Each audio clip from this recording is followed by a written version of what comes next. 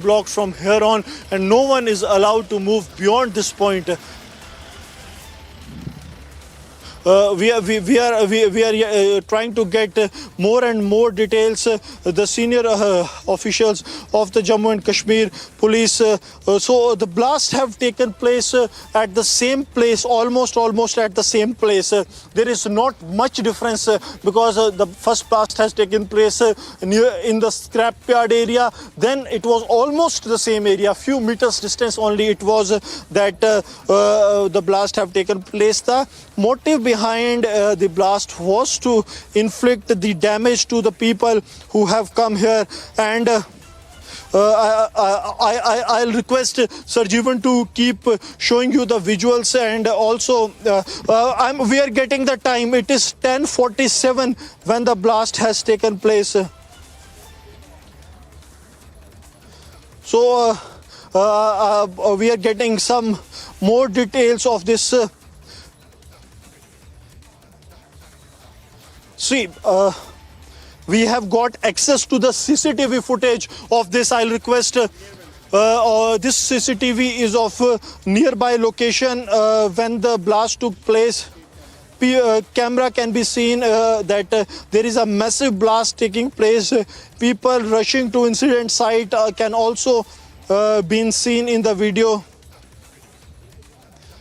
And also the camera, the CCTV camera is shaking. This is what we managed to get as of now in this CCTV footage in which yard number 7 blast has taken place. This CCTV clearly shows that the blast has taken place at around 10:47 is the time when this blast has taken place.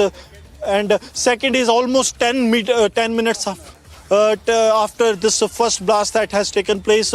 6 people have sustained injuries. Now the senior here we are showing you the ground zero visuals, and in the time being I'll request that we have got the CCTV of this blast. If we can show this to the viewers, that the CCTV footage of the nearby possible location where this blast has taken place, and Sir Jeevan is showing you the continuous visuals from the ground zero, that how it happened, and now the entire area has been cordoned in by the security forces trying to ascertain. Yes, we are on the CCTV footage. So first on Republic TV we are showing you the timing of the blast. Republic has accessed the video, the shaky visuals. This shows the extent of damage it was. Also we are getting to know that ADG Jammu zone along with the Divisional Commissioner Jammu and DC Jammu, they have reached the Government Medical College. All 3 top officials, ADG Jammu, DivCom Jammu and DC Jammu, they are at the ground. They are at the Government Medical College in Jammu, and now the troops are being moved away from this location. So the extent of coordinated search operations and also the area sanitizing is being now thoroughly increased, the area being widened, because this is one of the toughest area to man and to search. So what they have done is that they have divided the area into zones. First one zone is being cleared, and then the troops are being moved to the other areas. From morning what we are saying that this is one of the toughest area when it comes to sanitizing the area, because this area has the presence of more than 10 to 15,000 vehicles at any given point of time. This is one of the biggest transport yards in the Union Territory of Jammu and Kashmir, and also one of the biggest business hub, and that's why the senior officials of the Jammu and Kashmir police along with the Indian Army, they are here.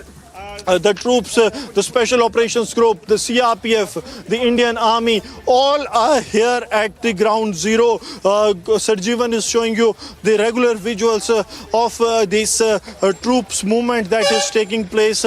Senior officials of the Indian Army are also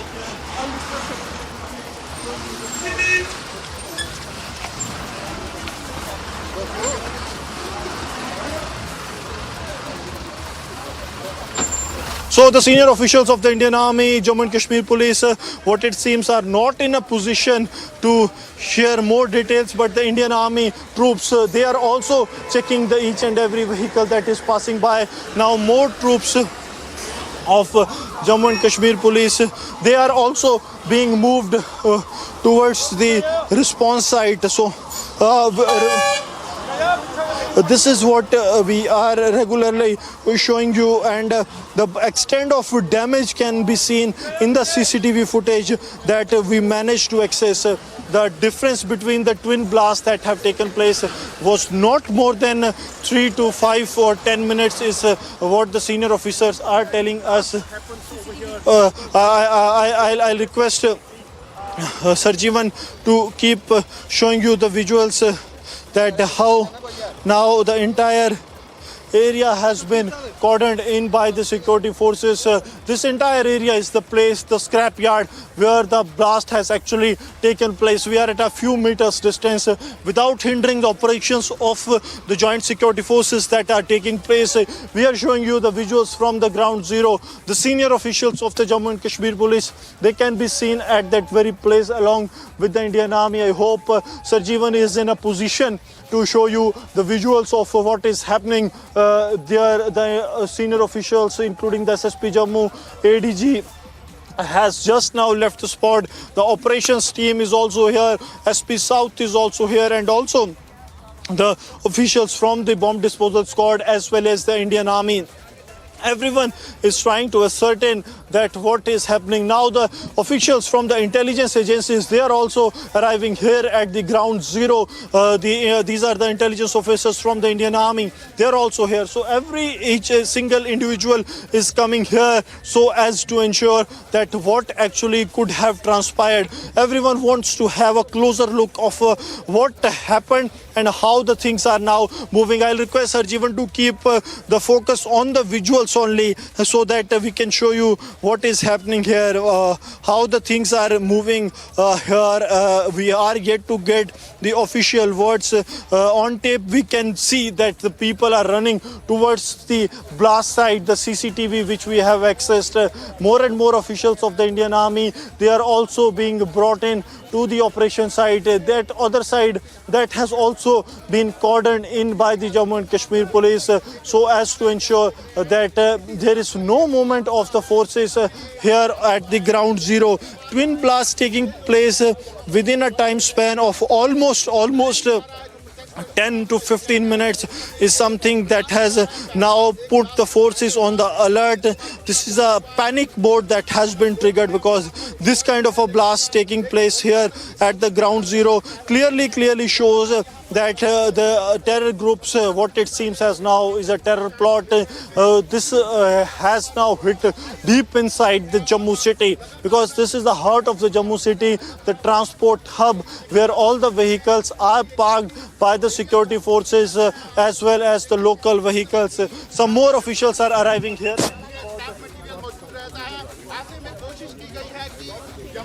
So we are being asked to move away from this very area because what we are getting to know from the officials on the ground zero that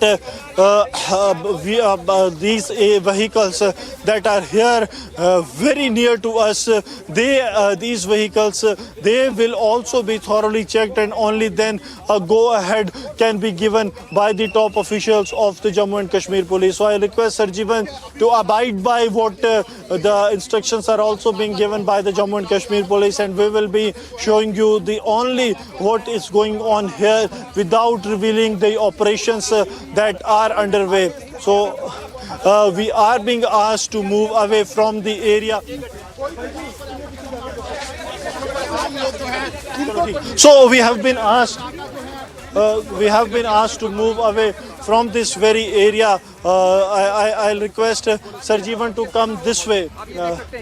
See some of the more officials of the Indian Army, they are arriving at the spot. Senior officials of the Indian Army, they are also here. I'll request Sarjeevan to keep a tab or keep showing you the visuals of the officials of the Indian Army, those who have arrived here at the ground zero, and we can show you the visuals what is happening here at the Narwal area where this twin blasts have taken place. We are yet to get the details about the nature of the blast that has taken place, and also we have getting to know that how things are moving ahead. Oh, okay. So this is what we are getting to know. that how things have moved forward. Senior officials of the Jammu and Kashmir Police as well as the Indian Army have reached here. Okay, so what Sarjeevan is showing you, I'll request Sarjeevan to keep moving on the area. We are trying to move towards some different locations so that we can show you something else. I'll request Sarjeevan to move from the operational area so that we can show you that what kind of a market it is. This is the exact place where this transport yard of Narwal is situated, and you will find that all the places here at ground zero, one of the biggest establishments that was on the target of the terrorists that was arrested by the Jammu and Kashmir police some days back. This mall was on the target. The photos of this mall was shared by the intelligence agencies that was sent to the handlers across the border. And now this entire area will be thoroughly scanned by the security forces. So this has taken place some 100 meters away from one of the biggest malls of the Jammu city, where this blasts have taken place. And now Sarjeevan is continuously showing you the visuals. So we are trying to draw a parallel between the recent incidents that have unfolded here in the Jammu city and what is now happening, that how things have unfolded here at the ground zero. You will find that there is only a distance of almost 100 meters. Yes.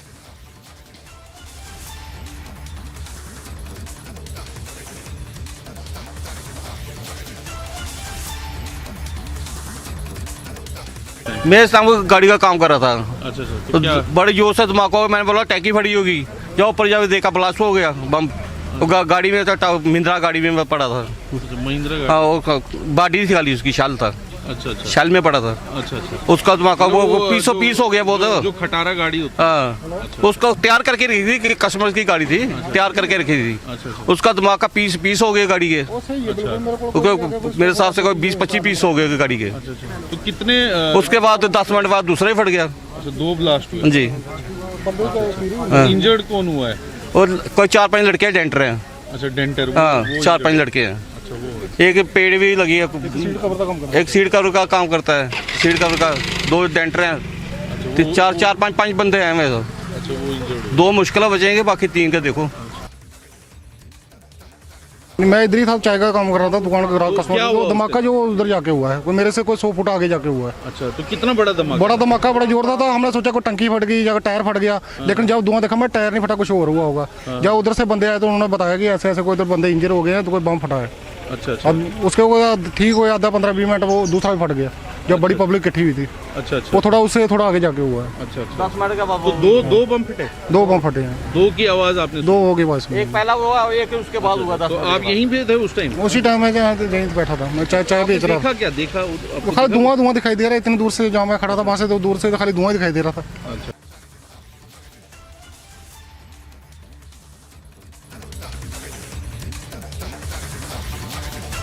All right, so there you have viewers, the visuals at the blast site, where in fact we are putting out those visuals from the blast site, and we also heard the eyewitnesses as well recounting the entire incident of what they had heard during the time that the blast had taken place.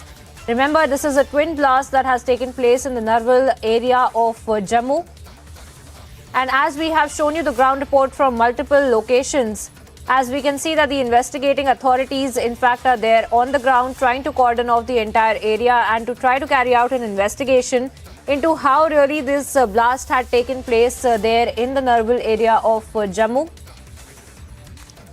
And let me once again go across to Gursimran, who's there at the spot. Gursimran, once again, it's over to you. Please take us through the latest details. Please pan your camera as much as possible. Show our viewers where you are, where this blast has taken place, what really is the action that is being taken by the investigating authorities there on the ground right now. See, right now we are in the Narwal area, and this is we are at the nearest incident site to a place to the incident site. This is a residential complex. These are the jhuggies of the locals, those who are living in this area, and they were occupied by some of the residents. If Sir Jeevan can come this way, we will show that around 100 people were here when this incident has taken place. मुझे ये बताइए किस तरह की धमाके की आवाज़ आई थी, क्या हुआ? हम जुग्गी में थे। आए थे, जोरदार आया था। उसमें ऐसे लगा कि कोई कुछ बहुत बड़ा बम फट गया है। आप लोग कहाँ थे? मैं तो साइड में था, फिर मुझे बीबी ने बताया कि ऐसे ऐसे हुआ, तो फिर मैंने दौड़ कर आया यहाँ। डर का माहौल सारे को लगा है, सारे जुग्गी के ऊपर पुल के ऊपर में बैठे हुए हैं। तो सभी लोग आप लोग वहाँ चले गए हैं घर में। तो 2 ब्लास्ट बताए जा रहे हुए। हाँ, एक आगे हुआ है, एक यहाँ हमारे 100 मीटर की दूरी में हुआ है। 100 मीटर की दूरी। So at 100 meters distance, I request Sir Jeevan to keep coming to this area so that we can have a look at what has happened, how the things are moving. The people are going away from this very area. So the people are in panic. They don't know what has actually happened. I'll request Sir Jeevan to keep showing you the visuals. I'll request Sir Jeevan to keep panning on the visuals that what has transpired. Entire area is thoroughly being searched, and we are at the nearest spot. आपने सुना क्या हुआ है? क्या आवाज आई थी? काम पे गया था हम लोग। तो क्या बता रहे हैं, आवाज आई थी? हाँ, आवाज़ धमाके का आया था, जोरदार। कितना जोरदार धमाका?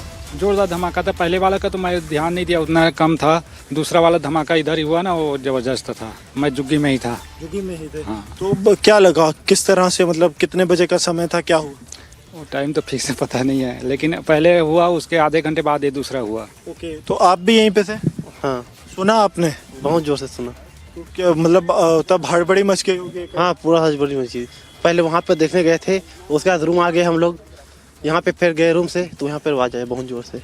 बहुत जोर से आवाज आई। This is what the eyewitnesses are saying. They have their residences here only. I'll request Sir Jeevan to keep showing you the visuals from the ground zero. We are at the nearest possible locations from where we can show you what has transpired. I'll request Sir Jeevan if he can come this way and show the deployment of the security force.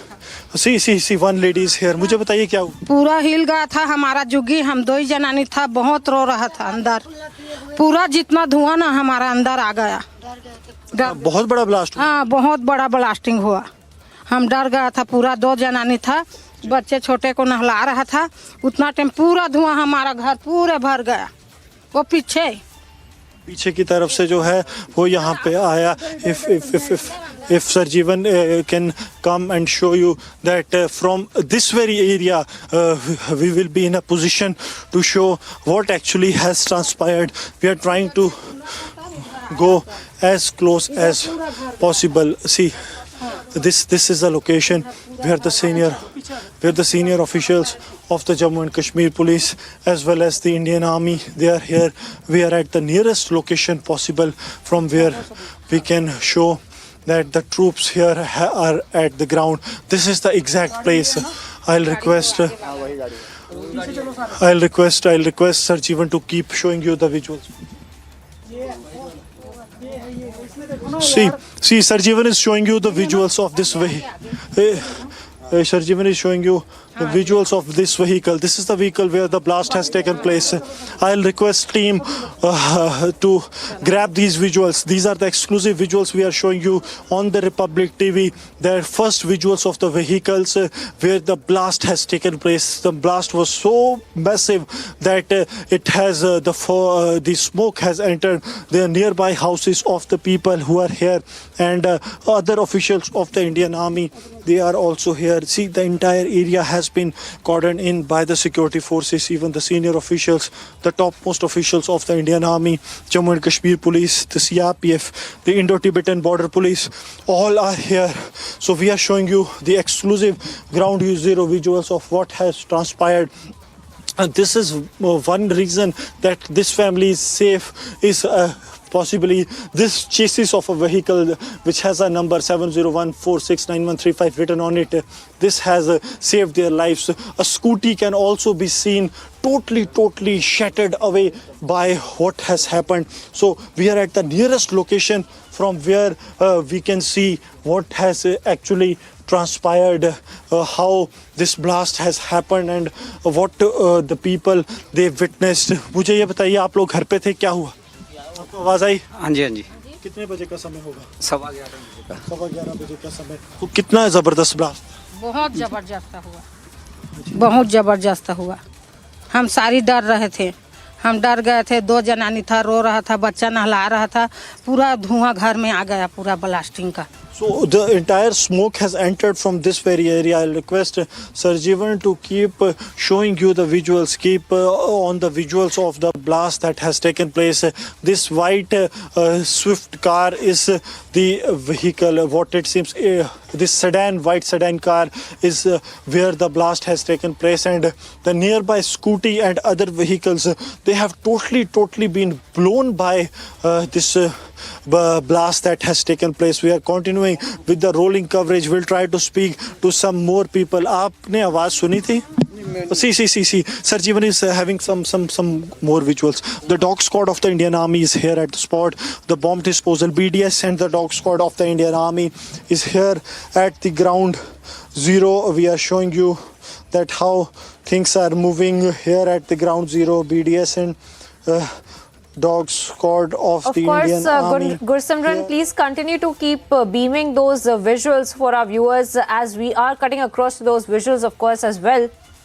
As we invite more and more voices on the broadcast, including Major General Sanjay Soy, in fact, who's joining us right now on the broadcast as we look at those exclusive images from the Narwal blast site there in Jammu, where my colleague Gursimran is present. But to you, Major General Sanjay Soy, if I could speak to you about the blast that has taken place there in the Narwal area of Jammu and how this is also less than 24 hours later, another blast that had taken place yesterday as well. Please speak to us a little bit about the kind of security concerns that this also raises over the blast that has taken place there in Narwal. In fact, I would say that it is maybe what is happening is now they are focusing more towards the Jammu region. It is Rajouri, Jammu, and this is the area where they are trying to establish a foothold. And more than that, they are trying to create a problem or create a sort of panic situation as the Republic Day is approaching. In fact, I would say that they are totally disheartened with the way Jammu and Kashmir is progressing, the way it is developing, the way tourists are visiting Jammu and Kashmir, and the Pakistan hand is absolutely very clear in this.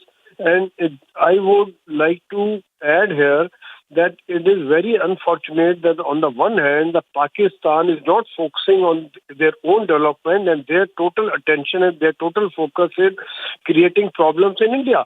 In fact, I wish that God or Allah sends a better sense in their mind that they should focus for the development, for the poverty, for the inflation, for providing food and meals and petrol to their own population rather than creating problem here, and that is the reason. In fact, this is the reason that they are in this situation as of now, because their total focus has been anti-India, and this is their own people are suffering, and their awam, their people are now asking questions to their rulers, what have you done for us? They are only busy filling their pockets, corruption, and ISI is busy creating problems in India.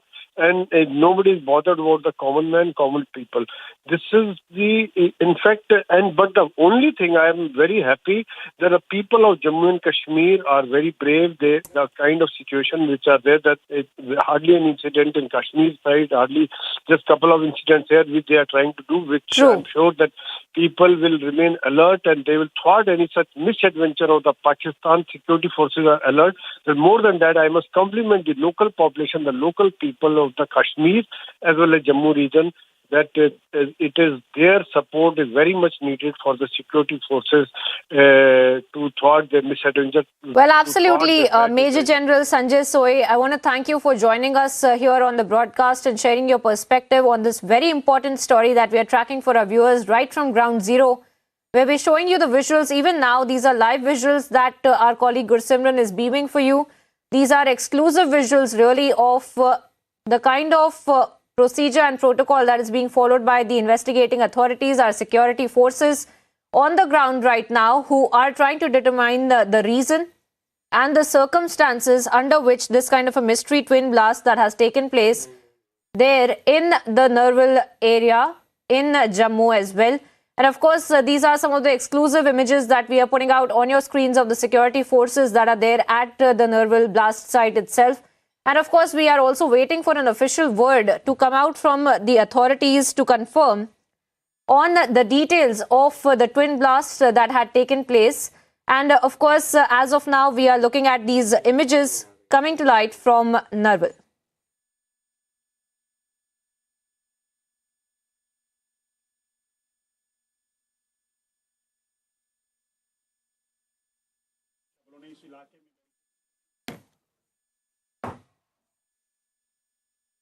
Even is showing you the non-stop visuals. Some of the officials from the Indian Army as well as the bomb disposal squad of the Indian Army, they too have arrived here at the ground zero. The bomb disposal squad is also here. The BDS is trying to ascertain. And also, break it, NIA is here at the spot. NIA at ground zero. NIA teams are here at the ground zero. NIA teams have responded immediately.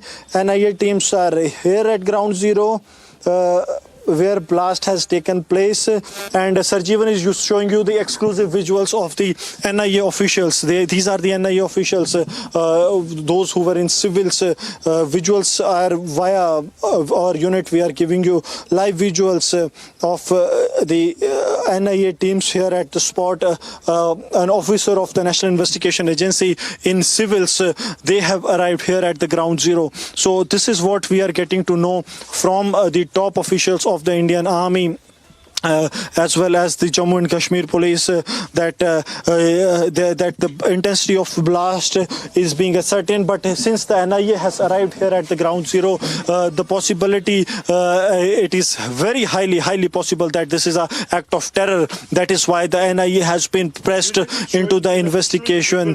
Senior officials of the Jammu and Kashmir police are here at the ground zero. See, Sarjeevan is having one of the class visuals we can show. That I'll request Sarjeevan if we can zoom in and show some of the officers, so that these are the officials from the National Investigation Agency, those who have come very close to this vehicle. And also here on this side you will find some officials. These are the officials of the National Investigation Agency, where the Sarjeevan is now focusing. Sarjeevan is trying to show as many visuals as we can. I know it is really very tough for him to show the visuals, as we are managing to get some glimpse of the NIA teams that are being at this ground zero.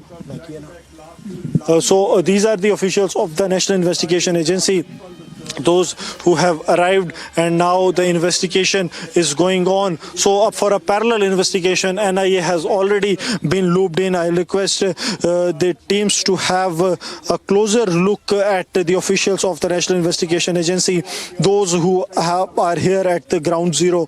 So the officials are arriving, and the teams of the NIA has now arrived. I will request Sarjeevan to keep continuing with the visuals. It was at around 10:47 when the blast has taken place, and other blast is said to be after 10 to 15 minutes, and when this blast has taken place, we are being told that senior officials of the Indian Army, Jammu and Kashmir police, as well as the intelligence agencies, they are coming here to the spot at ground zero. And Suesha, we are showing you the non-stop visuals, the coverage which we are continuing, leading this with the exclusive CCTV footages, and now we are getting the reports. We have got on camera the officials from the National Investigation Agencies, that how these officers of the NIA these officers of the National Investigation Agencies, they are carrying out a parallel probe. So we are getting to know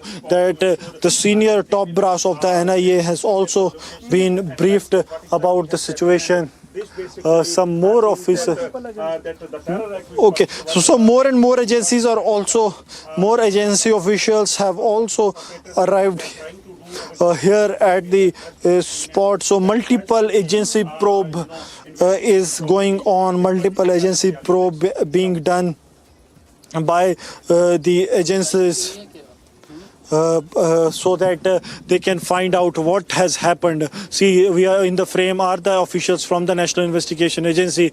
Now some more officials from the intelligence wing of the Jammu and Kashmir Police, they are also here at the spot. So regular visuals we are showing you on the ground zero, that what has transpired and how things are moving.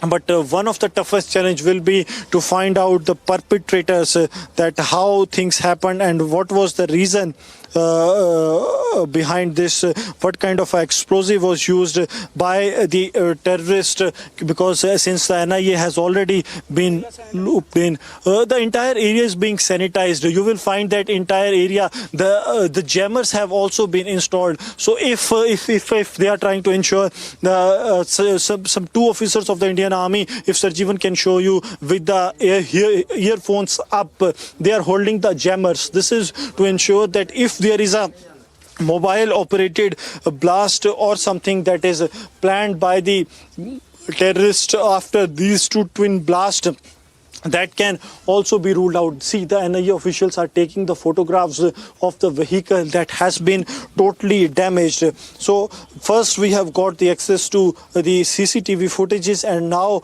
we are breaking the details that the National Investigation Agency teams are at the spot here at the ground zero. The senior officials of the NIA, additional SP rank, DSP rank officers have already arrived at the ground zero. I'll request Sarjeevan to keep continuing with the visuals. He is showing these visuals are of the ground zero of the place where these blasts have taken place, and now the Indian Army is checking each and every vehicle that is parked in the area. Let me recall the series of incidents that have unfolded. At around 10:47 is the time as per the CCTV we have accessed. State Investigation Agency also called in.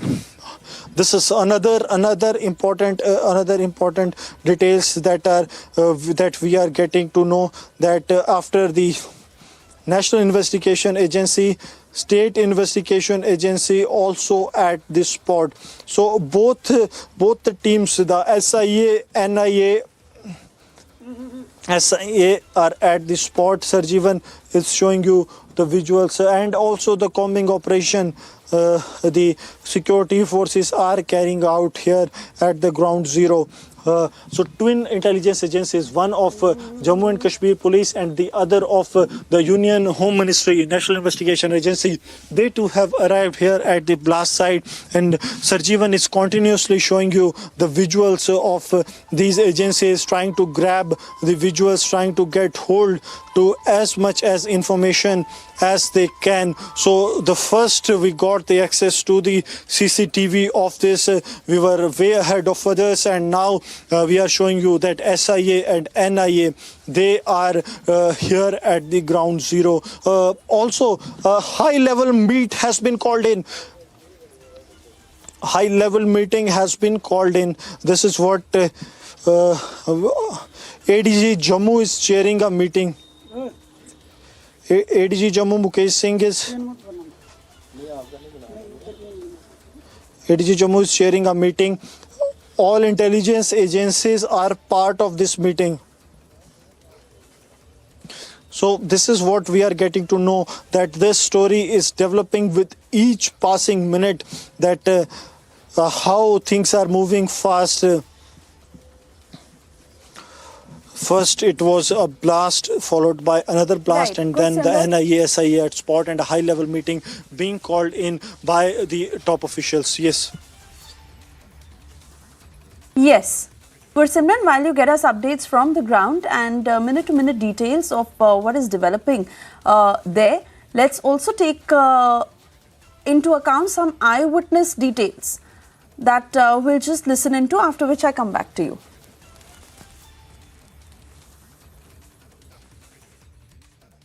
मैं इधर ही था, चाय का काम कर रहा था, दुकान का ग्राहक कस्टमर। तो धमाका जो उधर जाके हुआ है, कोई मेरे से कोई 100 फुट आगे जाके हुआ है। अच्छा, तो कितना बड़ा धमाका? बड़ा धमाका, बड़ा जोरदार था। हमने सोचा कोई टंकी फट गई या टायर फट गया, लेकिन जब धुआं देखा मैं टायर नहीं फटा, कुछ और हुआ होगा।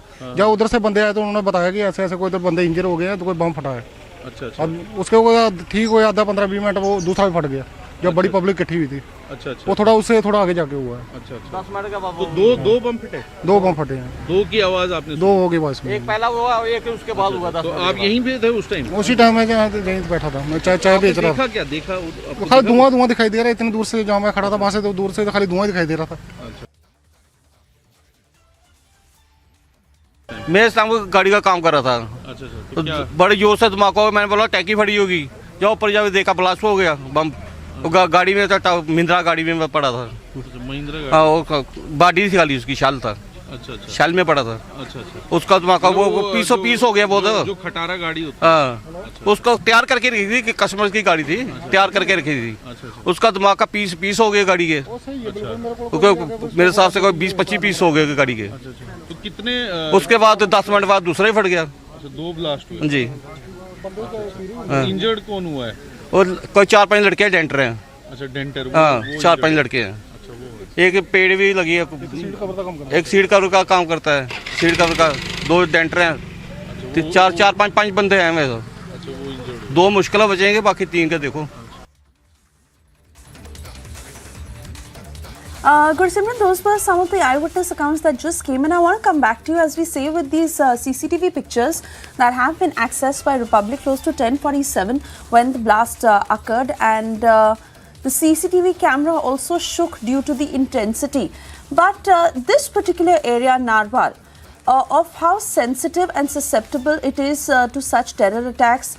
Let's also understand that this is coming a day after that house had exploded in Poonch. If there is any connect between these 2 attacks on 2 consecutive days, and the ADGP of Jammu having called for an emergency meeting, please throw light on all these points. Yes, ADG Jammu Mukesh Singh has called a high-level meeting. I'll request Sir Jeevan to keep showing you the visuals. We are nearest to the spot. We are showing you the visuals of the teams of the National Investigation Agency, the State Investigation Agency, as well as the other teams that have arrived here. CCC, the senior officials of the Jammu and Kashmir Police, the Special Operations Group, they are also here. They are also meeting the top officials from the Jammu and Kashmir Police, and they are trying to ascertain what has transpired. They are also being briefed about the situation. The officials from the National Investigation Agency, they are also here, and they are trying to ascertain what has actually transpired. See, twin blast shocking the heart of the Jammu city, and now the intelligence officers, they are looking into each and every nook and corner. See the deployment of the Indian Army. The snipers too have been installed by the Indian Army here at the rooftops. So the sniper deployment has already been done to ensure that if there is any contingency, they are in a position to carry out the retaliation. So this is the kind of deployment and the security deployment that has been done by the security forces here at the ground zero to ensure that everything goes well and smooth. The teams of NIA and the State Investigation Agency, they have been called here within almost zero time. And this is being done so as to ensure that there is no other blast or other plot by the terrorist that can be executed, because when these kind of a serial blasts took place, the possibility of another blast taking place is always there. The damage you can see is that this Chevrolet vehicle has sustained, this sedan has sustained. Possibly the explosive was kept on the seat, because the way the damage has been done, it is either on the seat or it is on the front area, which is bonnet of the vehicle, that the explosive was kept, and this kind of a massive blast has taken place. The scooty that was parked very near to this vehicle that has totally been blown away by this blast, and a high level meeting is underway. As we are showing you that this meeting has been called by the ADG Jammu zone Mukesh Singh. What it primarily seems that it was a massive blast, a high intensity blast that rocked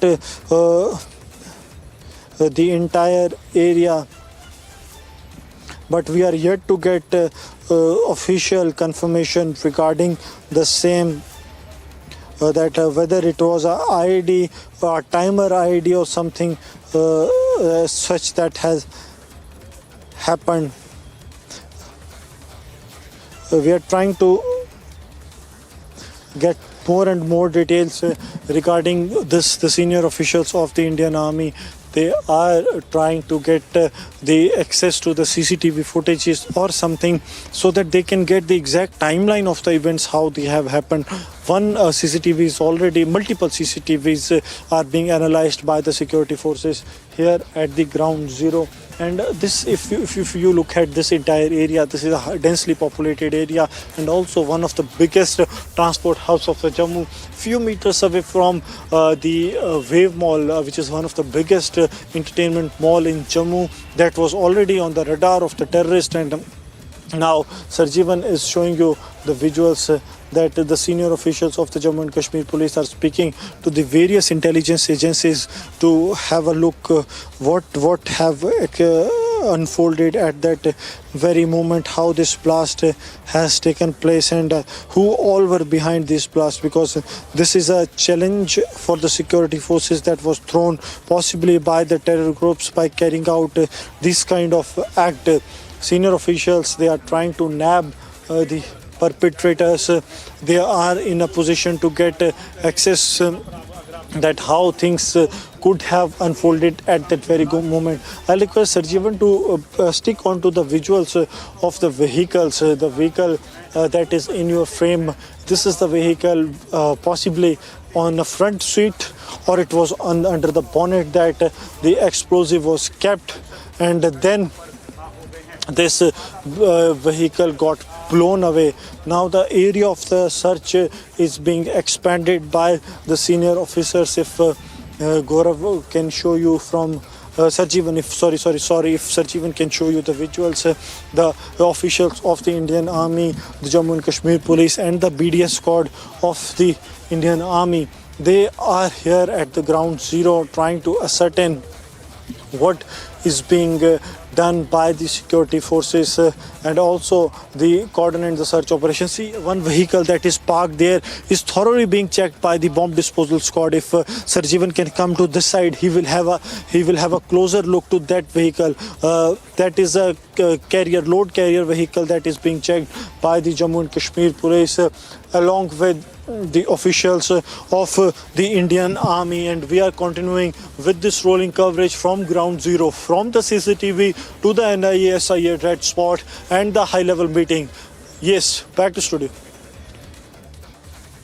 Right. Gursimran, stay on with us. We're also trying to get more voices on this. Colonel Rohit Dev is with us on the phone line. Colonel Rohit Dev, of all the details that have emerged so far, what is your sense of this terror attack, of why Narwal was particularly targeted, and how has this entire attack been planned? Right. So, planning details will come out after the bomb disposal squad and the army and the police, have some revelations. But the timing of this particular kind of a terrorist attack and its proximity, when you see that highway coming on from the area of Army School, Kalochak, where we had a blast a decade and a half back, till this area. This is a little nefarious area in the sense that people have been trying to create a lot of unease in this sector for a long time. But we were able to quell this for a long time. I must compliment everybody for that. But the timing is very important because at one hand, Mr. Sharif is making some kind of a hollow noise. His foreign minister is making some different kind of a noise. And we have a Padayatra going around in the country through that region. So I won't be surprised on 2 or 3 issues. Firstly, it's a manifested kind of attack, maybe to help the Pakistani cause, or maybe the cause of some mutual understanding between them and somebody internally here. It could also be it's not a stray bomb kind of a thing. It's just a messaging. But precious lives are lost. It is not near military cantonments. Civilians have died.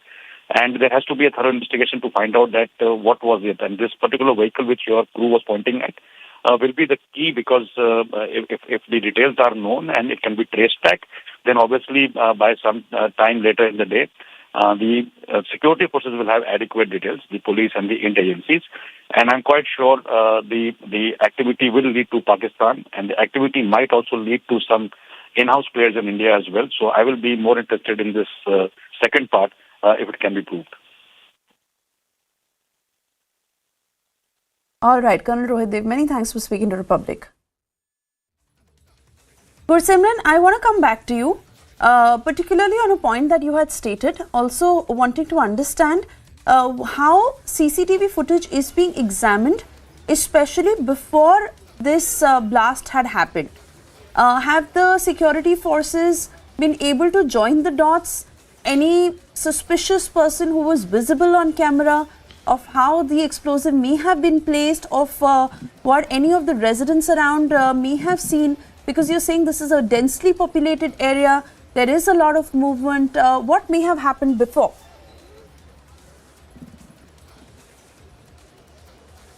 See, what it seems that this was part of a larger conspiracy. This was not something that has been done out of a sudden or out of a blue. Right now, we are showing you the visuals. The bomb disposal squad of the Jammu and Kashmir police, they have arrived here at the spot zero, and now they are analyzing the car where the blast has taken place. We have got the twin sets of braking. First, a confirmation that it was a terror attack, and second is that twin IDs were used to carry out these terror attacks here in the Narwal area of Jammu. These twin attacks are the IED attacks. Now the officials from the central intelligence agencies, they too have arrived here at the spot. If Sarjivan is in a position to show us some more visuals, and then we will be able to get more details, but we are getting to know that it was an IED blast that has taken place. So an act of terror is what it is, and the senior officials from the Jammu and Kashmir police, as well as the Indian Army, CRPF, ITBP, the bomb disposal squad from multiple agencies are here at the ground zero trying to ascertain what has happened. It was an IED blast. This is what we are getting to know.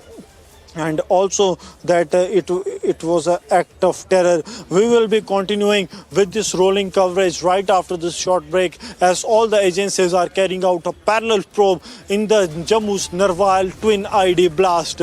Yes.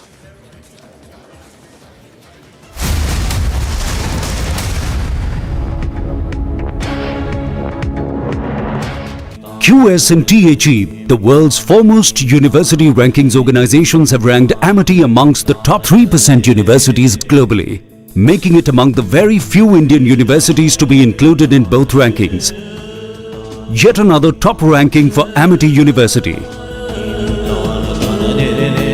When timeless European design meets cutting-edge technology, it's QO. QO, European Bath Lounges. Several Lebanese reformist legislators continue a sit-in inside Parliament building for a second day, refusing to leave until Speaker Nabi Berri holds an open-ended session to elect a new president. Lebanon's presidency is vacant as legislators failed to elect a new president since President Michel Aoun's 6-year term ended on October 30. The worsening political paralysis has left Lebanon not only without a president, but also with only a caretaker government, stalling a host of economic reforms aimed at stopping wasteful spending and combating rampant corruption. Agency report for Republic TV. We've got an iconic policeman on our show. आपका police का सफर बड़ा iconic है। मैं आपसे ये पूछना चाहता हूँ सर, आपका सफर कैसे शुरू हुआ? Why did you choose to join the IPS? मैंने तो तैयारी की थी पूरे इंडियन एडमिनिस्ट्रेटिव सर्विस के लिए, पर कुछ संयोग ऐसा हुआ कि 2 पर्चे देने के बाद मेरी आंख में कुछ समस्या हो गई। इलाहाबाद में आई स्पेशलिस्ट जो सबसे अच्छे थे, उन्होंने इलाज किया, पर उनके पूरे इलाज के बावजूद मेरी आंख ऐसी नहीं हो पाई कि मैं इम्तहान में बैठ सकूँ। और 3 कंपल्सरी और 2 पर्चों के आधार पर मेरा जब रिजल्ट आया तो मैंने देखा कि मैं आईपीएस में मैं नंबर 1 पोजीशन पे हूँ। इस तरह से आईपीएस में मेरा सिलेक्शन, आप मुझे एक्सीडेंटल पुलिस ऑफिसर भी कह सकते हैं। Ukraine's President Volodymyr Zelensky met with US senators.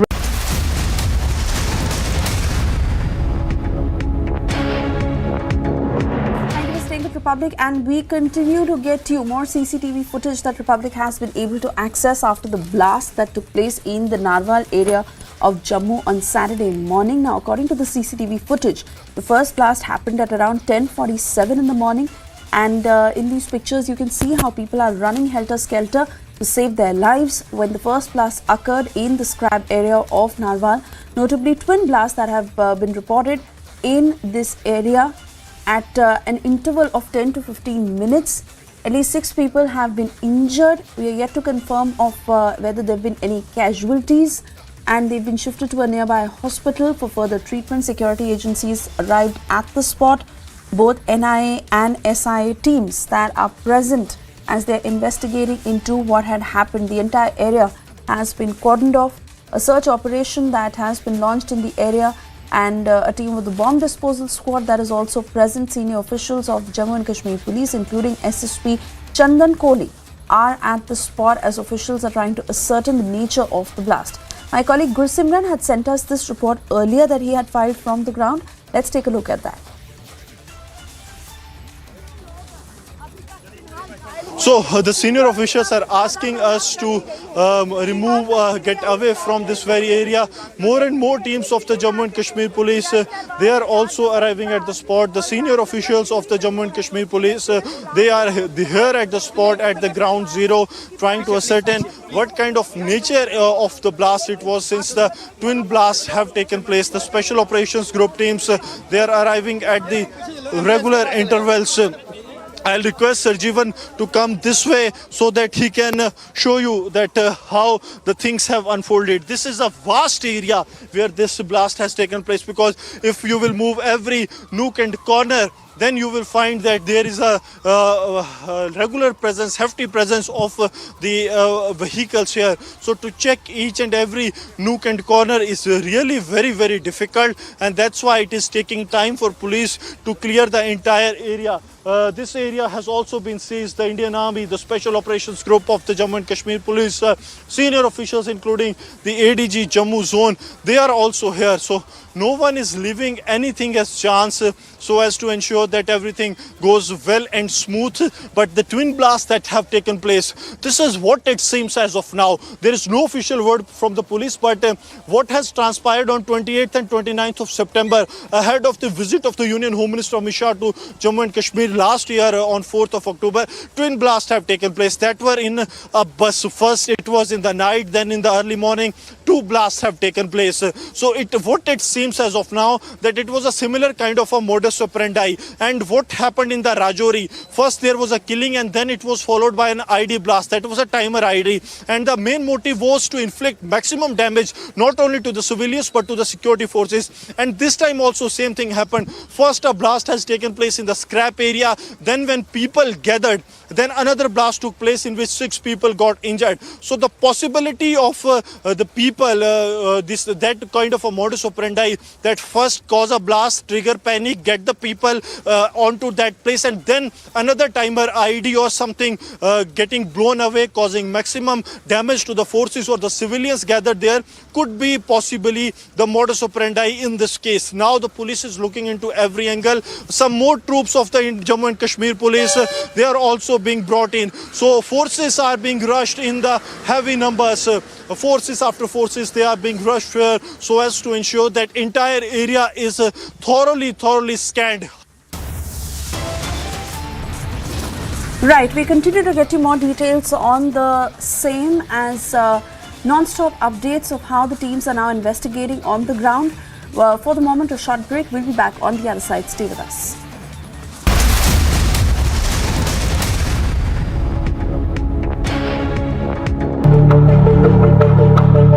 Several Lebanese reformist legislators continue a sit-in inside Parliament building for a second day, refusing to leave until Speaker Nabi Berri holds an open-ended session to elect a new president. Lebanon's presidency is vacant as legislators failed to elect a new president since President Michel Aoun's 6-year term ended on October 30. The worsening political paralysis has left Lebanon not only without a president, but also with only a caretaker government, stalling a host of economic reforms aimed at stopping wasteful spending and combating rampant corruption. Agency report for Republic TV. Several Lebanese reformist legislators continue a sit-in inside Parliament building for a second day, refusing to leave until Speaker Nabi Berri holds an open-ended session to elect a new president.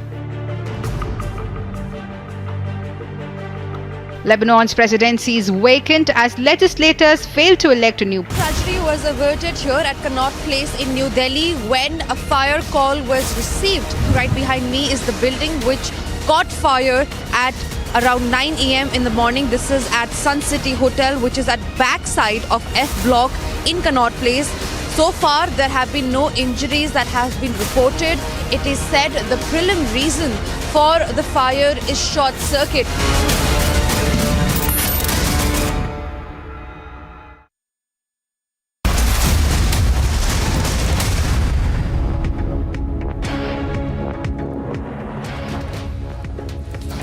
Thank you for staying with Republic. Our focus on the Narwal blast that happened at about 10:47 this morning. Republic has been able to access the CCTV pictures of the first blast that had taken place in Narwal.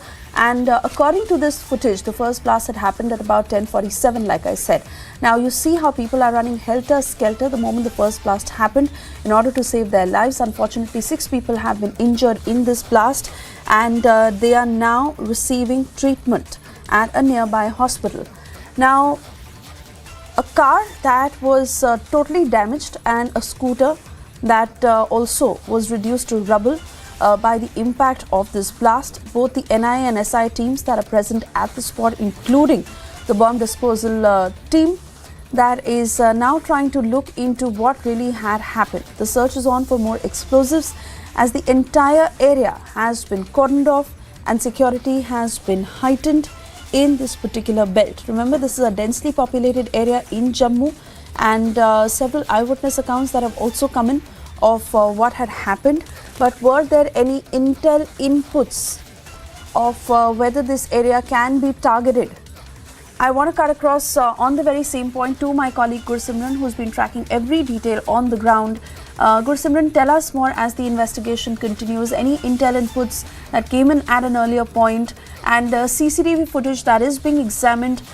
We know of what had happened during the blast, but before that, of the movement of the people, if anything suspicious was noticed of when the explosive may have been placed, considering that this area has been heavily covered with CCTV cameras. What more can you tell us? See, right now we are at the exact very spot where the second blast has taken place, and this is the vehicle that came under the explosion. That was the actually vehicle where the explosion was planted. It was in the front seat either or in the bonnet. Now the teams of the State Investigation Agency, the Bomb Disposal Squad, as well as the National Investigation Agency, all the teams are here at the ground zero trying to ascertain more details. Now the teams of the Forensic and the Science Laboratory, they too have arrived. The team of the SIA, they are trying to get more details. The agencies are trying to get the CCTV so that they can have a closer look of what has transpired, because there are some CCTVs that are still here. The senior officials of the Jammu and Kashmir police are here.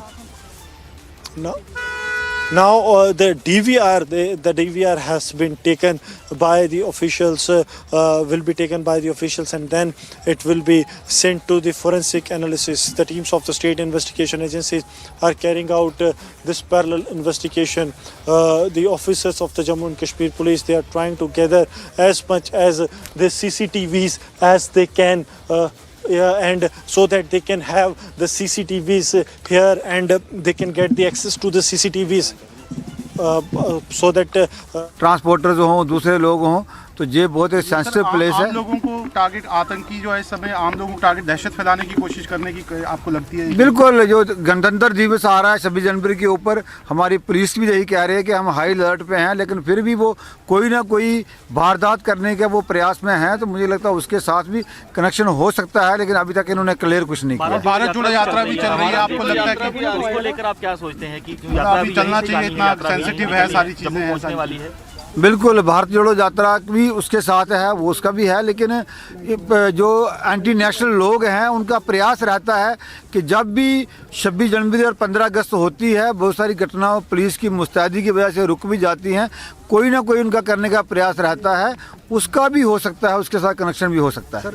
आप मानते हैं कि जम्मू में इस तरह के वाक़यात के बाद जम्मू जो है चिंता का विषय है? ये नहीं, बिल्कुल चिंता का विषय तो है, क्योंकि जो रजौरी में घटना हुई उसको देखते हुए साफ टारगेट मिलिटेंसी ढूंढ रही है।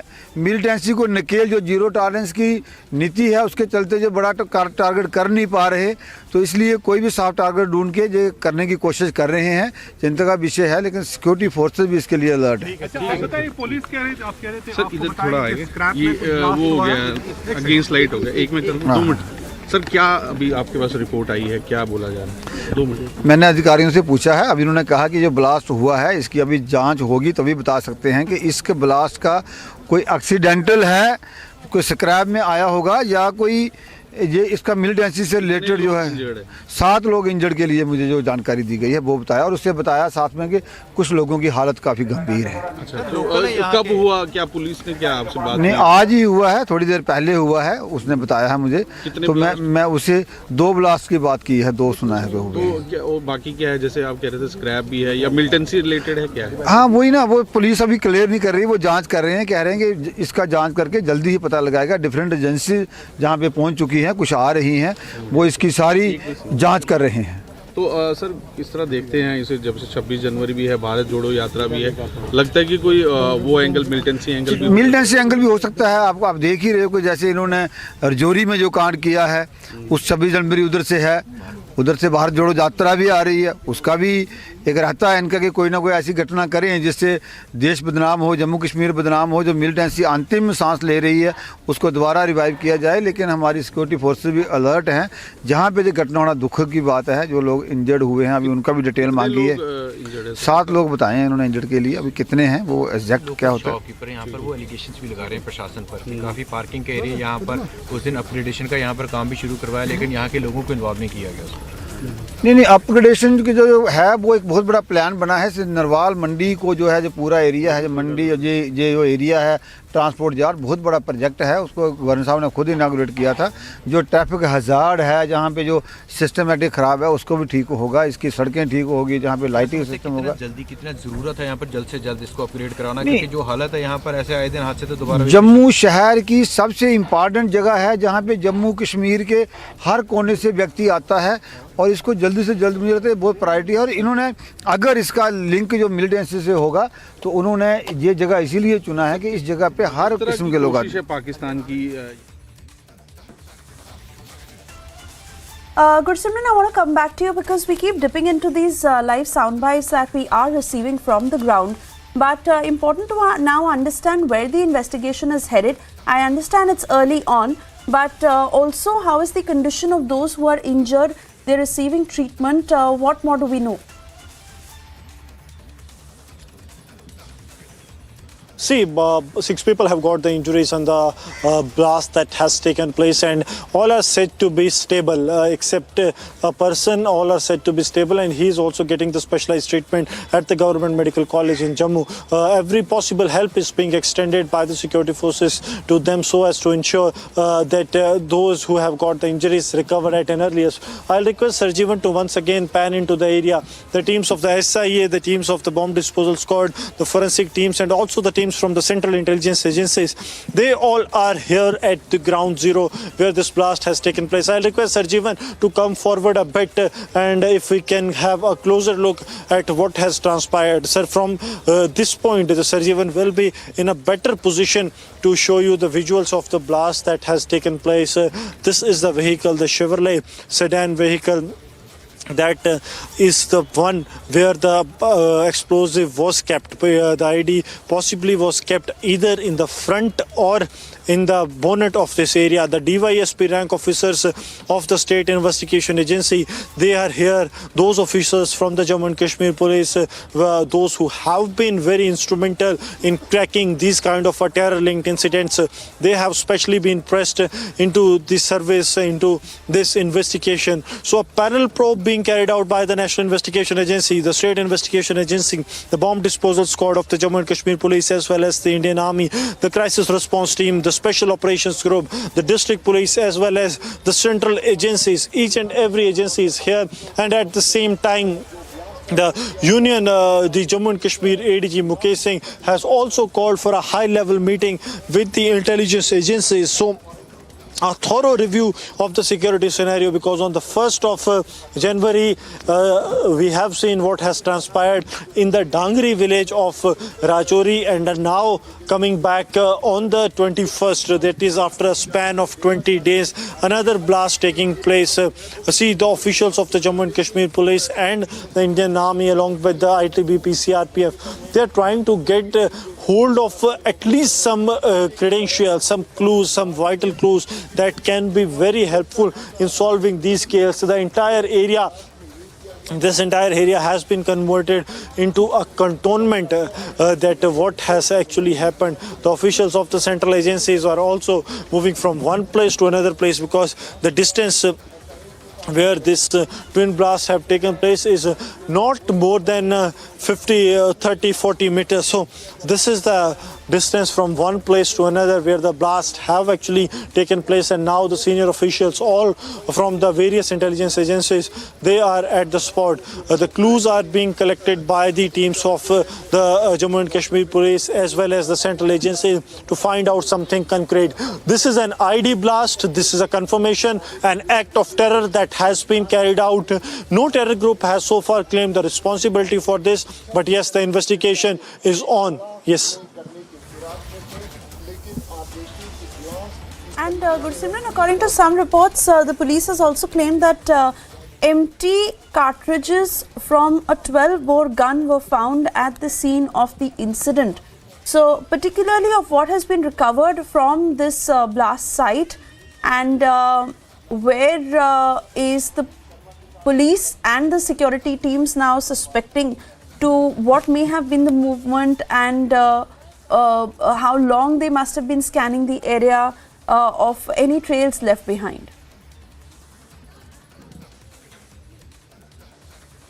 See, this was with respect to the incident that has unfolded in the Surankot area of Jammu in the Poonch district, where the 12-bore cartridges have been found, where former MLA has claimed that there was an incident of terror, but the police is looking into every possible angle. That is something different, and this is entirely a different scenario that has unfolded here. What it said to be that prima facie, it seems to be a twin ID attack that has jolted the Jammu city, the heart of the Jammu city, and now the investigation is underway. As we speak, the officers, more and more officials are arriving here at the ground zero to have a closer look at the investigation that is taking place, to ensure that they get some vital clues that what kind of explosive was used, and the explosive is analyzed at an earliest, so that they can reach a conclusion that what kind of explosive it was. This blast is similar to what has happened in the Rajouri. However, in Rajouri it was a single ID only. but it was also planted in such a manner to inflict maximum damage. First, an ID blast took place at almost 30 to 40 meters distance, and then here the blast taking place here at the Narwal area. So 2 blasts back to back to inflict maximum damage, and now the searches are on. Yes. Okay, stay on with us, Gursimran. Major General Sanjay Sohi is also with us on the broadcast. Very good afternoon to you, sir, and thank you for speaking to Republic. Your sense, firstly, of the information that has emerged so far as the investigation continues. But this twin blast in Narwal, how they may have been scanning this entire area, and why was Narwal chosen? What more can you say? In fact, I would say that first of all, this twin blast means they wanted to cause more casualty, because after the first blast, if the security forces rush to that area, and then other people also try to move to that area, then on the way they would like to try to create another casualty, some more casualties to the troops and create more panic. That is at times the aim of these 2 blasts, which is a difference of about half an hour, which has taken place. Second thing is that now if you see their focus is now shifting towards the Jammu region. They are in the Rajouri, now in Jammu side, these blasts are taking place, so that they are trying to create a panic, especially with the forthcoming Republic Day celebrations are on across the India, and in Jammu and Kashmir also it has been planned to celebrate in a big way. They have not been able to successfully do major operations or achieve major successes in Kashmir Valley, and they are frustrated. That's why they are trying to create a panic in the Jammu region, in the you can say the other community, and create a divide between the communities. That is where probably their aim is to have these kind of situations. One is to create a panic. Second thing is to try to fail the celebrations of Republic Day celebration. Third is to create a divide amongst the communities which are living very peacefully. And the whole thing, as we can always say, we have always seen, has been designed and is perpetrated by the Pakistan. And this is very unfortunate part, that when the Pakistan itself is going through such a bad economic situation, that people are crying for the bread, the atta is so expensive, the petrol is expensive, the day-to-day needs are not being met, and that is the time they are focusing more towards anti-India efforts and creating problems in India.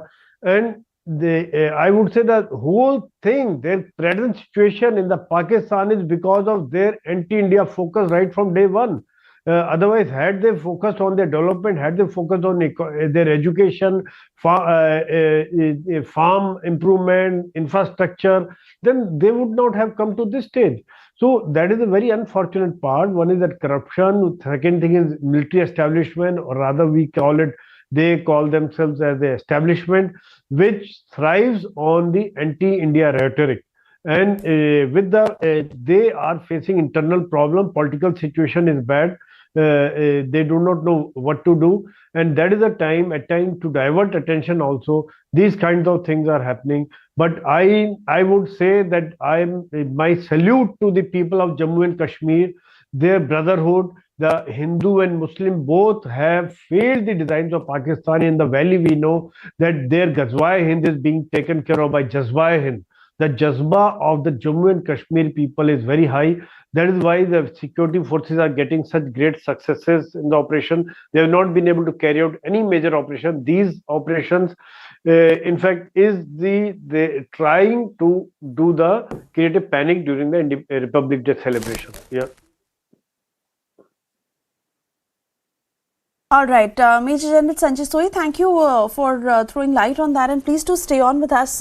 I want to bring in Gursimran on this, as he's tracking all the details on the ground. Gursimran, the timing in particular is being questioned, and obviously a few days before the Republic Day, also a deliberate attempt to create tension, but really of intel inputs that may have been received, and changes that are now being brought about in the whole security apparatus. in terms of how it needs to be heightened to avert such terror attacks? Yes, the attempts are on to actually change the entire ecosystem, how the things are working. Union Home Minister has also said that in the next 3 months, you will be seeing a radicalized change in the present apparatus, the security apparatus that is in place. Now we are getting some crucial details regarding to the vehicle that has been used.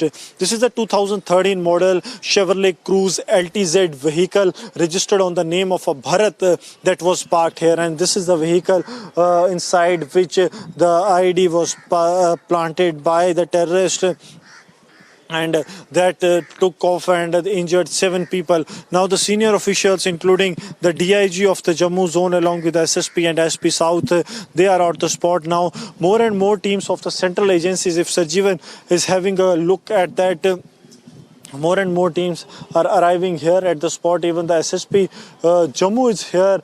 He is also looking into what has been recovered so far, so that now officers can have a clear idea of what kind of an ID it was. Was it a timer ID? Was it a remotely operated ID? All is being now thoroughly scanned by the Jammu and Kashmir police as well as the central agencies. And we are continuing with this rolling coverage from the ground zero Narwal, where twin ID blasts have taken place, with Sarjivan Kumar.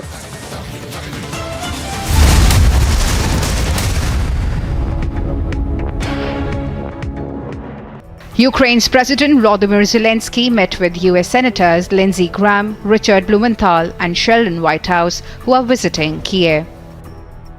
Reports suggest among the topics discussed was the recognition of PMC Wagner as a terrorist organization, referring to the Russian private military company that has been aiding Russia's military in its ongoing invasion of Ukraine. Again, I just want to repeat thanks to parties for such big help, support, and President Biden, Congress, and for today on Ramstein, I had speech there, and on Ramstein, so Secretary Austin just presented the next package, this package, the last one, $2.5 billion of new ammunition, which are very important for us. The meeting came as defense officials met in the US Ramstein Army base in Germany, where Zelensky called for additional military aid for his country. Agency report for Republic TV. Several Lebanese reformist legislators continue a sit-in inside Parliament building for a second day, refusing to leave until Speaker Nabi Berry. American perspective to how they want to run the business. Every Indian startup wanted to be a copycat model of a Silicon Valley startup. So I'm asking you from a cultural ethos perspective, what is your advice to how Indian corporates should run and operate their business and their business environment? None of them believed in the Western model of doing business. They were only acting the Western model of doing business. So you have to align your culture to development. Without aligning your culture to development, you will never be able to become a global power on your terms.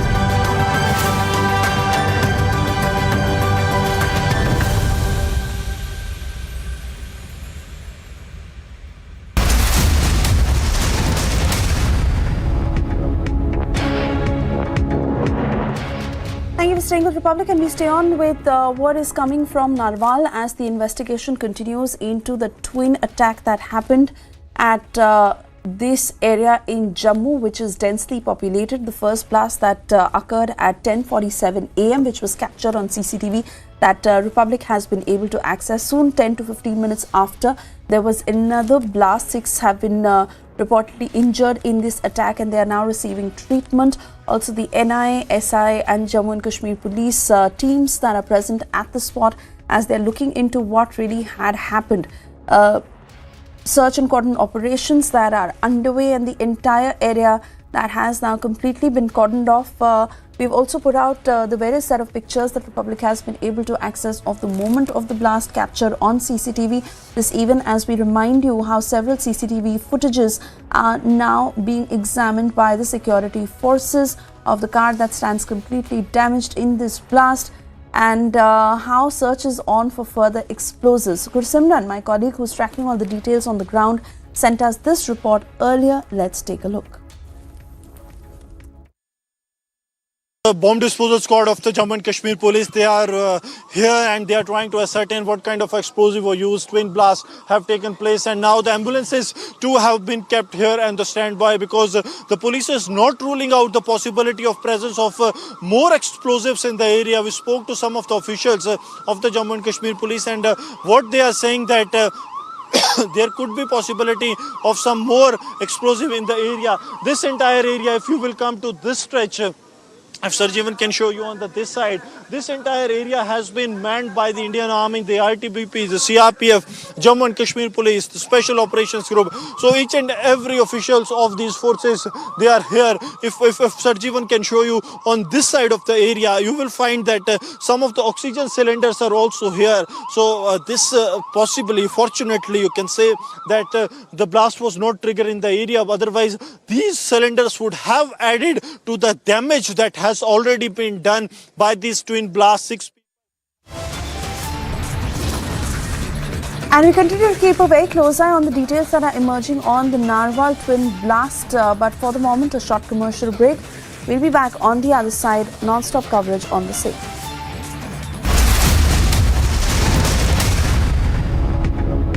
QS and THE, the world's foremost university rankings organizations, have ranked Amity amongst the top 3% universities globally, making it among the very few Indian universities to be included in both rankings. Yet another top ranking for Amity University. When timeless European design meets cutting-edge technology, it's QO. QO, European Bath Lounges. Several Lebanese reformist legislators continue a sit-in inside Parliament building for a second day, refusing to leave until Speaker Nabi Berri holds an open-ended session to elect a new president. Lebanon's presidency is vacant as legislators failed to elect a new president since President Michel Aoun's 6-year term ended on October 30.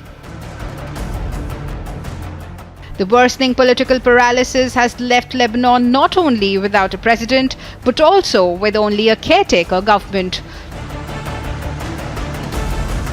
stalling a host of economic reforms aimed at stopping wasteful spending and combating rampant corruption. Agency report for Republic TV. We've got an iconic policeman on our show.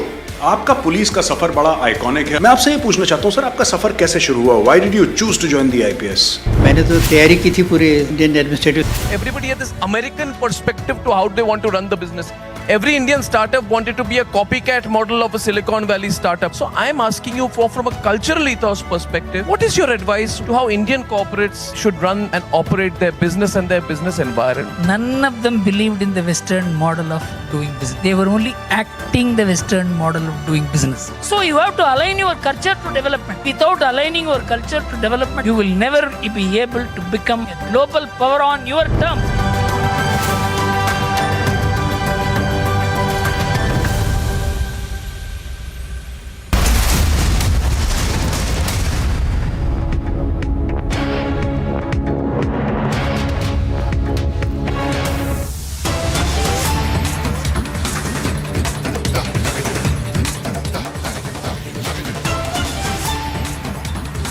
And we are cutting across to latest details coming in. Gurmeet Ram Rahim, who was serving a sentence for rape and murder in the Rohtak jail, has been granted a 40-day parole again. He has walked out of jail. This latest parole to the Dera chief has come in just 3 months after he was granted a similar parole earlier on, which was heavily criticized and questioned upon. This time again, he has been granted parole, and the divisional commissioner, who said that his conduct in jail has been fine, so there are no issues. But how really can he be allowed parole once again? My colleague Piyush is tracking Ram Rahim as we stay with these pictures. Piyush, he's out again. He's been making videos. What more are you picking up of this 40-day parole and how he's going to conduct himself in these days?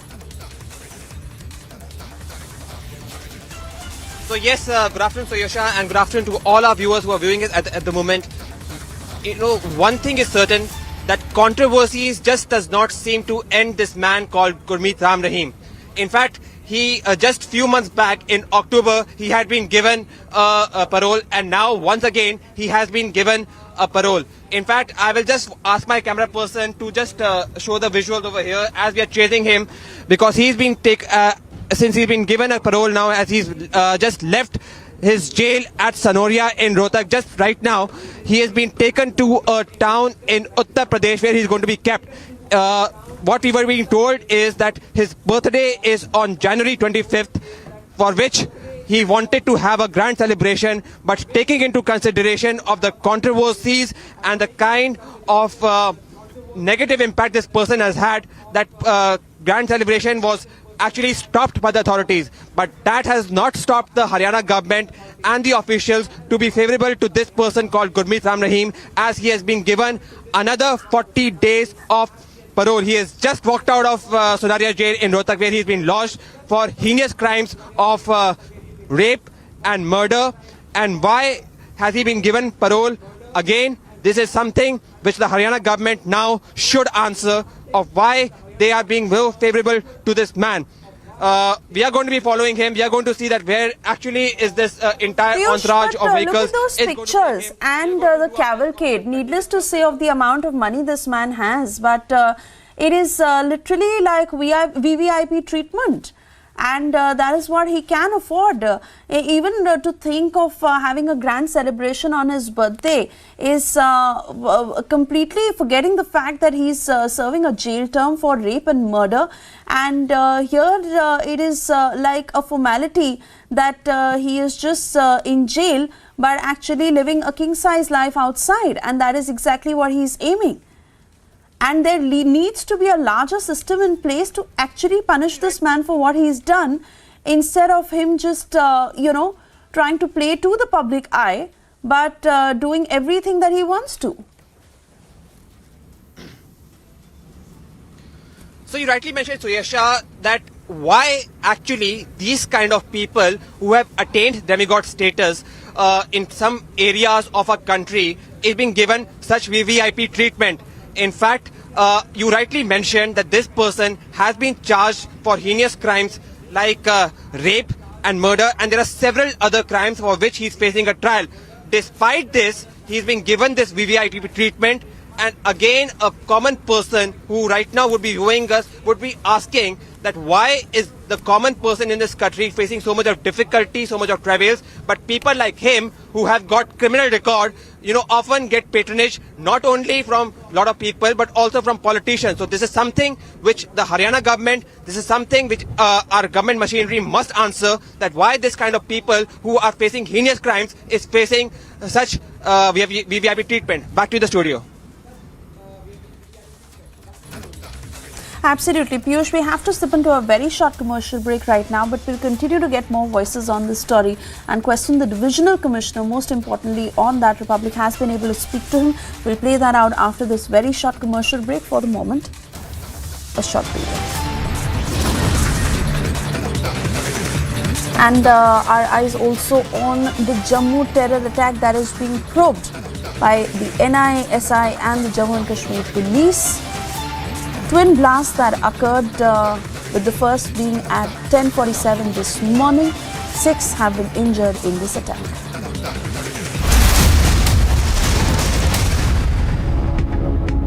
When timeless European design meets cutting-edge technology, it's QO. QO, European Bath Lounges. We've got an iconic policeman on our show. आपका police का सफर बड़ा iconic है। मैं आपसे ये पूछना चाहता हूँ सर, आपका सफर कैसे शुरू हुआ? Why did you choose to join the IPS? मैंने तो तैयारी की थी पूरे इंडियन एडमिनिस्ट्रेटिव सर्विस के लिए, पर कुछ संयोग ऐसा हुआ कि 2 पर्चे देने के बाद मेरे आंख में कुछ समस्या हो गई। इलाहाबाद में आई स्पेशलिस्ट जो सबसे अच्छे थे, उन्होंने इलाज किया, पर उनके पूरे इलाज के बावजूद मेरी आंख ऐसी नहीं हो पाई कि मैं इम्तहान में बैठ सकूँ। और 3 कंपल्सरी और 2 पर्चों के आधार पर मेरा जब रिजल्ट आया तो मैंने देखा कि मैं IPS में मैं नंबर 1 पोजीशन पे हूँ। इस तरह से IPS में मेरा सिलेक्शन, आप मुझे एक्सीडेंटल पुलिस ऑफिसर भी कह सकते हैं।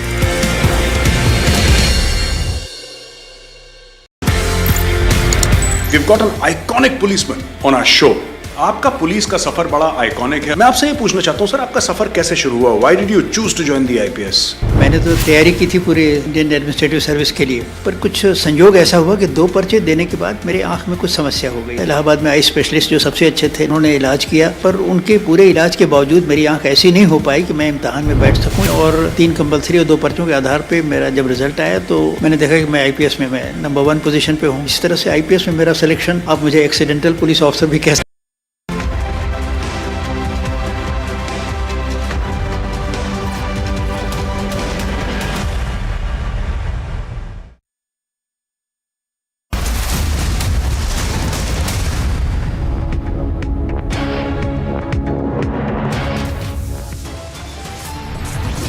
Days after the Rajouri attack, 5 days ahead of Republic Day, yet another terror attack in Jammu.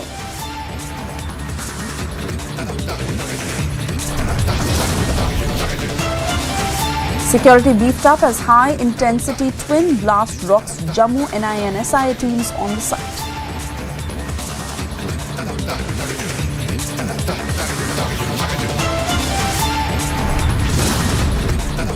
Massive outrage as convicted rapist Ram Rahim is out on a 40-day parole once again.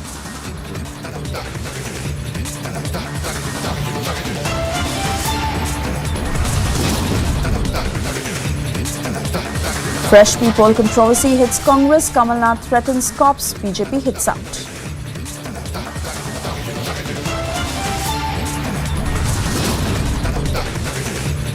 ED News tightens in cash for jobs scam.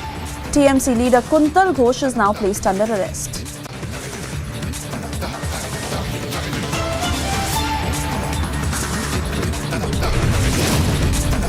Republic's relentless coverage forces action. WFI now made a toothless body for the next 4 weeks.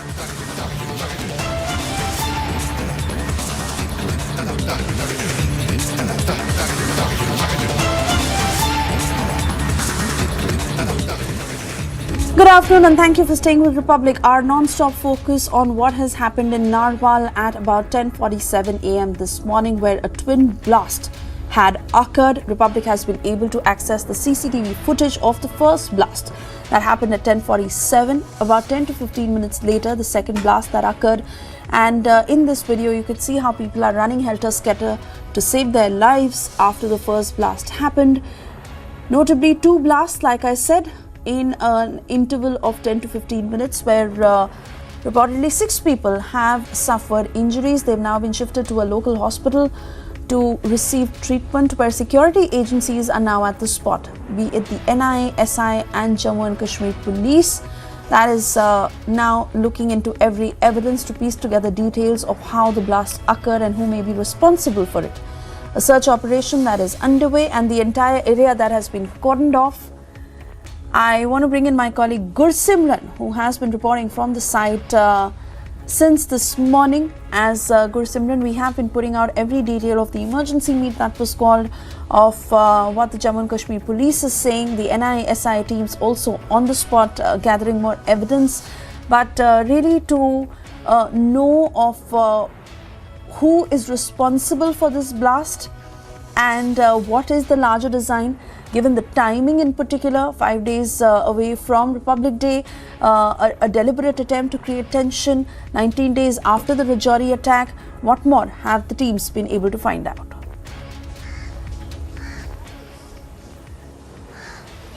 See, 9 people have been injured in this incident. This is the update we are getting. I'll request Sarjeevan to quickly move to the visuals.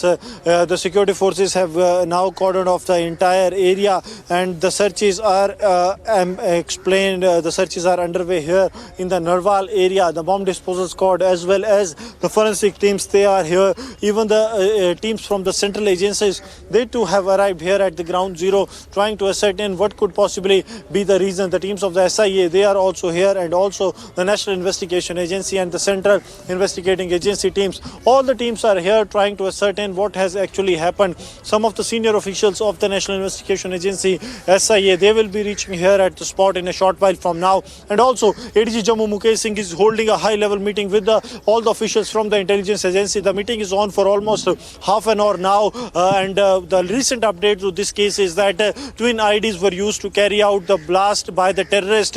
One was possibly planted in a Mahindra Bolero vehicle, and other is this one. This is the Chevrolet Cruze LTZ 2013 model, registered on the name of some person, namely Bharat, that was used by the terrorists to plant the IDs. Since what it seems prima facie that this vehicle has been parked here for quite a long time. Possibly it has come for a repair or denting, and it was here. It was chosen by the terrorists to plant the ID. It was either on the front seat or it was on the bonnet of the vehicle that the ID was बाकी सारी तफ्तीश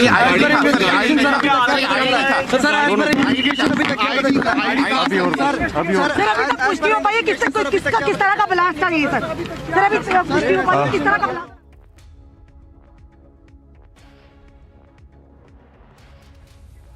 All right, those are live sound bites that we keep dipping into as we take the story forward. But Gursimran, I want to come back to you as we stay with these pictures of how the area has been cordoned off, security has been heightened, and most importantly, the officials now trying to piece together details of what may have happened. Continue talking to us, Gursimran. And Gursimran, before you tell us more, Major General G.D. Bakshi is also with us on the broadcast. Very good afternoon to you, sir. Your sense of this twin attack?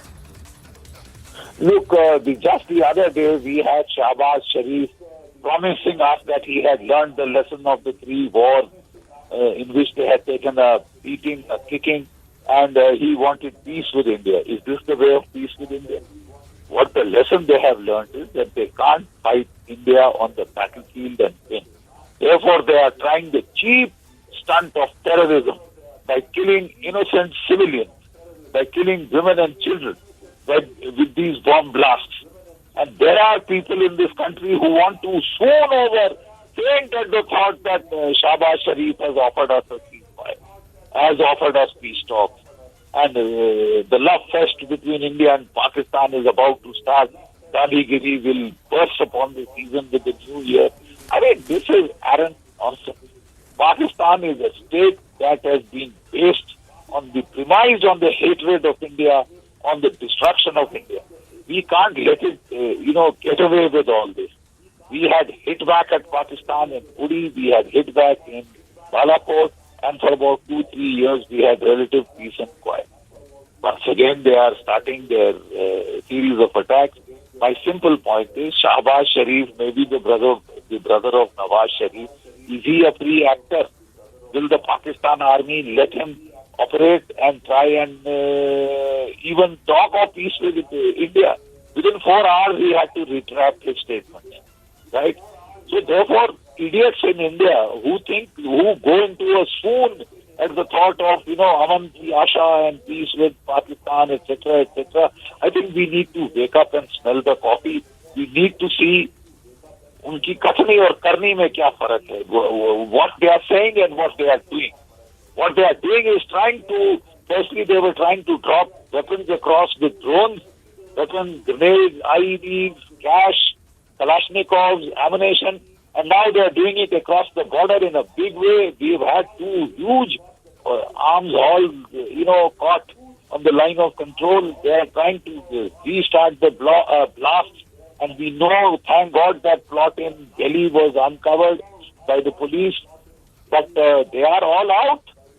And especially around 26 January, they'll try and do something to shatter the peace.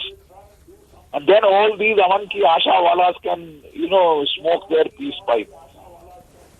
But not at the cost of our dead and our wounded and our innocent citizens who for no rhyme or reason are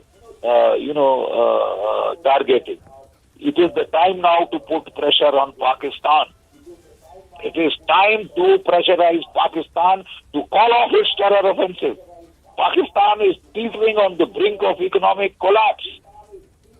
They have huge problems in security from the Tehreek-e-Taliban Pakistan, from the Taliban itself. They have problems in Baluchistan, they have problems in Gilgit-Baltistan, they have problems in Sindh. This is not the time to let off pressure. This is the time to increase pressure till they desist from the terror offensive. Of course, they can't fight you on the conventional battlefield. Therefore, they have chosen the path of terror. And we have to now see that we put pressure on a weakening, on a Pakistan that is spinning out of control. We need to put pressure till they stop the terror offensive.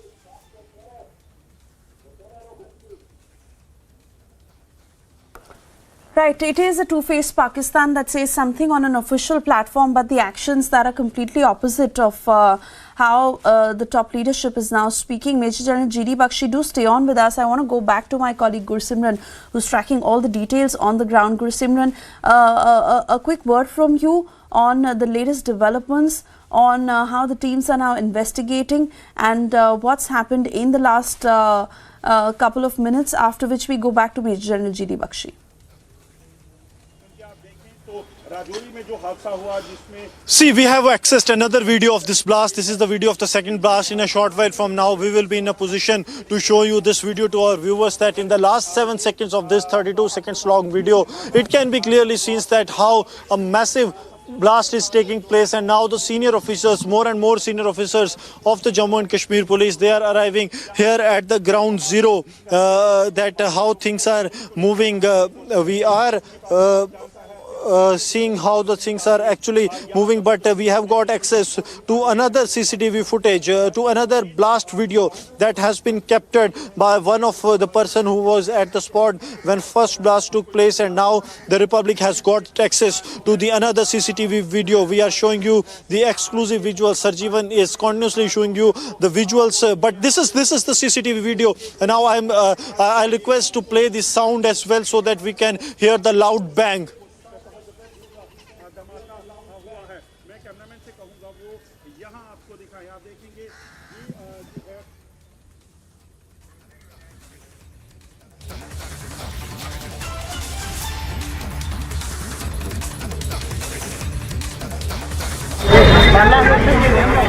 आवाज बड़ी तगड़ी आई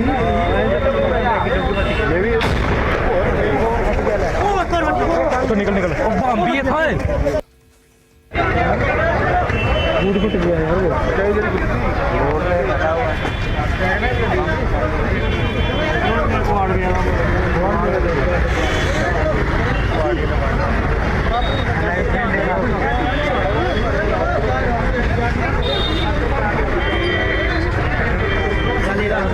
बंदे लेंगे आवाज बड़ी तगड़ी आई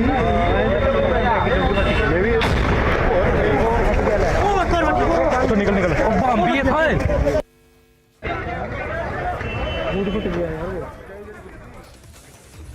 Gursimran, I want to come back to you to understand how far the two explosives were placed from each other. Is there more information on that? And more CCTV footage that may have been in the custody of the teams of what happened before this, of the movement on camera, of any suspicious action that was noticed, of how long the explosives may have been placed there, and anything that the teams have been able to find out. Now the agencies are looking into now the agencies are looking into every possible angle, that what has actually transpired, how the things have moved, that time when the first explosion took place, followed by the second explosion that has happened. First explosion site, I'll request Sarjeevan to show you that it is somewhere at a 50-60 odd meters distance from this very place, almost a similar, because the terrorists wanted to carry out to inflict maximum damage to the civilians as well as the security forces, and that's why a time of 10 to 15-20 minutes was kept between the two blasts, and we have got the access to the video, the twin videos, first the CCTV and another the blast video. Yes.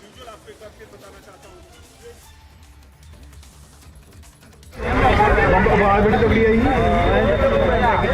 ये भी तो निकल निकल बम भी था फूट foot गया यार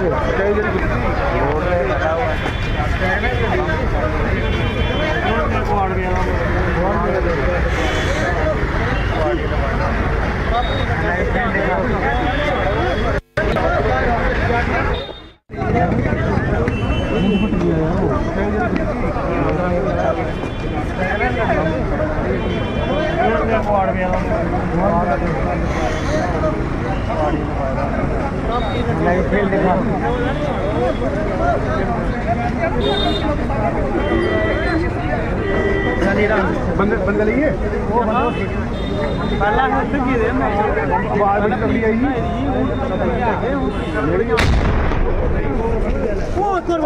तो निकल निकल बम भी था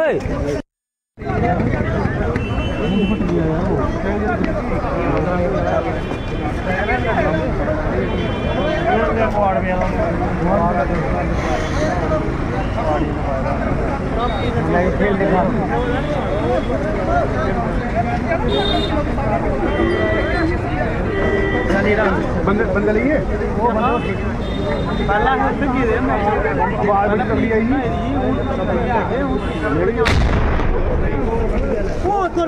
तो निकल निकल बम भी था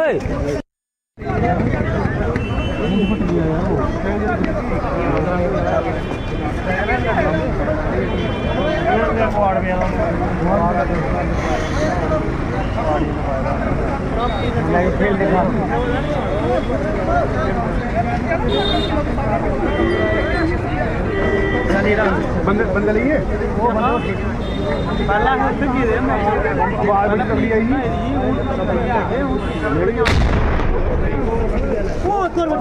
तो निकल निकल बम भी था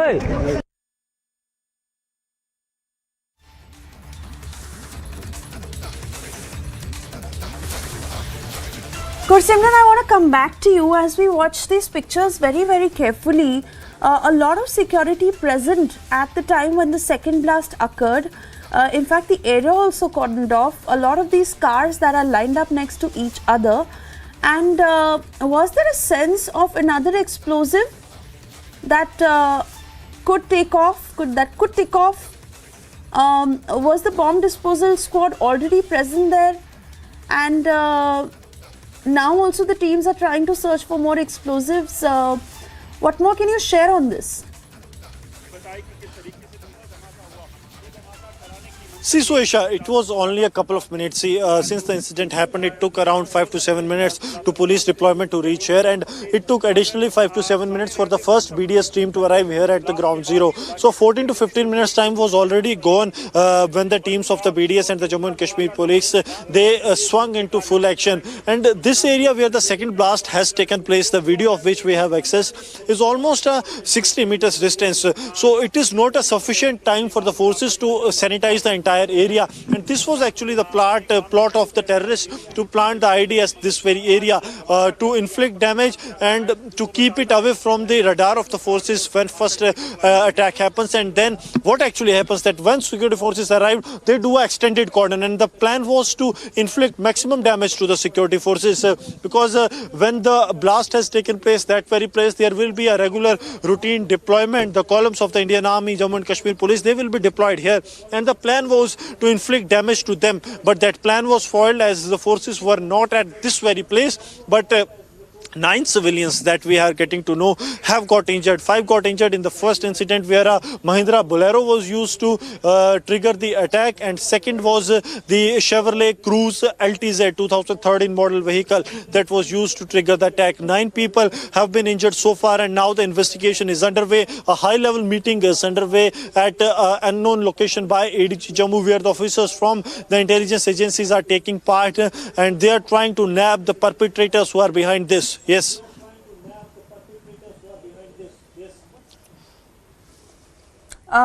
Yes, certainly. And that is what is the very aim at this point, Gursimran.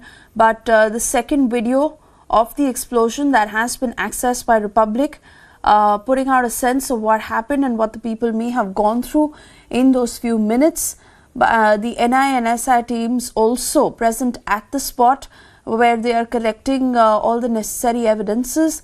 But Gursimran, if you could also suggest further details as this emergency meet was called, any changes in the security apparatus and how it needs to be heightened.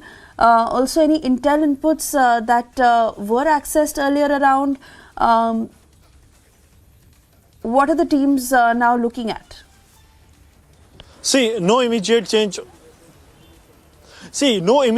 in the security apparatus because the things will go as planned for the 26th of January. But yes, for sure, there will be a re-review of the security of the vital places where there is a huge rush of people as well as the vehicles, because be it the bus stand, the railway stations, these are the busy areas when it comes to the Jammu city where the people move quite often. And this place right now where we are standing, if Sarjeevan can give you a 360-degree look, you will find the buildings, the vehicles, the people, everyone here. And at any given point of time, be it the dead of the night, there are a presence of around 15,000, 20,000 vehicles that are parked here. So it is not very easy to man each and every vehicle that is here. But yes, a proper mechanism needs to be put in place, and that's why that high-level meeting is underway for almost an hour now, where the ADG Jammu is chairing meeting along with the security officials. Gursimran, stay on with us. Once again, taking a look at this second video that Republic has been able to access of the blast that had happened, after which we also listen into some eyewitness accounts and what unfolded soon after the blast.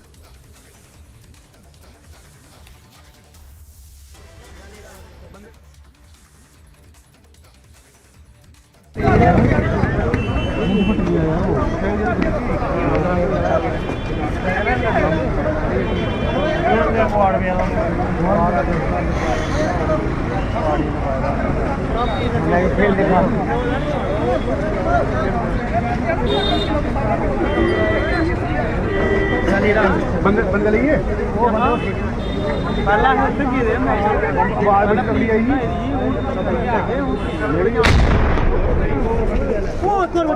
तो निकल ओ बम्बी है थाए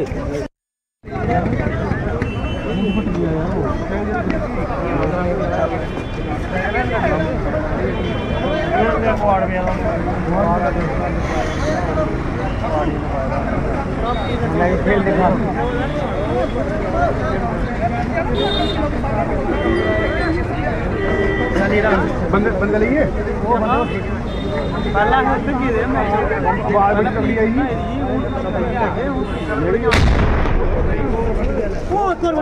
तो निकल ओ बम्बी है थाए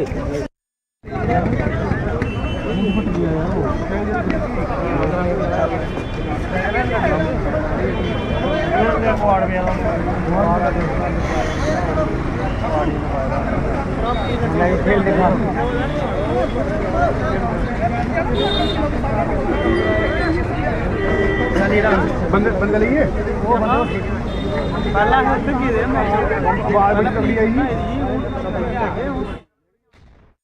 मैं शाम को गाड़ी का काम कर रहा था। अच्छा तो बड़े जोर से धमाका हुआ, मैंने बोला टैंकी फटी होगी, जब ऊपर जाके देखा ब्लास्ट हो गया बम।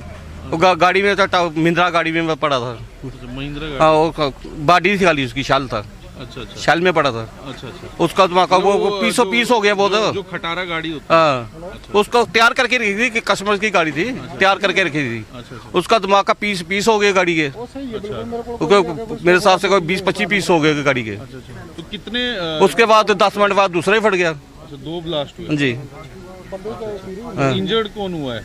और कोई 4-5 लड़के डेंटर हैं। अच्छा, डेंटर। हाँ, 4-5 लड़के हैं। एक पेड़ भी लगी है, एक सीट कवर का काम करता है, सीट कवर का।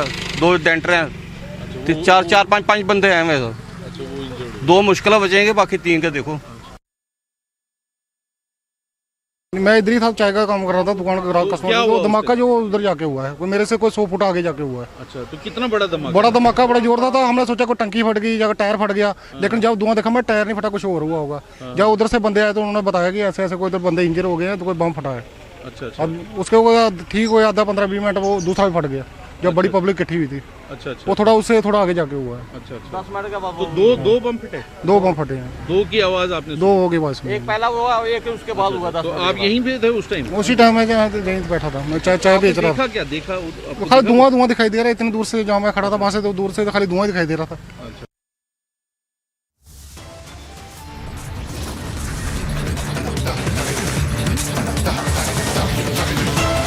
Slipping into a short break, on the other side, getting you details of how the ED news tightens in the cash for jobs scam, where TMC leader Kuntal Ghosh is now under arrest. And Republic's relentless coverage that has forced action. The WFI is now made a toothless body for the next 4 weeks.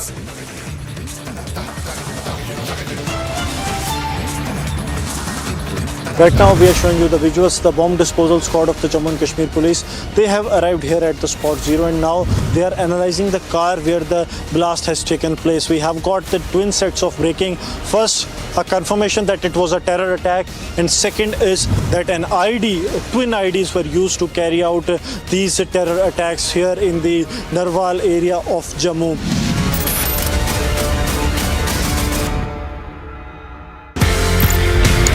We've got an iconic policeman on our show.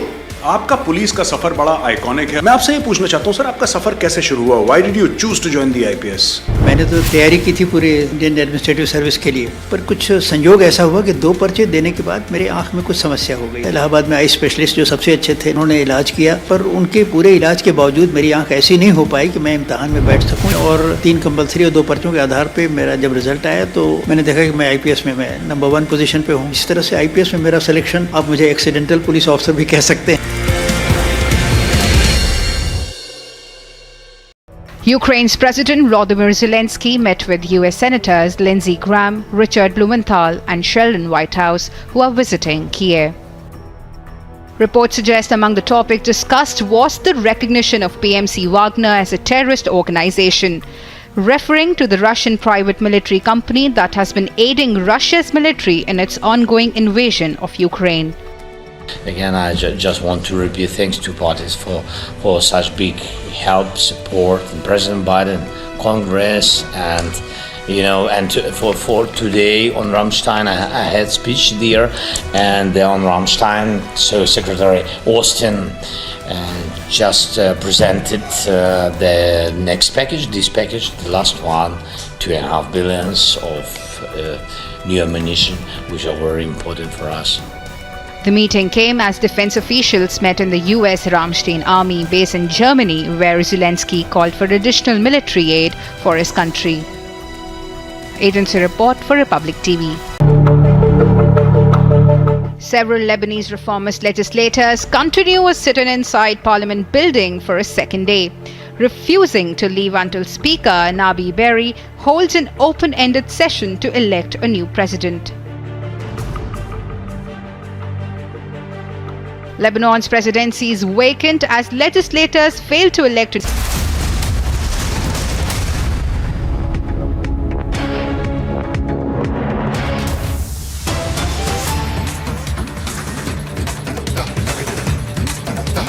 And now this is the first reaction coming in from the Jammu and Kashmir LG Manoj Sinha on the Narwal terror attack. The LG, who has strongly condemned the blast that took place in Narwal this morning. Senior police officials briefed the LG about the blast and on the state of the investigation that is underway.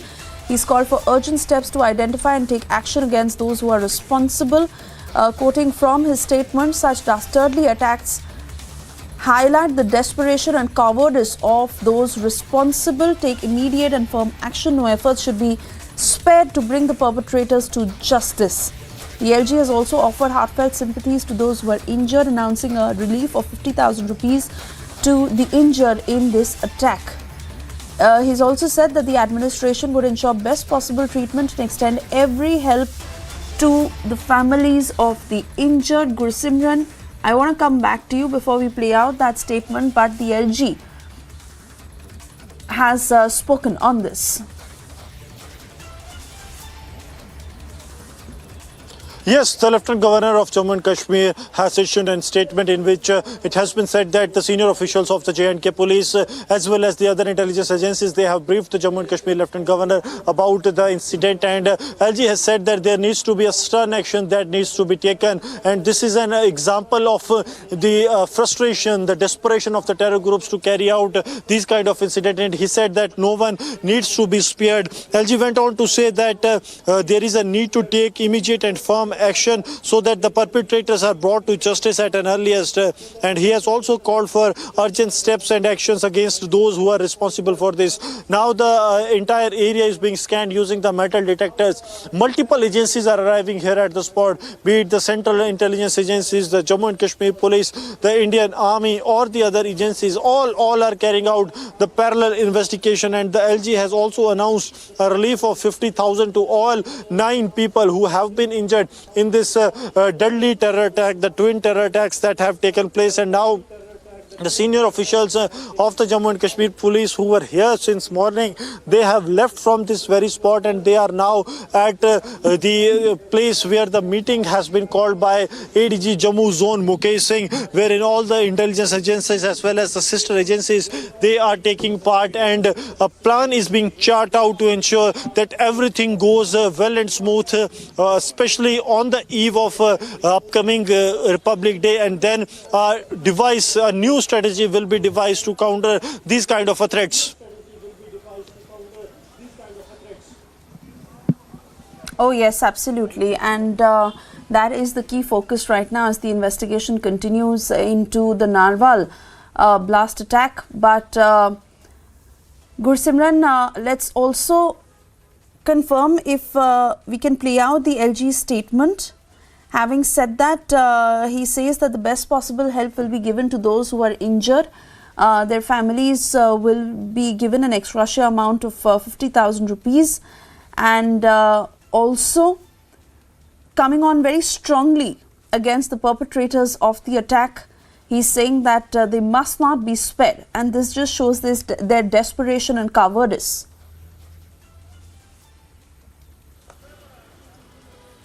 Yes, sir, this is a statement that has been issued by the Raj Bhavan. The LG is occupied as he is being briefed by the senior officials. This statement has been issued by the Raj Bhavan, attributable to the Lieutenant Governor of Jammu and Kashmir, that what has transpired in the last 1 hour, wherein he has been briefed about each and every development that has taken place, and also the directions that have been passed by the Lieutenant Governor of Jammu and Kashmir. As we speak, the CCTVs are being analysed. All the DVRs of the nearby areas, if Sarjeevan can show you, have been seized by the Jammu and Kashmir police.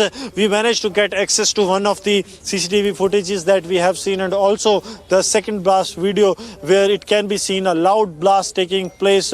Other serious officers of the Jammu and Kashmir police, they are also now taking part in the meeting that was called by the additional Director General of Police Jammu Zone Mukesh Singh, and wherein he has confirmed that 9 people, we got to know from the sources in the establishment that 9 people have lost, 9 people have been seriously injured, and the investigation is underway. The directions, clear-cut directions have been given to nab the perpetrators and they be brought to justice soon. Multiple coordinate search operations have been launched by the security forces in different areas of Jammu region, especially in the Jammu district, so that the perpetrators, those who have carried out this blast, they don't go away, they don't escape like they did in the Dangri village of the Rajouri, where the perpetrators are still out of reach of the security forces and hiding in the upper areas. The impact of the blast can be seen with this, that the one of the piece of the vehicle that was blown away by the IED blast, that is still here in the wire, that this is a internet wire, and this has come here. Senior officers of the Indian Army as well as the Jammu and Kashmir police are here. The distance from the blast site to this place is somewhat 10 meters to 15 meters. So this piece of vehicle has traveled almost 15 meters in air. This speaks of the intensity of the blast that has been done, the kind of a blast that has taken place. How impactful it was that a piece of vehicle that blown away came from there here and got here connected to this wire, the wire of the internet cable. So this is what has actually transpired at that very moment. Yes. Gursimran, stay on with us. Let's play out the response of the Jammu and Kashmir police as the investigation continues, followed by the eyewitness accounts that you've been getting us, after which I come back to you. At the nearest incident site to a place to the incident site. This is a residential complex. These are the jhugis of the locals, those who are living in this area, and they were occupied by some of the residents. If Sir Jeevan can come this way, we will show that around 100 people were here when this incident has taken place. मुझे ये बताइए कौन क्या किस तरह की धमाके की आवाज आई थी, क्या हुआ? हम झुग्गी में थे, आए थे, जोरदार आया था। उसमें ऐसे लगा कि कोई कुछ बहुत बड़ा बम फट गया है। आप लोग कहाँ थे? मैं तो साइड में था, फिर मुझे बीबी ने बताया कि ऐसे ऐसे हुआ, तो फिर मैंने दौड़ कर आया यहाँ। तो डर का माहौल सारे को लगा है, सारे झुग्गी के ऊपर पुल के ऊपर में बैठे हुए हैं। तो सभी लोग आप लोग वहाँ चले गए हैं घर में। तो 2 ब्लास्ट बताए जा रहे हुए। हाँ, एक आगे हुआ है, एक यहाँ हमारे 100 मीटर की दूरी में हुआ। ध्यान नहीं दिया, उतना कम था। दूसरा वाला धमाका इधर ही हुआ ना, वो जबरदस्त था। मैं झुग्गी में ही था। झुग्गी में ही थे? हाँ। तो क्या लगा, किस तरह से, मतलब कितने बजे का समय था, क्या हुआ? वो टाइम तो फिक्स पता नहीं है, लेकिन पहले हुआ, उसके आधे घंटे बाद ये दूसरा हुआ। ओके, तो आप भी यहीं पे थे? हाँ। सुना आपने? बहुत जोर से सुना। तो क्या मतलब तब हड़बड़ी मच गई होगी? हाँ, पूरा हड़बड़ी मची। पहले वहाँ पे देखने गए थे, उसके बाद रूम आ गए हम लोग, यहाँ पे फिर गए रूम से, तो यहाँ पे आवाज आई बहुत जोर से। हिल गया था हमारा जुग्गी, हम 2 ही जनानी था, बहुत रो रहा था अंदर। पूरा जितना धुआं ना हमारा अंदर आ गया। बहुत बड़ा ब्लास्ट हुआ? हाँ, बहुत बड़ा ब्लास्टिंग हुआ। हम डर गया था, पूरा 2 जनानी था, बच्चे छोटे को नहला रहा था, उतना टाइम पूरा धुआं हमारा घर पूरे भर गया। बहुत जबरदस्त हुआ, हम सारी डर रहे थे, हम डर गए थे। 2 जनानी था, रो रहा था, बच्चा नहला रहा था, पूरा धुआं घर में आ गया, पूरा ब्लास्टिंग का। So the entire smoke has entered from this very area. I'll request Sir Jeevan to keep showing you the visuals, keep on the visuals of the blast that has taken place.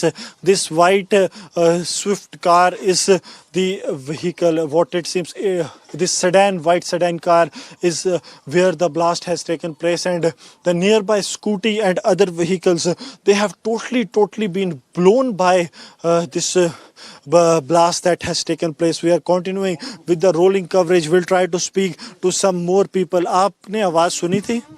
See. Sir Jeevan is having some more visuals. The dog squad of the Indian Army is here at the spot. The bomb disposal BDS and the dog squad of the Indian Army is here at the ground zero. We are showing you that how things are moving here at the ground zero. BDS and dog squad of the Indian Army here at the blast site. जो तफ्तीश है वो हम कर रहे हैं, जो facts होंगे वो आपसे शेयर किए। सर, किस एरिया में हुआ सर ब्लास्ट? ये एग्जैक्ट किस एरिया में है? यही नरवाल है, ये नरवाल का एरिया है, यहाँ पर हम खड़े हैं। यार्ड नंबर 7 है, और एक ब्लास्ट के बाद दूसरा ब्लास्ट जो है लगभग 20 मिनट के बाद हुआ है। बाकी सारी तफ्तीश जो तफ्तीश है वो हम कर रहे हैं, जो फैक्ट्स होंगे वो आपसे शेयर किए। सर, किस एरिया में हुआ सर ब्लास्ट? ये एग्जैक्ट किस एरिया में है? यही नरवाल है, ये नरवाल का एरिया है, यहाँ पर हम खड़े हैं। यार्ड नंबर 7 है, और एक ब्लास्ट के बाद दूसरा ब्लास्ट जो है लगभग 20 मिनट के बाद हुआ है। बाकी सारी तफ्तीश All right, so those are the sound bites that we are trying to dip into, Gursimran. But coming back, obviously one can imagine the impact and the intensity of the blast. You're confirming it's an IED blast. Then again, Gursimran, a lot of questions over the movement of those before the blast had happened. Anything that the passers-by had suspected, any information that has been shared with the investigating team so far, and this particular explosive that was placed on the bonnet of that car about 15 minutes after the second explosive that ticked out. Gursimran, what more has the team been able to piece together? See, Suesha, this is one of the busiest places. See, in words, I won't be able to explain that how busy this place remains. That at every given minute, around 200 to 250 people passes from this stretch only. The place that Sarjeevan is showing you, around 200 to 250 people passes every single minute. So that is why this is very busy place. This place is at a distance of around 100 to 150 meters from the national highway that connects Jammu to Kashmir Valley. So this is very near to that, and any kind of a movement here almost go unnoticed because everyone is occupied here. There is a pollution checking center, the shops that sells the tires, the lubricant shops, the denter, painters, all are busy in their own course. So no one even pays heed to what the other person is doing. Now the crucial thing is that CCTV. If Sarjeevan can show you that on the top of this building there is a CCTV, the DVR of which has been seized by the Jammu and Kashmir police. This is the sole CCTV footage that is going to help the police, and that's why the DVR has been seized and now being analyzed by the special operations group of the Jammu and Kashmir police, that how things are actually working, that what actually has transpired. See, it is not very sure that whether the ID was planted today only. Highly possible that it was planted 14-18 hours before, because we have seen IDs that are coming from Pakistan with a timer of 3 hours, 4 hours, 14 hours even, to the extent that 18 hours timer is also there on the ID. So highly possible that it could be planted somewhere late last night and then it has blown up today morning. So that possibility is not also being ruled out, and now the investigation is on to find out the perpetrators who are behind this.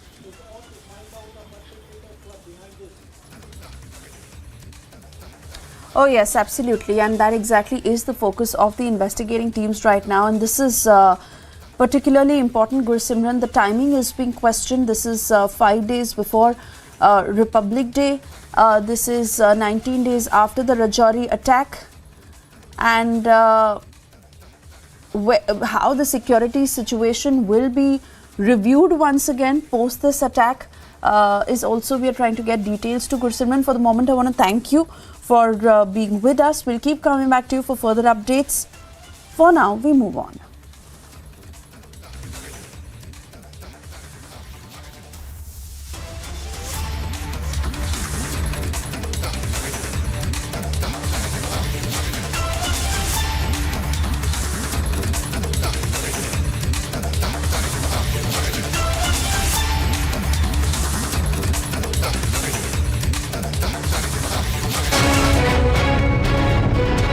I'm reporting outside Sonaria jail, where Gurmeet Ram Rahim is lodged, and he would be coming out again for parole of 40 days.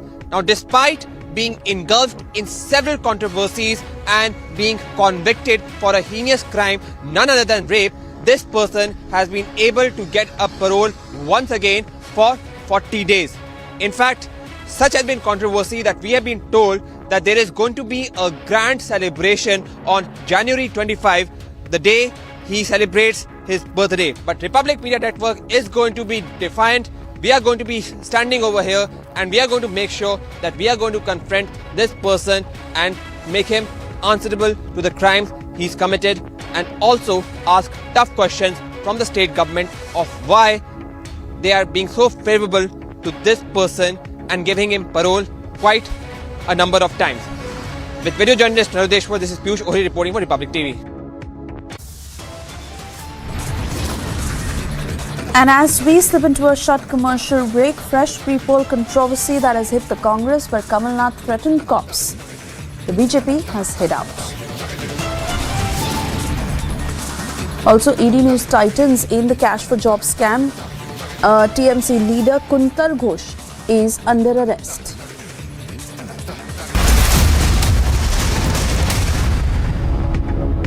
QS&THE, the world's foremost university rankings organizations, have ranked Amity amongst the top 3% universities globally, making it among the very few Indian universities to be included in both rankings. Yet another top ranking for Amity University. When timeless European design meets cutting-edge technology, It's QO. QO, European Bath Lounges. Several Lebanese reformist legislators continue a sit-in inside Parliament building for a second day, refusing to leave until Speaker Nabi Berri holds an open-ended session to elect a new president.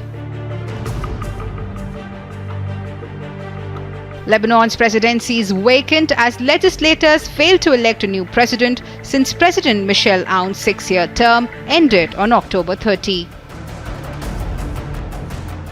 The worsening political paralysis has left Lebanon not only without a president, but also with only a... Everybody has this American perspective to how they want to run the business. Every Indian startup wanted to be a copycat model of a Silicon Valley startup. So I'm asking you from a cultural ethos perspective, what is your advice to how Indian corporates should run and operate their business and their business environment? None of them believed in the Western model of doing business. They were only acting the Western model of doing business. So you have to align your culture to development. Without aligning your culture to development, you will never be able to become a global power on your terms.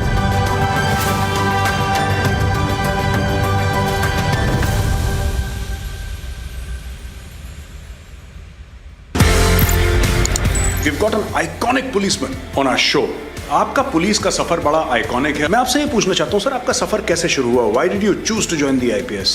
मैंने तो तैयारी की थी पूरे Indian administrative service के लिए, पर कुछ संयोग ऐसा हुआ कि 2 पर्चे देने के बाद मेरे आंख में कुछ समस्या हो गई। इलाहाबाद में आई स्पेशलिस्ट जो सबसे अच्छे थे, उन्होंने इलाज किया, पर उनके पूरे इलाज के बावजूद मेरी आंख ऐसी नहीं हो पाई कि मैं इम्तहान में बैठ सकूँ। और 3 कंपल्सरी और 2 पर्चों के आधार पर मेरा जब रिजल्ट आया तो मैंने देखा कि मैं IPS में मैं नंबर 1 पोजीशन पे हूँ। इस तरह से IPS में मेरा सिलेक्शन, आप मुझे एक्सीडेंटल पुलिस ऑफिसर भी कह सकते हैं।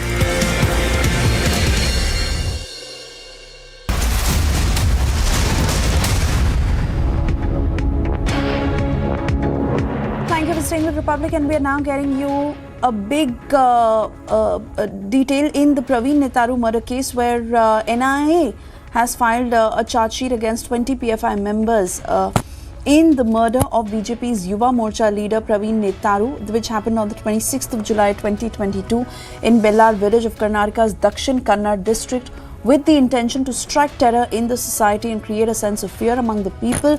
Investigation revealed that PFI was a part of its agenda to create terror, communal hatred and unrest in the society, and further its agenda of establishing Islamic rule by 2047 formed secret teams, service teams or killer squads to carry out the killings of its perceived enemies and targets.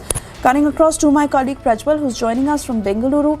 Prajwal, where the intent is now getting very clear of what the PFI was intending.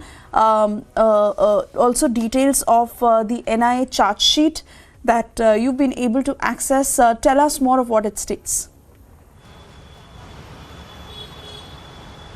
Suesha, now mainly the role of these people, that the PFI cadres who have been taken into custody have gone on to reveal more information to the NIA, on which basis the NIA has gone on to file a charge sheet in Bengaluru, and it is now being understood that the role of 6 people over here is under question, because all the 6 of them are absconding, and 3 of the main primary accused in this particular case is K. Masood, Abdul Paichar as well as Kodaje Mohammed Sharif. So Paichar was the one who had gone on to conduct a recce over here, because the NIA charge sheet also mentions that the PFI had gone across and delegated tasks to certain people, asking them to keep a watch on high profile targets and also to go in and speak about their details as to what their day-to-day activities will be. The second role is that of Masood, who is said to be one of the prime accused, who had gone on to train the hit group in carrying out the assassination of Praveen Netaru amidst the people while they were watching, because this was to incite communal hatred and also create fear and panic among the people as well. So that is the role of K. Masood. And Kodaje Abdul Sharif. So this is the third person whose role is now being questioned, because he is still at large, and the NIA had gone on to announce a reward of 5 lakh rupees in this particular regard. So he was the one who was primarily tasked with going on and conducting the meetings, because the NIA in the charge sheet has mentioned that meetings were conducted in 3 places, one in Bengaluru, one in Sulia, and the other in Bellare, where Praveen Nettaru was murdered. Initially, the chain of information and the chain of instructions came in from the PFI top command, and later Kodaje Sharif was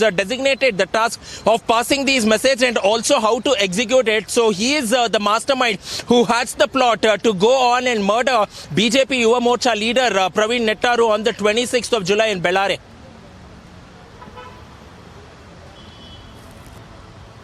Right, Prajwal, but also tell us more on what action. But I believe, Prajwal, before that, we also have a reaction coming in from PK Sehgal. Let's listen to it, after which I come back to you. NSA has filed a charge sheet against PFI in Bangalore, stating that they have come up with a very dangerous and devious plan to create chaos and mayhem in the country through spreading of terror, communal violence and hatred. For this, they are going to eliminate leaders of a particular community. They have created task forces which are secret.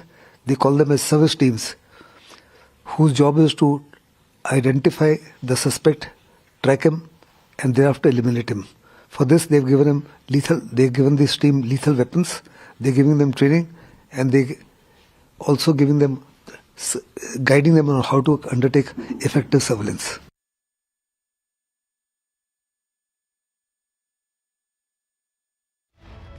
Right, Prajwal, I want to come back to you because this is about the larger design of the PFI, and the PFI sympathizers must look at this because the intent of that organization was very, very clear when it came to its mission 2047 and establishing Islamic rule, and it is because of so many details and so much evidence accessed against this organization that to date stands banned. But the very fact that when it comes to Praveen Nettaru's murder also, it was a deliberate attempt to create unrest. Absolutely, Suesha. There are no second thoughts about it, because the NIA has also mentioned about these killer squads or service squads, which was clearly mentioned, who have been designated with the task of going on, identifying high-profile targets, going on and conducting a recce, and after that to assassinate them as well. So who were these high-profile targets has still not been mentioned over here, but we get to understand that top RSS leaders, BJP leaders and pro-Hindu activists was also on the hit list of the PFI leaders as well. And this is not only pertaining to the hit squads and the killer squads, but also pertaining to the fact, detailing to the financial aspects as to how they were financed as well, because finances also pointed out to the funds flowing in for the PFI from abroad in the name of donations under various NGOs as well. And apart from that, there was also domestic funding too, which is being probed into as well by the NIA, who were also joined by the ED too. So who were the ones who went on and funded this hit on Praveen Nettaru, as well as the other targets too, was in question as well, and the NIA has submitted the proof at the court, and the NIA has also announced cash reward for 6 people who are still absconding, who are the primary accused in this case, and it will be shortly known as to what are their whereabouts too, because they have announced this award, but still they are at large in this case regarding Praveen Nettaru's murder, Suesha.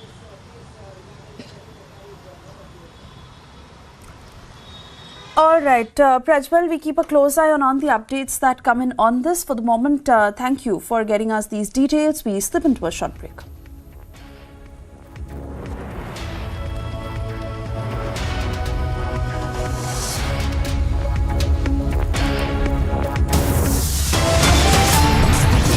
And yes, the big stories we are tracking for you this afternoon, 19 days after the Rajouri attack and 5 days ahead of Republic Day. It is the Narwal attack that is now being probed.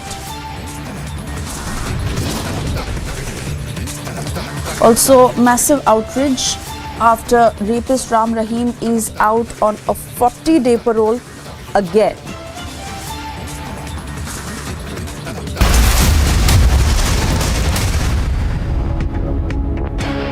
When timeless European design meets cutting-edge technology, it's QO. QO, European bath lounges. Several Lebanese reformist legislators continue a sit-in inside Parliament building for a second day, refusing to leave until Speaker Nabi Berri holds an open-ended session to elect a new president. Lebanon's presidency is vacant as legislators failed to elect a new president since President Michel Aoun's 6-year term ended on October 30. The worsening political paralysis has left Lebanon not only without a president, but also with only a caretaker government, stalling a host of economic reforms aimed at stopping wasteful spending and combating rampant corruption. Agency report for Republic TV. Several Lebanese reformist legislators continue a sit-in inside Parliament building for a second day, refusing to leave until Speaker Nabi Berri holds an open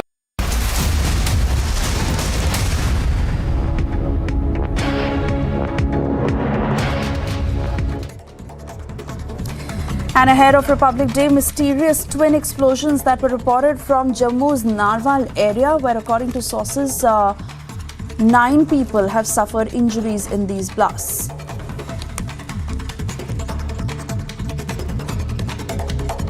मेरे सामने गाड़ी का काम कर रहा था, बड़े जोर से धमाका हुआ। मैंने बोला टैंकी फटी होगी, जब ऊपर जाके देखा ब्लास्ट हो गया बम। गाड़ी में था, महिंद्रा गाड़ी में पड़ा था। बॉडी थी खाली, उसकी शाल था, शाल में पड़ा था। उसका धमाका वो पीसो पीस हो गया बहुत। जो खटारा गाड़ी होती है तो उसको तैयार करके रखी थी कि कस्टमर की गाड़ी थी, तैयार करके रखी थी। उसका धमाका पीस हो गया गाड़ी के। मेरे हिसाब से कोई 20-25 पीस हो गए गाड़ी के। तो कितने उसके बाद 10 मिनट बाद दूसरा ही फट गया। तो 2 ब्लास्ट हुए जी। इंजर्ड कौन हुआ है? और कोई 4-5 लड़के डेंटर हैं। अच्छा, डेंटर। हाँ, 4-5 लड़के हैं। एक पेड़ भी लगी है, एक सीट कवर का काम करता है, सीट कवर का। 2 डेंटर हैं, 4-5 बंदे हैं। मेरे 2 मुश्किल बचेंगे, बाकी 3 के देखो। Republic has accessed the CCTV tape that was captured in the moment of the blast. People were seen rushing towards away from the explosion site in the CCTV footage.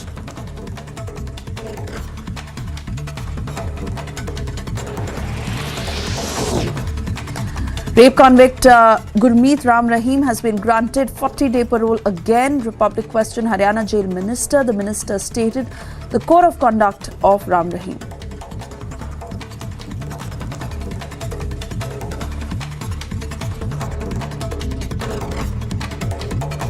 Gurmeet Ram Rahim को 40 दिन की पैरोल दे दी गई है, किस ग्राउंड्स पे दी गई?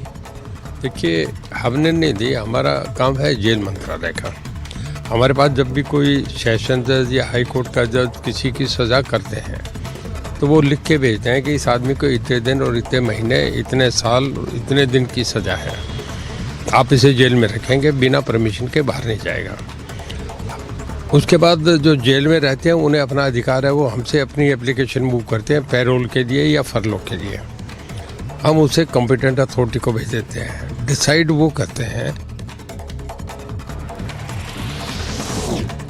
A Goa-bound Azur Air chartered flight from Russia's Perm International Airport received a bomb threat. Airport sources revealed that the plane carrying 238 passengers had to be diverted to Uzbekistan following the security threat. The flight was scheduled to land at the Dabolim Airport in South Goa at 4:15 a.m.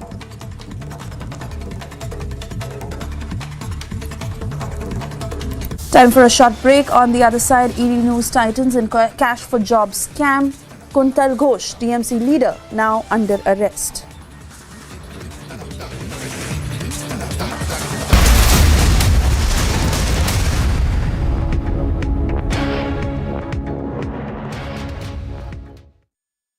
QS and THE, the world's foremost university rankings organizations, have ranked Amity amongst the top 3% universities globally, making it among the very few Indian universities to be included in both rankings. Yet another top ranking for Amity University. When timeless European design meets cutting-edge technology, It's QO. QO, European Bath Lounges. We've got an iconic policeman on our show.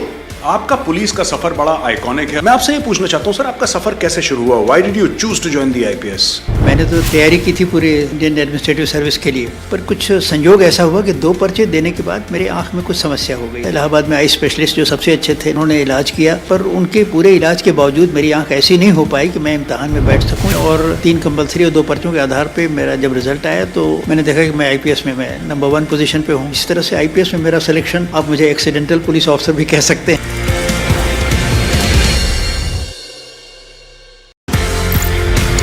We've got an iconic policeman on our show. आपका police का सफर बड़ा iconic है। मैं आपसे ये पूछना चाहता हूँ सर, आपका सफर कैसे शुरू हुआ? Why did you choose to join the IPS?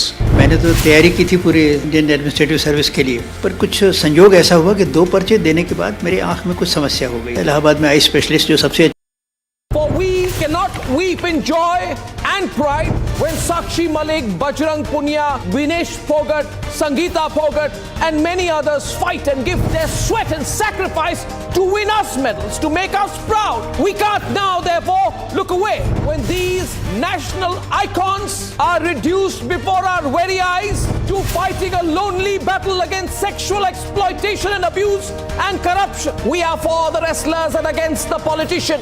The in-flight pervert who urinated on a senior female co-passenger cannot play victim. The airline that refused to act cannot wash its hands off with delayed and very cursory action. It is only the Republic Media Network's non-stop campaign which has ensured that this pervert is terminated from his job.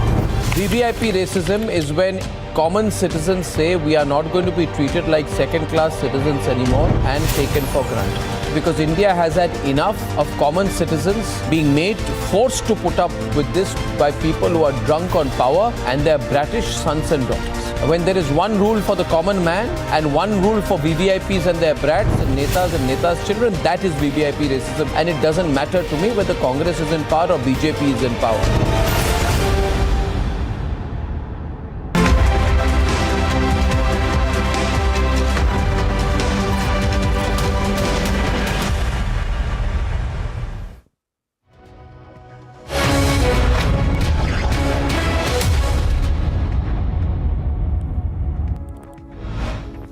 Hello and welcome, ladies and gentlemen. Let's dive right into the top stories this hour on Superfast 50. Ahead of Republic Day, mysterious twin explosions have been reported from Jammu and Kashmir's Narwal area. According to sources, at least 9 people have suffered injuries in these blasts. Republic has accessed the CCTV tape that has captured the moment of this blast. People can be seen rushing away from the explosion site in the CCTV footage in the aftermath of the explosion. Republic accessed a second tape of the explosion in Jammu. In the tape, loud explosions can be heard as residents try to escape from the site. After the Jammu terror blast, ADGP Jammu Mukesh Singh held an emergency meeting. Swinging into action, he called for urgent steps to identify and take action against those responsible. He said, and I quote, "Such a dastardly act highlights the desperation and cowardice of those responsible. Take immediate and firm action. No effort should be spared to bring the perpetrators to justice." Narrating the horror of the Jammu terror attack, eyewitnesses residing near the Narwal blast site said a loud explosion was heard and plumes of smoke billowed from the site.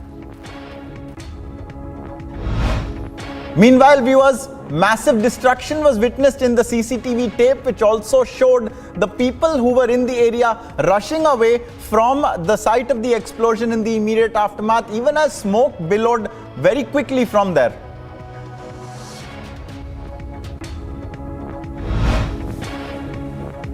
गाड़ी का काम कर रहा था। तो बड़े जोर से धमाका, मैंने बोला टैंकी फटी होगी, जब ऊपर जाके देखा ब्लास्ट हो गया बम।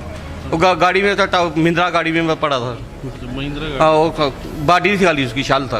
अच्छा। शाल में पड़ा था। अच्छा। उसका धमाका वो पीसों पीस हो गया बहुत। जो खटारा गाड़ी होती। हाँ, उसको तैयार करके रखी थी कि कस्टमर की गाड़ी थी, तैयार करके रखी थी। उसका धमाका पीस हो गया गाड़ी के। तो मेरे हिसाब से कोई 20-25 पीस हो गए गाड़ी के। तो कितने उसके बाद 10 मिनट बाद दूसरा ही फट गया। 2 ब्लास्ट हुए। जी। इंजर्ड कौन हुआ है? और कोई 4-5 लड़के डेंटर हैं। अच्छा, डेंटर। हाँ, 4-5 लड़के हैं।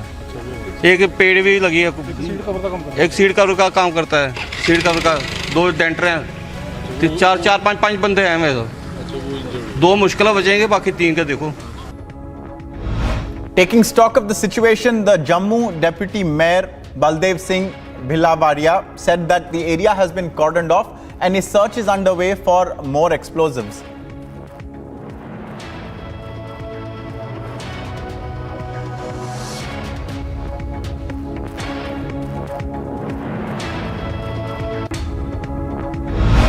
As the search operations for more explosives are underway in the Narwal area of Jammu and Kashmir, the NIA, the SIA and other teams along with bomb disposal squads of the Indian Army have been rushed to the site as well. Republic has accessed information about the timing of the twin blasts. As per reports, both the terror attacks took place within 30 minutes of each other. The first blast took place at 10:47 am, while the next one occurred after 30 minutes, causing larger destruction.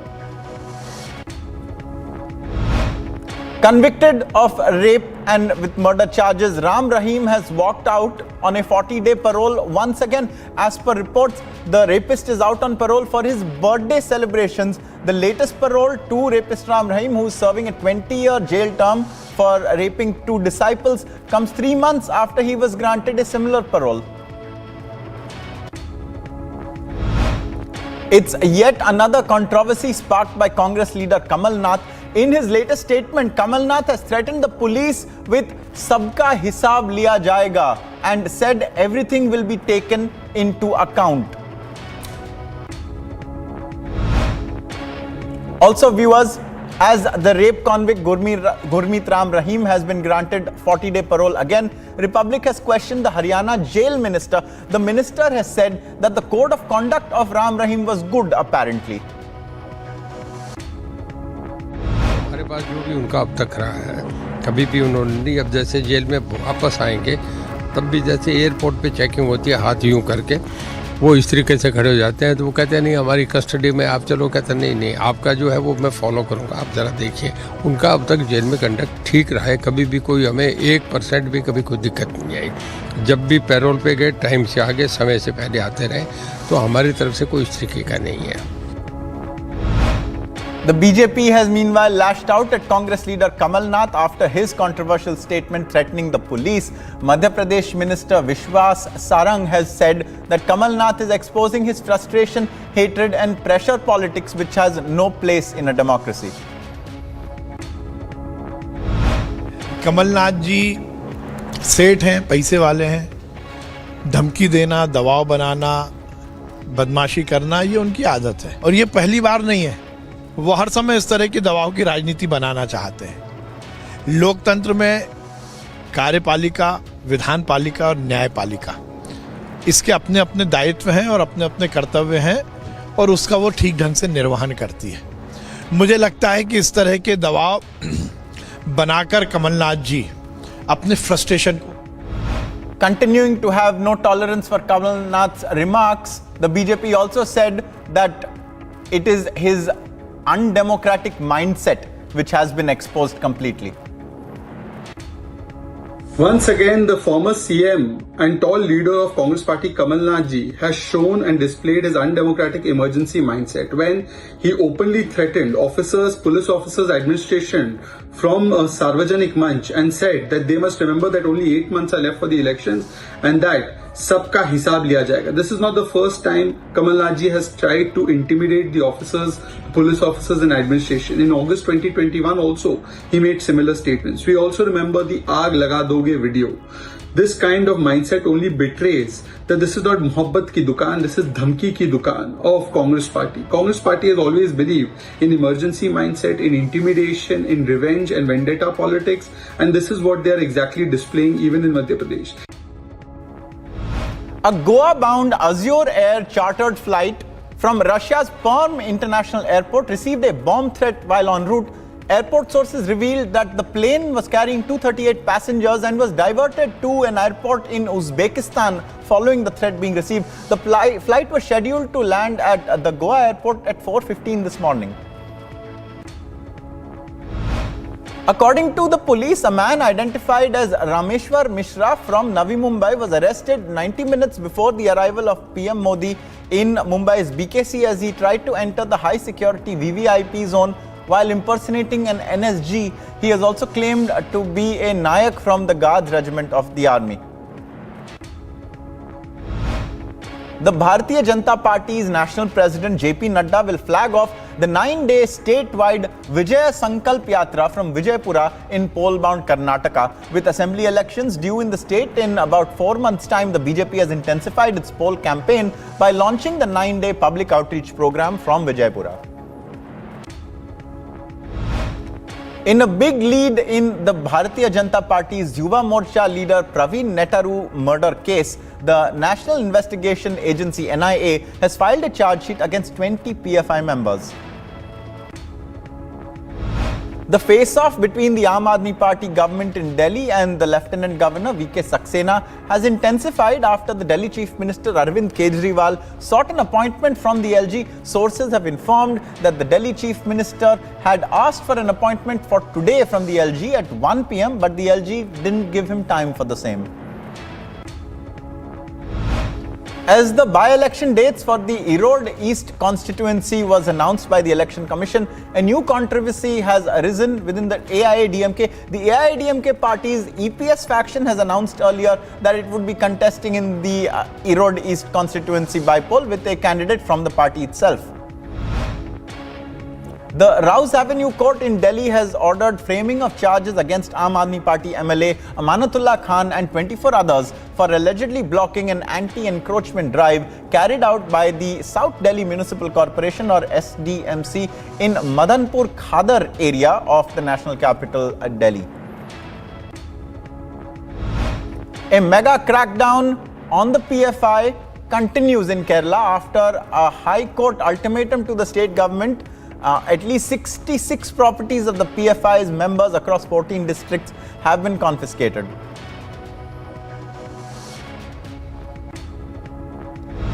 There is more trouble for Trinamool Youth Congress leader Kuntal Ghosh after the TET scam. After 24 hours of interrogation, Enforcement Directorate officials officially arrested the TMC leader and seized several documents from him as well.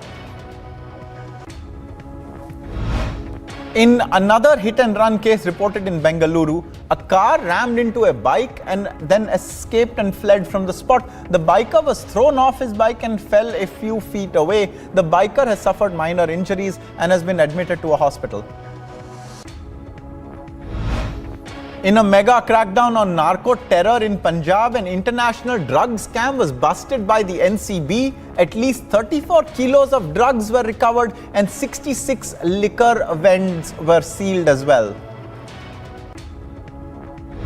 A massive fire broke out at a hotel in Delhi's Connaught Place. 13 fire tenders were rushed to the site to control the blaze. However, as per the police, no injuries, thankfully, have been reported as yet. After a huge controversy over the Indigo flight scare case, BJP Member of Parliament Tejasvi Surya was confronted by Republic. Evading our questions, he said, "Don't politicize and glorify the incident."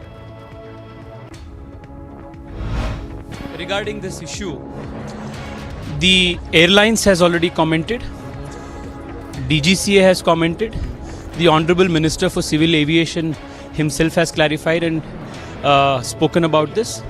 My co-passenger, who is the eyewitness to what happened, Shri Annamalai ji, he has spoken and clarified and narrated the factual matrix.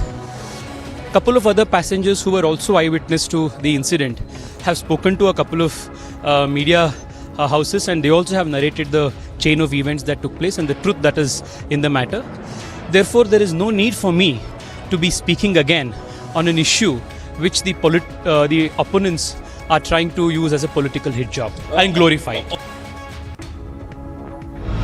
Union Home Minister Amit Shah will visit Bihar on February the 22nd to take part in the Swami Sahajanand Saraswati Jayanti Samroh. Shah will also address farmers during his visit. Difficulties in certain areas has increased due to snowfall, and the work of demolition of buildings has been stopped in Uttarakhand in Joshimat. Moreover, in the latest development, cracks have developed in 14 more new buildings and a water leakage series has also been reported. Of late, an attempt was made to demolish the temple of Lord Bholenath near the BJP office in Rewa by using earth movers, after which the people of the Bajrang Sena reached the spot there in Rewa, Madhya Pradesh and strongly protested against this action. There is no end to, however, this controversy just yet. There is also no end to the civic apathy in Bengaluru. Another road has caved in, but no action has been taken by the civic authority there. Meanwhile, anger among the residents has mounted over the civic body's inaction. Also, viewers, in Peru, thousands protested in the capital Lima and in other cities demanding the resignation of the president Dina Boluarte. Police responded during the evening, firing tear gas canisters. Protests in Lima are now larger since many demonstrators came in past days from remote areas, reports say. Ukraine's President Volodymyr Zelensky met on Friday with American Senators Lindsey Graham, Richard Blumenthal and Sheldon Whitehouse, who are visiting Kiev. Again, the great message. You're coming, so thank you very much, and thanks to, again, I just want to repeat thanks to parties for such big help, support, and President Biden, Congress, and for today on Ramstein, I had speech there, and on Ramstein, so Secretary Austin just presented the next package, this package, the last one, $2.5 billion of new ammunition, which are very important for us. Police are investigating a shooting near Kansas City at a funeral home that left 4 people injured, one of them critically injured. The police said that a probe is underway and no suspects have been taken into custody as yet though. Over half a century after the famous Roe v. Wade abortion rights verdict, a march for life supporters celebrated the Supreme Court's dismantling of that constitutional right to abortion and heralded the political struggle set loose by the court's decision. US President Joe Biden has pledged to do everything in his powers to restore core abortion rights in the US, remember. Portugal's Education Minister João Costa met with representatives of 2 main unions representing teachers and other public education workers in the country. The talks in Lisbon were held as a protest was held outside by workers who were calling for better pay and conditions.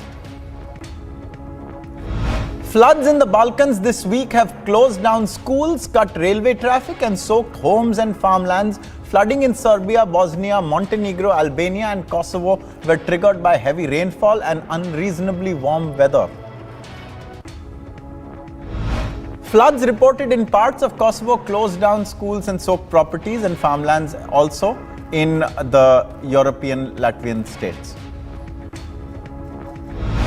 Plastic bottles, rusty barrels and even old refrigerators are among the tons of garbage clogging rivers in Bosnia. On the Drina River, which flows between Montenegro, Serbia and Bosnia, garbage is stuck behind a trash barrier near a key hydroelectric power plant, forming a huge rubbish island, we are told. Police in Ukraine's capital Kiev region released body cam footage shot by a first responder arriving at the scene of Wednesday's horrific helicopter crash which killed the country's interior minister and about 16 other people. Several Lebanese reformist legislators continued a sit-in inside the parliament for a second day, refusing to leave until the speaker there, Nabi Berri, holds an open-ended session to elect a new president in Lebanon. Team India captain Rohit Sharma won the toss and elected to field first against New Zealand in their second ODI of their 3-match series at the Shahid Veer Narayan Singh International Stadium in Raipur. India currently has a lead of 1-0 in the series. Former Indian wrestler Yogeshwar Dutt, a part of the Indian Olympic Association's 7-member committee to probe the wrestler's allegation of sexual harassment against WFI chief Brij Bhushan Sharan Singh, said that the panel will prepare a report within 8 to 10 days, which will then be submitted to the Sports Ministry, Home Ministry and Prime Minister Narendra Modi. Chris Gayle, Irfan Pathan, Asghar Afghan, Dilhara Fernando and Monty Panesar have confirmed their participation in the LLC Masters season, which will be played from February 27 to March 8, 2023, confirmed the Legends League Cricket. The Twitter of the Indian Premier League franchise Royal Challengers Bangalore was hacked on Saturday, with the hackers posting content related to NFTs. The display picture of the account was altered to the trademark Bored Ape NFT emoji, and the name was also changed to Bored Ape Yacht Club. A below-par show against debutants Wales, denying them a direct quarter-final berth. Hosts India would look to address their attacking woes against a plucky New Zealand for a place in the last 8th stage of the FIH Men's Hockey World Cup on Sunday. Former world number 1 Daniel Medvedev crashed out of the Australian Open after losing to Sebastian Korda in the 3rd round. Sebastian Korda stunned the 2-time losing finalist Medvedev at the Australian Open on Friday, adding the Russian to a growing list of top seeds, crashing out early. Sebastian Korda credited Andre Agassi for helping him rise in tennis rankings shortly after the 29th seed upset Australian Open 2-time finalist Daniel Medvedev in the tournament's 3rd round. 8-time major champ Andre Agassi is currently mentoring Korda. Italy's giants Juventus were hit with a massive 15-point penalty for false accounting in the Serie A season following an appeal hearing at the Italian Soccer Federation. The decision means that the Turin club will plunge from 3rd place to 11th place in the Serie A table, although they have indicated that they will launch an appeal. Dani Alves, one of football's most successful and charismatic defenders in recent years, has been arrested on Friday after being accused of sexually assaulting a woman in Spain. A judge later denied bail to the Brazilian right-back, who now plays for a Mexican club. The alleged assault took place on December 31st at the nightclub in Barcelona. Liverpool manager Jurgen Klopp said that he is blessed to have enjoyed 1,000 games in football management. Saturday's English Premier League clash with Chelsea will see the German coach reach the milestone, but that will be the last thing on his mind, with his side languishing in 9th place in the EPL table.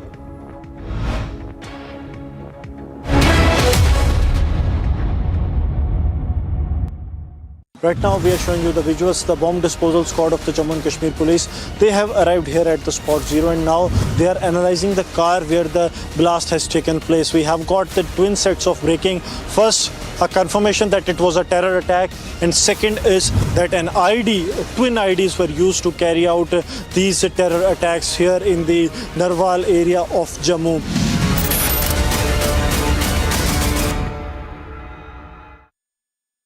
When timeless European design meets cutting-edge technology, it's QO.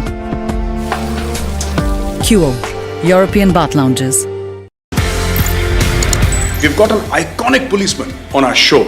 आपका police का सफर बड़ा iconic है। मैं आपसे ये पूछना चाहता हूँ सर, आपका सफर कैसे शुरू हुआ? Why did you choose to join the IPS? मैंने तो तैयारी की थी पूरे इंडियन एडमिनिस्ट्रेटिव सर्विस के लिए, पर कुछ संयोग ऐसा हुआ कि 2 पर्चे देने के बाद मेरे आंख में कुछ समस्या हो गई। इलाहाबाद में आई स्पेशलिस्ट जो सबसे अच्छे थे, उन्होंने इलाज किया, पर उनके पूरे इलाज के बावजूद मेरी आंख ऐसी नहीं हो पाई कि मैं इम्तहान में बैठ सकूँ। और 3 कंपल्सरी और 2 पर्चों के आधार पर मेरा जब रिजल्ट आया तो मैंने देखा कि मैं IPS में मैं नंबर 1 पोजीशन पे हूँ। इस तरह से IPS में मेरा सिलेक्शन, आप मुझे एक्सीडेंटल पुलिस ऑफिसर भी कह सकते हैं।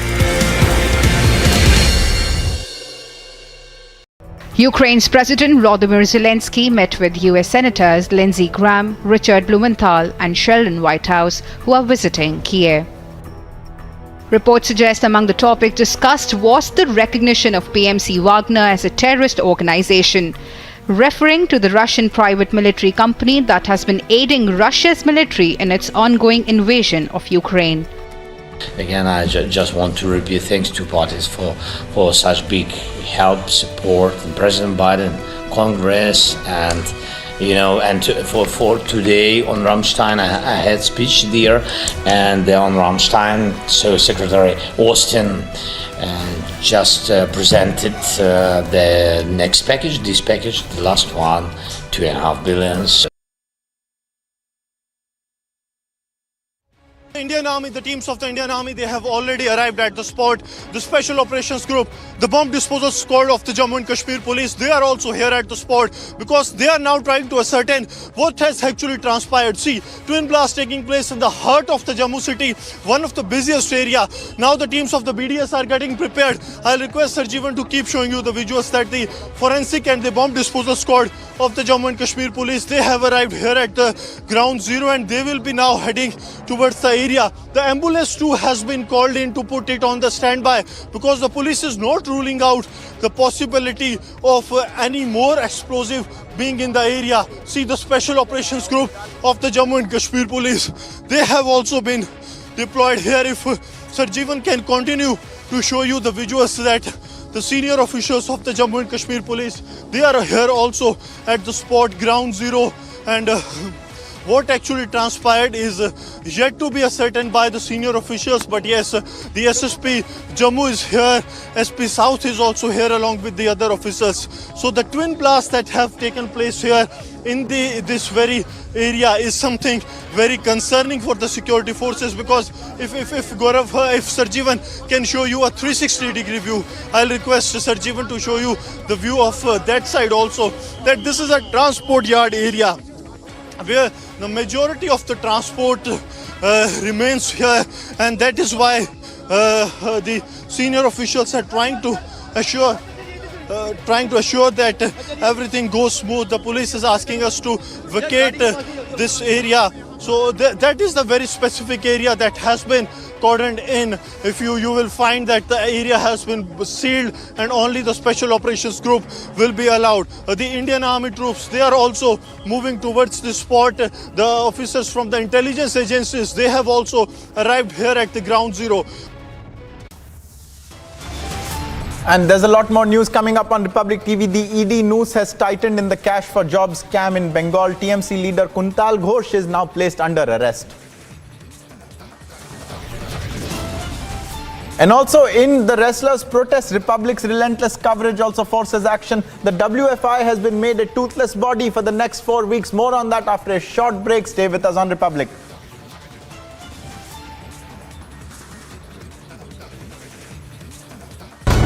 Everybody had this American perspective to how they want to run the business.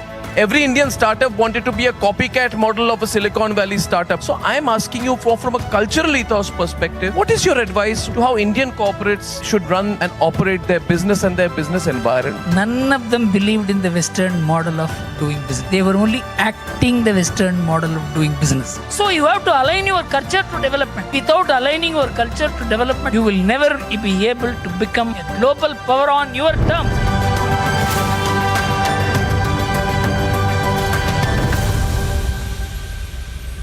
Ukraine's President Volodymyr Zelensky met with US Senators Lindsey Graham, Richard Blumenthal, and Sheldon Whitehouse, who are visiting Kiev.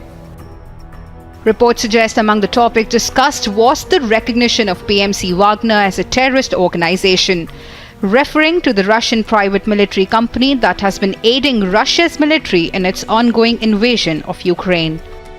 Again, I just want to repeat thanks to parties for such big help, support, and President Biden, Congress, and for today on Rammstein, I had speech there, and on Rammstein, so Secretary Austin just presented the next package, this package, the last one, $2.5 billion of new ammunition, which are very important for us. The meeting came as defense officials met in the US Ramstein Army base in Germany, where Zelensky called for additional military aid for his country. Agency report for Republic TV. Ukraine's President Volodymyr Zelensky met with US Senators Lindsey Graham, Richard Blumenthal, and Sheldon Whitehouse, who are visiting Kiev. Reports suggest among the topics discussed was the recognition of PMC Wagner as a terrorist organization, referring to the Russian private military company that has been aiding Russia's military in its... Why does Pakistan want to talk to India? This is a country with which you fought 4 wars, not 3, as Shehbaz Sharif would like us to believe, but 4 wars. Why would Pakistan want to talk to India? Now, Pakistan is suffering a food crisis, a food security crisis. China is no longer funding Pakistan the way Pakistan had become used to. India is on a diplomatic offensive against Pakistan.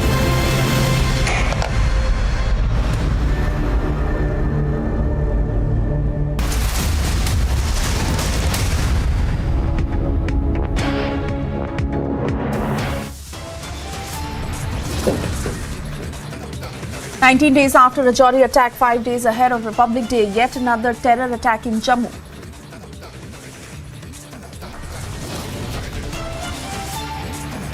Security beefed up as high-intensity twin blast rocks Jammu. NIA and SIA teams on the spot. Outrage as convicted rapist Ram Rahim is out on a 40-day parole. Yes.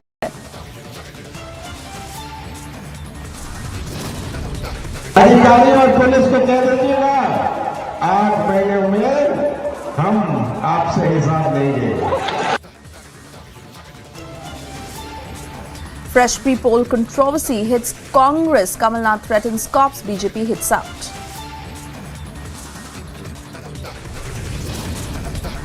ED knows Titans and cash for job scam. TMC leader Kuntal Ghosh is now under arrest. Republic's relentless coverage forces action. WFI is now a toothless body for the next 4 weeks.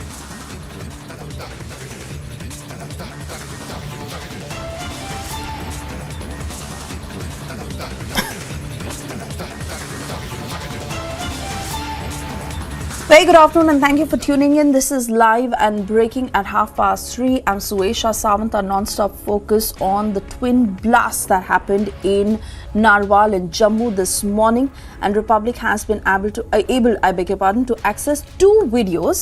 The first blast that happened at 10:47 and the second in an interval of about 10 to 15 minutes that rocked Narwal in Jammu.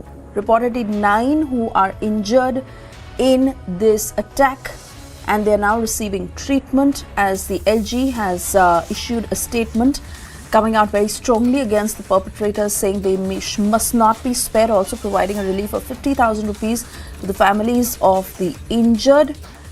Meanwhile, as the investigation on the ground continues, NIA and SIA teams who are present at the spot, they are trying to gather evidence and piece together details of who is responsible for this blast.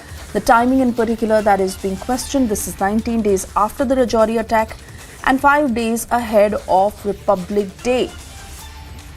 This entire area that you see on your screens right now has been cordoned off, and the matter is now under investigation. Several eyewitness accounts that Republic has been able to hear from. Let's listen in. मैं शाम को गाड़ी का काम कर रहा था। तो बड़े जोर से धमाका हुआ। मैंने बोला टैंकी फटी होगी, जाओ ऊपर जाके देखा ब्लास्ट हो गया बम। गाड़ी में था, महिंद्रा गाड़ी में पड़ा था। हाँ, वो बॉडी थी खाली, उसकी शाल था। शाल में पड़ा था। उसका धमाका वो पीस हो गया। वो जो खटारा गाड़ी होती है, हाँ, उसको तैयार करके रखी थी, कस्टमर की गाड़ी थी, तैयार करके रखी थी। उसका धमाका पीस हो गया गाड़ी के। मेरे हिसाब से कोई 20-25 पीस हो गए गाड़ी के। तो कितने उसके बाद 10 मिनट बाद दूसरा ही फट गया। 2 ब्लास्ट हुए जी। इंजर्ड कौन हुआ है? और कोई 4-5 लड़के डेंटर हैं। अच्छा, डेंटर। हाँ, 4-5 लड़के हैं। एक पेड़ भी लगी है, एक सीड कवर का काम करता है, सीड कवर का। 2 डेंटर हैं, 4-5 बंदे हैं। मेरे 2 मुश्किल बचेंगे, बाकी 3 के देखो। मैं इधर ही था, चाय का काम कर रहा था, दुकान का कस्टमर। वो धमाका जो उधर जाके हुआ है, वो मेरे से कोई 100 फुट आगे जाके हुआ है। अच्छा, तो कितना बड़ा धमाका? बड़ा धमाका, बड़ा जोरदार था। हमने सोचा कोई टंकी फट गई या टायर फट गया, लेकिन जब धुआं देखा मैं टायर नहीं फटा, कुछ और हुआ होगा। जब उधर से बंदे आए तो उन्होंने बताया कि ऐसे ऐसे कोई इधर बंदे इंजर हो गए हैं, तो कोई बम फटा है। अच्छा। अब उसके ठीक हुआ 10-15-20 मिनट वो दूसरा भी फट गया। जब बड़ी पब्लिक इकट्ठी हुई थी। अच्छा। वो थोड़ा उससे थोड़ा आगे जाके हुआ है। अच्छा। 10 मिनट का तो दो बम फटे? 2 बम फटे हैं। 2 की आवाज आपने? 2 हो गई बस। एक पहला हुआ, एक उसके बाद हुआ था। तो आप यहीं पे थे उस टाइम? उसी टाइम मैं यहीं बैठा था, मैं चाय बेच रहा था। क्या देखा? खाली धुआं दिखाई दे रहा है इतनी दूर से, जहाँ मैं खड़ा था वहाँ से तो दूर से खाली धुआं दिखाई दे रहा था। अच्छा, जो ये है पार्ट है? हाँ, ये पार्ट है सर। ये कौन सी गाड़ी थी, क्या थी ये गाड़ी? ये बोलेरो गाड़ी थी। बोलेरो गाड़ी? हाँ, बोलेरो। कौन सी बोलेरो जो लगी हुई है या क्या? नहीं, जो लगी हुई के पास खड़ी थी ना। अच्छा, जिसके परखच्चे उड़ गए? हाँ, बस पूरे बोलेरो गाड़ी थी असल? हाँ जी। अच्छा, तो ये क्या काम इस पे चल रहा था? ये कोई डेंटिंग पेंटिंग का काम चल रहा था इनका। डेंटिंग पेंटिंग का काम था उनका। डेंटिंग पेंटिंग कुछ है नंबर कहाँ की गाड़ी थी कुछ? ये नहीं पता सर उनका। सिर्फ कौन कर रहा था इसको डेंटिंग पेंटिंग? आपके दोस्त ही होंगे? कौन? नहीं, ये बगल वाली दुकान है उनकी। अच्छा, बगल वाली कौन सी वाली? ये वाली, सामने वाली। ये जो ये है? हाँ, गाड़ी खड़ी है। यहाँ कौन करता है ये डेंटिंग पेंटिंग? अशरफ अली करते हैं। अशरफ अली करते हैं। अशरफ अली? अच्छा, वो उनके लड़के लगे हुए थे? अशरफ अली के लड़के लगे हुए थे डेंटिंग में।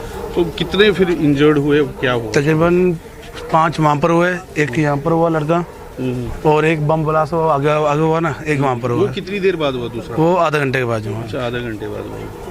तो मतलब तब तक यहाँ लोग इकट्ठे हो गए थे? यहाँ पर तो सबने सोचने लगे यहाँ पर गैस फटा है। अच्छा, गैस फटा होता तो फिर भी गाड़ी इतनी ब्लास्ट नहीं होती, पूरी गाड़ी इतनी चित्र नहीं उड़ती इनकी, ये बात है। अच्छा। तो दूसरा जो है उस पर भी कोई इंजर्ड हुआ? हाँ, वहाँ पर एक बंदा हुआ ना। फिर 5 यहाँ पर हुए, एक ऊपर हुआ, एक यहाँ पर हुआ लड़का। 7 लड़के हुए टोटल। 7 टोटल हुए। 7। फिर आप उनको उठा के लेके गए? हाँ, वो अपनी गाड़ी में लेके गए, यार दोस्त के लोगों की गाड़ी में। एम्बुलेंस वगैरह कुछ भी नहीं आया इस टाइम। इसका डेंटिंग पेंटिंग का काम? हाँ, डेंटिंग पेंटिंग में सर। आप इधर ही थे सामने? हाँ, ये दुकान है जैसे मेरी।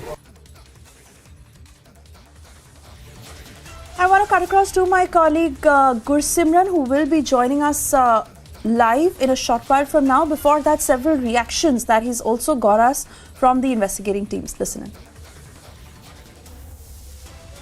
At the nearest incident site to a place to the incident site. This is a residential complex. These are the jhuggies of the locals, those who are living in this area, and they were occupied by some of the residents. If Sir Jeevan can come this way, we will show that around 100 people were here when this incident has taken place. मुझे ये बताइए किस तरह की धमाके की आवाज आई थी, क्या हुआ? हम झुग्गी में आए थे, जोरदार आया था। उसमें ऐसे लगा कि कोई कुछ बहुत बड़ा बम फट गया है। आप लोग कहाँ थे? मैं तो साइड में था, फिर मुझे बीबी ने बताया कि ऐसे ऐसे हुआ, तो फिर मैंने दौड़ कर आया यहाँ। तो डर का माहौल सारे को लगा, सारे झुग्गी के ऊपर, पुल के ऊपर में बैठे हुए हैं। तो सभी लोग आप लोग वहाँ चले गए हैं डर में। तो 2 ब्लास्ट बताए जा रहे हुए? हाँ, एक आगे हुआ है, एक यहाँ हमारे 100 मीटर की दूरी में हुआ। ध्यान नहीं दिया, उतना कम था। दूसरा वाला धमाका इधर ही हुआ ना, वो जबरदस्त था। मैं झुग्गी में ही था। झुग्गी में ही थे? हाँ। तो क्या लगा, किस तरह से, मतलब कितने बजे का समय था, क्या हुआ? वो टाइम तो फिक्स पता नहीं है, लेकिन पहले हुआ, उसके आधे घंटे बाद ये दूसरा हुआ। ओके, तो आप भी यहीं पे थे? हाँ। सुना आपने? बहुत जोर से सुना। तो क्या मतलब तब हड़बड़ी मच गई होगी? हाँ, पूरा हड़बड़ी मची। पहले वहाँ पर देखने गए थे, उसके बाद रूम आ गए हम लोग, यहाँ पे फिर गए रूम से, तो यहाँ पर आवाज आया बहुत जोर से। हिल गया था हमारा झुग्गी, हम 2 ही जनानी था, बहुत रो रहा था अंदर। पूरा जितना धुआं ना हमारा अंदर आ गया। बहुत बड़ा ब्लास्ट हुआ? हाँ, बहुत बड़ा ब्लास्टिंग हुआ। हम डर गया था, पूरा 2 जनानी था, बच्चे छोटे को नहला रहा था, उतना टाइम पूरा धुआं हमारा घर पूरे भर गया। बहुत जबरदस्त हुआ, हम सारी डर रहे थे, हम डर गए थे। 2 जनानी था, रो रहा था, बच्चा नहला रहा था, पूरा धुआं घर में आ गया, पूरा ब्लास्टिंग का। So the entire smoke has entered from this very area. I'll request Sir Jeevan to keep showing you the visuals, keep on the visuals of the blast that has taken place. This white swift car is the vehicle. What it seems, this white sedan car is where the blast has taken place, and the nearby scooty and other vehicles, they have totally been blown by this blast that has taken place. We are continuing with the rolling coverage. We'll try to speak to some more people. आपने आवाज सुनी थी? See. Sir Jeevan is having some more visuals. The dog squad of the Indian Army is here at the spot. The bomb disposal BDS and the dog squad of the Indian Army is here at the ground zero. We are showing you that how things are moving here at the ground zero. BDS and dog squad of the Indian Army here at the blast site. The teams of the Indian Army, they have already arrived at the spot. The Special Operations Group, the Bomb Disposal Squad of the Jammu and Kashmir Police, they are also here at the spot because they are now trying to ascertain what has actually transpired. See, twin blast taking place in the heart of the Jammu city, one of the busiest area. Now the teams of the BDS are getting prepared. I'll request Sarjeevan to keep showing you the visuals that the Forensic and the Bomb Disposal Squad of the Jammu and Kashmir Police, they have arrived. All right, so these are the earlier ground reports that my colleague Gursimran had filed as and when developments were unfolding. Now also getting you some responses from the police and how the investigation is now shaping further. But before that, some breaking news that is just coming in. We're quickly cutting across to that.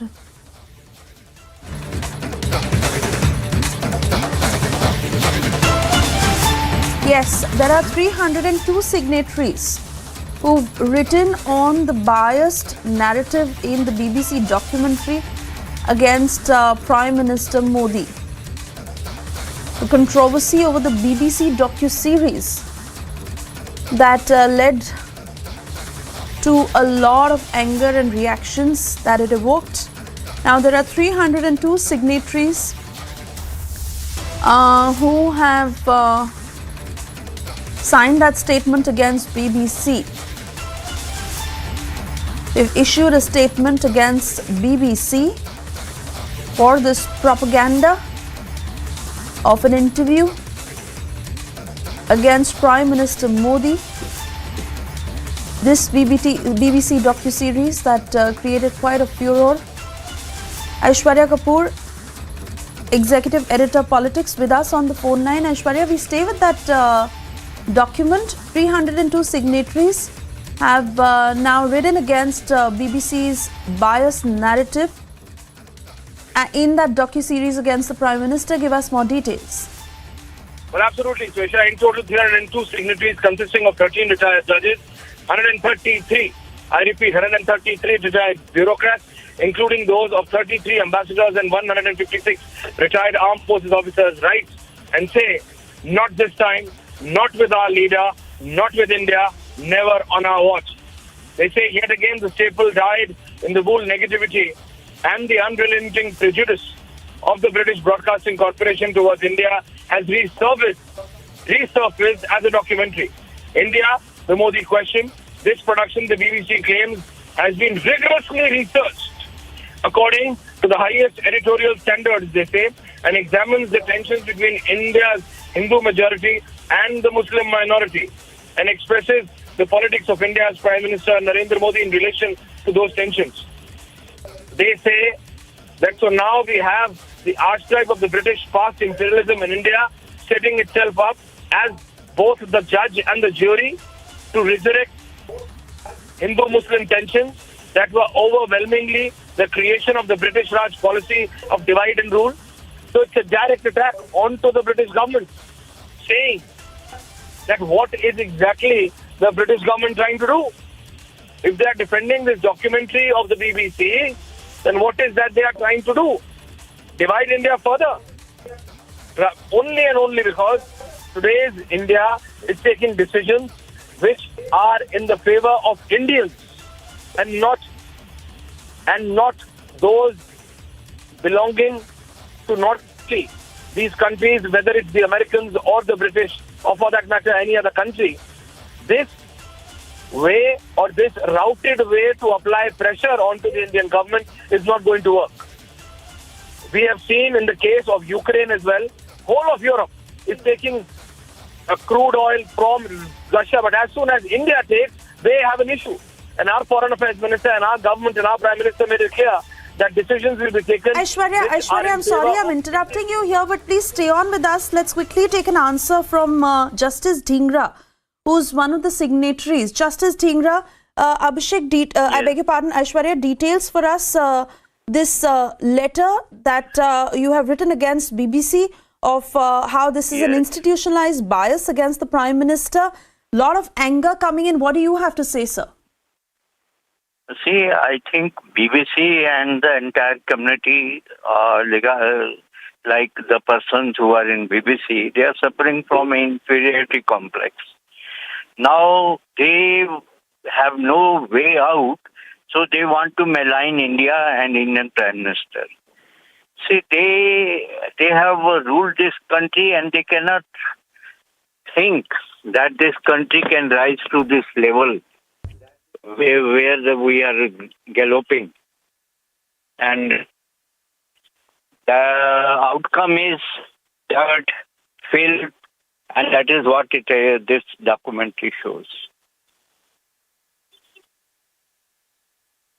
Sir, I'd like to mention some of the lines also taken against BBC through this letter, where you say that BBC does not know that India does not need colonial imperialistic outsiders whose primary claim to fame has been divide and rule under the British Raj. They don't know how to live in unity. Inclusion is inherent in India, and they should rather be questioning by making a documentary where BBC asks the ethical question to themselves. So a strong petition that has been filed against BBC and this particular docu-series by all your dignitaries. I believe Niranjan is also with me on the broadcast. Niranjan also has a question for you, sir. Over to you, Niranjan.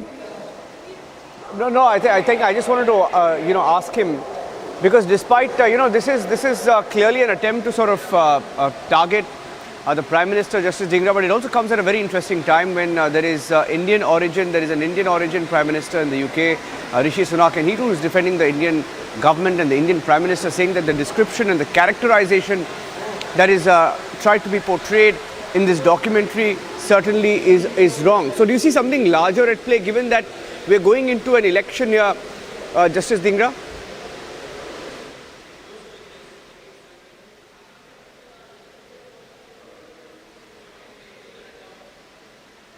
Okay, I think I lost the line there. Suesha, but I just have this letter with me, and I'd like to read out a few quotes from it, Samiksha. And there are many signatories to this letter, Suesha. And they say that yet again the staple dyed-in-the-wool negativity, unrelenting prejudice of the BBC toward India has resurfaced as a documentary. India, the Modi question. This production, the BBC claims, has been rigorously researched according to the highest editorial standards and examines the tensions between India's Hindu majority, etc., etc., etc., right? So now we have the archetype of British past imperialism in India setting itself up as both judge and jury to resurrect Hindu-Muslim tensions that were overwhelmingly the creation of the British Raj policy of divide and rule. And I think we're getting in more voices. Praveen Dikshit, the former DGP of Maharashtra, is joining us on the phone line. Praveen Dikshit, what do you think is their intent? Clearly, the courts in India, judiciary in India, judges, investigative teams, everyone who has studied this has put the matter to rest. But there is a deliberate attempt to raise this issue and create tensions. That's also what your letter says. Do you think there is a larger ploy, perhaps, given that we are going into an election year? I think you are absolutely right. There is no reason at all why they should handpick somebody, and particularly the Prime Minister of a country where the democratic processes are completely in progress, and making such kind of accusations without any basis against such person and characterizing him as somebody who is a villain is highly objectionable. Yes. And despite that, of course, the BBC has gone on to sort of defend it, claiming that, this was well researched, etc., etc., and trying to, of course, give their own narrative. And they've been extremely biased ever since this government came in 2014. Their entire narrative has been sort of against Modi, against the government. You think they're coming from that standpoint, and do you think the government will do something about it? No, I think the fact that the person who has made this documentary, his character itself speaks volumes rather than anything else. And his bias against the democratically elected persons in India shows that they have highly disregard for the people of India, because Mr. Modi has been elected by everyone, whether he is a Muslim, whether he is a Hindu, whether he is a Christian or any other minority or any other religion. All of them across the country have elected him. Not only elected him, but also consistently shown throughout the world that he is the most popular leader, gaining more than 75% of the voters to vote for him as the elected person. So that itself shows his popularity. Now, making any accusations against such popular and elected person to say that he is a highly nationalist or highly rightist or whatnot, all this shows the prejudices and biases of the person as well as the various whatever activities they have done in the name of this documentary. Yeah, agree. Thank you for that. Thank you, Praveen Dixit ji, for speaking to Republic TV. Suesha, many signatories to this letter, over 300 of them. And, just taking some of the quotes from here as Aishwarya also joins us, I think, on the broadcast. I have some quotes here saying that it's all based on delusional, evidently lopsided reporting, presumes to question the very basis of the 75-year-old edifice of India's existence as an independent democratic nation, because they obviously have tried to run down India's judiciary and whatever the outcomes have been of these investigations and the, proceedings in court. Glaring factual errors apart, series which uses the words allegedly, reportedly, repeatedly and not factually, reeks of motivated distortion that is mind-numbingly unsubstantiated as it is nefarious. So, they also go on to talk about how the Supreme Court of India has unambiguously ruled out any role of the Prime Minister in Gujarat violence of 2002 while firmly rejecting allegations of complicity in action by the then Gujarat state government headed by Chief Minister Modi, and talks about the details of how many investigations were conducted and who these people were who actually tried to target the Prime Minister. So it goes into great detail. And obviously the BBC has not taken any of that into consideration. They have their own spin to it. They have their own motivations. And, almost playing by the script, you had Pakistan origin MPs. Pakistan origin MPs pick up this issue in the UK Parliament and try to question Rishi Sunak on it. So I think it's a classic case of what we call the lobby of people who hate India, people who can't stand India, the rise of India and the popularity of the government perhaps are trying to do what is otherwise called a classic hit job. Suesha.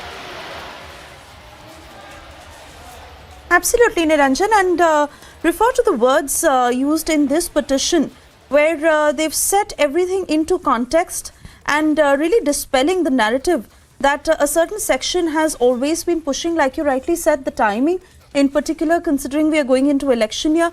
And while there is one section of the international media that hails the leadership of Prime Minister Modi, you really see the agenda that is coming in from this other section. We're trying to get more responses on the same, like you're saying that Aishwarya also may join us on the broadcast soon, of how we are picking up more steam on this. Aishwarya, I believe you're with us on the phone line, I'm being told. We've seen the kind of anger that came in after how BBC tried to push it and then give a justification of how it was well researched. Of course, none of that cut ice. But I want to refer to this petition and how every single detail has been put into context of, BBC's British Broadcasting Corporation. Just pushing the very idea of minorities being targeted, which is far from true, of CAA, of how the government has always looked out during the COVID pandemic and looked out for the poor and all the sections in the country. Just every detail in this petition. No, Suesha, if you can hear me now, I'm live from the Bharat newsroom. If our director can route that feed first. And secondly, what is BBC? What is BBC? What is British Broadcasting Corporation? British Broadcasting Corporation runs on the Queen's Pound. British Broadcasting Corporation is a wing of the British government. British Broadcasting Corporation runs, I repeat, on the Queen's Pound. It has been a part of the soft diplomacy or the tier 2 diplomacy which the British government has been using from not now, but from ages. They have done this or they have tried this with several other countries, but not with India. And that's why you see the first line of this, and I repeat, the first line of this rebuttal says, not this time, not with our leader, not with India, never on our watch. I repeat, this letter says, not this time, not with our leader, not with India, never on our watch. Because they exactly understand BBC is an arm of the British government. It is British Broadcasting Corporation. It still runs on the Queen's pound. That means the government funds it. This documentary, directly or indirectly, has been funded by the British government. So very clear, they are not happy that the government in place in today's time in India takes decisions which are in favor of Indians first and then others. In COVID, we helped the world, but after helping ourselves. Can we forget how the complete Europe and UK, specifically during the Ukraine-Russia war crisis, was just unhappy that India is taking direct crude oil, petroleum from Russia while they were also doing the same? They can do, but we cannot. Why? So that's the problem. Because of they not able to arm twist the Indian government as they might have been able to do earlier, now they are using this as a strategy to defame, to malign the present government. And that's why I repeat, when these 302 signatories, which includes 13 retired judges, 133 bureaucrats, 33 ambassadors and 156 armed force officers, they say, not this time. And there is a meaning when they start with this word. It's very clear. It's very, very clear that at the end of the day, the present government is not working in their interest, that is the British interest. They might be in a habit that earlier they might be able to turn things right or left according to their benefit, but this time around the present dispensation is not doing it. That's why you see, it's a well conceptualized, it's a well planned thing which has happened. And I once again repeat, what is BBC? Don't forget that. Yeah. Exactly. And Aishwarya, it's very important to refer to every single word that has very aptly been put out in this petition to dispel the narrative that the likes of BBC are trying to do, peddle this theory against Narendra Modi, but that is certainly not going to cut ice with the people of the country. On that note, Aishwarya, thank you for joining us. We have to slip into a very short commercial break. We'll be back on the other side.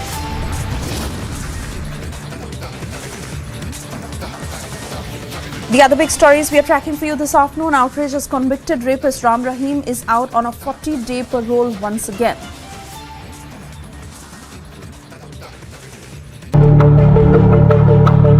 Several Lebanese reformist legislators continue a sit-in inside Parliament building for a second day.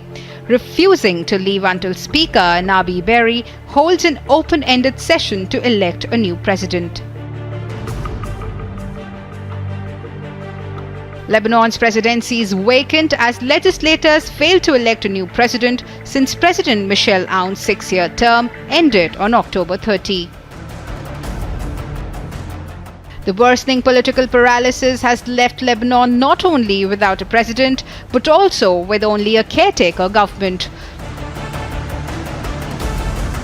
stalling a host of economic reforms aimed at stopping wasteful spending and combating rampant corruption. Agency report for Republic TV. We've got an iconic policeman on our show. आपका police का सफर बड़ा iconic है। मैं आपसे ये पूछना चाहता हूँ सर, आपका सफर कैसे शुरू हुआ? Why did you choose to join the IPS? मैंने तो तैयारी की थी पूरे इंडियन एडमिनिस्ट्रेटिव सर्विस के लिए, पर कुछ संयोग ऐसा हुआ कि 2 पर्चे देने के बाद मेरे आंख में कुछ समस्या हो गई। इलाहाबाद में आई स्पेशलिस्ट जो सबसे अच्छे थे, उन्होंने इलाज किया, पर उनके पूरे इलाज के बावजूद मेरी आंख ऐसी नहीं हो पाई कि मैं इम्तहान में बैठ सकूँ। और 3 कंपल्सरी और 2 पर्चों के आधार पर मेरा जब रिजल्ट आया तो मैंने देखा कि मैं IPS में मैं नंबर 1 पोजीशन पे हूँ। इस तरह से IPS में मेरा सिलेक्शन, आप मुझे एक्सीडेंटल पुलिस ऑफिसर भी कह सकते हैं। Ukraine's President Volodymyr Zelensky met with US Senators Lindsey Graham, Richard Blumenthal and Sheldon Whitehouse, who are visiting Kiev. Reports suggest among the topics discussed was the recognition of PMC Wagner as a terrorist organization, referring to the Russian private military company that has been aiding Russia's military in its ongoing invasion of Ukraine. Again, I just want to repeat thanks to parties for such big help, support, and President Biden, Congress, and for today on Rammstein, I had speech there, and on Rammstein, so Secretary Austin just presented the next package, this package, the last one, $2.5 billion of. Ahead of Republic Day, mysterious twin explosions have been reported from Jammu and Kashmir's Narwal area. Now, according to sources, 9 people have suffered injuries in these blasts. Republic has accessed CCTV footage that was captured during the moment of the blast, and people can be seen rushing towards the explosion site in the CCTV footage in the aftermath to save the ones injured.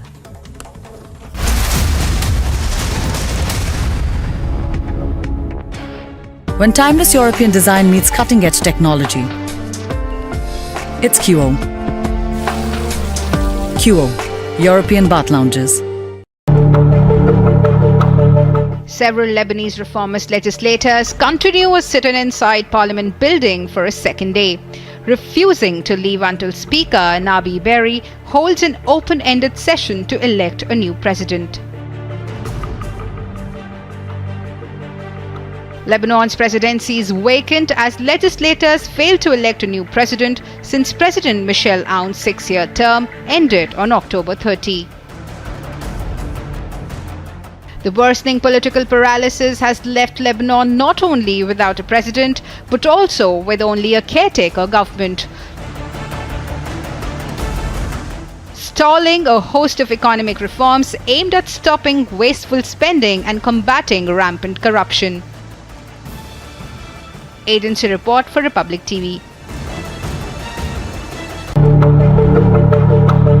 Several Lebanese reformist legislators continue a sit-in inside Parliament building for a second day, refusing to leave until Speaker Nabi Berri holds an open-ended session to elect a new president.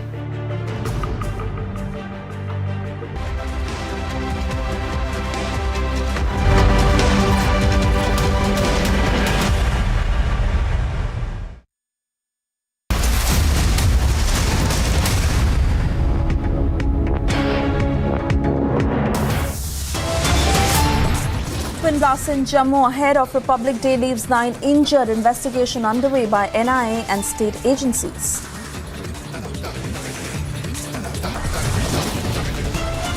"302 signatories, including retired judges, bureaucrats and army officials, issue a statement on BBC's biased docuseries on Modi."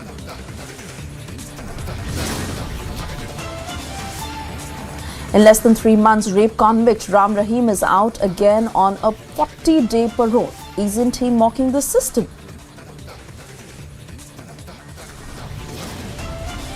NIA charge sheet in Praveen Netaru case reveals how PFI was raising killer squad to achieve its mission 2047. अधिकारी और police को कह दीजिएगा 8 महीने में हम आपसे हिसाब लेंगे.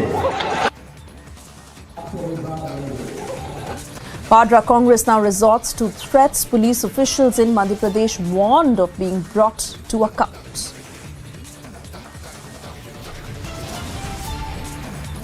It is a big victory for wrestlers as Brij Bhushan has been forced to step aside and WFI has been made defunct.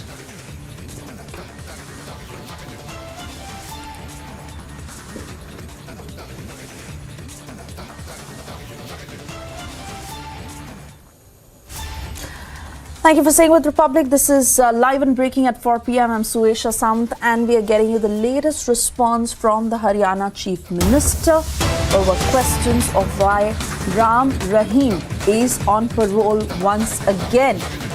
He is on a 40-day parole after 3 months of when he was last out on parole. And this is the Haryana Chief Minister who's responded saying that he's only got parole We don't interfere with it. If it is due, then the parole is granted. This is the statement coming in from the Haryana Chief Minister as the Haryana government washes its hands off from why Ram Rahim has been given parole. The government stating that it is not their decision, they have nothing to do with it. That is exactly what was the response the last time around, pinning it on the courts. And now this is the latest where the Haryana Chief Minister is saying that we have no interference in this decision. If it was due, he got parole. Ram Rahim, who is out on parole, and Republic got you those first pictures of the cavalcade given to rapist Ram Rahim, as he is once again out for 40 days, where he actually wanted to celebrate his birthday in a grand way.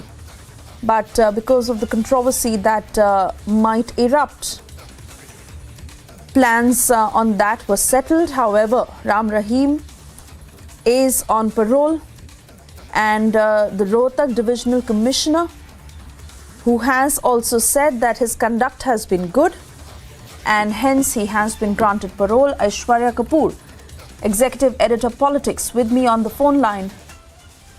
I believe he is live with us on the broadcast.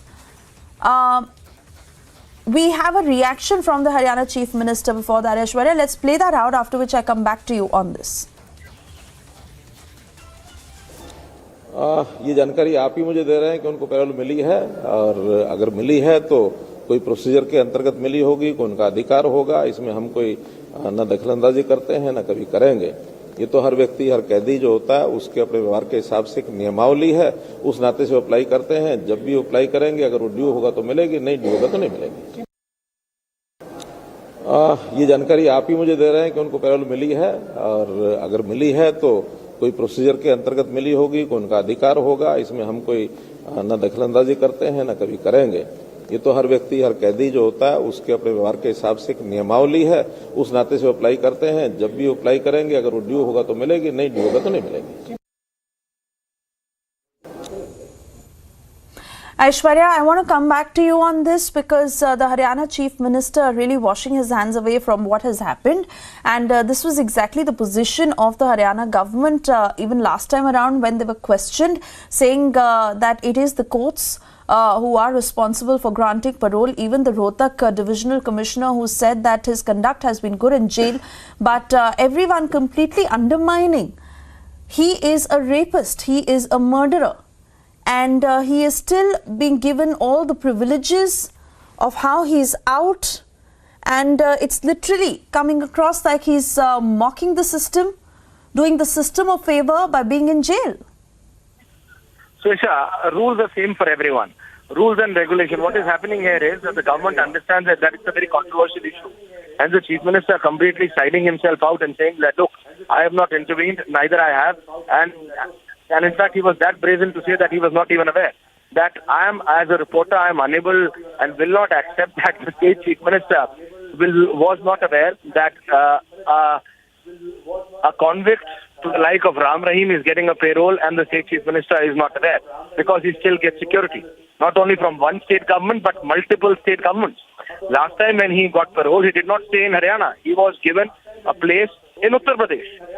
So we need to understand that we are dealing with a convict who is a rape accused. Not only an accused, a rape convict. So very clearly the Chief Minister understands in saying that, look, this is a legal process. I have not intervened, neither has my government, and nor I will. Because whether in pro or against, if the Chief Minister says anything, it will create controversies and a political one. And we cannot forget that elections in Haryana are also now around the corner. And every political party goes to him.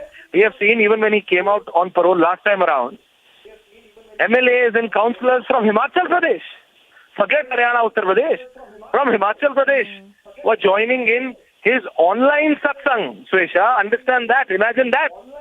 A rape convict. What BJP, what Congress, what regional parties, JJP, others of Haryana, or whichever regional parties in Himachal Pradesh were contesting, leaders of all parties, across party lines, they were fighting within themselves to connect via online on this rape convicts virtual satsang. That's the control he still holds. But the state chief minister completely siding and saying that him or his government has not done anything.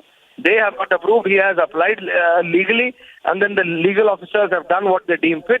So very clearly, Manohar Lal Khattar understanding that it's a very controversial issue every time. The problem is, Aishwarya, that this is a rapist and a murderer who thinks that he can twist the system his way.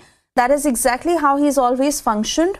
For the netas who believe that he brings in a huge vote bank in their favor, and it is not just about one particular party, but cutting across party lines of how so many netas have pandered to him. And here also a convenient statement that is given that the rules are being followed. But it is really about putting out that larger message by just saying that his conduct in jail is fine, and which is why he's granted parole, does not give the right message. Fact is that he is and has touted himself to be a godman who's for years exploited young girls, and he is now in jail for charges over murder and rape, and he needs to be punished in jail, not being given this convenient parole every time where he comes out and has his leisure time and goes back in.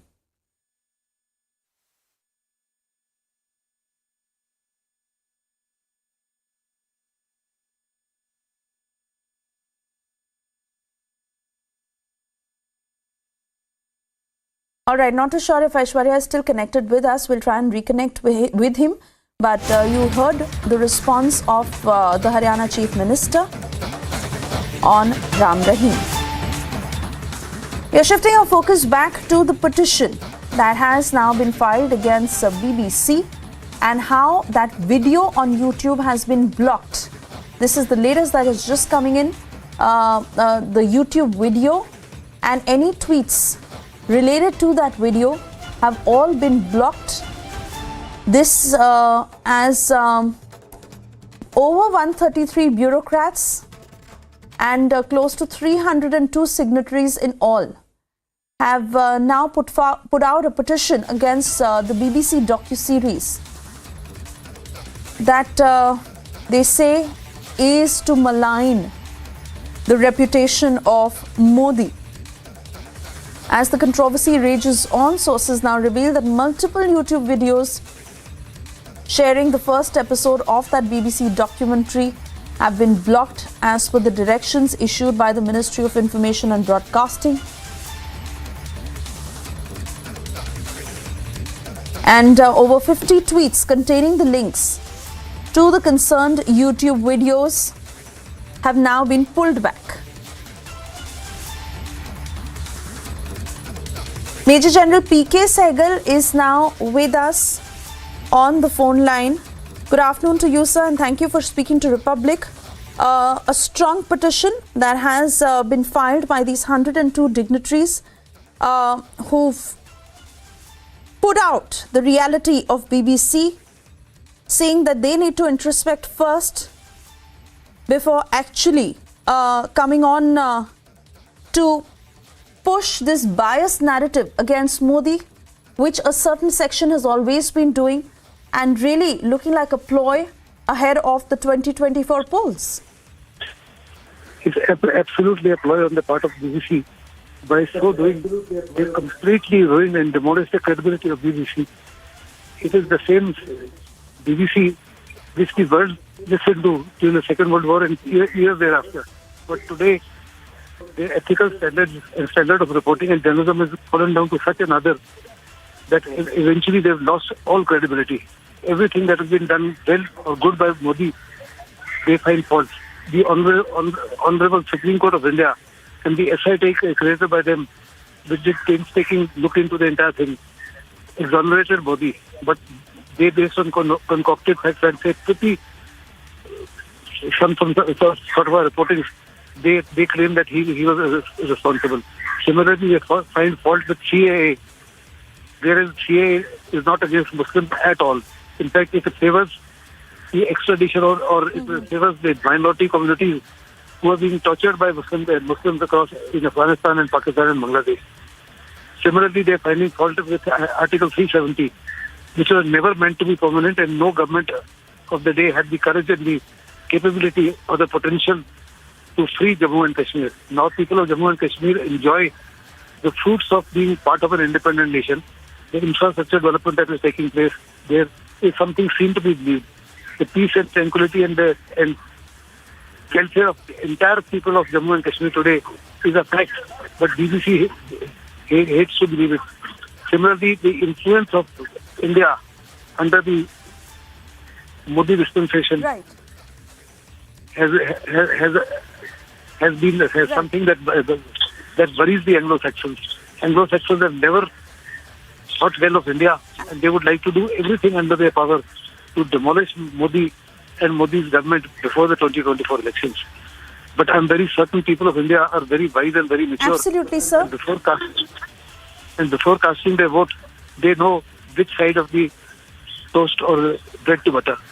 What Modi has done for the people of India is something unbelievable. 80 crore people have been given free rations in the pandemic and continue to get free rations. We are the only country in the world which has been able to save almost the entire Indian population from COVID-19. Notwithstanding the fact that the BBC or they could not do so in their own country. The Americans could not do it. The Japanese, the Germans could not do it. The Koreans couldn't do it. And the Chinese, who said Sinovac is one of the best vaccines, have eventually learned for themselves that the vaccine is absolutely and totally hopeless. And these are the very facts that have been stated in that petition now look into the eyes of BBC, the very facts that have been put out in that petition. I believe Niranjan is also with us as we get more voices on this, Niranjan, and how YouTube and Twitter have complied to the directions of the INB ministry. All the tweets and videos to this effect have been pulled down. Becoming a huge controversy.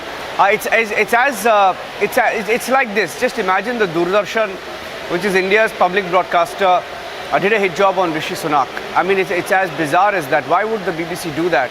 And the BBC has traditionally been biased. I want to go across also Swesha, because Nirmal Kaur is joining us on the phone line. Nirmal Kaur, former IPS officer, a retired IPS officer. Nirmal Kaur ji, your response to the breaking news update that we are getting, that the government has blocked YouTube videos, tweets sharing BBC documentary of the Prime Minister. Who's BBC to comment on us? Do we go around commenting what is happening in France or Europe or anywhere, or in Britain itself or in England itself? There are millions, they're pointing one finger at us, maybe four are pointing at them. But we don't interfere in other people's internal affairs. And this is our internal affair, the highest court of the land. SIT was formed, hours together. Modi ji gave his interviews or whatever, interrogation, faced the interrogation. The highest court, Supreme Court, as per our law, it was all cleared. And now suddenly out of the blue they make a documentary. I think they just want to somehow foment dissent here. And even the timing is very suspect. At this time, maybe it's being funded by lobbies, maybe it is funded by, the opposition parties to come out with these things. And there are so many of our left Librado kind of intellectuals whose only job is to go and malign India everywhere. And this is, BBC anyway. BBC has no locus standi. BBC has no authority in speaking about our internal affairs. What is it? It's just a colonial hangover. I think it's time BBC was wound up. Because kya hai? We were a colony and they still think we are a colony and they can do anything. No, we are very much a sovereign, independent country. And we are doing it as per our law. Even the fact they are talking about those riots and all, the highest SITs were formed, the highest court has said his involvement is not there, and now suddenly BBC brings it out. Out of where? Are they above our Supreme Court? Are they above our laws? We have to abide by our constitution, our laws, and what Modi ji has done for the country, everyone knows. It doesn't need any repetition, he's so development minded. So much he has done, even during COVID, otherwise, and even today, so many people are getting free rations. Where is that, all that, this for the country, he's thinking so much. At his age, he hardly sleeps, he hardly takes rest, he's all the time worried, even in his personal tragedy. He just spends about a couple of hours and he's back to the work of the nation. And I think this is just a very, very personal attack on him, to malign him and to give him a bad name and the timing is highly suspect. I mean, do we go, will All India Radio go around telling us, or the Doordarshan ki what is happening in England or what is happening in any other country? No, that is their internal affair. They have to manage their internal affairs. We also are managing our internal affairs. And we are going by our constitution, our law, our system of courts, and Supreme Court is the highest authority as per our country's laws. And Supreme Court has said his involvement is not there, everything is clear, and now suddenly they make this documentary to malign, and I don't know what is the agenda. I am sure it is funded by anti-India lobbies, or maybe our own people, these liberal left. A lot of people are in India also backing it, Nirmal Kaurji. There is an entire what you can call an ecosystem, the BBC ecosystem in India, which of course for them anything which is anti-Modi is content that they love to share, love to defend, and love to propagate. And it appears that even them who are Indian citizens, or at least most of them are Indian citizens, there are also some running Indian portals but are not Indian citizens, and all of them this is the kind of content that they lap up, defend, sort of push out and promote. It is just that they enjoy the single malts in a next to a fire, and then they come and bitch about all the they are elites. They have an elitist lifestyle themselves, and then they bitch about the poor country, poverty of the country, or so many of these left kind of inputs they give us. First, let them come out on the streets and live. See what Modi and BJP cadres and even many people who are right now ruling. They are going out to the streets. They are identifying with the common man. What are these elites doing? No, they just sit there just because they can talk. They can talk good English or Queen's English. They think, they own. They are still living in 1940s, when we were under the British. Though I agree with most of what you said, I think just on the use of language there, just didn't agree with the use of your words twice. Yes, you're right. They do talk about everything else, next to the bonfire. It's a classic hit job, isn't it? Classic hit job. Thank you, Nirmal Kaurji, for joining us. And I'm going back to Suesha. Suesha, so the story is getting much bigger, being called out, and there are so many signatories, some of whom are bureaucrats, former IPS officers, several veterans as well, and people, and there are justices, former judges who are writing letters to call out this hit job on the Indian Prime Minister, saying that when India's highest courts have found no merit, how is it that the BBC tries to push this distorted narrative? And like I said at the beginning, it's like Doordarshan producing something to malign Rishi Sunak. It's as similar to that. And why would a national broadcaster, the public broadcaster of UK, do that? It's malicious. The intent, of course, is something else, and most people are calling it out. And the latest breaking news, once again, telling all our viewers that the government has blocked YouTube videos, tweets sharing this documentary, and there are many people who continue to share these links. It's a free country, but the government is pulling these links down. Multiple YouTube videos sharing the first episode of the BBC documentary have been blocked as per the directions issued by the Ministry of Information and Broadcasting. So this is a breaking news update. Along with YouTube Video Center has also directed Twitter to block over 50 tweets containing links to the concerned YouTube videos. So that's the breaking news update. I'm handing it back to you for now. Story is certainly going to get bigger from here on. We are looking at something much bigger, and I think this time the government is fighting back, this kind of a propaganda head on. They're not going to let this pass, because so many times the BBC has been caught peddling fake news and fake narratives, and it appears that this time they've drawn the line. Oh yes, absolutely, and seeming very, very intentional and timed in that sense is exactly what senior bureaucrats and justices in our country are pointing out of how this narrative has been pushed time and again by the BBC, and really looking like one section that continues to push this out ahead of the 2024 polls, knowing how strong a force it is to reckon with, and the popularity that Modi has, but merely to how it has angered the entire nation. And we are now fighting back as not just historical facts that have been laid bare in the face of the Britishers through this petition, but also of all that the Rainey government has done for the good of the people, and really reminding BBC to how it is none of their business to even interfere in these matters. Ashok Sajjanhar is also now with us on the phone line. Very good afternoon, and your response to this docuseries of BBC, especially of the anger that is mounting, that is raging on, and this petition that has been filed against BBC now. Yeah, you know, everything that we really wanted to say has been put in this letter that we have addressed to the BBC, because it is totally uncalled for, biased, untenable, whatever has been stated there. There is no rationale, there is no raison d'etre for, bringing this out at this moment. It does not come out with any new evidence.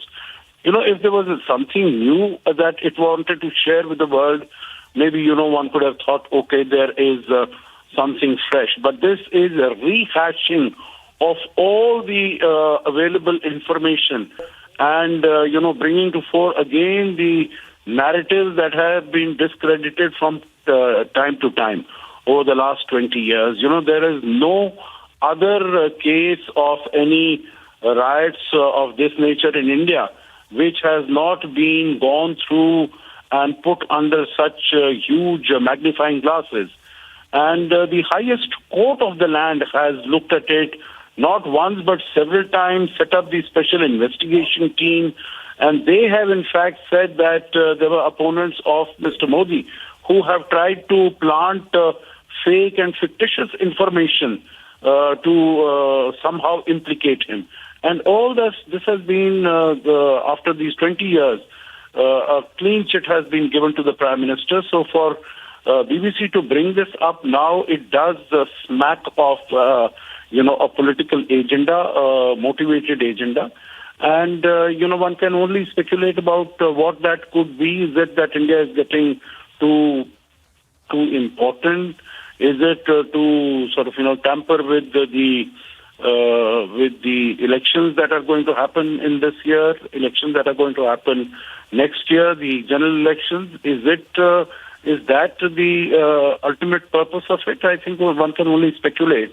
But, of course, it is a very poor example of journalism, and I think the only impact this will have is on bringing down the viewership of BBC very significantly. As it is, it has been struggling. So this will bring down, and it has very significantly lowered the respect and credibility as it might have had before this. Right. Absolutely. Ashok Sajjanhar, thank you very much, sir, for speaking to Republic this afternoon, and back-to-back reactions that have been coming in as anger is mounting over this BBC docuseries on its biased nature, and a very, very intentional motive as it comes across to peddle this narrative against Narendra Modi. On that note, we have to slip into a very short commercial break. But we are also keeping our focus on the probe that is underway on the twin blasts in Jammu this morning, and how 9 were injured as they undergo treatment.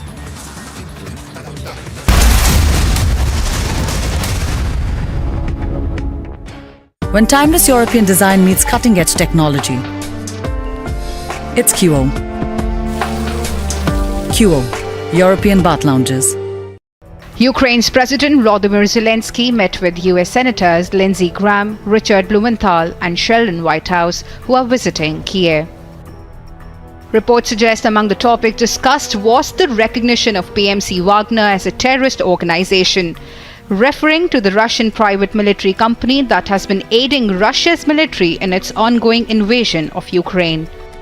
Again, I just want to repeat thanks to parties for such big help, support, and President Biden, Congress, and for today on Rammstein, I had speech there, and on Rammstein, so Secretary Austin just presented the next package, this package, the last one, $2.5 billion of new ammunition, which are very important for us.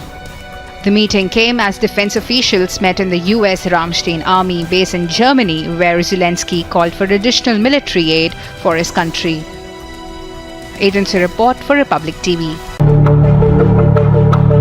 Several Lebanese reformist legislators continue a sit-in inside Parliament building for a second day, refusing to leave until Speaker Nabi Berri holds an open-ended session to elect a new president.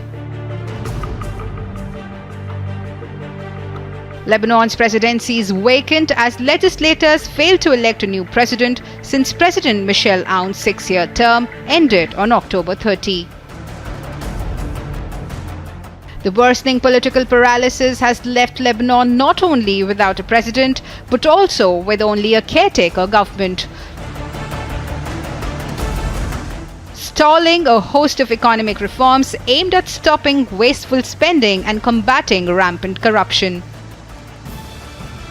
Agency report for Republic TV.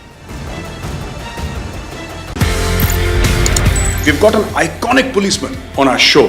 आपका police का सफर बड़ा iconic है। मैं आपसे ये पूछना चाहता हूँ सर, आपका सफर कैसे शुरू हुआ? Why did you choose to join the IPS? मैंने तो तैयारी की थी पूरे इंडियन एडमिनिस्ट्रेटिव सर्विस के लिए, पर कुछ संयोग ऐसा हुआ कि 2 पर्चे देने के बाद मेरे आंख में कुछ समस्या हो गई। इलाहाबाद में आई स्पेशलिस्ट जो सबसे अच्छे थे, उन्होंने इलाज किया, पर उनके पूरे इलाज के बावजूद मेरी आंख ऐसी नहीं हो पाई कि मैं इम्तहान में बैठ सकूँ। और 3 कंपल्सरी और 2 पर्चों के आधार पर मेरा जब रिजल्ट आया तो मैंने देखा कि मैं IPS में मैं नंबर 1 पोजीशन पे हूँ। इस तरह से IPS में मेरा सिलेक्शन, आप मुझे एक्सीडेंटल पुलिस ऑफिसर भी कह सकते हैं।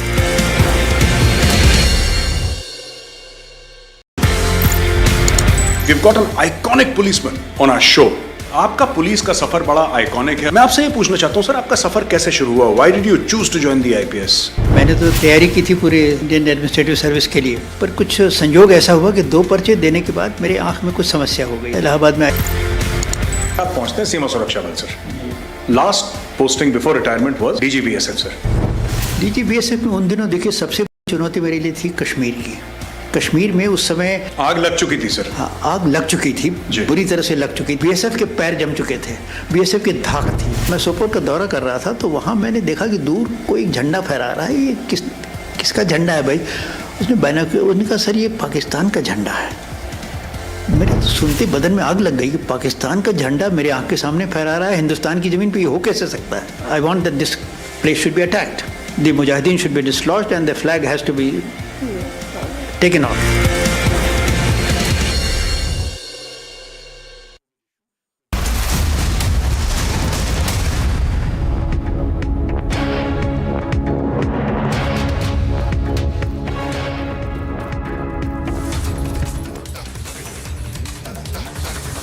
Thank you for joining us here on Republic TV, and we've been getting you all the breaking news headlines. There have been twin blasts in Jammu, getting you the latest updates on that, and the fight over the BBC docu-series on the Prime Minister. Back-to-back actions being taken. Here are the headlines.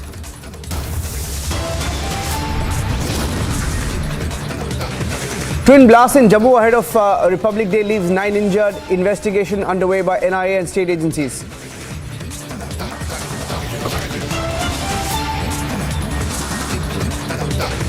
"302 signatories, including retired judges, bureaucrats and army officials, issue statement on the BBC's biased docu-series."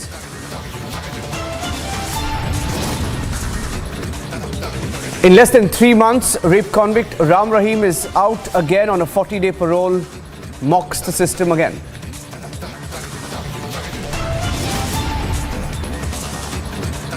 NIA charge sheet in the Praveen Nettaru case reveals how PFI was raising a killer squad to achieve its mission in 2047.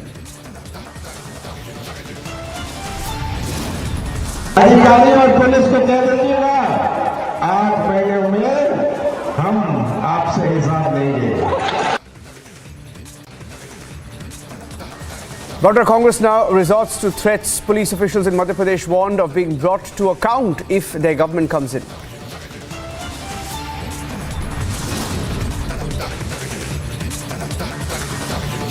Big victory for wrestlers as Brij Bhushan has been forced to step aside and WFI has been now made defunct.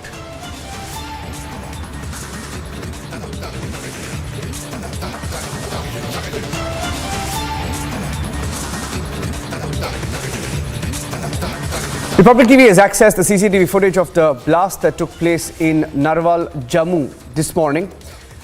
As per the CCTV footage, the first blast took place at around 10:47 this morning, and in the visuals, people can be seen running when the blast took place. Twin blasts were reported from the area. First, a blast, and when people gathered to see what had happened, another blast, leaving at least 9 people injured. 10 to 15 minute interval between both blasts, and it's reported now that at least 9 people have suffered injuries. The injured have been shifted to the hospital for further treatment.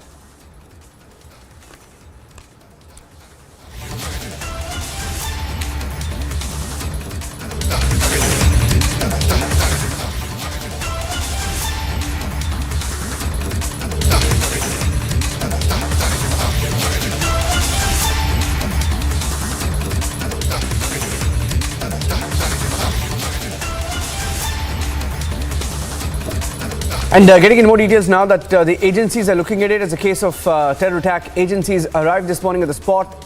It's now been completely cordoned off. Investigating agencies looking at the reason behind that blast or who was behind the twin blast. A search operation was also launched earlier in the area with a team of the bomb disposal squad also at site.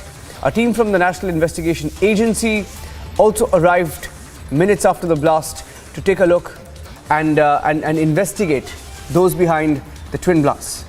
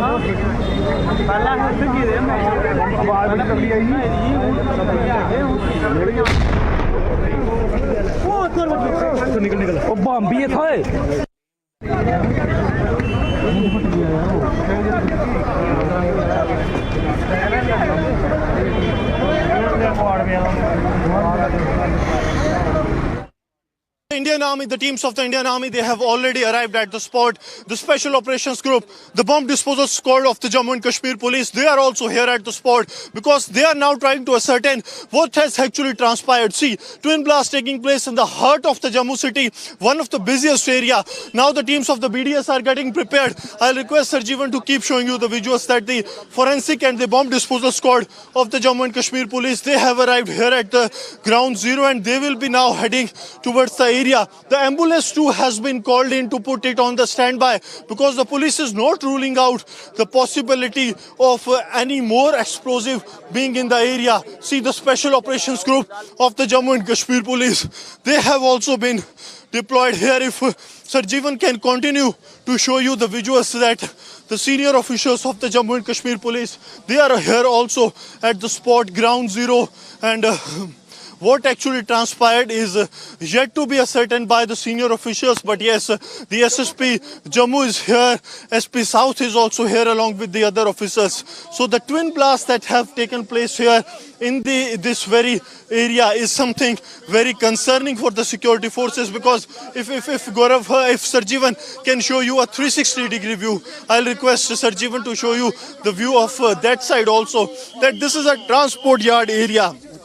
where the majority of the transport remains here, and that is why the senior officials are trying to assure that everything goes smooth. The police is asking us to vacate this area. So that is the very specific area that has been cordoned in. If you will find that the area has been sealed and only the special operations group will be allowed. The Indian Army troops, they are also moving towards this spot. The officers from the intelligence agencies, they have also arrived here at the ground zero. Police is asking us to clear the area. What has transpired is yet to be ascertained. They are saying, yes. See, we are continuously showing you the visuals. The police is saying that they are trying to sanitize the area. But will it be possible to sanitize 10,000 to 15,000 vehicles that are parked here? That is something which is a Herculean task for the Jammu and Kashmir police, what it seems as of now. Because to sanitize the entire area, which is now spread into kilometers, not even in meters, in kilometers this area. And if you will have if Sarjeevan will show you a single glimpse, you will find almost 40 to 50 vehicles parked in every 10 to 50 meters distance. So to check every nook and corner is something very, very difficult for the security forces, and this entire area is now being blocked by the Jammu and Kashmir police. They are saying that it cannot be ruled out that there is a possibility of some more explosive. We had an off-record briefing with some of the officials, and what they told, see, the ambulances, more and more ambulances are also being rushed to the forward areas. This is just to ensure that in case of a contingency, if anything is needed, they have all the vehicles here on the standby. That is what being done by the Jammu and Kashmir police. And apart from that, we have seen what has transpired since last night. First, the twin blasts that have taken place in the single blast that has taken place. The area specific was Bajalta. However, it was ruled out by police, saying that it is only and only the blast that has happened due to the urea. But now the twin blasts have taken place, and the paratroopers of the Indian Army, they too have been called in. If I'll request Sarjeevan to show you that the special forces of Indian Army, they too are here at the spot. So the senior officials are asking us to get away from this very area. More and more teams of the Jammu and Kashmir police, they are also arriving at the spot. The senior officials of the Jammu and Kashmir police, they are here at the spot at the ground zero, trying to ascertain what kind of nature of the blast it was, since the twin blasts have taken place. The special operations group teams, they are arriving at the regular intervals. I'll request Sarjeevan to come this way so that he can show you that how the things have unfolded. This is a vast area where this blast has taken place, because if you will move every nook and corner, then you will find that there is a regular presence, hefty presence of the vehicles here. So to check each and every nook and corner is really very, very difficult, and that's why it is taking time for police to clear the entire area. This area has also been seized. The Indian Army, the Special Operations Group of the Jammu and Kashmir Police, senior officials including the ADG Jammu Zone, they are also here. So no one is leaving anything as chance so as to ensure that everything goes well and smooth. But the twin blasts that have taken place, this is what it seems as of now. There is no official word from the police, but what has transpired on 28th and 29th of September, ahead of the visit of the Union Home Minister Amit Shah to Jammu and Kashmir last year on 4th of October, twin blasts have taken place that were in a bus. First it was in the night, then in the early morning, two blasts have taken place. So what it seems as of now, that it was a similar kind of a modus operandi. And what happened in the Rajouri, first there was a killing and then it was followed by an ID blast. That was a timer ID, and the main motive was to inflict maximum damage not only to the civilians but to the security forces. And this time also same thing happened. First a blast has taken place in the scrap area, then when people gathered, then another blast took place in which 6 people got injured. So the possibility of the people,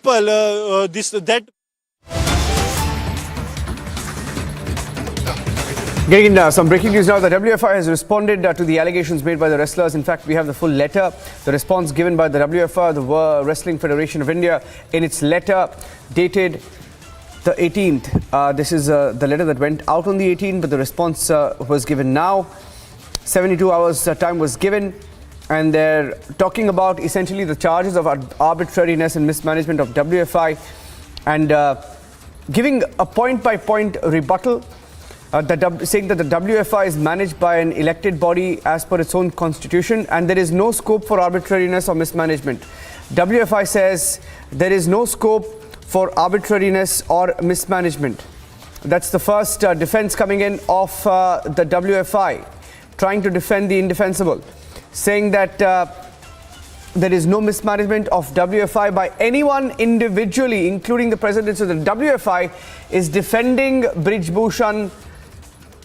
They're defending Brij Bhushan. They're saying that the WFI is managed by an elected body as per its constitution. Therefore, there is no scope for arbitrariness and mismanagement of WFI by anyone individually, including the president of the WFI, saying that WFI is managed also by its rules, regulations, policy instructions issued from time to time, including in respect of its policy on national camps, trainings, coaching camps, on the basis of regulation for selection of wrestlers, saying that all of this is mostly available in public domain on the website. However, for ready reference of the copy, they're sharing details of the national camp policy regulation for selection of wrestlers for participation in national coaching camps or international competitions.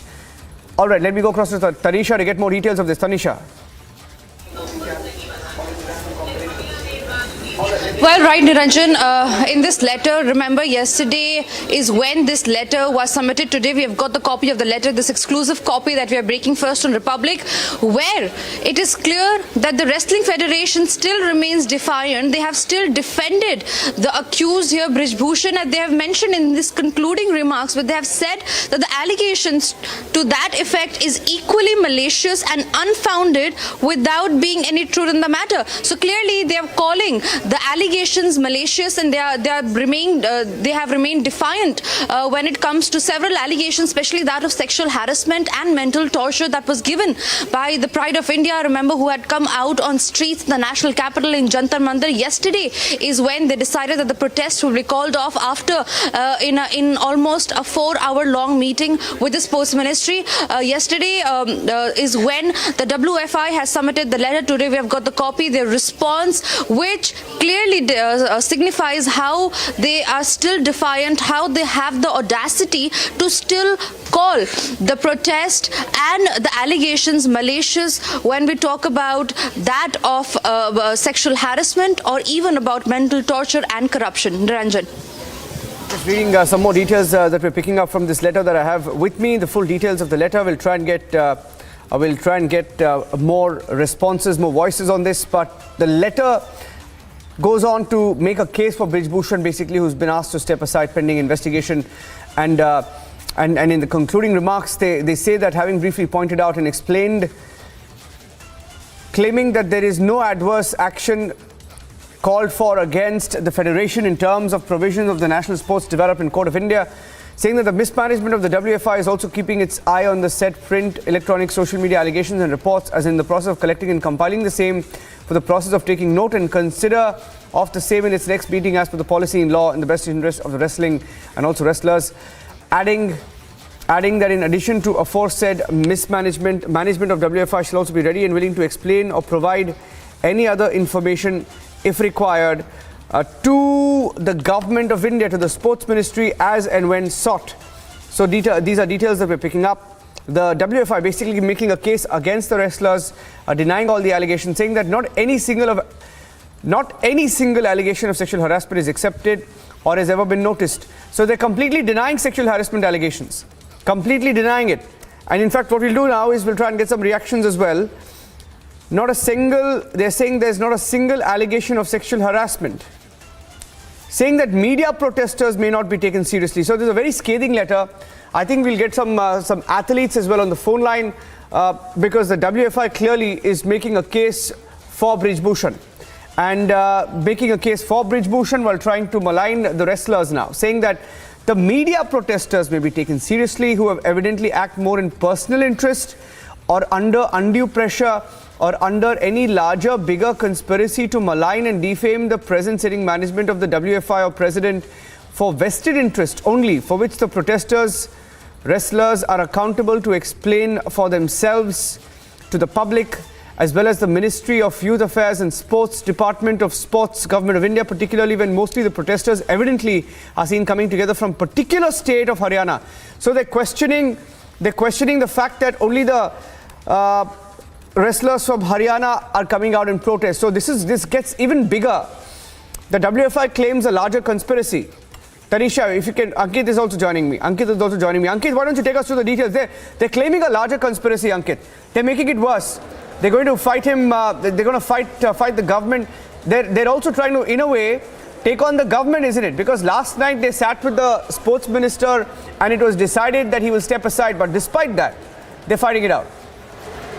Absolutely. We have the letter here, Niranjan, and there are the details where it flags that on the 18th it received an email on inviting reference to the protest held allegedly by some prominent wrestlers. So it's questioning whether they are professional wrestlers also, and also the press conference, serious allegations of sexual harassment of women wrestlers by the president and coaches of Wrestling Federation of India had allegedly been made, including the charges of arbitrariness and mismanagement in the functioning of the federation, which in brief is being replied and explained for the present without prejudice either of any of the rights of the remedies of the WFI or president WFI or coaches of WFI as referred to in any of the media reports. It goes on to say, on the response to the charges of arbitrariness and mismanagement of WFI, it says it brings to the notice of the ministry that the WFI is managed by an elected body as per its constitution. Therefore, there is no scope for arbitrariness and mismanagement by any one individually, including the president. So it dismisses the mismanagement altogether. It says there is no scope for it at all. Then it says the WFI is managed also by its rules, regulations issued from time to time on the basis of regulation for selection of wrestlers for participation in the national coaching camps and international competitions, which are also mostly available. And it says it has attached a copy of the national camp regulation with this letter. So it says that the team selections and selections in general are done on that basis. It also continues to speak about how there is no mismanagement, and it gives an account of the various medals that have been won under this selection policy.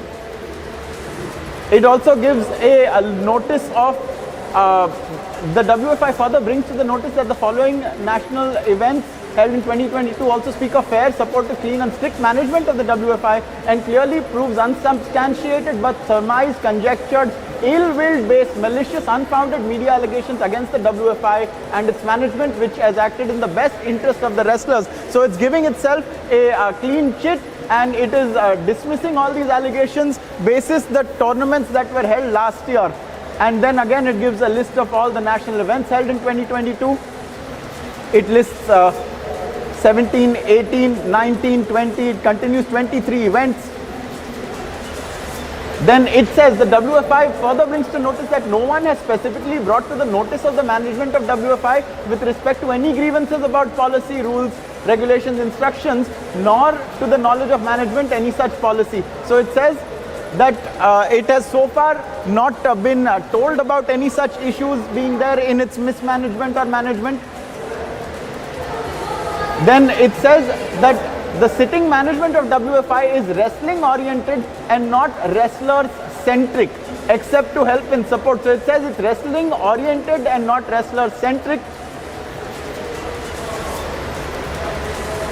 It goes on to add that the WFI is committed for promotion of wrestling in the best possible manner. It's giving itself a straight, clean chit where there is no scope for any arbitrariness. So this is what it says on its mismanagement, Niranjan. It's going to great lengths to talk about how it's just simply not possible in its structure. All right, I think we'll take a short break right now and come back with some more reactions. Stay with me, Ankit. We're breaking down the details of this letter, the report that has been sent out by the WFI in response to the Sports Ministry. And despite the assurances and despite the action being taken and the WFI boss, Brij Bhushan, being asked to step aside, they're fighting back. They've been made defunct, and they're not going out without this ugly fight. Taking a break, back with the update. Stay tuned.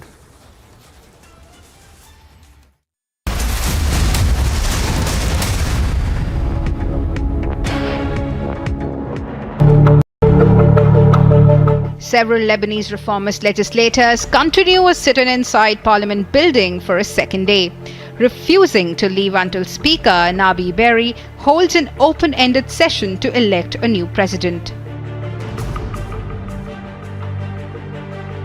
Lebanon's presidency is vacant as legislators fail to elect a new president since President Michel Aoun's 6-year term ended on October 30.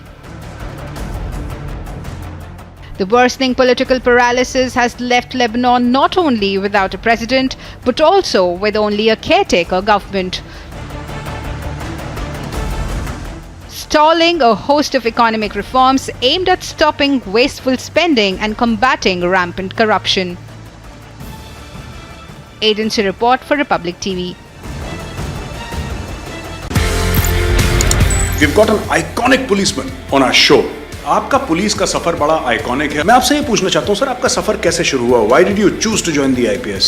मैंने तो तैयारी की थी पूरे Indian administrative service के लिए, पर कुछ संयोग ऐसा हुआ कि 2 पर्चे देने के बाद मेरे आंख में कुछ समस्या हो गई। इलाहाबाद में आई स्पेशलिस्ट जो सबसे अच्छे थे, उन्होंने इलाज किया, पर उनके पूरे इलाज के बावजूद मेरी आंख ऐसी नहीं हो पाई कि मैं इम्तहान में बैठ सकूँ। और 3 कंपल्सरी और 2 पर्चों के आधार पर मेरा जब रिजल्ट आया तो मैंने देखा कि मैं IPS में मैं नंबर 1 पोजीशन पे हूँ। इस तरह से IPS में मेरा सिलेक्शन, आप मुझे एक्सीडेंटल पुलिस ऑफिसर भी कह सकते हैं।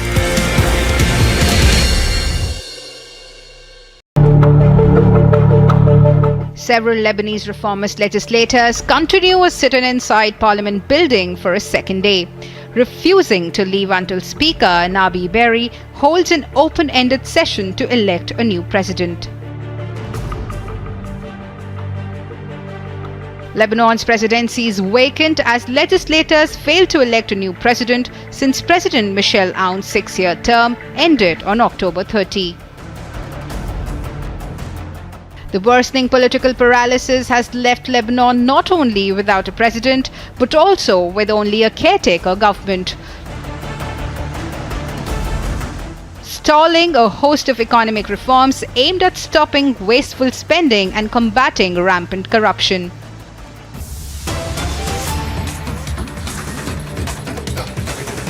Going back to the details of the WFI report that was sent to the Sports Ministry. Now, this is the report that's coming in after 3 days. They were given 3 days' time to submit that report, and in the report, they are blaming wrestlers. In fact, they are blaming wrestlers, saying that only wrestlers from a particular state are protesting, and they don't just stop at that. They call the wrestlers' names, saying that vested interests are at work, claiming there's a personal hidden agenda to dislodge the fairest, strict management of WFI, etc. So it's a complete sort of a defiance being shown by the WFI, which has already been questioned and whose boss has been asked to step aside.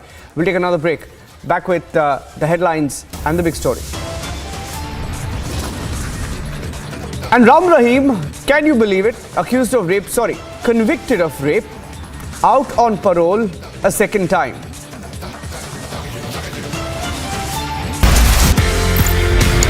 We've got an iconic policeman on our show. आपका police का सफर बड़ा iconic है। मैं आपसे ये पूछना चाहता हूँ सर, आपका सफर कैसे शुरू हुआ? Why did you choose to join the IPS?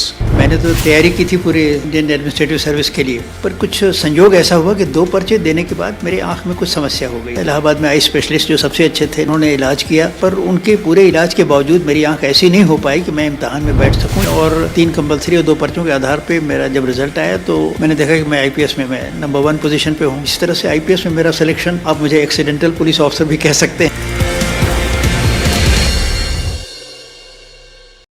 Ukraine's President Volodymyr Zelensky met with US Senators Lindsey Graham, Richard Blumenthal and Sheldon Whitehouse, who are visiting Kiev. Reports suggest among the topics discussed was the recognition of PMC Wagner as a terrorist organization, referring to the Russian private military company that has been aiding Russia's military in its ongoing invasion of Ukraine. Again, I just want to repeat thanks to parties for such big help, support, and President Biden, Congress, and for today on Rammstein, I had speech there, and on Rammstein, so Secretary.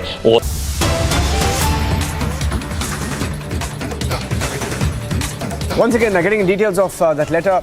This is the report that WFI has sent a few hours after the wrestlers won. The wrestlers have had the last word. The wrestlers were at Jantar Mantar. And even after the WFI boss was asked to step aside, the WFI, the Wrestling Federation of India, continues to question these wrestlers. Our champions will take a break. That's the report we've accessed. Stay tuned.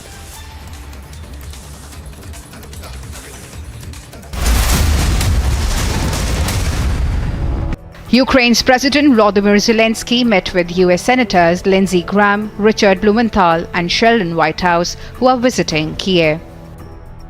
Reports suggest among the topics discussed was the recognition of PMC Wagner as a terrorist organization, referring to the Russian private military company that has been aiding Russia's military in its ongoing invasion of Ukraine.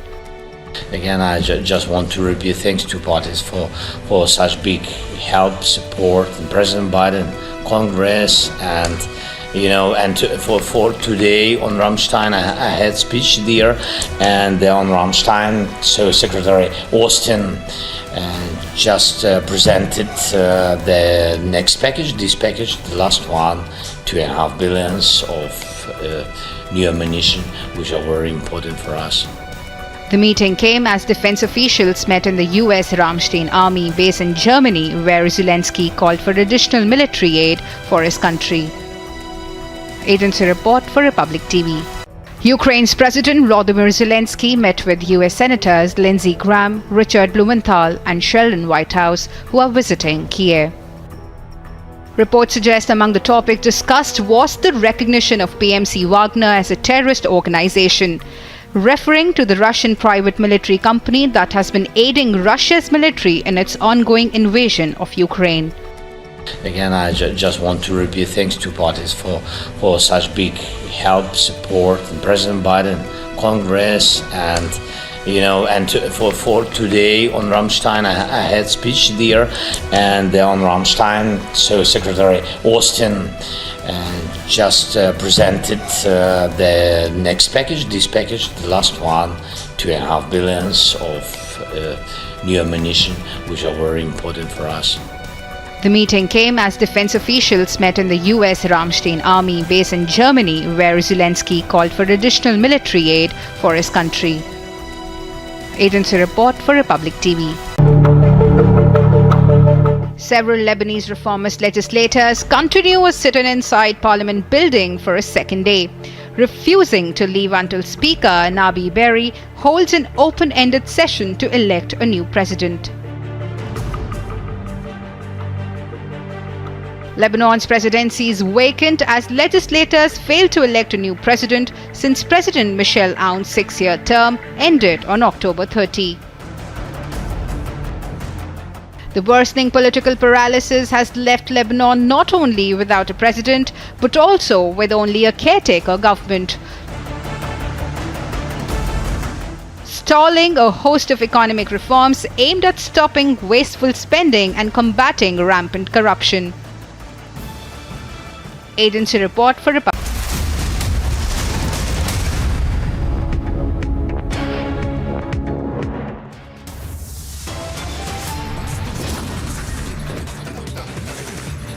The Wrestling Federation of India, in its reply to the Sports Ministry slandering the wrestlers, it is refusing to accept the sexual harassment charges.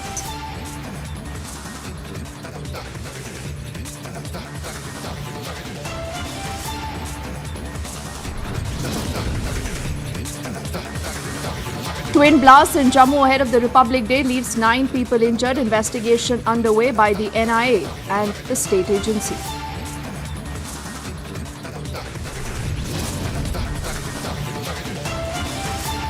"302 signatories, including retired judges, bureaucrats and army officials, now issue a statement on the BBC's biased documentary series on the Prime Minister. In less than 3 months, the rape convict Ram Rahim is out again. He gets a 40-day parole. Isn't he then mocking the entire system?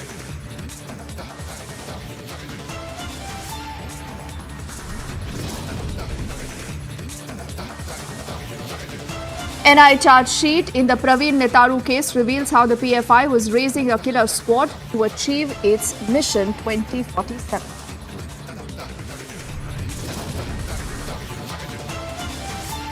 And Vadra Congress resorting to threats. Police officials in Madhya Pradesh are warned of being brought to account.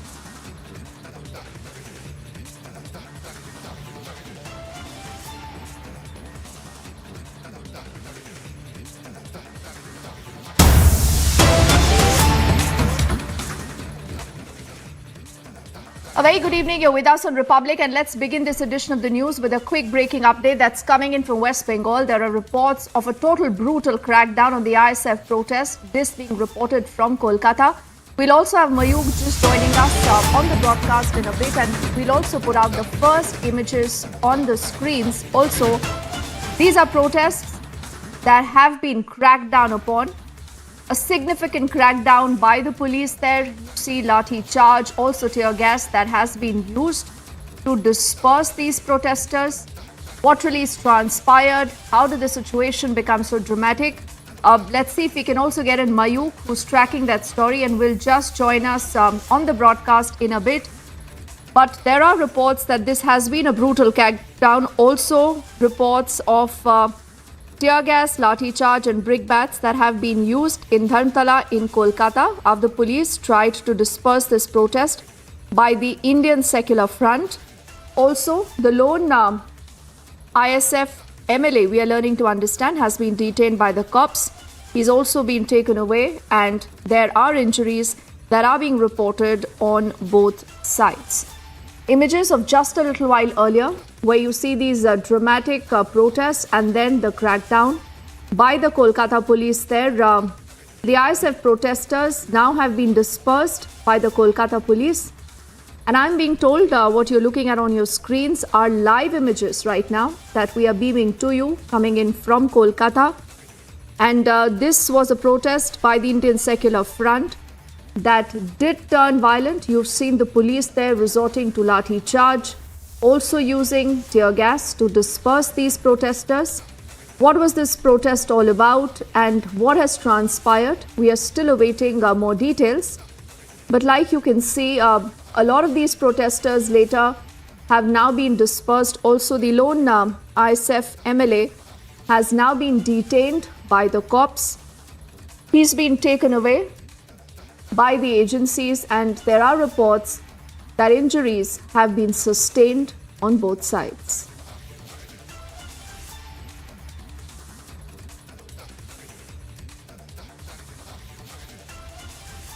So we are trying to get you more details, but let's remember that this is still a developing situation right now. And like I said, this is a protest by the ISF, that is the secular front there, that became not just extremely violent there, but the police there took some bit of time to be able to control these protesters, and tear gas, lathi charge, brickbats were all used. This in Dharamtala, now that, remember, again is the heart of Kolkata there. This after the police was trying to disperse these protests by the Indian Secular Front, and like I said, the only ISF MLA there now has been detained by the police, is what we are learning. He's also been taken away, and there are injuries that have been sustained on both sides right now. What is the current situation and what is happening? We still await official details on that. But like I said, these are live images that you see on your screens right now, and the situation there getting extremely dramatic, out of control. You still see remnants of people trying to hit stones. There is what I just saw in one of those shots. Tear gas is what you are seeing in these images. That was also fired to disperse these protesters. And there are moments when you see this protest also going violent, out of control.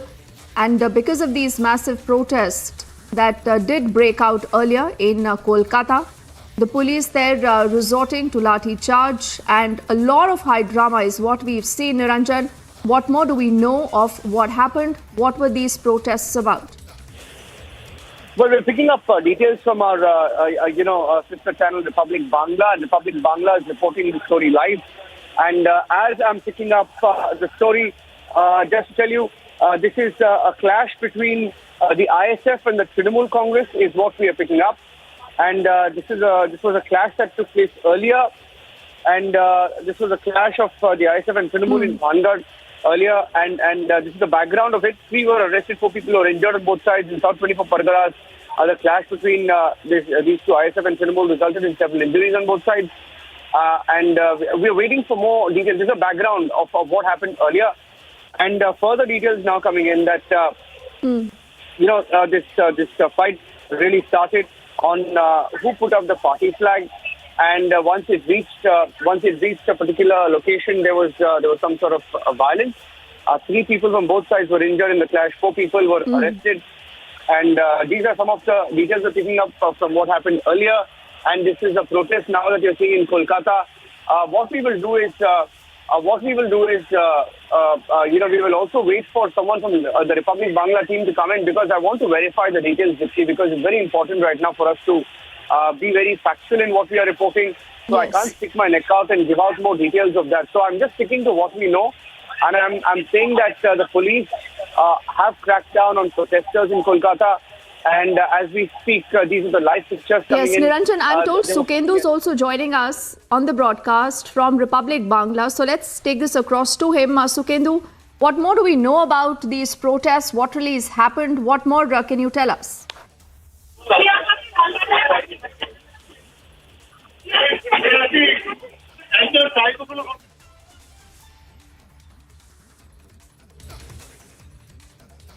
Sukhendu, we're losing your line right now, and we'll just reconnect with you, because like I said, it's important to understand what really has happened. The pictures are very, very dramatic, and it looks like there has been a lot of confrontation as far as these images really indicate, where the police has resorted to lathi charge, also tear gas that we've seen that was used to disperse these protesters. And we are also learning that there have been injuries that have been reported on both sides. Now, these are TMC workers who clashed with the ISF there a little earlier. So, Kendu, I hope we can hear you better this time around. Please tell us what happened. In the heart of the city today, in Dharmatala, what the picture showing you now, right now, that there is a RAF, there is a police lathi charge was there, because today is the ISF Foundation Day, and they have a meeting near Dharmatala on Rani Rasmoni Road at the afternoon session. And after the beating held, there was a huge massacre, and the police they were on protesting. The ISF party workers were protesting on what issue happened in the Bhangar today, and they were protesting in the heart of the city at Dharmatala more, and they were stuck at the middle of the road. And that time the police started lathi charge on the ISF who were protesters and the workers who were there in the Dharmatala area, and that's why there is and the police, due to this, the situation was not under control. Therefore, the police uses the lathi charge as well as the tear gases upon the people who were there, and the ISF protesters over there. The incident happened earlier in the day at Bhangar, where we can see the clash between the TMC and the ISF workers and the protesters. There was a huge chaos and a lot of massacres, and the situation was not under control. And as a result of the foundation day of the ISF, and they have a public meeting at Rani Rasmoni Road on Kolkata Dharmatala in this afternoon. And after the finishing of that program, they have a protest rally at Dharmatala, and the situation you can see through the picture that the people are showing lathi charge and the tear gas is on the protesters. A lot of Nausar Siddiqui, the chief, was also there. And he was also getting into the prison van, because they were protesting what happened in Bhangar today earlier this morning, and later after their program, their scheduled program of the ISF Foundation Day program at what happened in today at Dharmatala. After that, they were protesting there because of that they are stuck in the middle of the road near in Dharmatala, so in the heart of the city, and through stucking there. the police came, the RAF was there. The situation, they chose their lathi charge to abrupt that road condition, to clear the road. They started lathi charge on the ISA protester, and that's why the situation became mere situation came out, and they. Okay. All right, so Kendu, we'll track that story closely. For the moment, you're telling us that right now these protesters have been dispersed, but yes, it was a very violent and dramatic protest, and there are people who've sustained injuries on all sides. We'll keep coming back to you for more details.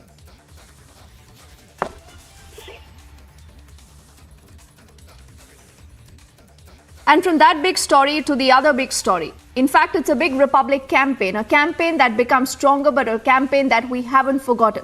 Remember, we were told that there is some bit of truce that has finally been reached as you had the protesting wrestlers calling off their protest and also waiting for a thorough inquiry into the allegations that they have leveled. But what's happened is that Republic has been able to access this entire reply. This is coming in from the Wrestling Federation of India that has gone in now to the Sports Ministry. And what makes matters worse now is the kind of language that has been used in this particular reply accessed by Republic. Now, the Wrestling Federation of India says that all the charges are baseless, they are unfounded. They also go and say that this is a protest only and only for personal interest of some. It says that there is absolutely no scope of any mismanagement by the Wrestling Federation of India, and the president, the man that you see on your screens right now, is being unfairly targeted. Also not forgetting that there is a larger conspiracy that the WFI continues to say is behind these entire allegations. Madhurima earlier has confronted the man called Brij Bhushan, who has been asked to step aside pending an inquiry into the entire case. But what has happened so far this morning? Let's listen in to what we've got for you.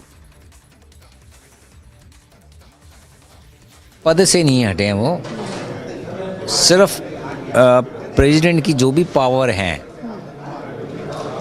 और जब तक जांच complete नहीं हो जाती है तब तक के लिए उन्होंने अपने आप को अलग कर लिया है ताकि जांच में कोई बाधा ना आए। कल को लोग बोलें कि भी इन्फ्लुएंस करके या तो इसलिए उन्होंने अपने आप को सरकारों को बोल दिया कि आप जांच कराइए और जब तक जांच हो रही है मैं अपने आप को एज ए प्रेसिडेंट की जितनी भी पावर है मैं अपनी पावर यूज़ नहीं करूँगा। मैं वो पावर यूज़ नहीं करेंगे अपना कोई भी।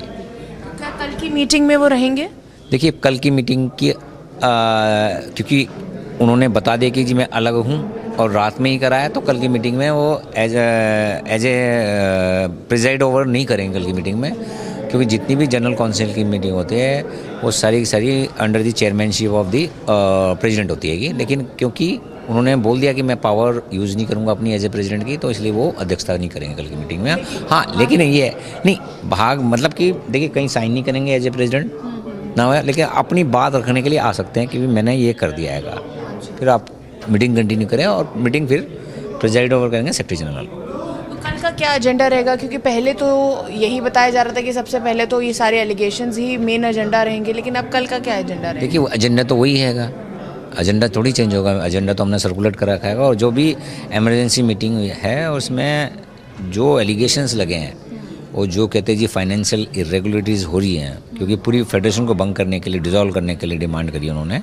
तो उस चीज़ को देखते हुए सभी की राय ली जाएगी क्या है, सब अपने अपने मत देंगे और उस मत के हिसाब से फिर फैसला लिया जाएगा क्या आएगा। तो सर अगर जैसे बात की जा रही है कि जो रेसलर्स की डिमांड थी कि लखनऊ से और यहाँ से जितने भी ट्रेनिंग फैसिलिटीज़ हैं वो अब दिल्ली में शिफ्ट कर ली जाए, और उसके लिए कहीं ना कहीं जो हमें सोर्सेज से पता चल रहा है कि हामी भी भर दी गई है, तो ये किस तरीके से पूरा शिफ्ट रहेगा, या अगर हम कह रहे हैं कि दोबारा से सब रीवैम्प होता है तो किस तरीके से? देखिए लखनऊ में भी गवर्नमेंट ऑफ इंडिया साई का सेंटर है वो, तो हमने जो है साई का जो लखनऊ का सेंटर है वो उसको एज ए वुमेन सेंटर्स बनाने के लिए पूरी कोशिश करी है, और इतने सालों से हमारे सारे कैंप जो है ना वो सब लखनऊ में लग रहे हैं। तो अभी ये क्योंकि कैंप जो है सिर्फ अभी टेम्परेरी कैंसिल कराएगा, अभी लग जाएगा कैंप, क्योंकि पहलवानों की तो ट्रेनिंग करानी है कि, और इतना क्रूशियल ये रहेगा, ओलंपिक क्वालिफिकेशन है इस साल, एशियन गेम्स भी होंगे, तो ट्रेनिंग इफेक्ट ना हो तो कैंप जल्दी स्टार्ट हो जाएगा। बाकी लगता है कि भाई यहाँ दिक्कत है तो वो सरकार देखेगी कहाँ लगाएगी, कहाँ लगाना है इनको कैंप वगैरह। बाकी है वो भी सरकार की प्रेमिसेस जाएगी। अगर वो कहते हैं वहाँ भाई गलत तो वहाँ कुछ होता नहीं है, और वहाँ के जो साई के जो अधिकारी हैं वो इतना मैनेजमेंट करके चलाते हैं, और मतलब कि एक एक बच्चे का बाहर आने जाने की सारी उनके पास रिकॉर्ड होता है।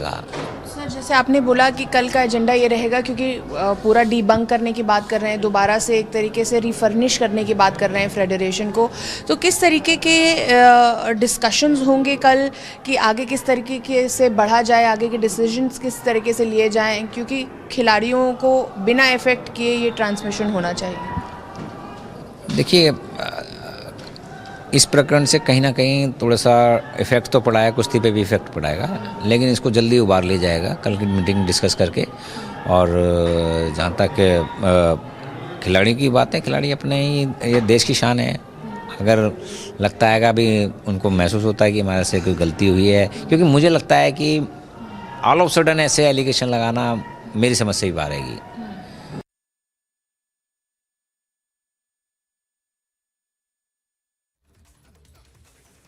So you just heard Vinod Tomar, the Assistant Secretary there of the Wrestling Federation of India, who continues to be brazen. We also have Babita Fogart joining us on the phone line right now. Babita, बहुत शुक्रिया आप Republic से बात कर रहे हो। अभी कुछ समय पहले रेसलिंग फेडरेशन ऑफ इंडिया ने जो अपना रिप्लाई भेजा है बबीता स्पोर्ट्स मिनिस्ट्री को, वो हमारे हाथों लगा है, और उसमें सीधा सीधा ये कहा जा रहा है कि ये पूरा जो प्रोटेस्ट है ये सिर्फ एक एजेंडा के लिए हो रहा है बबीता, इसके पीछे एक लार्जर कंस्पिरेसी है। रेसलिंग फेडरेशन में सब कुछ बढ़िया है, ये कहता है फेडरेशन, और उनका कहना है जानबूझकर उनको टारगेट किया जा रहा है।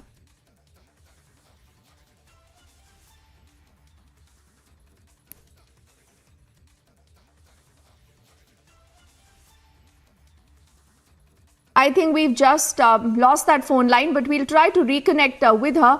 And like I said, remember, it becomes worse. It becomes worse because after the attempts by the ministry to broker peace, to think that, there has been some kind of a resolution, this is the Wrestling Federation of India that is not just brazen, it is not just defiant, but is trying to cock a snook at the entire system. And it says, we will not listen to you no matter what.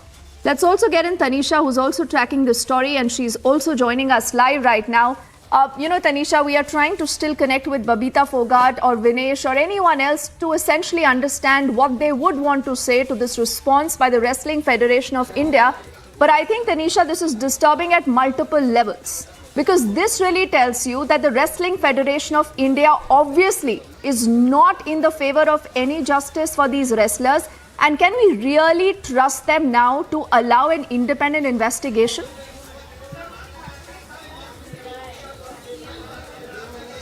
Well, it is very clear from the letter, Deepthi, how they are still remaining defiant, how they are not accepting or even letting the panel do a fair probe. They are clearly remaining defiant about it.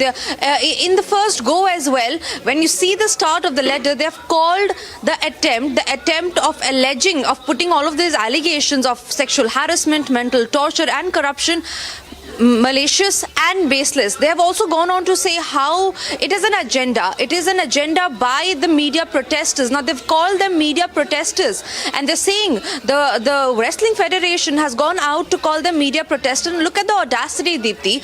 Even after so many charges on this man called Brij Bhushan, he still remains defiant. He still says that I will not resign till all the charges are proven. But yes, the sports ministry did take a hard stance on it. The Wrestling Federation is now toothless for 4 weeks till the panel is formed. Yesterday, when I had a word with Dola Banerjee, who's also one of the member of this committee that has been formed, she said she'll look into the allegations very seriously, because what we are talking about here, Deepthi, is about these wrestlers who have come out on streets in the national capital, who have been protesting. They were protesting continuously for 3 days, and the allegations are very, very serious. The allegation starts from sexual harassment, mental torture, bribing, corruption, all of these charges. And still, if you see, when we confronted Brij Bhushan, the Wrestling Federation boss, he goes on to say that all of these charges are put on by a specific section that is only from Haryana wrestlers, and this is an agenda to defame him. So clearly he's brazening it out there, not accepting and not even what kneeling down wanting to the do is probe deflect. that has been ordered. They want to deflect, they want to intimidate, because this is the entire paragraph I think that you are also referring to. I'm just reading 2 lines of it. It says that the media protesters may not be taken seriously. Now, who really are these media protesters? They are saying that all these girls, these wrestlers who are out on the streets in the biting cold, they are saying they may not be taken seriously, who have evidently acted more in personal interest or under undue pressure or under any larger, bigger conspiracy, it says, Tanisha, to malign and defame the present sitting management of the WFI or the president. So clearly this is a Wrestling Federation of India that today should be responding and perhaps be ashamed and worried that there are serious charges of sexual harassment, mismanagement and God knows what not that is being leveled on the body. But today they have the audacity obviously now to hit back at the wrestlers. And there is a particular narrative that the Wrestling Federation, Tanisha, is wanting to go by. They are saying, see, we are good. We are doing everything in the interest of these wrestlers. But why is it that they are speaking out only today? Why is it only Haryana wrestlers are speaking up? The same question I think that we've seen and heard for the last many days. But why is this defiance today being put out in the open? And what will happen now? I mean, have we heard absolutely anything from the likes of Vinesh Fogart, from Bajrang Punia, from Sakshi Malik, Tanisha? Well, so far they haven't yet responded. We're still trying to get in touch with them. But clearly this will not come out in the best of terms for these wrestlers, because remember what we're talking about here. Well, in this letter, it's a very interesting letter because remember, Vinesh Fogart, in her day 1 of her protest, had clearly mentioned how she fears for her life, how she feels that after they have come out on streets, now their career will be ruined by this man. And clearly it is also visible in the letter because there's this line which goes on to say that all of these protests are not in the best interest of these wrestlers. So clearly an intimidation tactic that is being played in this letter as well, which the Wrestling Federation has given to the Sports Ministry. All right, we'll keep tracking that story, Tanisha, for the moment. Thank you.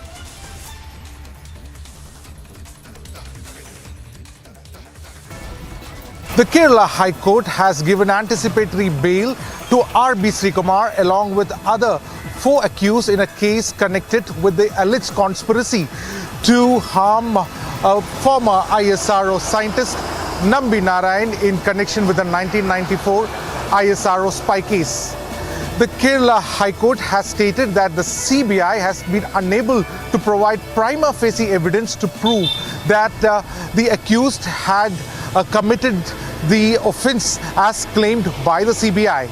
It had stated very categorically the prosecution has failed to find these charges that has been put against the accused. However, the Kerala High Court has stated that the accused in this case can be interrogated on Monday and Friday, starting on 27th of January between 10 and 12 p.m. Along with the R.B. Srikumar, Sibi Matthew, who is a former DGP of Kerala, Thampi S. Durgadat and S. Vijayan, who are police officers in Kerala, as well as IB officers V.K. Maini and Jay Prakash were the accused in this case. We head into a break right now. On the other side, there are about 302 signatories, including retired judges, bureaucrats and army officials, issuing a statement now on BBC's biased documentary series on the Prime Minister. Also, the Congress party resorting to threats. Police officials in Madhya Pradesh are warned of being brought to account. That video already going viral. More of that when we come back.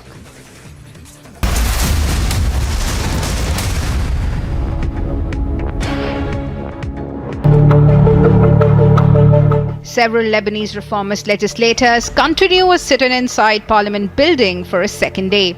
Refusing to leave until Speaker Nabi Berry holds an open-ended session to elect a new president. Lebanon's presidency is vacant as legislators failed to elect a new president since President Michel Aoun's 6-year term ended on October 30.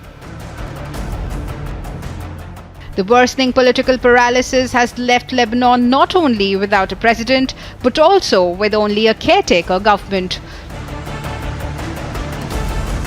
stalling a host of economic reforms aimed at stopping wasteful spending and combating rampant corruption. Agency report for Republic TV.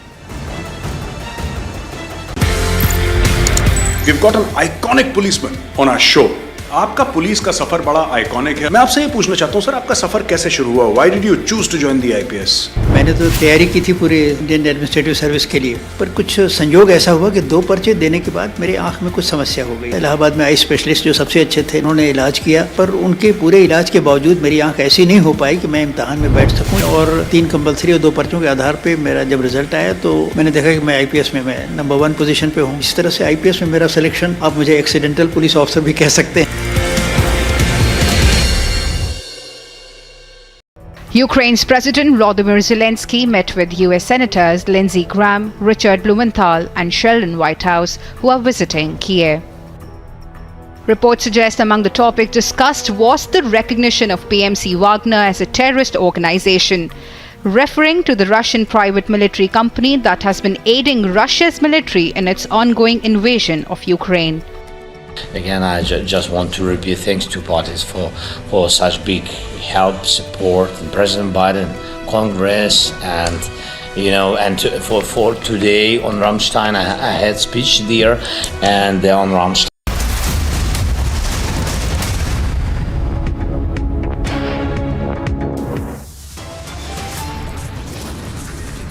The Wrestling Federation of India, in its reply to the Sports Ministry, now slanders the wrestlers refusing to accept the sexual harassment charges. Twin blast in Jammu ahead of Republic Day leaves 9 injured. Investigation is underway by the NIA and state agencies.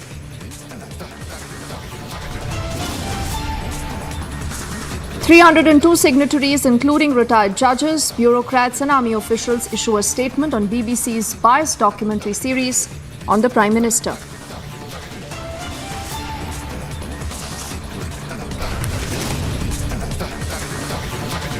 In less than 3 months, the rape convict Ram Rahim is out again on a 40-day parole.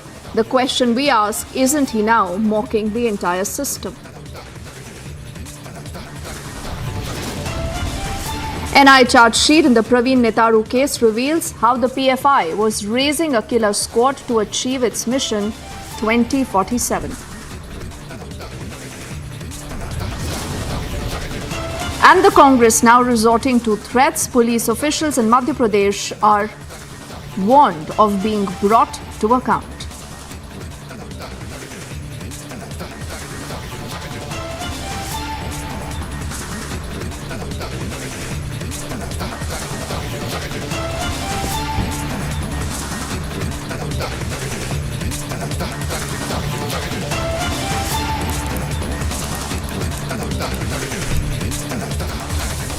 A very good evening and thank you for staying with Republic. We are putting our focus back on the story that continues to grab headlines and a story that continues to tell you what is sheer defiance. How do some people in the Wrestling Federation of India still believe that they are above absolutely anything else? They've been told by the Sports Ministry in clear terms that the Federation President will have to step aside pending an investigation. The Wrestling Federation of India right now is a toothless body, but what is the Federation doing? Now, the first important thing for our viewers to know is that the Wrestling Federation of India now has put out a reply to the Sports Ministry where it goes on to point by point rebut all the charges that have been leveled by the wrestlers. But what is making matters worse is that they are slandering these wrestlers. They are saying, why are we even giving any importance to these people who were protesting? Because the Federation alleges all of them have an agenda, they have an ulterior motive, and they allege that there is a larger conspiracy. Earlier in the day, Madhurama has spoken to the Assistant Secretary at the Wrestling Federation of India, Vinod Tomar, who says that the Federation President will absolutely not resign and we will cooperate in all investigation. देखिए, पद से नहीं हटे हैं वो, सिर्फ president की जो भी पावर हैं और जब तक जांच कंप्लीट नहीं हो जाती है तब तक के लिए उन्होंने अपने आप को अलग कर लिया है, ताकि जांच में कोई बाधा ना आए, कल को लोग बोलें कि भाई इन्फ्लुएंस करके या, तो इसलिए उन्होंने अपने आप को, सरकार को बोल दिया कि आप जांच कराइए और जब तक जांच हो रही है मैं अपने आप को एज ए प्रेसिडेंट की जितनी भी पावर है मैं अपनी पावर यूज़ नहीं करूँगा, मैं वो पावर यूज़ नहीं करेंगे अपना कोई भी। क्या कल की मीटिंग में वो रहेंगे? देखिए, कल की मीटिंग की क्योंकि उन्होंने बता दिया कि जी मैं अलग हूँ और रात में ही कराया, तो कल की मीटिंग में वो एज ए प्रिजाइड ओवर नहीं करेंगे कल की मीटिंग में, क्योंकि जितनी भी जनरल काउंसिल की मीटिंग होती है वो सारी की सारी under the chairmanship of the president होती है। लेकिन क्योंकि उन्होंने बोल दिया कि मैं पावर यूज़ नहीं करूँगा अपनी एज ए प्रेसिडेंट की, तो इसलिए वो अध्यक्षता नहीं करेंगे कल की मीटिंग में। हाँ, लेकिन ये नहीं भाग मतलब कि देखिए कहीं साइन नहीं करेंगे एज ए प्रेसिडेंट ना हो, लेकिन अपनी बात रखने के लिए आ सकते हैं कि मैंने ये कर दिया है, फिर आप मीटिंग कंटिन्यू करें और मीटिंग फिर प्रेजाइड ओवर करेंगे सेक्रेटरी जनरल। कल का क्या एजेंडा रहेगा? क्योंकि पहले तो यही बताया जा रहा था कि सबसे पहले तो ये सारे एलिगेशंस ही मेन एजेंडा रहेंगे, लेकिन अब कल का क्या एजेंडा रहेगा? देखिए, एजेंडा तो वही हैगा, एजेंडा थोड़ी चेंज होगा, एजेंडा तो हमने सर्कुलेट कर रखा है और जो भी इमरजेंसी मीटिंग है उसमें जो एलिगेशंस लगे हैं वो जो कहते हैं जी फाइनेंशियल इरेगुलरिटीज़ हो रही हैं, क्योंकि पूरी फेडरेशन को भंग करने के लिए, डिसॉल्व करने के लिए डिमांड करी उन्होंने, तो उस चीज़ को देखते हुए सभी की राय ली जाएगी, क्या है, सब अपने अपने मत देंगे और उस मत के हिसाब से फिर फैसला लिया जाएगा क्या आएगा। तो सर, अगर जैसे बात की जा रही है कि जो रेसलर्स की डिमांड थी कि लखनऊ से और यहाँ से जितने भी ट्रेनिंग फैसिलिटीज़ हैं वो अब दिल्ली में शिफ्ट कर ली जाए, और उसके लिए कहीं ना कहीं जो हमें सोर्सेज से पता चल रहा है कि हामी भी भर दी गई है, तो ये किस तरीके से पूरा शिफ्ट रहेगा, या अगर हम कह रहे हैं कि दोबारा से सब रीवैम्प होता है तो किस तरीके से होगा? देखिए, लखनऊ में भी गवर्नमेंट ऑफ इंडिया साई का सेंटर है वो, तो हमने जो है साई का जो लखनऊ का सेंटर है वो उसको एज ए वुमेन सेंटर्स बनाने के लिए पूरी कोशिश करी है, और इतने सालों से हमारे सारे कैंप जो है ना वो सब लखनऊ में लग रहे हैं। तो अब ये क्योंकि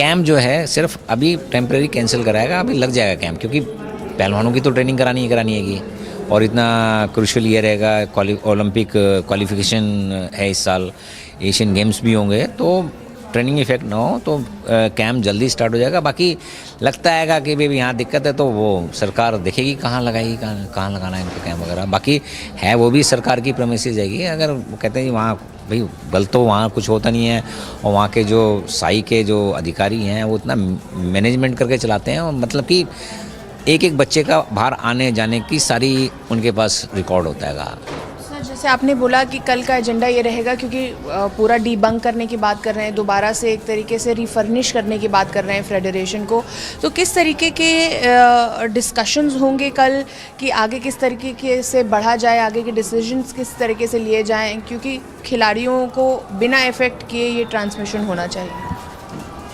देखिए, इस प्रकरण से कहीं ना कहीं थोड़ा सा इफेक्ट तो पड़ा है, कुश्ती पे भी इफेक्ट पड़ाएगा, लेकिन इसको जल्दी उबार लिया जाएगा कल की मीटिंग डिस्कस करके।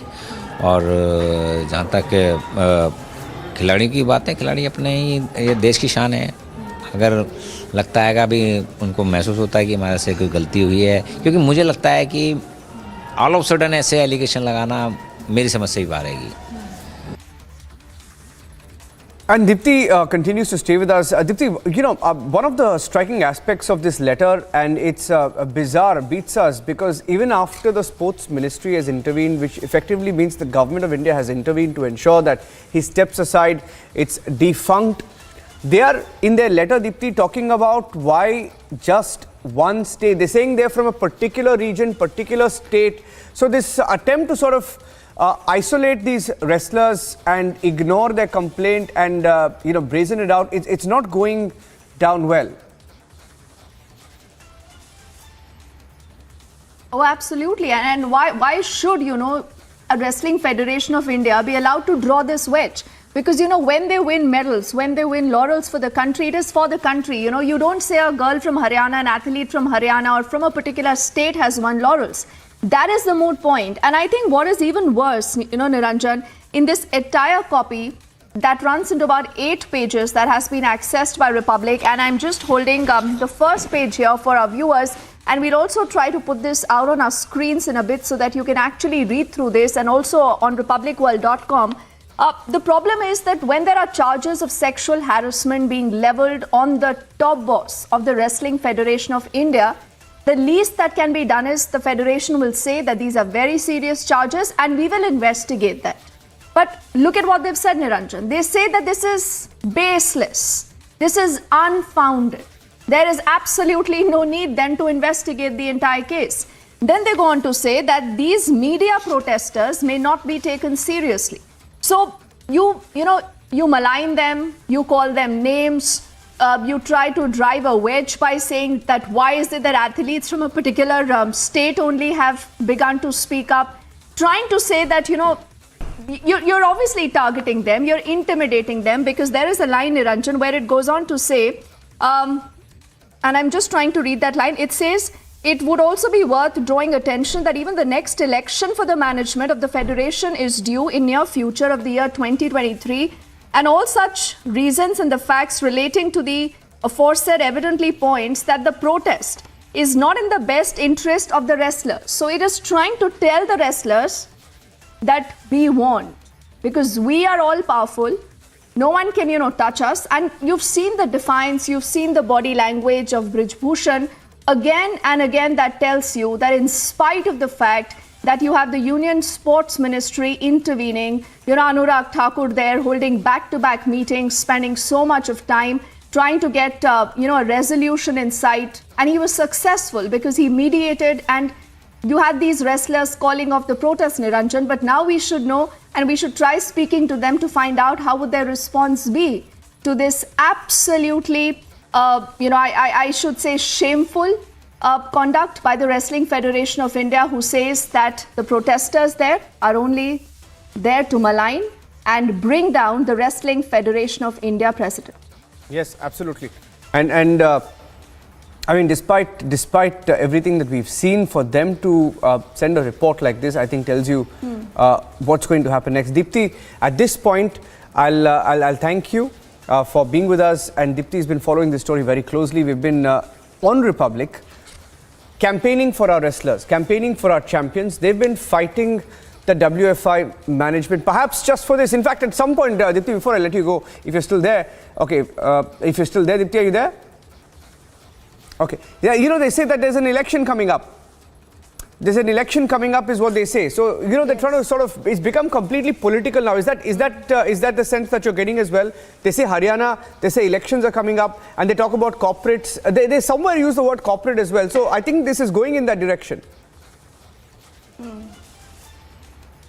Niranjan, this is what happens when you have Netas as the top boss of, sports federation. Because this man is a 6-time MP. He's a Bahubali, and there is so much more about him. I think if our viewers just Google his name, they'll realize that there are such serious charges against this man.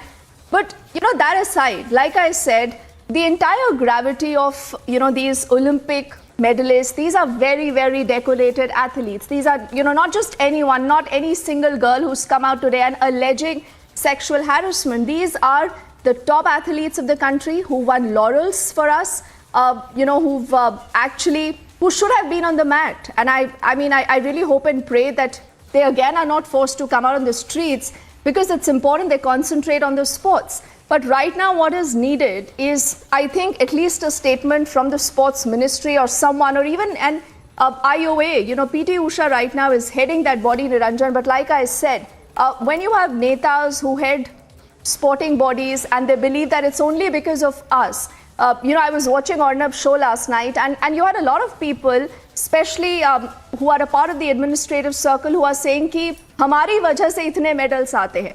So, can you beat that? This is what they say. And this is that entire defiance that we make you. It's not that you make us. And until and unless these people realize that these are medalists who toil, who soil, who make so much sacrifice. A lot of them are from really middle class families, very poor families. If you go into their background, you will realize the kind of struggles that they really put forward to achieve what they've achieved. Not just becoming the best in the country, but the best in the world. And to call them malicious, to call their protests slanderous, to call their protest a conspiracy, I think is a total shame. And what is worse is when you say that these charges of sexual harassment against our president are unfounded, Niranjan. For a moment, let's just sit and think, where will the investigation lead us? Will there be justice at all for these girls? Absolutely. Adipti, well put. And I just want to end by saying one point as we bring an end to this section of the report. Dipti, I just want to say that BJP MPs included have spoken out against Brijbhushan Singh. BJP leaders in Haryana, the Chief Minister included, are fighting for these wrestlers, right? And the political angle, we did a little bit of a background check on this man called Brijbhushan. It appears that there is a reason why people handle him with care, because reportedly he's got his tentacles or hold, as they say in politics, in over 6 districts of Uttar Pradesh. So is there a political reason why they're not really acting on him? Let's see where the story goes. Dipti, thank you for joining us on the news with the details of that report as well. Between the Aam Aadmi Party and the LG of Delhi continues. What has been stated by the top sources in the Aam Aadmi Party is that LG has not given the appointment to the Chief Minister of Delhi. It was the Chief Minister of Delhi who was seeking appointment for 1 p.m. today along with several MLAs of Delhi to meet LG. But the appointment has been not given. That is something what has been stated. This was to discuss several issues of Delhi. When we are talking about the tussle between the Aam Aadmi Party and the LG of Delhi, this is never new. We have seen it earlier also, whether being it the matter or the issue of the training of the teachers, or whether being it the issue of MCD election. We have seen Aam Aadmi Party targeting the LG of Delhi. We have recently seen how Arvind Kejriwal, Chief Minister himself, has targeted the LG of Delhi from the assembly session of national capital, which is going on in the national capital. So that's something what we are seeing again. The face-off continue. With video journalist Surendra Singh Rawat, I am Anuj and this is Republic.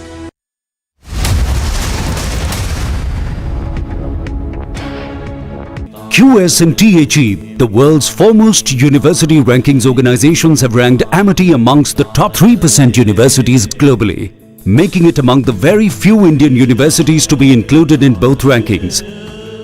Yet another top ranking for Amity University.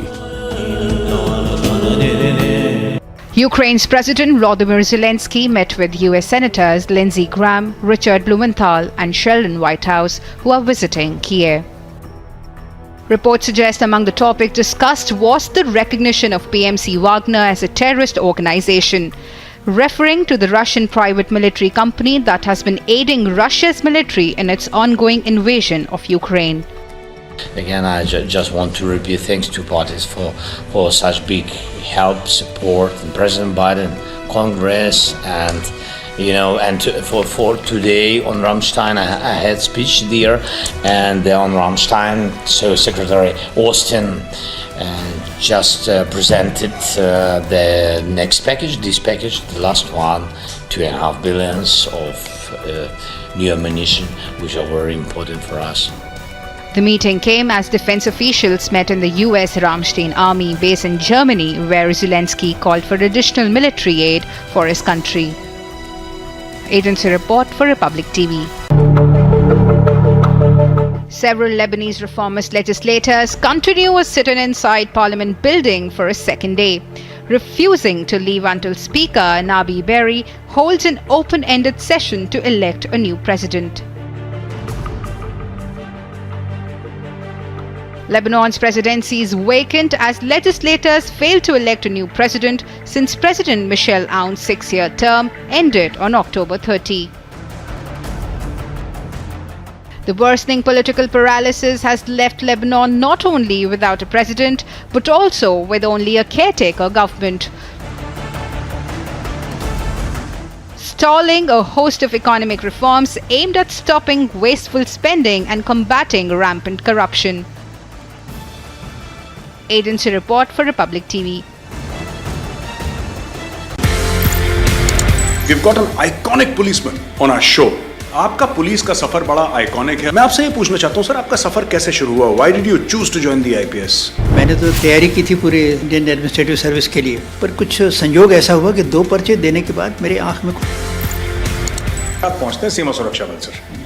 Last posting before retirement was DGBSF sir. DGBSF में उन दिनों देखिए सबसे बड़ी चुनौती मेरे लिए थी कश्मीर की। कश्मीर में उस समय आग लग चुकी थी सर। हाँ, आग लग चुकी थी, बुरी तरह से लग चुकी थी। BSF के पैर जम चुके थे, BSF की धाक थी। मैं सोपोर का दौरा कर रहा था तो वहाँ मैंने देखा कि दूर कोई झंडा फहरा रहा है। ये किसका झंडा है भाई? उसने बायनोकुलर, उसने कहा सर ये पाकिस्तान का झंडा है।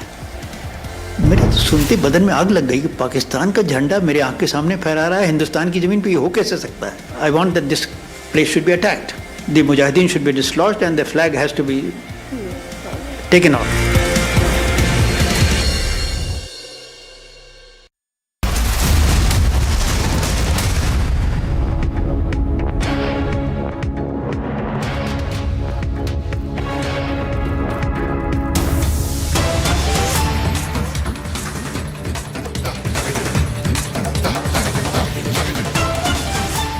In fact, going back to the clashes in West Bengal between the ISF and the Trinamool Congress, dramatic pictures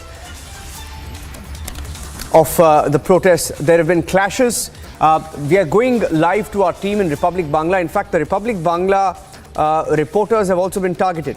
A Republic Bangla reporter was also targeted, and I'm going to get Anirban live. We saw those pictures. They're very, very violent in some parts, and the police are taking stock of the situation. But the ISF rally reportedly was targeted. An ISF MLA has been detained by the Kolkata police, and more details that we're picking up right now on the channel as we get you those pictures from the Republic Bangla news team tracking the story on the ground.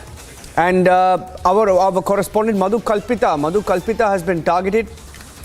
In fact, she has been attacked also during her coverage of this ISF rally that is turned violent in Kolkata. It is a crackdown on the ISF protest.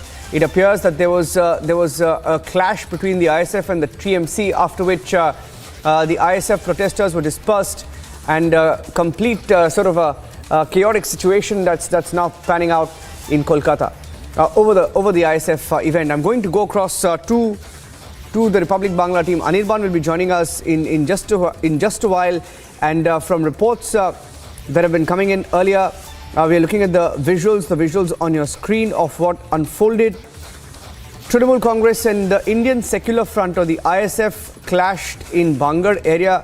This is in South 24 Parganas today, and ISF MLA Naushad Siddiqui alleged that while he along with party workers had gone to Bangar to bring supporters to Kolkata for a rally, they came under attack. The ISF claims they came under attack, and Trinamool Congress leader Arabul Islam along with his supporters also visited the place, claimed that the party office was vandalized, and they claimed that later it was set ablaze. So claims and counterclaims.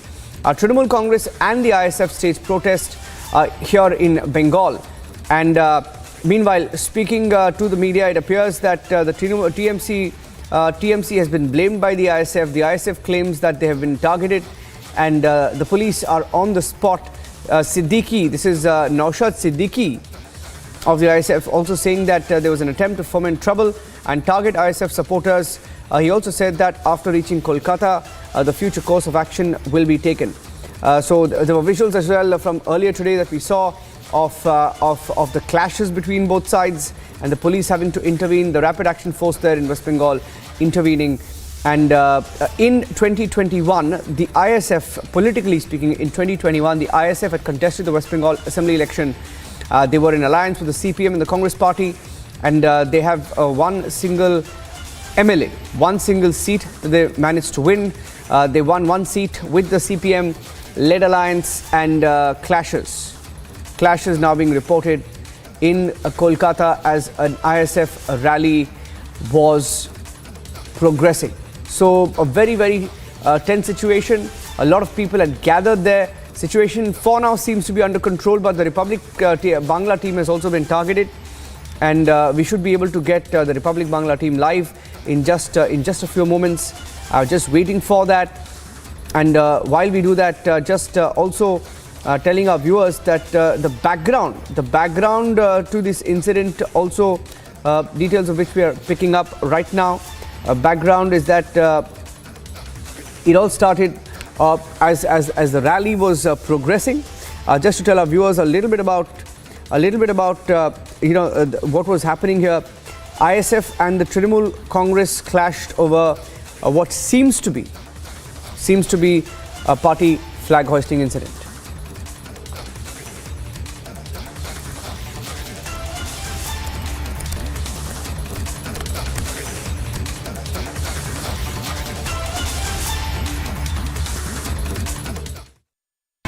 BJP National President JP Nadda is in Karnataka ahead of the upcoming assembly elections in Karnataka, and he is also being joined by the former Chief Minister of Karnataka B.S. Yediyurappa on a pole-bound visit to Vijaypura, which is also considered to be the stronghold of Basangauda Patil Yatnal, who has been off late rebelling against the party as well as the party leaders as well. And this particular visit holds a lot of significance for the BJP because its national president is flagging off the Vijay Sankalp Yatra, which is to begin from today and continue across the next 9 days from across Karnataka as well. Because along with JP Nadda, Chief Minister Basavaraj Bommai is also flagging off this Yatra from Tumkuru, and the Karnataka state in charge for the BJP, Mr. Arun Singh, is flagging off this Yatra from Chikbalapur. So this is BJP's agenda and BJP's mission 150 to go on and get 150 assembly seats in the upcoming election. This amounts to a lot of significance with the BJP central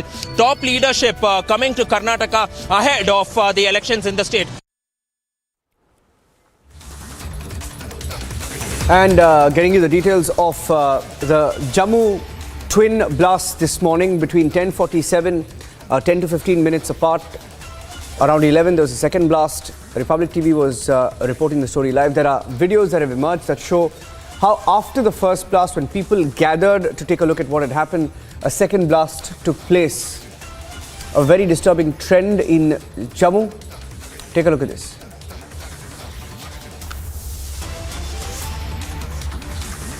The bomb disposal squad of the Jammu and Kashmir police, they are here and they are trying to ascertain what kind of explosive or used. Twin blasts have taken place, and now the ambulances too have been kept here and the standby because the police is not ruling out the possibility of presence of more explosives in the area. We spoke to some of the officials of the Jammu and Kashmir police, and what they are saying that there could be possibility of some more explosive in the area. This entire area, if you will come to this stretch, if Sir Jeevan can show you on this side, this entire area has been manned by the Indian Army, the ITBP, the CRPF, Jammu and Kashmir Police, the Special Operations Group. So each and every officials of these forces, they are here. If Sir Jeevan can show you on this side of the area, you will find that some of the oxygen cylinders are also here. So this possibly, fortunately, you can say that the blast was not triggered in the area. Otherwise, these cylinders would have added to the damage that has already been done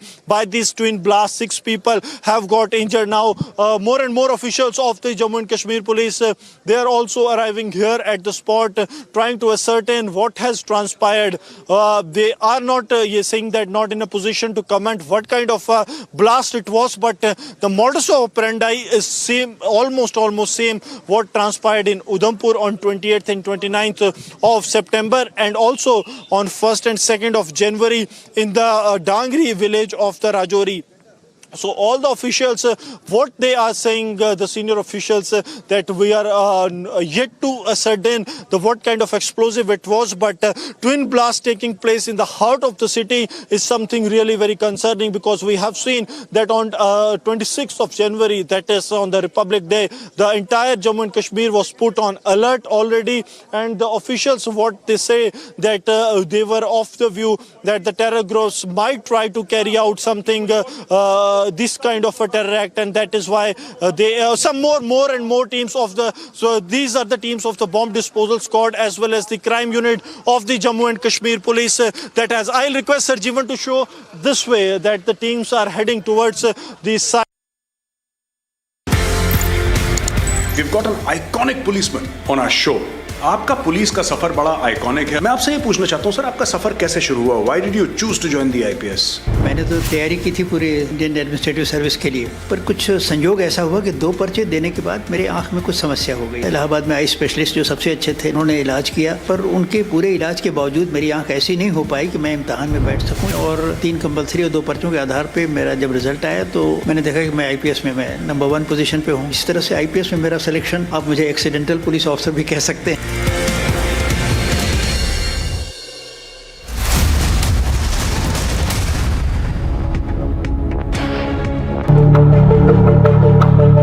Several Lebanese reformist legislators continue a sit-in inside Parliament building for a second day, refusing to leave until Speaker Nabi Berri holds an open-ended session to elect a new president. Lebanon's presidency is vacant as legislators fail to elect a new president since President Michel Aoun's 6-year term ended on October 30. The worsening political paralysis has left Lebanon not only without a president, but also with only a caretaker government, stalling a host of economic reforms aimed at stopping wasteful spending and combating rampant corruption. Agency report for Republic TV. We've got an iconic policeman on our show. आपका police का सफर बड़ा iconic है। मैं आपसे ये पूछना चाहता हूँ सर, आपका सफर कैसे शुरू हुआ? Why did you choose to join the IPS? मैंने तो तैयारी की थी पूरे इंडियन एडमिनिस्ट्रेटिव सर्विस के लिए, पर कुछ संयोग ऐसा हुआ कि 2 पर्चे देने के बाद मेरे आंख में कुछ समस्या हो गई। इलाहाबाद में आई स्पेशलिस्ट जो सबसे अच्छे थे, उन्होंने इलाज किया, पर उनके पूरे इलाज के बावजूद मेरी आंख ऐसी नहीं हो पाई कि मैं इम्तहान में बैठ सकूँ। और 3 कंपल्सरी और 2 पर्चों के आधार पर मेरा जब रिजल्ट आया तो मैंने देखा कि मैं IPS में मैं नंबर 1 पोजीशन पे हूँ। इस तरह से IPS में मेरा सिलेक्शन, आप मुझे एक्सीडेंटल पुलिस ऑफिसर भी कह सकते हैं। Ukraine's President Volodymyr Zelensky met with US Senators Lindsey Graham, Richard Blumenthal, and Sheldon Whitehouse, who are visiting Kiev. Reports suggest among the topics discussed was the recognition of PMC Wagner as a terrorist organization, referring to the Russian private military company that has been aiding Russia's military in its ongoing invasion of Ukraine. Again, I just want to repeat thanks to parties for such big help, support, and President Biden, Congress, and for today on Rammstein, I had speech there, and on Rammstein, so Secretary Austin just presented the next package, this package, the last one, $2.5 billion of new ammunition, which are very important for us. The meeting came as defense officials met in the US Ramstein Army base in Germany, where Zelensky called for additional military aid for his country. Agency report for Republic TV. Several Lebanese reformist legislators continue a sit-in inside Parliament building for a second day, refusing to leave until Speaker Nabi Berri holds an open-ended session to elect a new president. Lebanon's presidency is vacant as legislators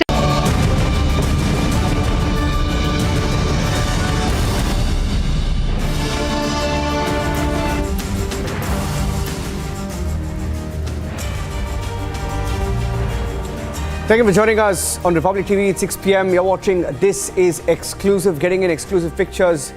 First up from Kolkata of a political clash that's taken place there. That and more coming up on the show this evening. Here are the headlines.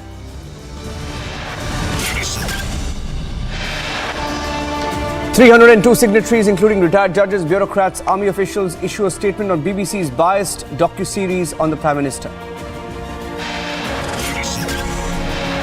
Twin blast in Jammu ahead of Republic Day leaves 9 injured. Investigation underway by NIA and state agencies. WFI in its reply to Sports Ministry slanders wrestlers, refuses to accept sexual harassment charges. In less than 3 months, rape convict Ram Rahim out again on 40-day parole as he continues to mock the system.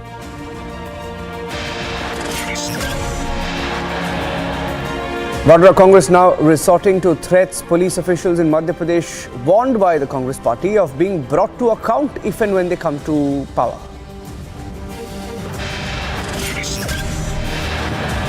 NIA charge sheet in the Praveen Nettaru case reveals how PFI was raising a killer squad to achieve its mission of an Islamic State in 2047.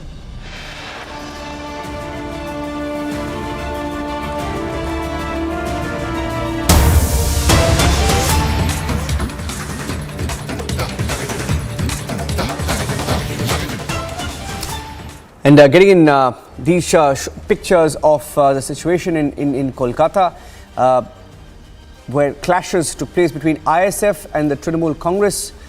As the ISF rally was proceeding from North 24 Parganas, they were marching towards Kolkata. These were pictures of the clashes earlier. Complete mayhem there as both sides clashed and threw charges at each other.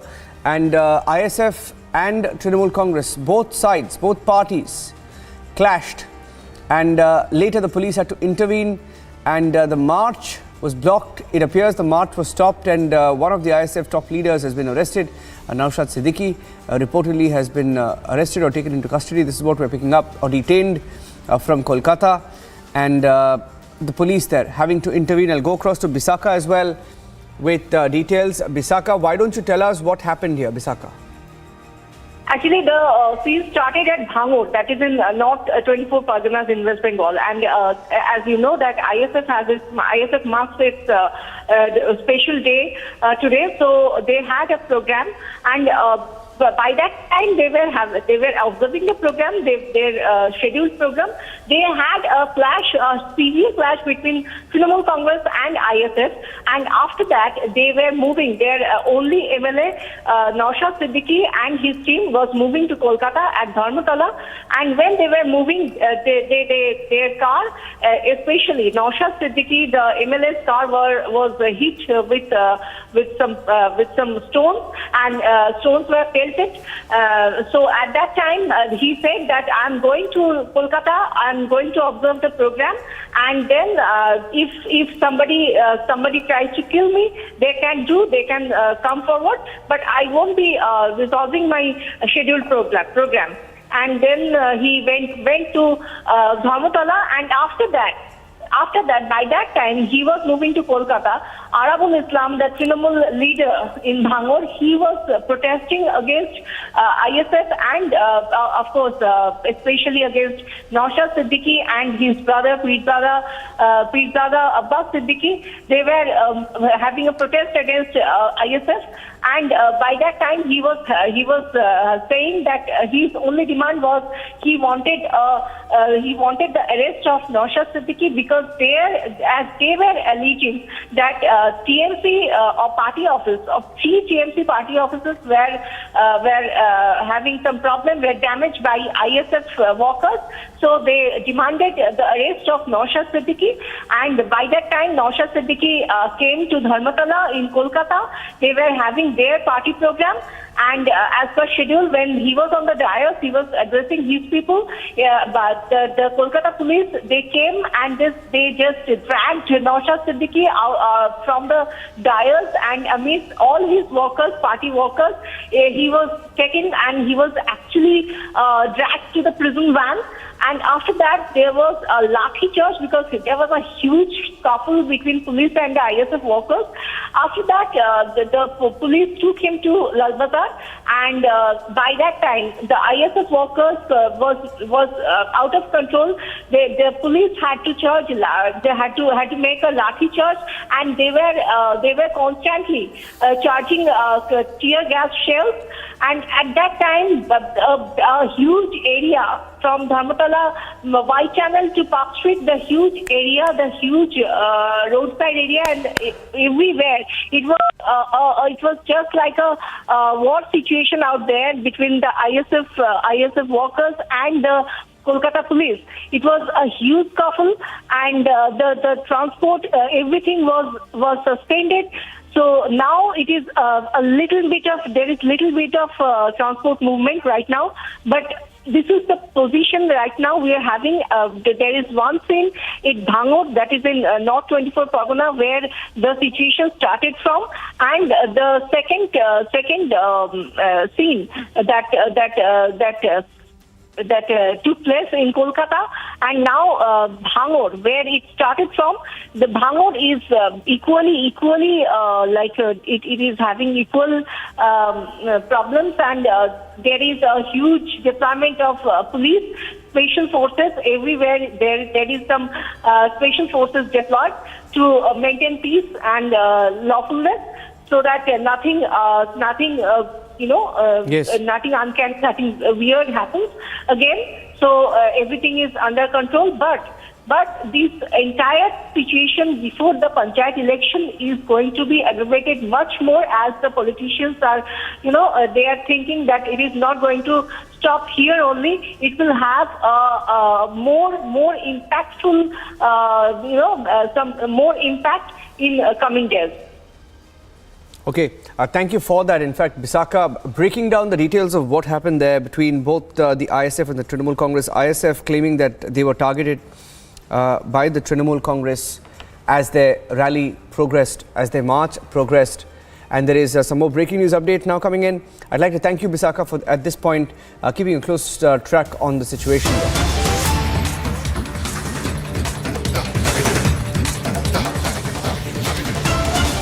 Getting in some more breaking news now in the Air India P-Gate episode. The latest breaking news update now that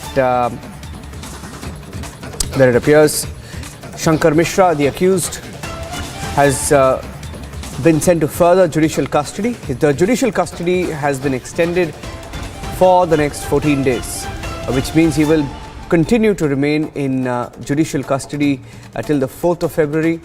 And this is the breaking news update that we had. Quick update on the Air India P-Gate episode. Let's move on now.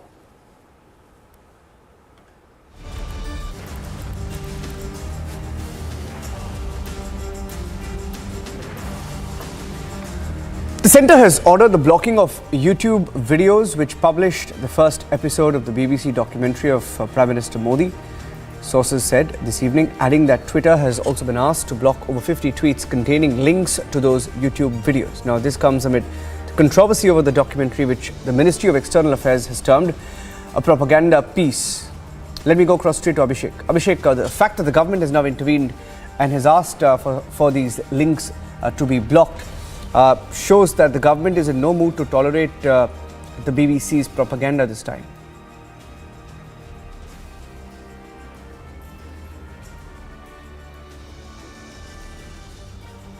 Abhishek? Yeah. Go ahead, Abhishek. So I sort of missed the cue that you gave, but then we know for a fact that this is absolutely a lopsided presentation of a certain part of history, recent history, which obviously makes even some in India uncomfortable. It goes without saying. But then the manner in which this has been presented, the manner in which India's judiciary and its entire process spread over a decade and a half has been treated with contempt. That's something which has come under the focus of the authors of these letter, who themselves have held many constitutional posts. Remember, Niranjan, these are people who have held the topmost levels of governance in the country, on the executive side, on the judiciary side, on the legislature side also in some cases. And if you go through them, and these people are those who have really watched the film, Niranjan. So initially the debate was about BBC perhaps being motivated, as it generally is. But this time this is an absolutely reasoned and studied response that's come in. So when they ask that we have never seen the BBC giving in a documentary on the Churchill question, or even recently on the Iraq war issue, the Tony Blair question, remember, we are as yet to find weapons of mass destruction, despite almost a decade and a half or more of effective occupation of Iraq by the West, and the British forces have been there. So there have been some questions here and there, but not exactly a kind of documentary that the BBC had it been neutral and objective really, would have made on the Iraq war, for example. So this is my thought. But what is important is, Niranjan, that the utter contempt with which a sovereign nation's topmost court of the country and the entire judicial process, which itself, survived a very motivated abuse of law and process of law, and then delivered those verdicts. So be it the work of the Supreme Court monitored, Supreme Court appointed special investigation team, be it the verdict of the lower court of the country in Ahmedabad, then the High Court of Gujarat, then the Supreme Court of the country, then a review petition, then a curative petition. And despite all this over 15 years, if these people continue to have their motivated agenda and continue to have an axe to grind with Narendra Modi, obviously it has to be responded to, and that's why this is a very strong letter coming in from all these veterans of governance in the country, and really asking some tough questions of the BBC. And irrespective of the fact, Niranjan, that the BBC as of now continues to brazen it out, really, the fact that someone there in London, the Member of Parliament, Lord Rami Ranger, he also, held a mirror to the top leadership of the BBC, clearly shows that this time perhaps they might have bitten more than they could chew. And this is not really ending, Niranjan, anytime soon. We are going to see pressure building up. We have seen, for example, the UK Prime Minister, Rishi Sunak, really distancing himself and the government of the United Kingdom from what the BBC has done. And this letter essentially a reflection of the anger and sentiment on the ground in India against the manner in which BBC is really brazening it out. Very boring broadcasting corporation, Niranjan. Well, just, a short question with you, Abhishek. The fact is they've always sort of been against the Prime Minister, and that's okay. They have every right to be against someone. If they hate someone, they can show it, which they are, of course, openly doing. So it's as bizarre as saying, sorry to make this comparison, but if the Doordarshan, for example, a public broadcaster had to do a hit job on, let's say, Rishi Sunak, right? And we would never do that. I mean, it's in pathetic taste, right? But this time, I think it's gone too far, like you said. But there are some people who are saying that somewhere the aim, because you look at the people who are amplifying it, the people who are using it, a Pakistani origin MP, for example, who raised it, there is perhaps a campaign designed to sort of pick this issue up deliberately, spin it before 2024. Is that the sense that you're getting as well? You are absolutely right, Niranjan. Remember, since you mentioned Doordarshan, the fact of the matter is that when one spelling mistake happened in the case of the Chinese president, that particular anchor was really sacked. And that's the kind of sensitivity Indian establishment really shows when it comes to India's foreign policy. So while we have Rishi Sunak really distancing himself very publicly on the floor of the House, in the House of Commons, from this documentary, the fact remains, Niranjan, that the timing is suspect and the producers are suspect, their motivation and agenda is suspect, and certain links have already emerged. So I think there is nothing left to second guess as to from where this really comes and with what objective. Having said that, if they thought that they could harm Narendra Modi, perhaps there is a delusion and absolute lack of understanding of how Narendra Modi works. I can tell you this is not going to help them in any manner. All right. Yeah, Abhishek, thank you very much for joining us with those inputs. That letter written by over 300 prominent personalities, some of whom have been diplomats. There are former justices, for example, former judges, and they've tried to run down the Indian establishment completely, from the judiciary to the executive, to all the arms and branches of the government, the police, the investigators, etc. And based on what they call a report given by their own diplomat, and Abhishek has put it correctly, seems like a typical what we call a hit job on the Indian Prime Minister. Thank you, Abhishek, for joining us with those inputs. Let's move on and get you an exclusive interaction. On the sidelines of the World Economic Forum in Davos, the Niti Aayog CEO Parameshwaran Iyer spoke to Republic TV, highlighting how China's story was fading globally, also visible at Davos this year around as India, with its huge presence, shining at the World Economic Forum. As India once again makes the big headlines at the World Economic Forum, joining us on the special broadcast on Republic TV is Mr. Parameswaran Iyer, the Chief Executive Officer of Niti Aayog, straight from Davos. Let me go across straight to him. Mr. Parameswaran Iyer, good headlines coming out of Davos. India is a resilient global economy going into the World Economic Forum, and at a time when China is fading. What has been the response to India there, Mr. Iyer? No, I think there's sort of almost universal recognition that India is the one bright spot in the global economy despite the headwinds. So India's growth story, the reforms it's undertaken over the past several years, the growth potential, its sort of macroeconomic stability, I think all are pointing in India's favor. There's a very big Indian team in Davos. And in fact, a lot of the streets have India lounges. So India is pretty much the topic of Davos. Yeah, that was the question I wanted to ask you. India's bigger than usual presence seen this year. Was there some thinking? Why is this happening this year? Was there some thought to scaling up the Indian contingent this year, Mr. Iyer? Well, it's, I think India has traditionally sent, teams to Davos. And I think this year, they're telling me that it's a larger than usual delegation. But, it's important to have the government of India, but more importantly, businessmen, business executives, startups, entrepreneurs, state governments. So it's a whole of India, a whole of government, a whole sort of Team India, public-private sector, which is represented here. And I think it's making a big difference. Yeah. And this big presence, what have been the takeaways from that presence in terms of the footfall at the India Lounge that you spoke of, in terms of the increased visibility for India at the World Economic Forum, in terms of comparison with China, which has a muted presence this time? Yeah, there's very high visibility for India. I mean, it's India everywhere, not just in terms of lounges, but topic of discussion as well. The interest in India from investors from abroad, in terms of all the steps the government has taken. There's clearly this growing interest in investing in India. We're hearing that, we're seeing that, and that's coming up in all the discussions. And I think it's important to note that this is a whole of India presence. There are young startups, there are entrepreneurs in different fields, whether it's solid waste management or digital technology. So I think the presence of sort of Team India has been well registered in Davos, and I think it will make a big difference going forward. Yeah. How did the G20 presidency factor play out at the World Economic Forum? It's a special year for us.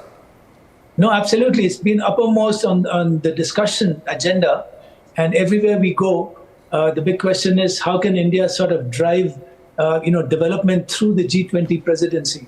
So whether it's digitalization, whether it's climate, environment, lifestyle for the environment, whether it's accelerating the SDGs, women-led development, the reform of the multilateral institutions, and the digital economy, data for development. These are key themes which have resonated in many of the sessions, in many of the bilateral meetings. And I think everyone is very excited about how India's leadership, particularly India for the world, how India can not only shape the agenda, but contribute to sort of global development in very specific areas, including digitalization. Yeah. Was there any acknowledgement about India showing resilience? I'm sure there was. What sort of acknowledgement did you see of India showing resilience at a time when, most of the world powers are wobbling, China reporting its lowest growth rate in 40 years?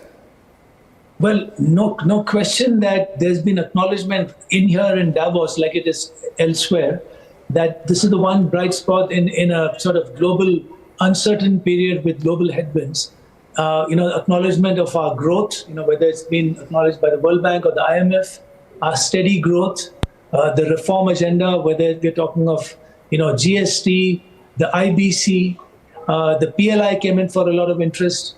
But, just taking all these reforms forward, how we've had record growth in our GST collections. So both fiscal stability, but also in terms of our banking system, there's been growth in credit. And, our non-performing assets have significantly reduced compared to about 4 or 5 years ago. So I think on the economic front, a lot of optimism, but again, on the social inclusion front as well, our social net, our health, Ayushman Bharat programs, So there's acknowledgement that this is growth with inclusion, and I think that's very important. Yes. Going into the World Economic Forum, what were the expectations from India this year, Mr. Raya? Well, again, it was, the G20 agenda was quite important to communicate that to a global audience, but also to have discussions on sort of getting investment into India. A lot of bilateral discussions with business leaders. There are 4 central ministers here. There's some ministers from state governments. So in that whole conversation about Team India, attracting investment and really making the point that, India is open for business. The Prime Minister was in Mumbai and he shared the stage with Mr. Shinde, the Chief Minister of Maharashtra. Devendra Fadnavis was also there. And, one of the statements they made on stage was the kind of investments and the MOUs signed, etc. Very, very positive, saying over 1 lakh crore for Maharashtra alone. Is that the general trend you're seeing for the entire Indian contingent there? No, absolutely. I know you mentioned the Maharashtra case. Very fruitful discussions going on other fronts as well. So I think overall, it was an important message to send that, on the ease of doing business, on inviting FDI, India, is making a lot of strides. And now moving on to the G20 presidency, how the agenda can be shaped to a large extent by India and also India for the world. So I think all those themes were very central to the whole Davos week. Well, absolutely. And congratulations, I think, to the entire Indian contingent and the Indian team there at the World Economic Forum, Mr. Parameswaran Nair, and look forward to speaking to you once again. Thank you very much for joining us from Davos. Thank you very much. Good night. Good night. Everybody had this American perspective to how they want to run the business. Every Indian startup wanted to be a copycat model of a Silicon Valley startup. So I'm asking you from a cultural ethos perspective, what is your advice to how Indian corporates should run and operate their business and their business environment? None of them believed in the Western model of doing business. They were only acting the Western model of doing business. So you have to align your culture to development. Without aligning your culture to development, you will never be able to become a global power on your terms.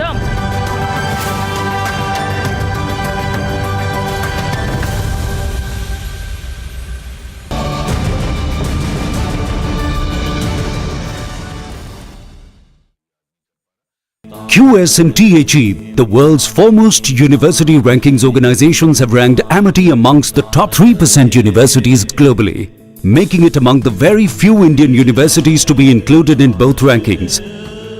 Yet another top ranking for Amity University. Ukraine's President Volodymyr Zelensky met with US Senators Lindsey Graham, Richard Blumenthal and Sheldon Whitehouse, who are visiting Kiev. Reports suggest among the topics discussed was the recognition of PMC Wagner as a terrorist organization, referring to the Russian private military company that has been aiding Russia's military in its ongoing invasion of Ukraine. Again, I just want to repeat thanks to parties for such big help, support, and President Biden, Congress, and for today on Ramstein, I had speech there, and on Ramstein, so Secretary Austin just presented the next package, this package, the last one, $2.5 billion of new ammunition, which are very important for us. The meeting came as defense officials met in the US Ramstein Army base in Germany, where Zelensky called for additional military aid for his country. Agency report for Republic TV. Several Lebanese reformist legislators continue a sit-in inside Parliament building for a second day, refusing to leave until Speaker Nabi Berri holds an open-ended session to elect a new president. Lebanon's presidency is vacant as legislators failed to elect a new president since President Michel Aoun's 6-year term ended on October 30. The worsening political paralysis has left Lebanon not only without a president, but also with only a caretaker government,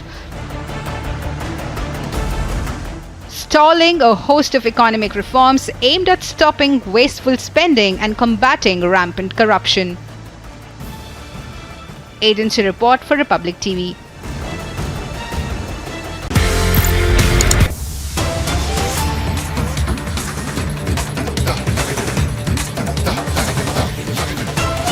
Getting in some breaking news on the Jammu twin blasts that took place this morning. 6 people have been detained by the Jammu and Kashmir police. The detained people have not yet been identified. Gursimran joining us with the details. We are hearing that the CCTV footage was analysed, call data analysis has been done, and these 6 people are being questioned regarding their involvement. Gursimran.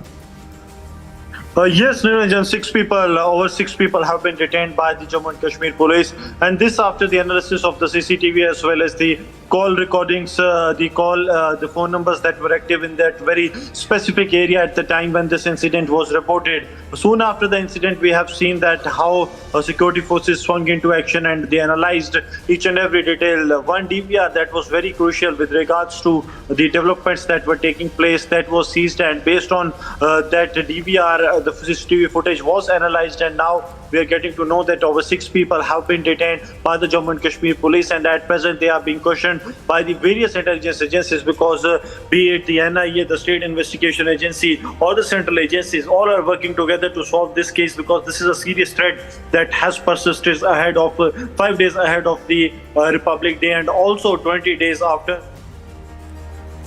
Okay. Thank you for joining us with those inputs. Gursimran, I think we lost the line there with him. We'll try and connect with him. But the latest development on the twin blasts, that 6 people have now been detained. Republic, 48.3%. 374% more viewership than News 18 in super prime time. Content supremacy has destroyed the landing experiment. Republic TV, voice of the people.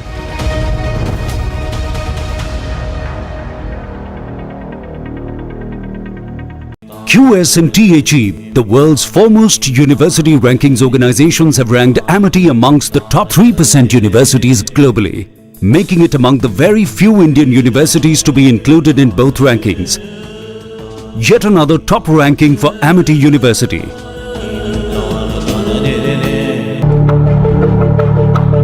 Several Lebanese reformist legislators continue a sit-in inside Parliament building for a second day, refusing to leave until Speaker Nabi Berri holds an open-ended session to elect a new president. Lebanon's presidency is vacant as legislators failed to elect a new president since President Michel Aoun's 6-year term ended on October 30. The worsening political paralysis has left Lebanon not only without a president, but also with only a caretaker government,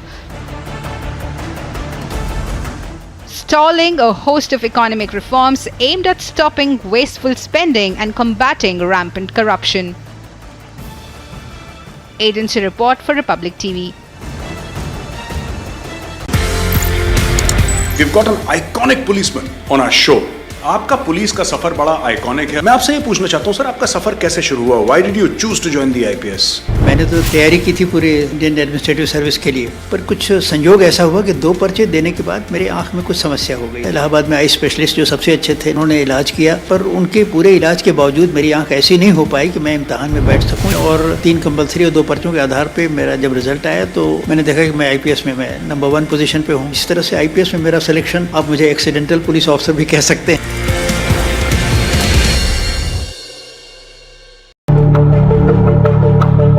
Several Lebanese reformist legislators continue.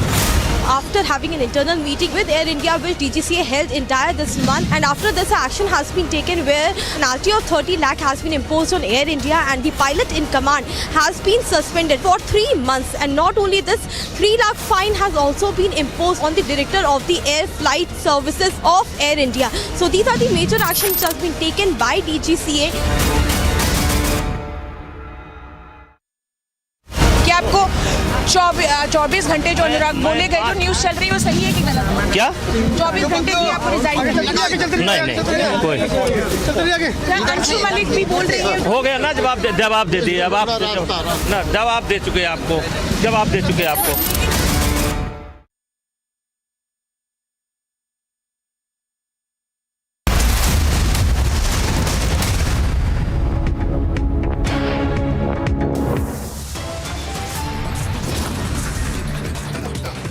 Wrestling Federation of India, in its reply to the Sports Ministry, slanders the wrestlers refusing to accept sexual harassment charges.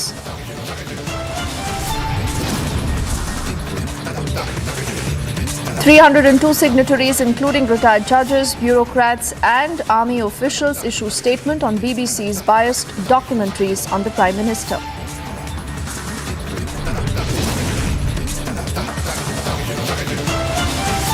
Twin blast in Jammu ahead of the Republic Day leaves 9 injured. Investigation underway by the NIA and state agencies.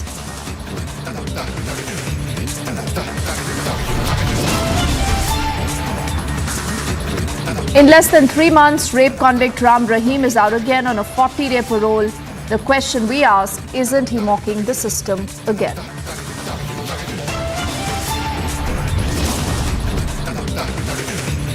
The NIA charge sheet in the Praveen Netaru case reveals how the PFI was raising a killer squad to achieve its mission in 2047.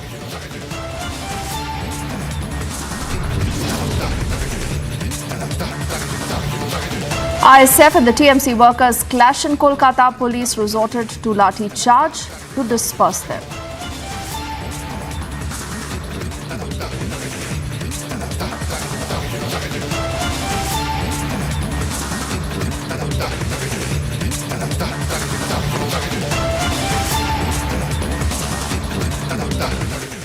A very good evening. You're watching Republic and I'm Deepthi Sachdeva.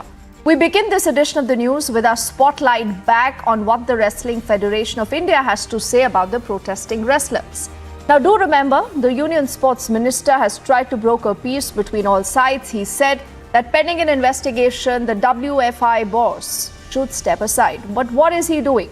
Earlier today in Gonda, he was spotted being a part of an event.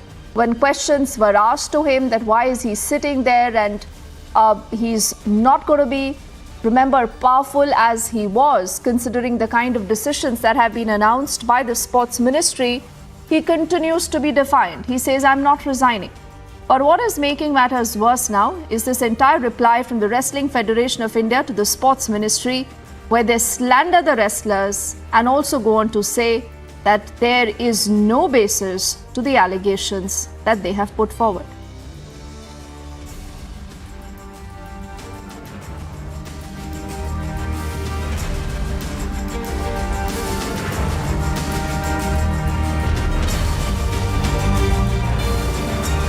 So on the bottom of your screens, you are reading more details of that letter that has been accessed by Republic, where the Wrestling Federation of India is calling them media protesters, saying it's not important to give them any attention. Also reiterating that there is a larger agenda, there is a conspiracy.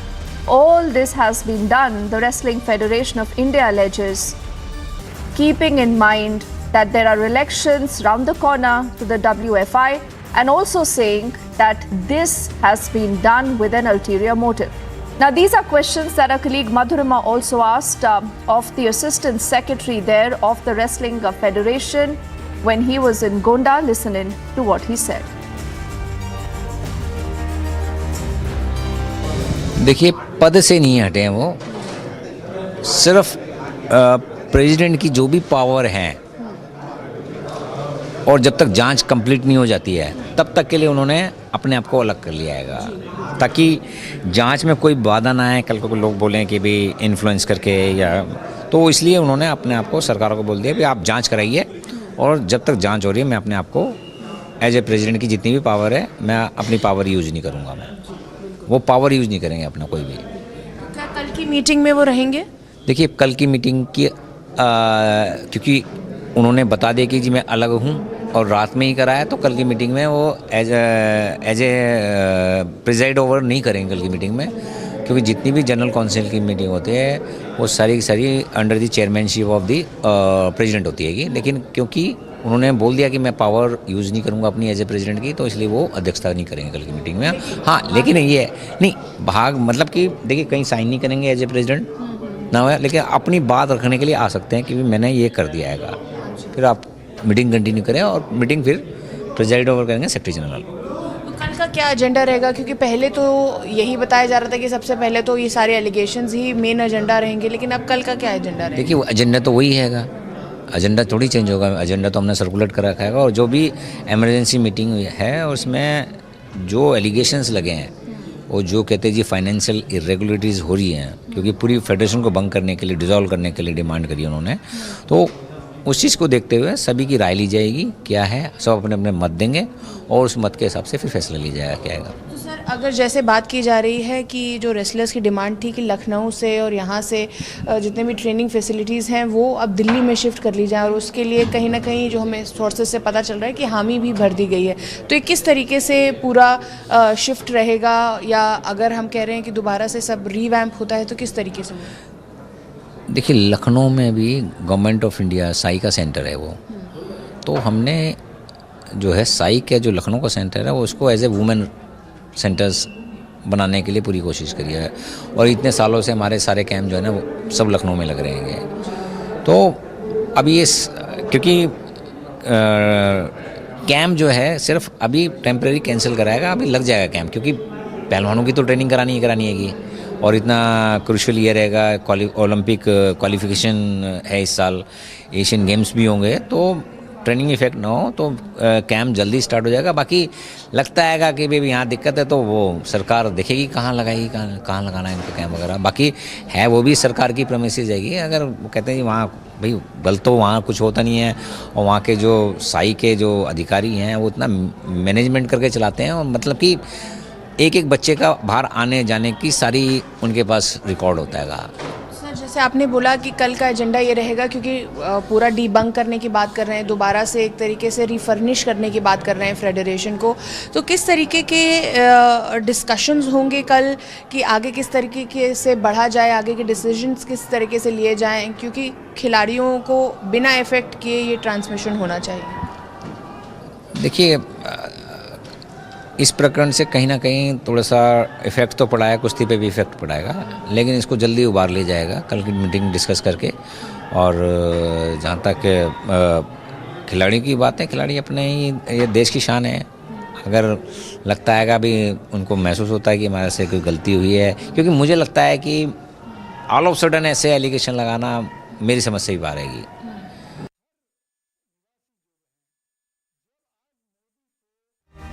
So you've heard that response that came in earlier from the Wrestling Federation of India, and like I said earlier in the day, Republic has been able to access the response also the Federation has given out to the Sports Ministry. Very, very clearly, it is not taking into account any of the allegations that have been made by the athletes. In fact, it goes on to say that all these allegations are unfounded.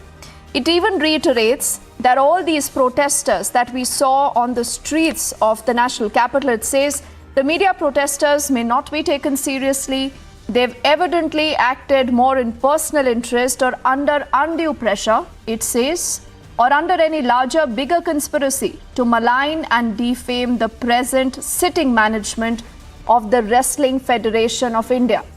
So this is a clear plan to intimidate them, to try and deflect the entire issue of sexual harassment and skirting the very, very serious charges that have been made by these wrestlers who've been on the streets instead of being on the mat.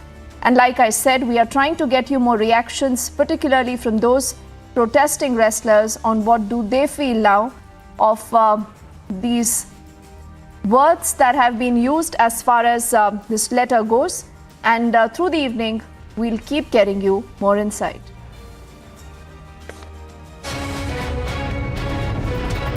Shocking CCTV footages emerge out of the Kanchipuram Egambaranatha temple, where we can see a temple employee physically harassing a fellow employee, and this CCTV footage that has now been accessed by Republic is very, very shocking, because it has happened on January 8th, and we can see that no other employees are present inside the office, and this particular employee called Vedamurthy, a senior official, has taken advantage of the situation and harassed a fellow employee. And now we can see that this complaint was not filed by the victim, rather it was filed by a social worker, and it was sent via mail to the HRNC department, and now the Joint Commissioner is now investigating this this case, and we can expect an action to be taken very soon on this harassment allegations that have come out of the Kanchipuram Egambaranadar temple.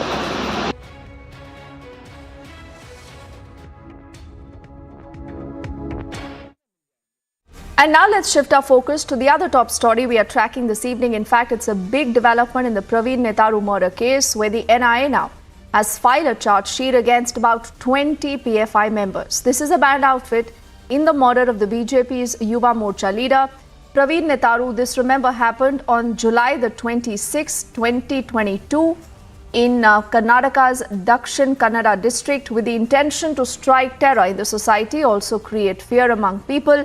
There have been investigations underway in the entire case, and that have revealed that PFI, as a part of its agenda to create terror, communal hatred and unrest in the society, and to further its agenda of establishing an Islamic rule by 2047, had a mission in mind.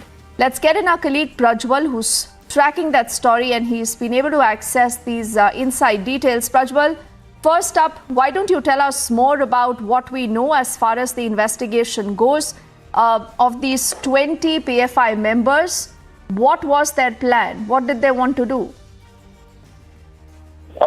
Deepti, now as part of PFI's agenda was to create terror and communal hatred and unrest in the society, and to also further its agenda of establishing the Islamic rule in India by 2047.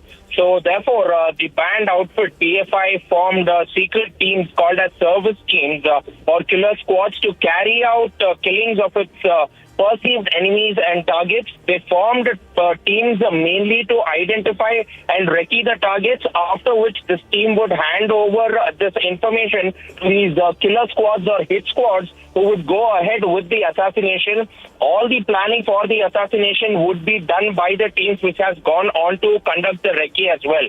Now, even if you are looking at it, the charge sheet has mentioned 20 PFI members, out of which 14 have already been arrested, but 6 of them still remain at large, and therefore it is now being understood that the NIA has already announced a cash reward for 2 of the prime accused. Accused number 1, Masood K, and accused number 2, Koraje Mohammed Sharif, who was involved in plotting this murder and also carrying out meetings in Bengaluru, Sulia as well as Bellare to go on and assassinate Praveen Netaru. And Mustafa Paichar, along with Koraje Mohammed Sharif, passed on this information to the prime accused, Masood, who carried out this assassination right in front of the people, along with a group of 4 other people as well. And they did this so that they can go on to create terror among the community, and they also wanted to incite communal hatred, which has been mentioned in the charge sheet, because they have also been booked under UAPA as well as Section 120B,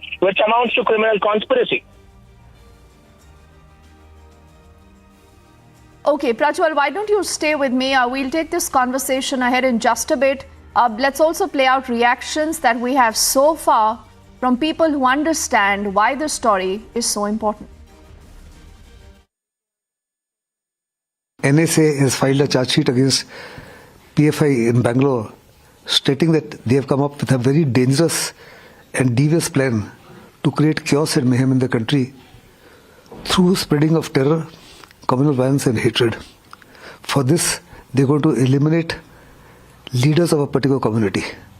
They have created task forces which are secret.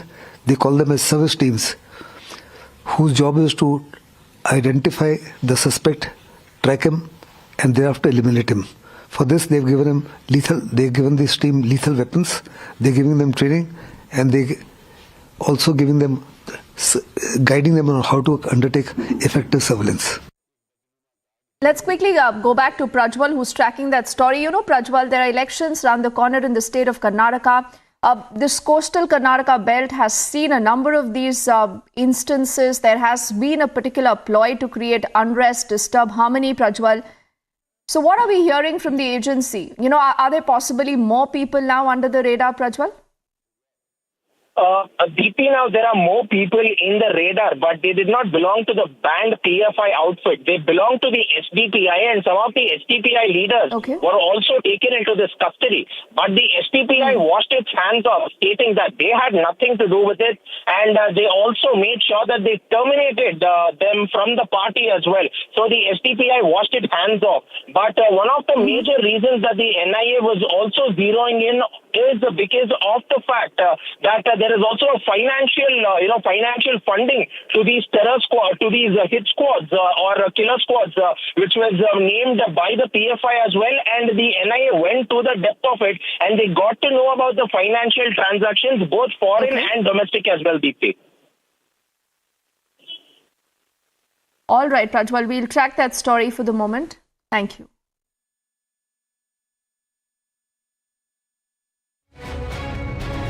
Clash broke out between two rowdy shooter groups in Barkas area of under Chandrayangutta police station limits on Friday evening, where we see that this issue was where the clash broke out over a parking issue, and also at the same time now the police officials have registered a case on 4 people as one person was injured after there was a heated argument between the two groups. And also at the same time now what we are learning is that the police officials who reached the spot brought the situation under control, and then later after learning about this whole incident, now the police officials have registered a case and 4 people have been booked into this matter, including the 2 rowdy shooters who were involved. And also at the same time one person was injured in this incident, and he is now undergoing treatment at the local hospital. But what we are learning is that this whole incident took place over an parking issue, as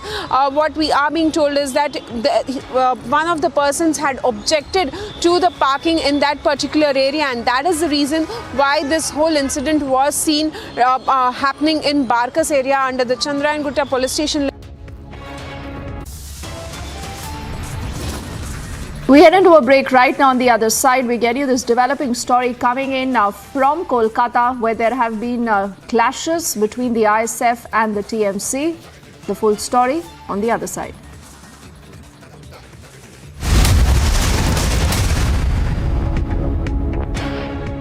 QS and THE, the world's foremost university rankings organizations, have ranked Amity amongst the top 3% universities globally, making it among the very few Indian universities to be included in both rankings. Yet another top ranking for Amity University.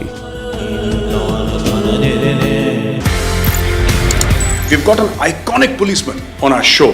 आपका police का सफर बड़ा iconic है। मैं आपसे ये पूछना चाहता हूँ सर, आपका सफर कैसे शुरू हुआ? Why did you choose to join the IPS? मैंने तो तैयारी की थी पूरे इंडियन एडमिनिस्ट्रेटिव सर्विस के लिए, पर कुछ संयोग ऐसा हुआ कि 2 पर्चे देने के बाद मेरे आंख में कुछ समस्या हो गई। इलाहाबाद में आई स्पेशलिस्ट जो सबसे अच्छे थे, उन्होंने इलाज किया, पर उनके पूरे इलाज के बावजूद मेरी आंख ऐसी नहीं हो पाई कि मैं इम्तहान में बैठ सकूँ। और 3 कंपल्सरी और 2 पर्चों के आधार पर मेरा जब रिजल्ट आया तो मैंने देखा कि मैं IPS में मैं नंबर 1 पोजीशन पे हूँ। इस तरह से IPS में मेरा सिलेक्शन, आप मुझे एक्सीडेंटल पुलिस ऑफिसर भी कह सकते हैं।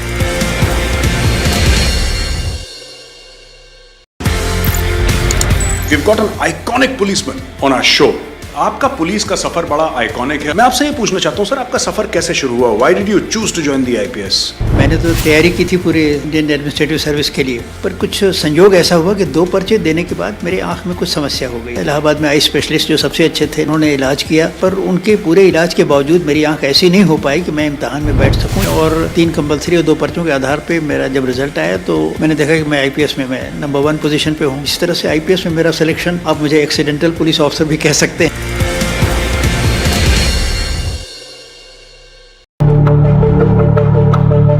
Several Lebanese reformist legislators continue a sit-in inside Parliament building for a second day, refusing to leave until Speaker Nabi Berri holds an open-ended session to elect a new president. Lebanon's presidency is vacant as legislators failed to elect a new president since President Michel Aoun's 6-year term ended on October 30. Everybody has this American perspective to how they want to run the business. Every Indian startup wanted to be a copycat model of a Silicon Valley startup. So I am asking you from a cultural ethos perspective, what is your advice to how Indian corporates should run and operate their business and their business environment? None of them believed in the Western model of doing business. They were only acting the Western model of doing business. So you have to align your culture to development. Without aligning your culture to development, you will never be able to become a global power on your terms.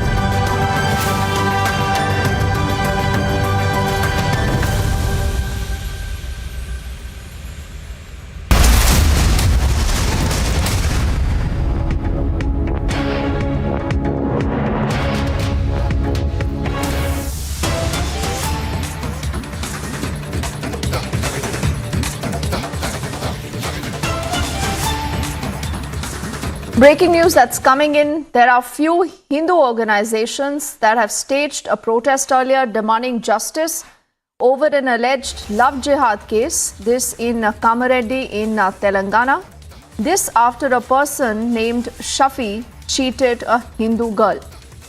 We are standing by to get you more details with our colleague Aneri, who's just going to join us on the broadcast in a bit. But these images that you see on your screens are of a little while earlier today, where these Hindu organizations staged a protest. Aneri is with us. I'm told, Aneri, why don't you first up tell us what really is this case all about, what has happened, and then also about the protest, Aneri. Well, Deepthi, what we are seeing right now is the protest which was being held by few Hindu organizations, including the BJYM also had staged protests in Kamareddy of Telangana after they had raised the issue of alleged love jihad, where they stated that a girl was being cheated by a person, and that is why they staged the protest. And now we are seeing that the police officials have registered a case under the relevant sections of IPC, and also at the same time they have been demanding justice for the victim girl as well. So now we are seeing how the Hindu organizations were seen staging protests in Kamareddy, including the BJYM had staged a protest. Meanwhile, we also see that police officials had to bring the situation under control. The police officials tried to make sure that no untoward situation takes place, and later all the people were moved out from that spot. But yes, definitely, now we are seeing that they continue to demand that there should be justice. However, the accused who is there is arrested by the police officials, and now we continue to see that how there is a raising demand. They have been alleging that this is a case of love jihad, is what the Hindu organizations have been saying. However, the police officials continue to say that they have registered a case and further investigation will be taken up. But what we are also learning is that both of them were in a relationship quite long time, but the boy had that he would marry her, but then later cheated her, and that is why now we are seeing that there was a massive protest which broke out in Kamareddy this afternoon, where we see that hundreds of people, including the BJYM leaders, also were protesting demanding justice for the girl. All right, Aneri, for the moment, thank you for getting us those updates.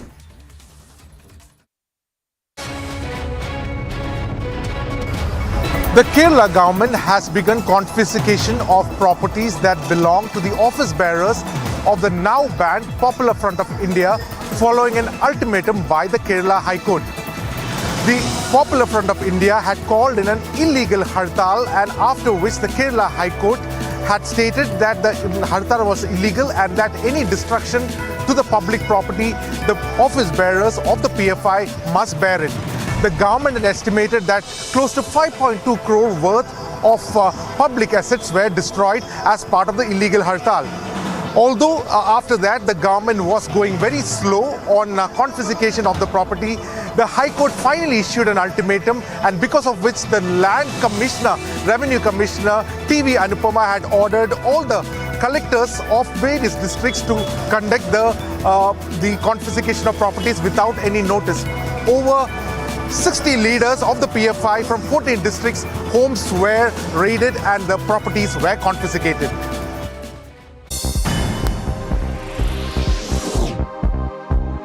A quick check of more stories in brief now. The unseeded Indian duo of Jeevan Neduchazian and Sriram Balaji stunned the fifth-seeded pairing of Ivan Dodig and Austin Zakrik in 3 sets in the first round of the men's doubles of the Australian Open in Melbourne.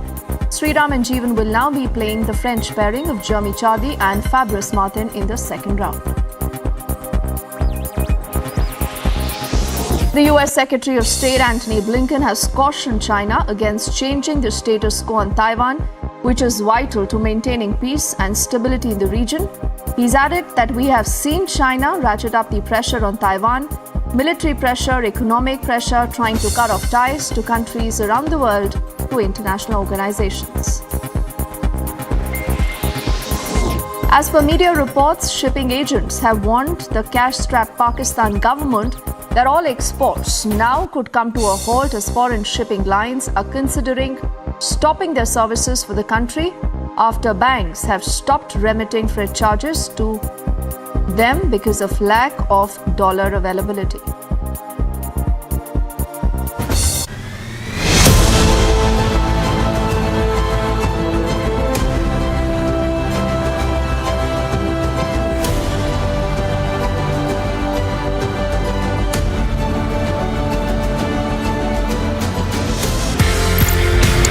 We've got an iconic policeman on our show. आपका police का सफर बड़ा iconic है। मैं आपसे ये पूछना चाहता हूँ सर, आपका सफर कैसे शुरू हुआ? Why did you choose to join the IPS?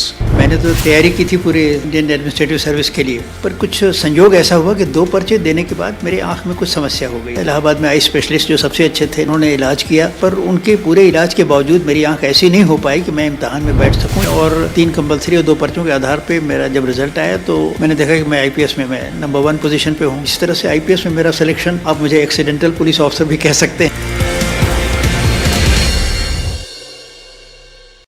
Ukraine's President Volodymyr Zelensky met with US Senators Lindsey Graham, Richard Blumenthal and Sheldon Whitehouse, who are visiting Kiev. Reports suggest among the topics discussed was the recognition of PMC Wagner as a terrorist organization, referring to the Russian private military company that has been aiding Russia's military in its ongoing invasion of Ukraine. Again, I just want to repeat thanks to parties for such big help, support, and President Biden, Congress, and for today on Ramstein, I had speech there, and on Ramstein, so Secretary Austin just presented the next package, this package, the last one, $2.5 billion of new ammunition, which are very important for us. The meeting came as defense officials met in the US Ramstein Army base in Germany, where Zelensky called for additional military aid for his country. Agency report for Republic TV. Several Lebanese reformist legislators. Everybody had this American perspective to how they want to run the business. Every Indian startup wanted to be a copycat model of a Silicon Valley startup. So I'm asking you from a cultural ethos perspective, what is your advice to how Indian corporates should run and operate their business and their business environment? None of them believed in the Western model of doing business. They were only acting the Western model of doing business. So you have to align your culture to development. Without aligning your culture to development, you will never be able to become a global power on your terms.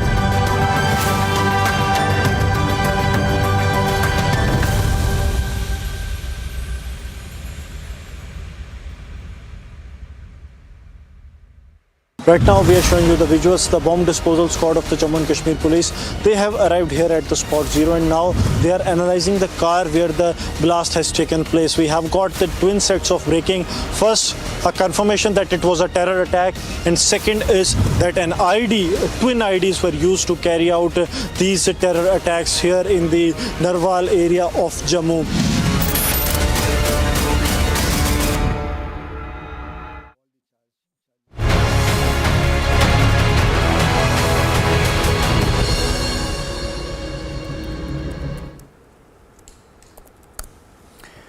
Thank you for joining us on the biggest story tonight. It's 7 p.m. I'm Niranjan, and the BBC docu-series trying to target the Prime Minister continues to be a talking point. More and more people who have watched parts of it, some who've seen the entire docuseries, are speaking out, calling out the BBC for the classic hit job. Here are the headlines on the biggest story tonight.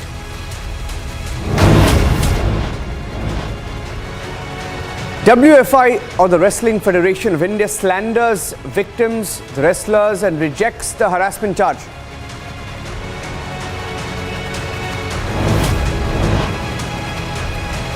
"302 signatories slam BBC for biased Modi documentary."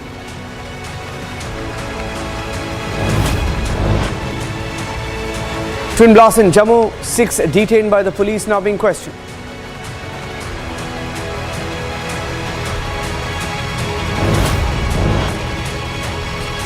Rape convict Ram Rahim granted a 40-day parole once again.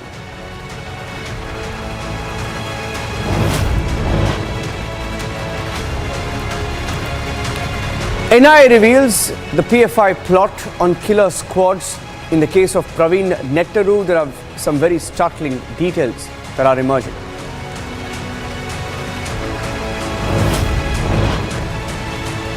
Clashes between the ISF and the Trinamool Congress near Kolkata. Dramatic pictures emerge.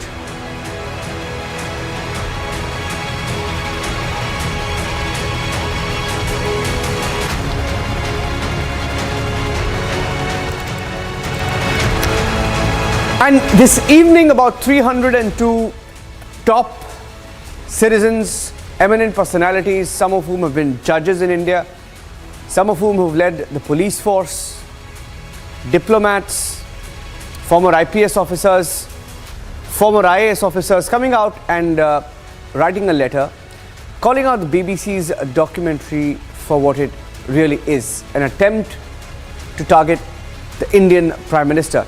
Let's get you some excerpts of that letter. Before that, politically, the story is gaining a lot of political traction, if I can call it that, with opposition parties like the Congress, the RJD, now talking about this docuseries, backing BBC, believe it or not, for this biased narrative, despite all courts in India saying that there was no proof. Here's how the story is being used politically to try and push a particular narrative.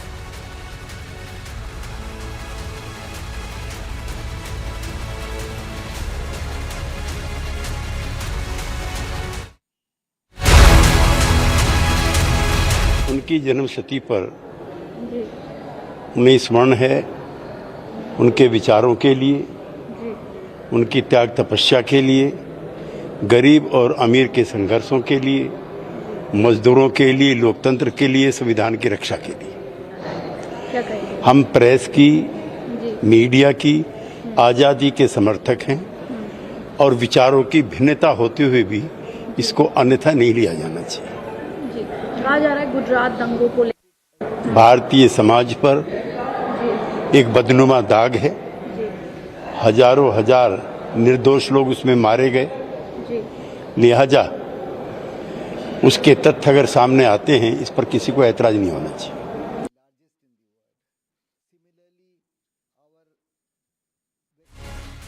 The first response, in fact, JDU also backing this documentary. Very interesting.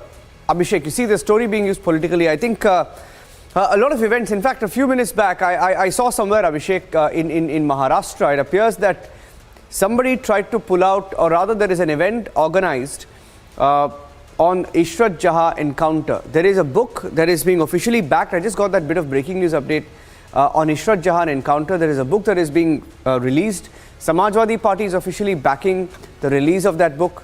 And then you time that with what is happening. It appears that there is this all-out attempt to somehow pull out these cases where there is no proof, just to embarrass, if nothing else, and keep that conversation going. Abhishek.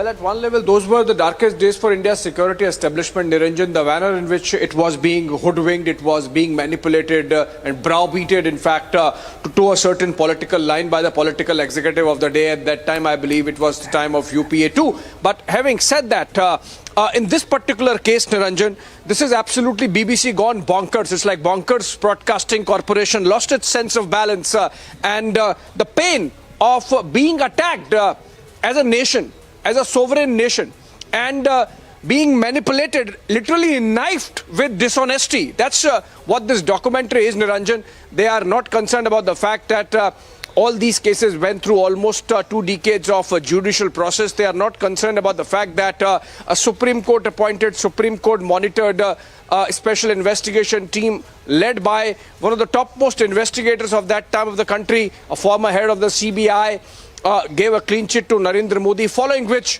he, of course, made an outreach to the minority community, asked for bygones be bygones and to move ahead. He created a new compact with every citizen of the country, based on which he got the mandate that he got in 2014, which was subsequently renewed with even more numbers in 2019. Subsequently and parallelly, we have seen the courts of the country, from the lowermost at the district level in Ahmedabad to the topmost court of the country, doing away with those cases and, upholding the clean chit given by the SIT, Raghavan SIT, and then a review petition, then a curative petition. And what's most unfortunate is, Niranjan, when you see this peddling of lies, which continues almost as if all the intellectual dishonesty has to be owned by these critics of Narendra Modi, or for that matter, they would be immorally dishonest just because they want to target Narendra Modi. For example, this basic lie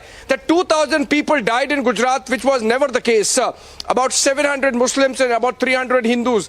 If you really go that crude and mention numbers, just about 950, between 950 and 1,000. But that dishonesty with numbers still continues when at the drop of a hat they say 2,000 Muslims died, which was never the case. And also then, Niranjan, we have seen cases after cases where in this documentary, for example, the narrative of people like Teesta Setalwad and R.B. Sri Kumar and Sanjeev Bhatt is being peddled, despite the fact that it is their conduct now under the scanner and being investigated, and again reprimanded by the Supreme Court for having misused and abused due process of law. So I think someone in the BBC should be taking note of the kind of angst and anger that has really come out and respect these sentiments if they really care for, if nothing else, at least truth, which they have really taken for a ride by making that documentary, Niranjan. Yeah, Abhishek, stay with me because you've also covered the Gujarat, riots. You've been in Gujarat for most of your life before moving to Delhi. So it'll be interesting to get your perspective on what you saw back then. But let me go across to Major General Kochhar, also joining us on broadcast. Dhruv Katoch, I think General Dhruv Katoch, can you hear me, sir? General Kochhar here. General Kochhar, can you hear me, sir? Good evening. Yes. Yeah, clear. General Kochhar is joining us on the phone. So are you also signatory to this letter, General Kochhar? Yes, I am signatory. Yeah, okay. Can you tell our viewers why you think this narrative of the BBC this time has crossed all lines? You see, the growth and popularity of our Prime Minister Narendra Modi seems not to be digested by certain people in certain countries. They have an agenda of their own, and this agenda is more or less being targeted for the next elections. And this is the beginning. Let me tell you, they have already started this agenda with this BBC program, and they are going to continue it further. They are getting into the internal affairs of our country, which we cannot tolerate. Nobody has got a right to speak what is happening within the nation. It is the internal matter of the nation, and especially when a Supreme Court judgment is there, what business has anybody got to question the judgment of the Supreme Court. Secondly, they are talking about the Citizen Amendment Act and mentioning that it is targeting the Muslims. Have they read the Citizen Amendment Act? Does it single out any one religion or any religious community? So it is absolutely clear. The agenda is absolutely clear, and we as a nation, you see, I am not a member of BJP. I am a citizen of India, and if I feel strongly about it, I am sure 130 million people of our country also feel strongly about it. And that is why we have voiced our opinion. We have condemned this particular statements or program emanating from countries who are inimical to the growth of India. I'm not saying that the governments are inimical, but there are certain strata of people there who are staying there, and there can be a Khalistan angle also to these things, because in the United Kingdom you have a large number of people who have been regularly targeting the Indian government and the Indian way of life. The Pakistani population, sir. Yes, and that is why we all as a nation today, irrespective of our political affiliations, must stand tall and must voice ourselves against this in the most emphatic manner. Sir. And we should curb this thing right immediately so that this narrative is not continued, because I have a feeling that this is a beginning, and there will be other attempts to target our political leaders, especially the government. I'm reiterating that Jammu and Kashmir, Article 370, they have no business to say. It is the internal matter of the country. Today the situation in Jammu and Kashmir is almost normal. Yeah, so the people are living a very peaceful life. There is growth and development. Economic packages have been announced by the government. Yeah. Corruption has been curbed, and we have investments happening from the UAE and other countries into Jammu and Kashmir. Yes.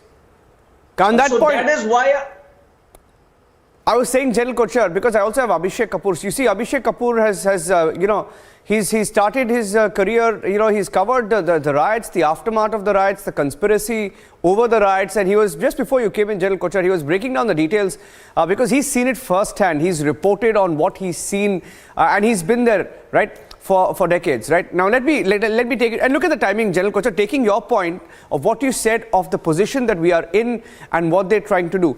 The Prime Minister in a meeting says, take everyone along, including the minority communities, irrespective or not, you get their votes. He says that a country like Pakistan not getting any attention from countries like UAE, not getting much help, but India stands tall in these countries as well. So it's all coming at a time when, everything that they possibly said, and you spoke about Kashmir, everything that they possibly tried to peddle has sort of fallen flat.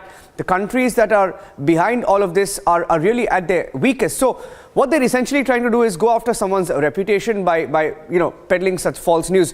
Abhishek, from a reporting perspective, why don't you take us a little bit through the conspiracies that you saw unravel in the course of your reporting, and prima facie, when you look at this particular docu-series, why is it what we are calling a hit job?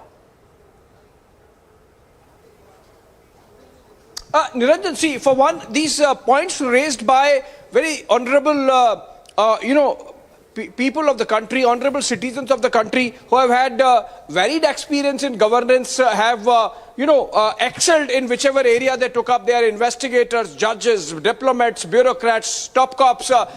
With that kind of experience, they are coming out, and they have raised specific questions in this letter which they have addressed to the BBC.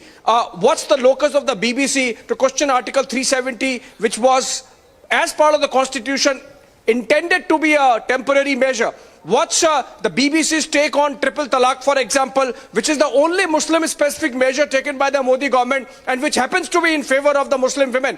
Having said that, because you asked about what happened on the ground, Niranjan, suffice to say that much of this propaganda and trash prepared by the BJP by way of BBC by way of this documentary is essentially picked up from whatever was being pushed by the Teesta Setalwad group and gang, if I could call it, Niranjan, and which itself stands discredited in the courts of the country and is under scanner and being investigated. So I think that's why I said the very basic thing that the BBC needs and to introspect is whether they approach this issue with absolute integrity of intellect, and that's where the issue is, Niranjan. Okay, Abhishek and General Kochhar, I'll end by saying just one thing. I think General Kochhar said that this is just the beginning, and just before you came in, General Kochhar, I was talking about how there is a book release on Ishrat Jahan planned in Maharashtra, and the Samajwadi Party is behind it. So there are a lot of interesting things. I think all of them picking up these issues, timing it, there is perhaps a bigger campaign. We don't know, but it appears that that's the strategy, at least. Thank you, gentlemen, for joining us. I'm taking a short break right now. When we come back, it's also one of the top issues we are debating tonight.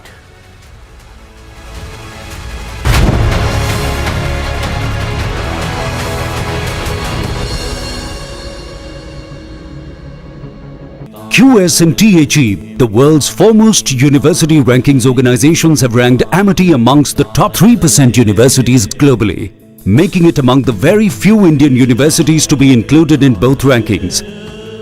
Yet another top ranking for Amity University. Ukraine's President Volodymyr Zelensky met with US Senators Lindsey Graham, Richard Blumenthal and Sheldon Whitehouse, who are visiting Kiev.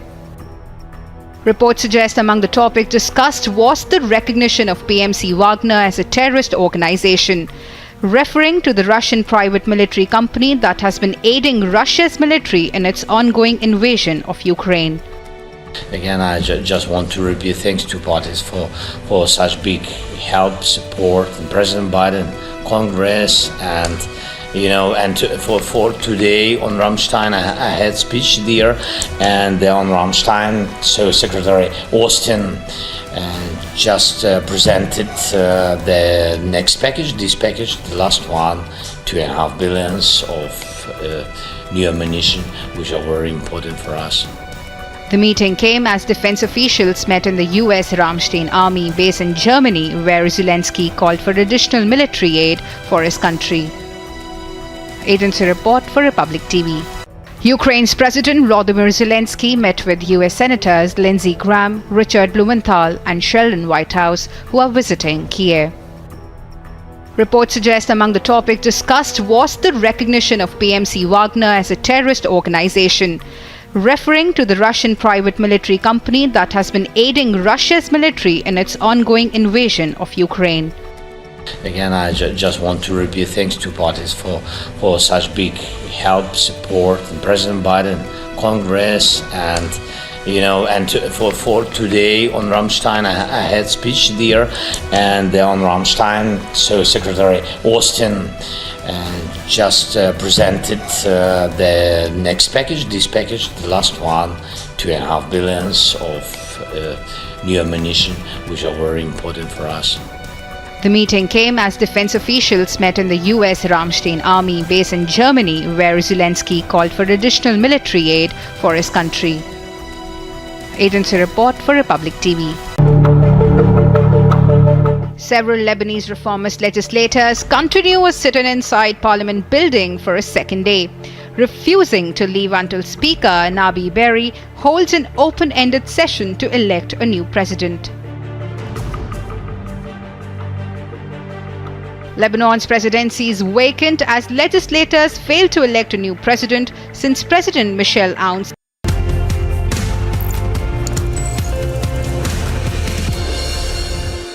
Hello friends, welcome to the Gaurav Arya show. Police वालों के बारे में अलग अलग लोग अपनी अलग अलग राय रखते हैं। People say they are not sensitive, people say they don't do their work well, some people say no they have come as saviours. जितने मुंह उतनी बातें। Today we have got an iconic policeman on our show and I am sure all of you have heard of him, mister Prakash Singh IPS। Padmashri से इनको नवाजा गया है और ऐसा कोई भी नहीं है पुलिस विभाग में या जिसका किसी प्रकार से ताल्लुक है नेशनल सिक्योरिटी से, जिसने मिस्टर प्रकाश सिंह का नाम नहीं सुना है। सर जय हिंद और हमारी शो में आपका बहुत बहुत स्वागत है। जय हिंद। सर आपका पुलिस का सफर बड़ा आइकॉनिक है और इनफैक्ट जब मैं पुलिस के बारे में रिसर्च कर रहा था सर, तो 3 साल पहले सर मेरे पिताजी जो आपके जूनियर हैं उन्होंने बोला कि आप मिस्टर प्रकाश सिंह से बात करिए, वो आपको पूरी इन्फॉर्मेशन देंगे। फिर मैंने आपको 3 साल पहले कॉल करा था सर। मैं आपसे ये पूछना चाहता हूँ सर, आपका सफर कैसे शुरू हुआ? Why did you choose to join the IPS? इसके पीछे रीजन क्या था, लॉजिक क्या था सर? देखिए, IPS में मैं कैसे आया ये भी एक ईश्वरीय घटना थी, मैं समझता हूँ। मैंने तो तैयारी की थी पूरे इंडियन एडमिनिस्ट्रेटिव सर्विस के लिए, पर उन दिनों ऐसा है कि 2 पर्चे दिए जाते थे इंडियन पुलिस। पहले तो 3 कंपलसरी पर्चे थे, उसके बाद 2 पर्चे IPS के लिए, 3 पर्चे सिविल सर्विसेज के लिए और 5 पर्चे IAS के लिए होते थे। तो मैंने 5 के लिए तैयारी की थी कि सारे इम्तिहान में बैठना है मुझे।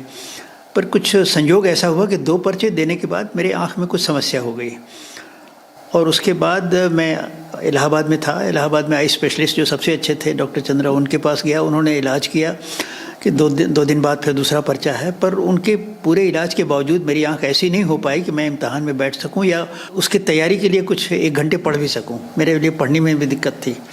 फिर मैं बैठ नहीं पाया बाकी पर्चों में और इन्हीं 2 पर्चों के आधार पे और 3 कंपलसरी और 2 पर्चों के आधार पे मेरा जब रिज़ल्ट आया तो मुझे बड़ा आश्चर्य हुआ।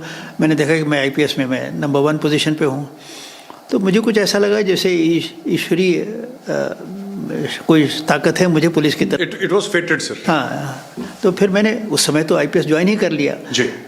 फिर बाद में मैं फिर बैठा सिविल सर्विस में, मेरा इंटरव्यू कॉल भी आया पर मैं गया नहीं। मैंने कहा पुलिस में आ गए तब इसी में रहेंगे। इस तरह से IPS में मेरा सिलेक्शन, आप मुझे एक्सीडेंटल पुलिस ऑफिसर भी कह सकते हैं। अच्छा। पर मेरा स्वभाव जैसा है कि मुझे जब कोई काम मिल जाता है, फिर चाहे मैंने उसकी आशा की हो या ना की हो, उसकी प्लानिंग की हो या ना की हो, पर यह कि उसको मुझे अच्छी तरह से करना है। तो फिर पुलिस में भी मैं शुरू के कुछ वर्ष तो ऐसे रहे जब मुझे लगा कि नहीं पुलिस की नौकरी कैसी है और इसमें मुझे खुश रहूँगा कि नहीं रहूँगा, मुझे संतोष मिलेगा, जॉब सेटिस्फैक्शन होगा कि नहीं होगा। हमारे वाइफ में अक्सर बात होती थी। मैं सोचता था कि नहीं, यहाँ से रिज़ाइन करके फिर से टीचिंग में चले जाए। मैं IPS में आने के पहले 1 साल मैंने इलाहाबाद यूनिवर्सिटी में पढ़ाया था, तो मैंने सोचा तो फिर से टीचिंग में चले जाएं। पर मेरी वाइफ ने बराबर मुझसे कहती थी नहीं, थोड़े दिन और देख लीजिए, अभी इतनी जल्दीबाजी में कोई फ़ैसला मत लीजिए। जैसे जैसे पुलिस में मैं प्रगति करता गया, मुझे एक नए फीलिंग का एहसास हुआ। मुझे ये लगा जैसे जब मैं सुपरिटेंडेंट पुलिस बना तो मुझे ये लगा देखो आज की तारीख में 22 लाख आदमी इस ज़िले के, उनकी जीवन की सुरक्षा, उनके माल की सुरक्षा, उनके सम्मान की सुरक्षा ये मेरे हाथ में है। मेरे नेतृत्व में ये पुलिस फोर्स कितना अच्छा काम करती है, उतने ही ये सुरक्षित महसूस करेंगे, उतने ही सुखी होंगे। तो मुझे लगा ये तो बहुत बड़ा काम करने का मौका है, एक सेवा का इतना बड़ा मौका और कहाँ से मिलेगा कि आप 24-25 लाख आदमी की आप अगर वो ये फीलिंग करने लगे, उनके मन में ये भावना हो जाए कि नहीं अब हम अच्छे हैं, हमारी सुरक्षा है, पुलिस हमारा ध्यान रखती है, अगर ये सब बात हो जाए तो बहुत बड़ी बात है। तो फिर मुझे धीरे धीरे पुलिस में ये इस भावना से मैंने सर्विस की कि it is the best instrument for to serve the people, very effective and a very strong instrument to serve the people. ये फीलिंग जब मेरे अंदर आ गई तो फिर पुलिस में मैं एकदम रम गया। मैंने कहा नहीं अब इसमें तो अच्छा काम करना है। और इस तरह से जितना मैं आगे बढ़ता गया, जब डायरेक्टर जनरल पुलिस यूपी हुआ तो मैंने अपने आप से कहा प्रकाश तुम्हें ये ज़िंदगी का एक ऐसा मौका मिला है जो आगे नहीं मिलेगा। उस समय करीब 12-13 करोड़ थी उत्तर प्रदेश की आबादी। मैं तो 12-13 करोड़ आदमी, I mean can you give them better life, can you make them feel secure, can you make them feel happier than they are today, it is in your hands. तो मैंने कहा, मैंने अपने आप से कहा कि देखो अपने आराम की, सुख की, अपने स्वार्थ की सब चीज़ें भूल जाओ, बस ऐसा काम करो कि सारे प्रदेश में लोग अपने आप को पहले से ज़्यादा सुरक्षित महसूस करें, उनका पुलिस में विश्वास बढ़े और पुलिस भी एक ऐसा काम करे कि लोगों में एक सुख और शांति का ज़्यादा अच्छा अनुभव हो और ज़्यादा अच्छी भावना हो। बिल्कुल सर।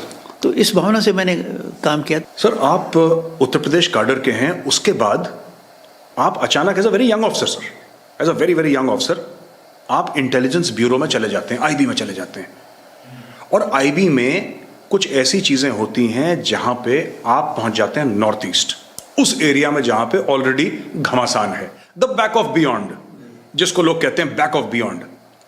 आईबी की क्या स्टोरी है सर, और आपकी कहां पे पोस्टिंग हो गई थी? देखिए, मैं उस समय भारत सरकार ने मुझे डिपुटेशन पे आईबी में ले लिया था जी, क्योंकि मेरा बहुत अच्छी पोजीशन थी आईपीएस में और उन दिनों एक ईयर मार्किंग स्कीम चलती थी, जो हर बैच के जो सबसे अच्छे अधिकारी होते थे उनको वो आईबी ले लेता था, सिलेक्शन कर लेता था। तो मेरा भी उसी में चयन हो गया और मुझसे ये नहीं पूछा गया कि आप आना चाहते हैं नहीं चाहते हैं, वो तो हुक्म था कि आपको आईबी में आना है और मुझे यूपी छोड़ के आईबी जाना पड़ा। उस समय मैं एएसपी ही था और एएसपी मैंने कुछ महीने दिल्ली में काम किया और उसके बाद उस समय नागालैंड में इंसर्जेंसी बड़े ज़ोरों से चल रही थी और इंटेलिजेंस ब्यूरो को ये लगा कि उन्हें एक यंग आईपीएस ऑफिसर को भेजने की ज़रूरत है कोहिमा में। एक डीआईजी तो थे सीनियर आदमी, पर उसके नीचे उन्होंने सोचा कि एक एसपी भी चाहिए। तो इसी पृष्ठभूमि में मेरी पोस्टिंग हो गई। तो नागालैंड जब मैं गया तो मेरे लिए अनजान जगह थी, बल्कि मैं ये कहूँ कि देश में ज़्यादातर लोगों को नागालैंड के बारे में नहीं मालूम था। और मुझे एक ये भी बड़ी अच्छी तरह याद आता है कि जब मैं अपने जो मेरे सहयोगी अधिकारी थे इंटेलिजेंस ब्यूरो में, मेरे बैचमेट्स और सीनियर ऑफिसर थे, जब इनसे मैं विदा लेने गया कि मैं नागालैंड जा रहा हूँ, तो सबने इतनी मतलब ऐसे नज़र से मुझे विदा किया जैसे उनकी आंखों में करुणा थी, कंपैशन था, पिटी थी कि भाई ये अफसर जा रहा है, पता नहीं वापस लौट के आएगा कि नहीं आएगा। अच्छा। तो इससे आखिरी। और सर, ये 1962-1963 की बात है?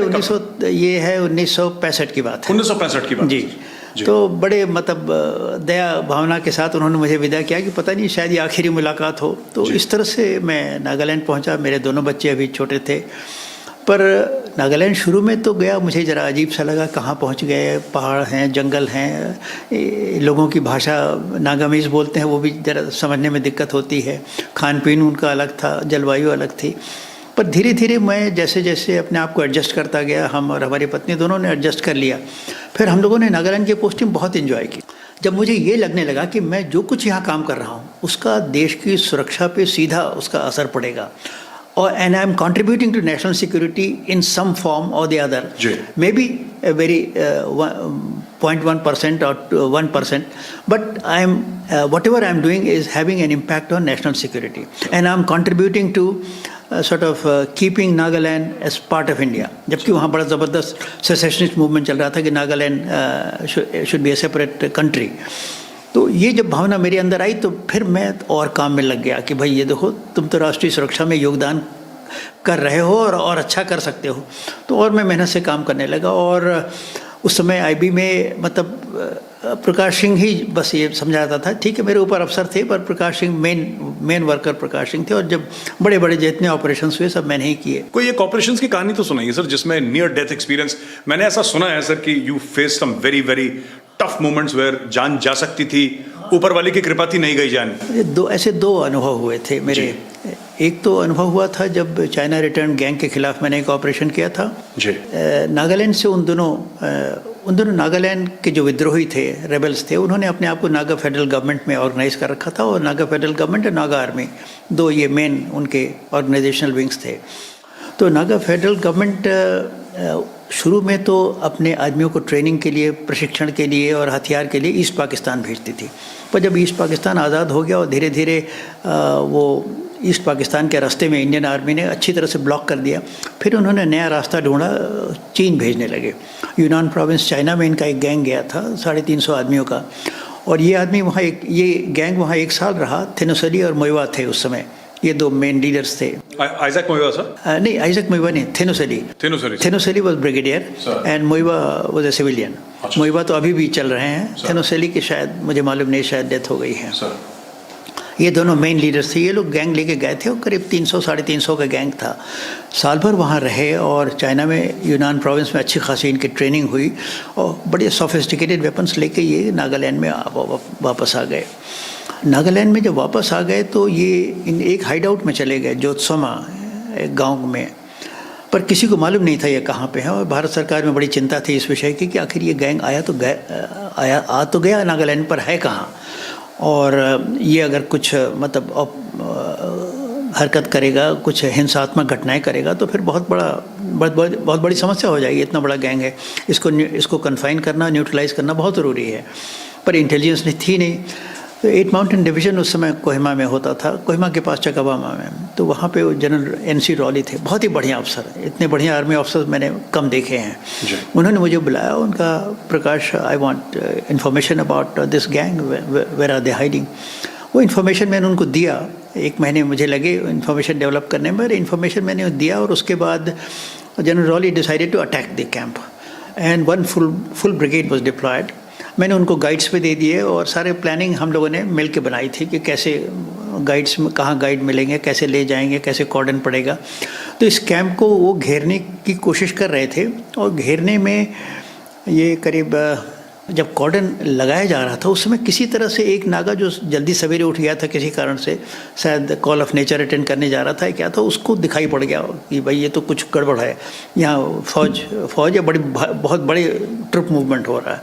उसने जाके इन लोगों को अलर्ट किया और अलर्ट करने के बाद ये लोग जल्दी से सामान बांध के they gate crash through a particular section of the cordon, जो उन्हें लगा कि यहाँ कमज़ोर है, यहाँ से निकलना आसान है। मेजर विश्वास एक वो द कंपनी कमांडर वहाँ पे, उस कंपनी को चीरते हुए निकल गए और उसमें काफ़ी इंगेजमेंट हुआ और दोनों तरफ से कैजुअल्टीज़, काफ़ी हैवी कैजुअल्टीज़ हुई। तो ये लोग तो निकल गए, फिर भी जो पिछलगे थे थोड़े से 20-22 आदमी करीब नागाओं को हम लोगों ने इंडियन आर्मी ने पकड़ लिया और उनके साथ उनके पास से चाइनीज़ राइफल्स मिली with folding bayonets which we had never seen before. For the first time we saw rifle with folding bayonets. अच्छा सर। तो वो मिला, लिटरेचर मिला, हथियार मिले, आदमी पकड़े गए। तो मतलब diplomatically it was a great victory, militarily it was a bloody engagement, but diplomatically it was a great victory, क्योंकि उसके बाद इंडिया ने चाइनीज़ चार्ज डे अफेयर्स को बुलाया, उनको लेटर दिया गया that we have incontrovertible evidence of Chinese involvement in India's north eastern affairs, और बड़ा एक स्ट्रॉन्ग प्रोटेस्ट नोट गया। तो ये तो सब घटना हो गई, पर उसकी घटना होने के बाद फिर नागा विद्रोहियों को ये लगा कि भाई ये हमारे बारे में सूचना किसने दी, गाइड्स कैसे आए, कॉर्डन कैसे लग गया, हमको इतना लेट पता चला, ये सब के बारे में उनको बड़ी चिंता हुई। और उन्होंने जब बैकवर्ड इन्फॉर्मेशन कलेक्ट करना शुरू किया तो they pinpointed Prakash Singh, he had developed this information, he passed it on to the army, he collaborated with the army, etcetera etcetera. Then they issued an ahza. Ahza is a farman or an order issued by the federal government, signed by the president, Reverend Massieu of the president, signed by him, addressed to Security Command of Naga Army. Security Command was a command which specialized in assassinations, blowing up bridges, trains, etc. Security Command was ordered to take action against me, and taking action meant liquidating me. But we had a very good intelligence network, and somehow this letter came to. We got a copy of this letter. So, I just didn't know what to do with it. It was my death warrant. I was reading my death warrant and I just didn't know what to do. So, I thought the best thing is to send a copy of that to Delhi. Delhi मैंने तुरंत flash किया उसको और दिल्ली से तुरंत जवाब आया कि you take the first flight to Delhi and come. So, I went to Delhi. I appeared before the Director Intelligence Bureau and the Deputy Director who was dealing with the Northeast. तो DIB ने मुझसे कहा, mister MML हुजा थे director, उन्होंने कहा कि प्रकाश you need not go back to Nagaland, we will give you a posting and you join here tomorrow, and as far as family is concerned we will send a helicopter to evacuate them, because they were also concerned about the gravity of the situation. पर मेरे मन में पता नहीं क्या ये था कि अगर ये इस तरह मैं चलाऊंगा तो मुझे कम से कम अपने अंदर ये बार बार भावना होगी कि प्रकाश you got scared and therefore you left Nagaland, छोड़ के नहीं आना। हाँ, तो मैंने कहा नहीं सर, मुझे वापस जाने दीजिए, मैं अपना टर्म पूरा करके आ जाऊँगा। फिर आप पहुंच गए BSF से? फिर IG रेलवेज हो गया और फिर एज IG मैं BSF में चला गया। मैंने डेपुटेशन में ऑप्ट किया था कि मैं डेपुटेशन फिर जाना चाहता हूँ जी, क्योंकि मुझे लगता था कि स्टेट का तो मैंने काफ़ी देख लिया, फिर से केंद्र में जरा केंद्रीय बल में देखा जाए। IB देख चुका था मैंने कहा बल में BSF ने मुझे सिलेक्ट कर लिया। तो पहली पोस्टिंग मेरी कश्मीर हो गई। उन दिनों कश्मीर में इतना उपद्रव नहीं था, शांति थी, पर यह एक साल मैं कश्मीर में रहा और अभी मैं जूनियर मोस्ट आईजी था। पंजाब में उस समय आग लगी थी और उनको तलाश थी कि कोई पंजाब में आईजी भेजा जाए। तो उस तत्कालीन डीजी थे जो MC मिश्रा जी थे, बड़े शरीफ आदमी थे, उन्होंने मुझे बुलाया और एक बड़ी धीरे धीरे बोलते थे वो, Prakash we are looking for an IG for Punjab and I think you will be the best choice, what do you say. अब वो इतने शरीफ आदमी थे और बड़े मतलब दिल से कह रहे थे, तो मैंने कहा साहब अगर आप मुझे ठीक समझते हैं तो मैं चला जाऊँगा। तो पंजाब के लिए मैंने हाँ कर दिया, हाँ कर दी। जब घर में लोग आए तो बड़ी डांट पड़ी कि तुम हर टेढ़ी जगह जाने के लिए हाँ क्यों कर देते हो, तुम्हें सब जगह ठेका ले रखा है क्या। मैंने बड़े भाई थे, मैंने बड़े भाई से कहा भैया मैं क्या करूं, जब मुझसे कहा जाएगा तो मैं ये तो नहीं कह सकता कि मुझे डर लग रहा है मैं नहीं जाऊंगा। पर मेरे परिवार में काफ़ी हलचल थी, लोगों ने मथुरा में एक वासुदेव कृष्ण चतुर्वेदी बड़े अच्छे पंडित थे, उनको बुलवाया, ज़रा इनकी कुंडली तो देख लीजिए, पंजाब से ये वापस ठीक ठाक लौटेगा या वहीं कुर्बान हो जाएगा। तो पंडित जी ने कहा नहीं इसको जाने दीजिए, कोई बात नहीं होगी और इनको यश प्राप्त होगा। तो इस तरह से मैं काफ़ी पारिवारिक। देखिए तो सर किस तरीके से परिवार भी डर जाता है, सहम जाता है परिवार। हाँ, परिवार में भी लोग कहते थे कि भैया पता नहीं मतलब ऐसी जगह कि तुम क्यों जाते हो, नागालैंड से तो बच के आ गए तुम, अब फिर तो पंजाब में कूदने जा रहे हो। और पंजाब में उस समय बड़े भयंकर आतंकवाद था जिसकी आज की जनरेशन उसकी कल्पना नहीं कर सकती। जी बिल्कुल सर। तो और सर फिर पंजाब का आपका टेन्योर खत्म होता है और फिर आप कहाँ पहुँचते हैं उसके बाद? नहीं, पंजाब का टेन्योर भी बहुत ही इवेंटफुल था, बहुत ही इवेंटफुल था। अच्छा। हाँ, इवेंटफुल था और वहाँ भी फिर वही खतरे वाली बातें फिर आई। मतलब एक बार ये हो गया कि मतलब ये पंजाब पुलिस की इंटेलिजेंस वार्निंग आई मुझे कि साहब terrorist have decided to fire rockets at your house and to kidnap your sons. ओहो। मैंने कहा ये कहाँ से मुसीबत, हमारे बच्चों के लिए मैं परेशान हुआ। तो बच्चों के लिए तो खैर मेरा बड़ा बेटा उस समय तक IPS ज्वाइन कर चुका था। मैंने कहा भाई तुम SP हो वहाँ धौलपुर में राजस्थान में, तुम अपनी सुरक्षा मिस्टर पंकज कुमार सिंह उस समय SP थे। मैंने कहा भैया तुम अपनी सुरक्षा का इंतजाम तो तुम करो जी। ऐसा है। और बेटा मेरा था उस समय बेंगलोर में, छोटा बेटा जी, उसको मैंने कमिश्नर ऑफ पुलिस बेंगलोर को लिखा कि भाई ऐसे खतरे है, ज़रा इनकी सुरक्षा का ध्यान दीजिएगा। तो खैर कोई ऐसा विशेष प्रयास नहीं हुआ। थोड़े बार बेंगलोर वाले बच्चे को एक बार थोड़ा सा कुछ खतरे का आभास हुआ था, उसने कंट्रोल रूम फ़ोन कर दिया तो गाड़ी आ गई थी, फिर वो लोग भाग गए थे। पर बच्चे तो बच गए और हमारे यहाँ PSF बड़ी अच्छी फोर्स है, उन्होंने एक्सटेंडेड पेट्रोलिंग कर दी कि मतलब घर के आसपास कोई आ ही नहीं सकता है, वहाँ पे वो बचे। फिर एक बार उन्होंने एम्बुश करने की कोशिश की मुझे तरन क्षेत्र में। सर वो एम्बुश मतलब बिल्कुल उनका परफेक्ट प्लानिंग थी और सफल हो जाता। हुआ ये था कि मैं बॉर्डर आउटपोस्ट का निरीक्षण कर रहा था, तो एक 30 जयमल सिंह पोस्ट थी वहाँ तक और कई उधर के बॉर्डर के पोस्टों का निरीक्षण करके वहाँ जाने का रास्ता आप तो जानते हैं, आप तो फौज के रहे हैं, DCB पार करके मैं जाता था उधर। जी बिल्कुल, मैं वहाँ पे पोस्टेड रहा हूँ सर। तो DCB के बीच में एक जगह गैप था, उसी रास्ते से हमारी जीप गई थी जी। तो लोगों ने, आतंकवादियों ने सोचा कि इसी रास्ते से IG लौटेगा। ठीक उन्होंने बंद पे तुरंत आधे घंटे के अंदर फावड़ा कुल्हाड़ी लेके उसको खोद के एक ट्रेंच बनाई और वहीं पे LMG ले माउंट करके खड़े हो गए कि मैं तो लौटूंगा शाम के झुटपुटे में, उस समय वो LMG सीधे हमारी कार पे मारेंगे। ये उनका प्लानिंग थी। अच्छा, प्लानिंग एकदम परफेक्ट थी और बिल्कुल सफल हो जाती है, बस ईश्वरीय मदद फिर हुई मुझे। मैं जब लौट रहा था तो जो कमांडेंट थे बटालियन के, वो जीप चला रहे थे। हम लोग जीप में ही उन दिनों बॉर्डर का दौरा करते थे और बगल में मैं उनके बैठा था। देर हो गई थी, अब ये था कि ज़रा बटालियन हेडक्वार्टर जल्दी पहुंच जाए। तो उनका सर जिधर से आए थे उधर जाने में थोड़ा टाइम लगेगा, एक शॉर्टकट है वो सर, रास्ता ज़रा उबड़ खाबड़ है और अभी उसका उद्घाटन नहीं हुआ, उसको अभी ज़रा ठीक होना है, अगर आपकी इजाज़त हो तो उधर से चले चलें। तो मैंने कहा भगत सिंह नाम था। मैंने कहा देखो भगत, ऐसा है यहाँ का रास्ता तुम जानते हो, तुम जो ठीक समझो ले चलो।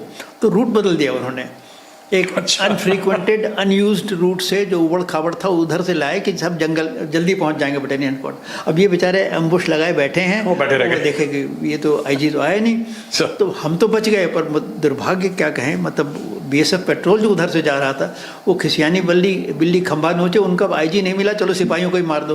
तो 4 सिपाहियों का एक पेट्रोल जा रहा था, उसमें 2 सिपाही उसमें मारे गए। तो एम्बुश लगा, तो ये एम्बुश तो था मेरे लिए जी। और ये खैर यहाँ से मैं बचा, तो ये और घर पे अटैक वाली बात थी। ये तो पंजाब, फिर पंजाब का इवेंट सबसे बड़ा जो मेरे लिए, मेरे दृष्टिकोण से मेरी सबसे महत्वपूर्ण मेरी उपलब्धि थी पंजाब में, वो हुआ बॉर्डर को सिक्योर करना। देखिए, जब तक बॉर्डर सिक्योर नहीं हो रहा था तब तक होता था कि जितने आतंकवादी मरते थे, गिल साहब ने मान लीजिए 10 आतंकवादी मारे, वो 10 का रिप्लेसमेंट पाकिस्तान से आ जाता था, क्योंकि बॉर्डर पार करना और बॉर्डर और पाकिस्तान से फिर हिंदुस्तान आना कोई बहुत मुश्किल काम नहीं था। फेंस था नहीं सर उस वक्त? नहीं, फेंस था नहीं, और आप 1-1 इंच ज़मीन की तो देखभाल नहीं कर सकते, और 2 नाकों के बीच में रात को निकल जाते थे वो सर। हर चौकसी के बावजूद, मतलब इन्फिल्ट्रेशन और एक्सफिल्ट्रेशन दोनों हो रहा था। फिर मेरे ऊपर बहुत दबाव पड़ा, तो फिर मैंने कहा नहीं, इसका कुछ उपाय होना चाहिए। और फिर मेरे दिमाग में एकदम से आया कि नहीं, अगर यहाँ तारबंदी हो जाए, फेंसिंग लग जाए, तो फेंसिंग का प्रपोजल मैंने उस समय सिद्धार्थ शंकर रे को दिया। उस समय गवर्नर थे सिद्धार्थ शंकर रे ने चिदम्बरम साहब को दिया, वो मिनिस्टर फॉर इंटरनल सिक्योरिटी थे। इन लोगों को अपील की और इन्होंने प्रपोजल अप्रूव कर दिया, और मुझसे कहा गया कि इसके डिज़ाइन बना के भेजो। CPWD के आदमी को मेरे पास भेजे गए। मैंने उस समय क्या किया कि US मैक्सिको बॉर्डर के फेंस की डिज़ाइन मंगवाई, नॉर्थ कोरिया और साउथ कोरिया के फेंस के बीच की डिज़ाइन। अच्छा। दोनों डिज़ाइन को हम लोगों ने स्टडी किया, और हमें बड़ी खुशी है ये बात कहने में कि हम लोगों ने जो डिज़ाइन इवॉल्व की वो इन दोनों से अच्छी थी। और इस समय जो फेंस वहाँ खड़ी की गई शुरू में, ये है करीब किस्सा है 88-89 का किस्सा है। उस समय जो फेंस खड़ी की गई पंजाब बॉर्डर पे, that was the best in the world. I can say that with a sense of pride. It was better than the US-Mexico fence. It was better than the Korean fence. वो fence बनी, और उसके बाद फिर infiltration और exfiltration फिर भी हो रहा था। ऐसा नहीं, वो तार काट के चले जाने रहे थे। फिर तार न काट पाए, उसके लिए हम लोगों ने बहुत सारे उपाय किए। बीच में क्लेमोर माइंस डाल दी कुछ, और बीच में तारों में घंटियां लगा दी जो बैलों के गले में लगती हैं, भाई काटेंगे तो कुछ आवाज़ होगी, उससे नाके अलर्ट हो जाएंगे। एक कोबरा वायर चला दिया, electrified wire along the fence. वो अभी भी है सर? वो अभी भी है जी। वो उसी समय से ये सब शुरू हुआ था। तो उससे फिर इन्फिल्ट्रेशन एक्सफिल्ट्रेशन बहुत एकदम से सडन ड्रॉप हुआ। और हमारे पास तो इंटरसेप्टेड लेटर्स हैं, ये वसंत सिंह जफरवाल वगैरह के को लिखे गए कि साहब अब बॉर्डर पार करना बहुत मुश्किल हो रहा है। तो हुआ ये कि पहले जैसे 10 आदमी, गिल साहब के आदमी ने, पुलिस ने ठिकाने लगा दिए, 10 का रिप्लेसमेंट 8 से हो गया, 9 से हो गया, कभी 11 से भी हो गया। अब ये हुआ कि इन्होंने 10 को ठिकाने लगाए तो रिप्लेसमेंट में 2 या 3 आए। नतीजा ये हुआ कि टेररिस्ट का ग्राफ गिरता चला गया, और I mean, it was like stopping the supply of oxygen from Pakistan, which is essential in any anti-terrorist campaign. You must stop the supply of oxygen or cut off the supply of oxygen. This is what BSF was able to achieve on the Punjab border. And once this happened, rest is history. Rest is history, because whatever action was taken in the hinterland, its impact was seen. Otherwise, its impact was neutralized by fresh infiltrations from Punjab, from Pakistan side. In fact, sir, मैं आपको बताता हूँ कि you know far better than me, sir. You have to serve there. हम तो बच्चे थे उस वक्त जब आप कश्मीर में थे. We were kids in school, sir. यही चीज़ होती थी कश्मीर में, सर।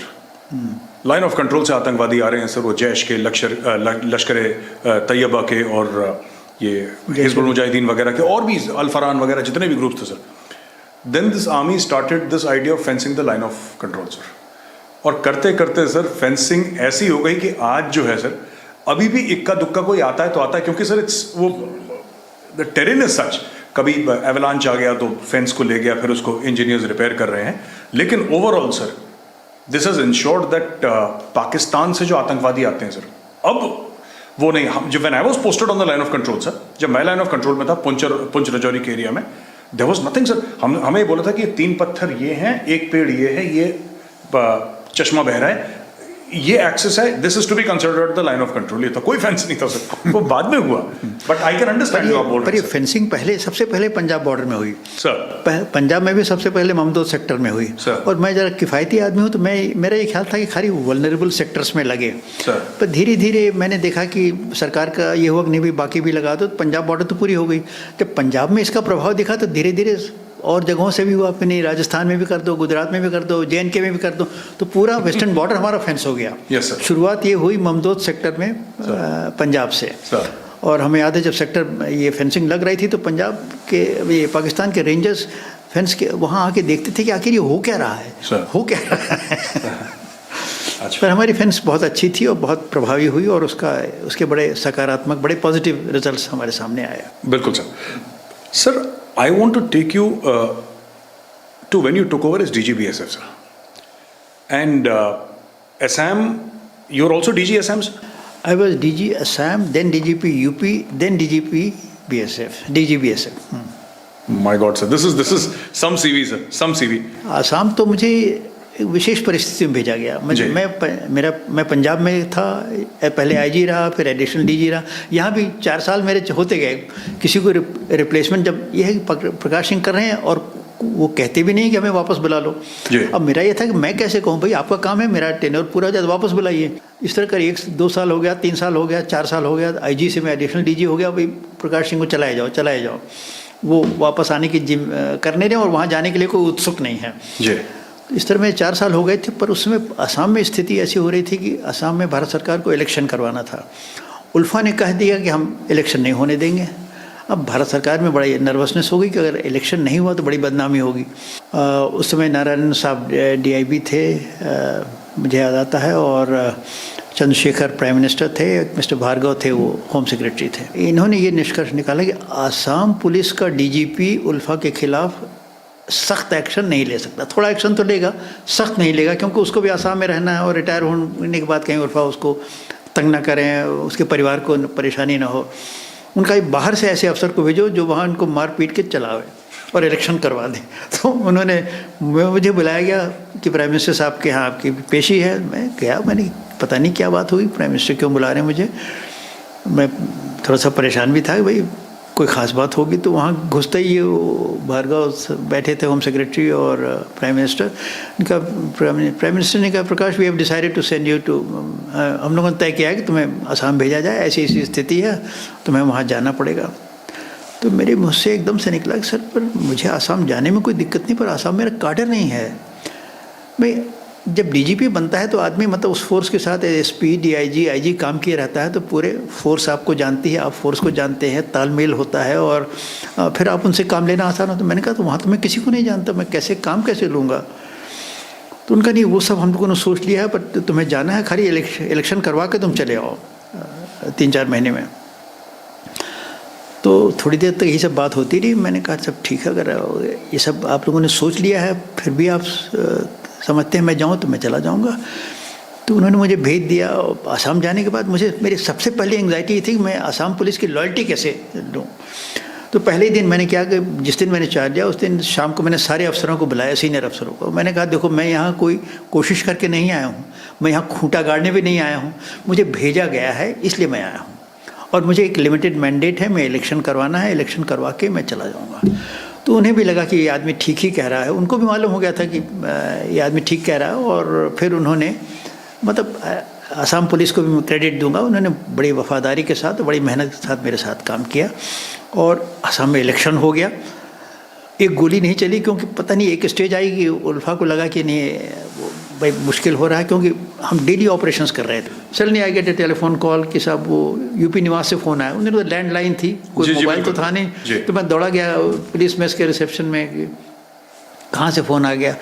तो मुख्यमंत्री, मैं माननीय मुख्यमंत्री महोदय उत्तर प्रदेश आपसे बात करेंगे। तो मैंने बात किया, उनका मैं कल्याण सिंह बोल रहा हूँ और हम लोगों ने तय किया है कि आपको DGP उत्तर प्रदेश बनाएंगे। BJP की नई सरकार बनी थी, किसी ने उनसे कह दिया कि अगर आप चाहते हैं पुलिस को अच्छी छवि हो जाए तो आप प्रकाश सिंह को DGP बना दिए। मेरी BJP से कोई वो नहीं था, न कल्याण सिंह ने मेरी शक्ल देखी थी, न मैंने उनकी शक्ल देखी थी, न जानने का सवाल ही नहीं होता। तो आपको DGP बनाने का, तो अब अंदर क्या चाहे 2 आंखें। मैं तो सोच रहा था अब कहाँ जाऊँ, तो UP से ऑफ़र आ गया, तो मैं UP में DGP चला गया। UP का टेन्योर भी बहुत ही इवेंटफुल रहा। उसमें 2 चीज़ें बहुत जो ख़ास उपलब्धियाँ मेरी रहीं। एक तो माफिया के खिलाफ पहली बार उत्तर प्रदेश में जो अभियान चला है वो मेरे समय में चला है और मेरी ताकत से चला है। पहली बार ये मतलब एक हाई कोर्ट ने भी इस बात को रिकॉग्नाइज़ किया। हाई कोर्ट की मतलब कुछ ऑब्जर्वेशंस हैं और एक कमेटी बैठी थी अभी हाल में कुछ 7-8 साल पहले, एक मिस्टर पटनायक हैं IAS अफसर के चेयरमैनशिप में, to look into the role of mafia in Uttar Pradesh. तो उन्होंने भी लिखा है कि पहली बार कैंपेन प्रकाश सिंह ने ही चलाया था और कह रहे थे कि माफिया की डेफिनेशन हमें कहीं नहीं मिली। तो हमारा उन्होंने सर्कुलर ऑर्डर कोट किया है। इस सर्कुलर ऑर्डर में कैसे माफिया को डिफाइन किया गया। तो माफिया के for the first time mafia really felt the impact of police और most of them went underground. They were not to be seen. Nobody knew where they were. Either they went underground or they were behind bars or they और वो भगवान के पास चले गए। ये mafia है और ये मुझ पे ताव दे के अपने घर बैठा है, ऐसा कोई नहीं था। तो नेपाल भी तो भाग जाते हैं काफ़ी, यूपी से लोग एक ज़माने में, ऐसा बड़ा होता था कि नेपाल भाग जाते हैं अपना। हाँ, तो एक तो माफिया के खिलाफ बहुत सघन अभियान चला था और सरकार खुलेआम कहती थी कि भय मुक्त समाज और दंगा रहित प्रदेश हमने दिया है। ये गवर्नमेंट का की मतलब बोझ था। सर ये मैं आपसे पूछना चाहता हूँ, जैसे असम है सर, असम के अपने चैलेंजेस हैं, अपना कल्चर है, अपने लोग, अपनी लैंग्वेज, खाना, अपनी अलग पुलिस फोर्स सर, और असम का एक अपना अलग चैलेंज है। उसी प्रकार से आपने आईबी में थे सर, फिर बीएसएफ में आए। उत्तर प्रदेश का बस मैं अगर आप 2 मिनट में ये समझाएं सर, बिकॉज जनसंख्या इतनी है, लोग कहते हैं कि if UP was a country it would have been the 7th largest country in the world. मतलब आज की तारीख में सर करीब 22-23 करोड़ लोग हैं, it's almost the size of bigger than Pakistan. वहां का पुलिस का मुखिया बनना, डीजीपी बनना, इतना पॉलिटिकली चार्ज स्टेट सर, और एक तरफ सर बुंदेलखंड, एक तरफ मेरठ, एक तरफ, मतलब ये तो स्टेट खत्म ही नहीं होता सर। वो कैसा चैलेंज था सर? नहीं, बहुत बड़ा चैलेंज था। और मैंने कहा ना कि मैंने जब उत्तर प्रदेश का मैं डीजीपी बना तो मैंने अपने आप से कहा कि प्रकाश, ये तुम्हें ज़िंदगी में ये पहली और आखिरी बार ये मौका मिला है, इतनी बड़ी जनसंख्या को तुम एक सुरक्षा की भावना दे सको। सारी चीज़ें भूल जाओ, अपना पर्सनल कंफर्ट, अपना रूटीन सब भूल जाओ, फैमिली भूल जाओ, बस काम में जुट जाओ और दिन रात लगा दो। देखिए, मेरा रूटीन 4 बजे सवेरे शुरू होता था, 4 से 7 तक मैं दफ्तर में बैठता था। उसमें कैंप ऑफिस होता था, ऊपर मेरा घर था, घर में, और नीचे की मंजिल ग्राउंड फ्लोर पे दफ्तर था। मैं जाड़ा हो गर्मी हो 4 बजे उठ के दफ्तर में आ गया। 4 से 7 तक तो मैं फ़ायदे निपटा देता था कि अब दिन भर तो होश नहीं रहता था सर।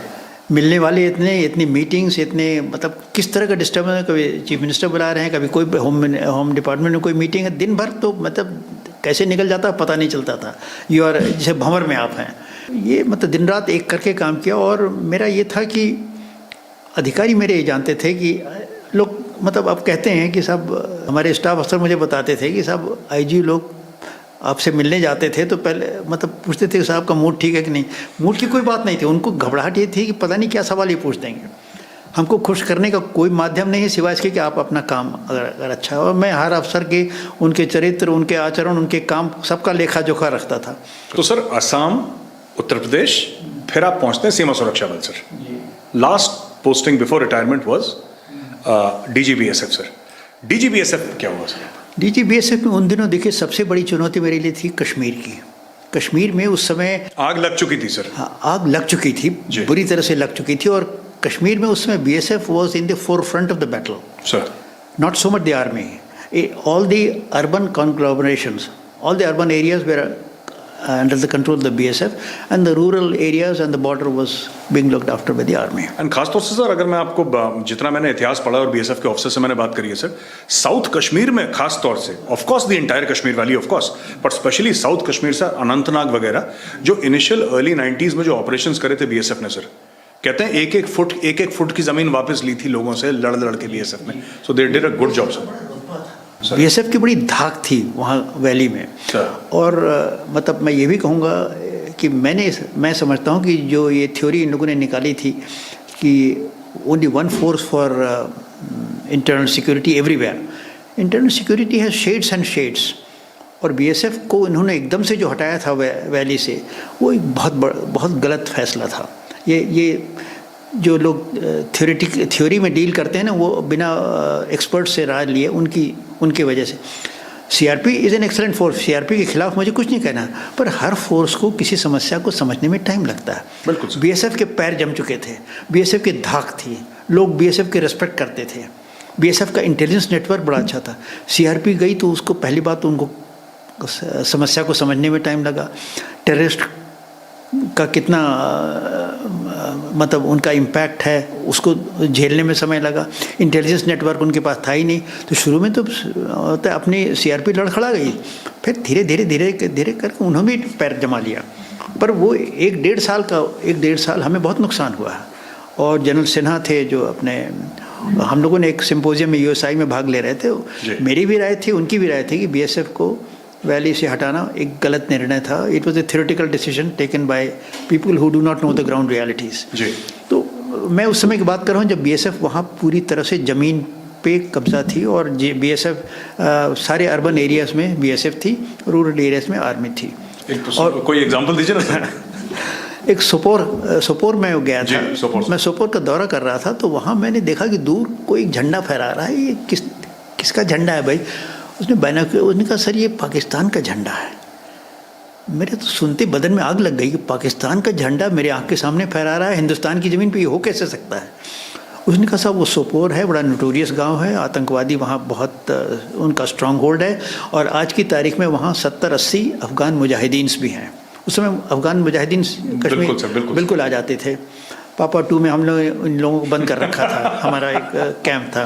पापा 2 सर, बड़े सालों के बाद ये नाम सुनाई दे रहे हैं। हमारा कैंप था, उसमें हमने इन लोगों को बंद कर रखा था, जो पकड़े जाते थे। तो 70-80 मुजाहिदीन भी हैं। मैंने कहा मुजाहिदीन हो या कोई भी हो, मैं हिंदुस्तान की ज़मीन पर पाकिस्तान का झंडा नहीं हो सकता।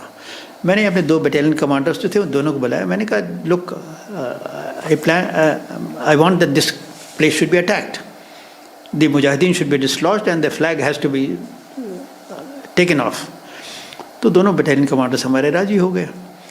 अब ये बात जब हुई तो मैंने प्लान तो बना लिया, पर मुझे लोगों ने बार बार कह रहे थे कॉशन शब्द बात कि मतलब इसमें देखिए 70-80 मुजाहिदीन हैं, बड़ी भारी कैजुअलिटीज़ होने वाली। तो मैंने I brought this to the notice of the home ministry. मैंने कहा ये मैं अटैक करना चाहता हूँ, मेरी ये सिफारिश है कि आप आर्मी का भी एक कंपनी दे दीजिए, एक कॉलम दे दीजिए, कुछ हमें दीजिए।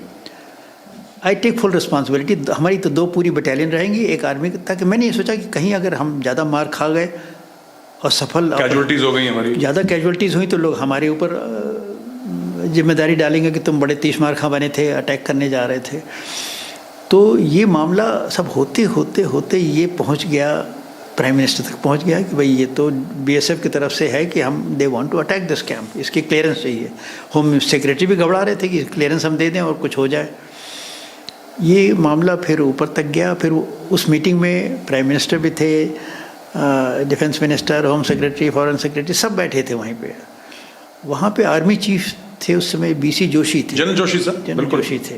किसी ने कहा कि साहब इसमें सब आदमी, सिविलियंस भी बहुत मारे जाएंगे, कैजुअलिटीज़ भी दोनों तरफ से होंगी, और ह्यूमन राइट्स का एंगल बहुत ज़बरदस्त उठेगा कि इतने सिविलियंस कैसे मारे गए।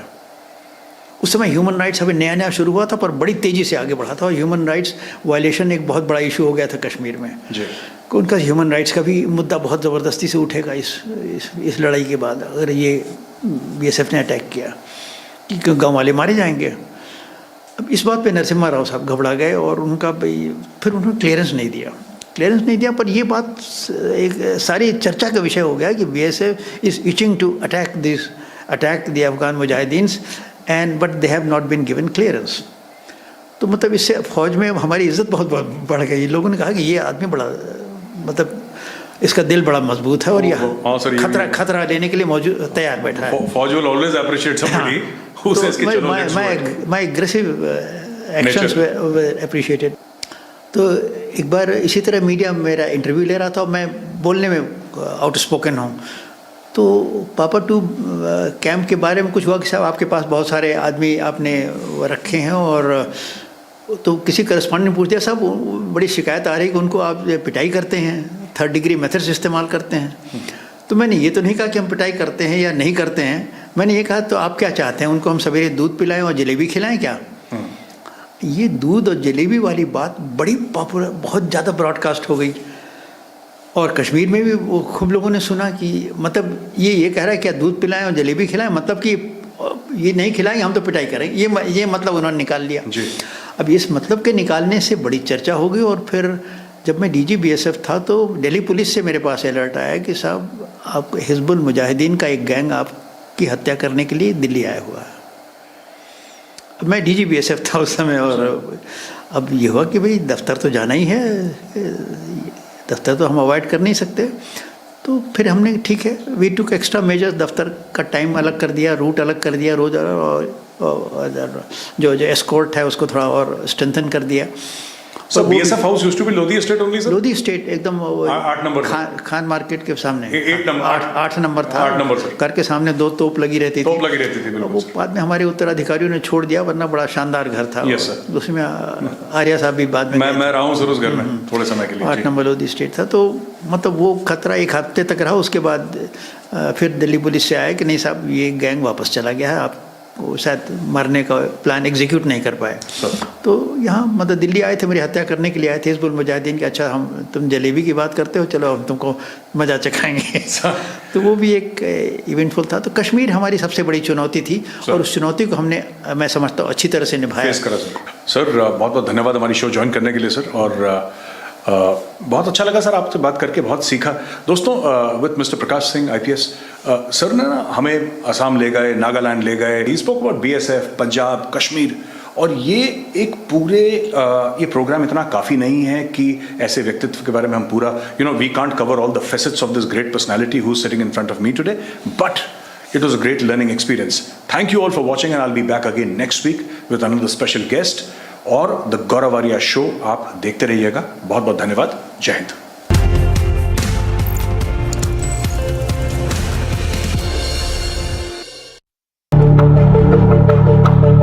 Several Lebanese reformist legislators continue a sit-in inside Parliament building for a second day, refusing to leave until Speaker Nabi Berri holds an open-ended session to elect a new president.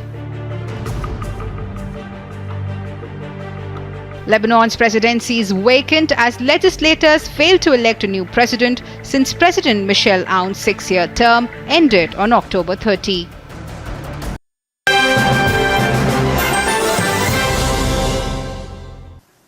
Mr. Gurumurthy, I think on behalf of everyone in the audience and everyone watching on television, on the Republic Media Network, online, across the world, let me just say that we are already we have besieged by a swathe of reactions to what you've been saying, because it is not just people in this hall, it is a lot of people across the country and around the world who've been mesmerized by what you've said in the last half an hour.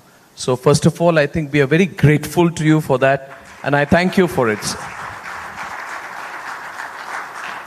And I also want to say how privileged I am to be in the presence of an intellectual giant like you, and how privileged we are as a country.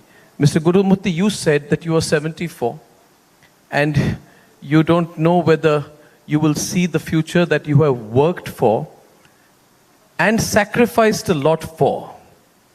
And by way of introduction, let me tell the audience here today, we are in the presence of a man who for half a century has gone through the most difficult hardships, taken on the most inconvenient of situations on himself.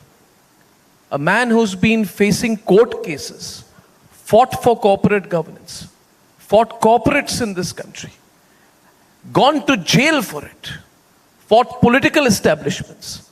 So when Mr. Gurumurthy comes on stage and talks about what he feels about the country and why he speaks so passionately, it is because 2/3 of his 74 years has been fighting for the India that we are proud to be looking forward to. So we are grateful to you, sir.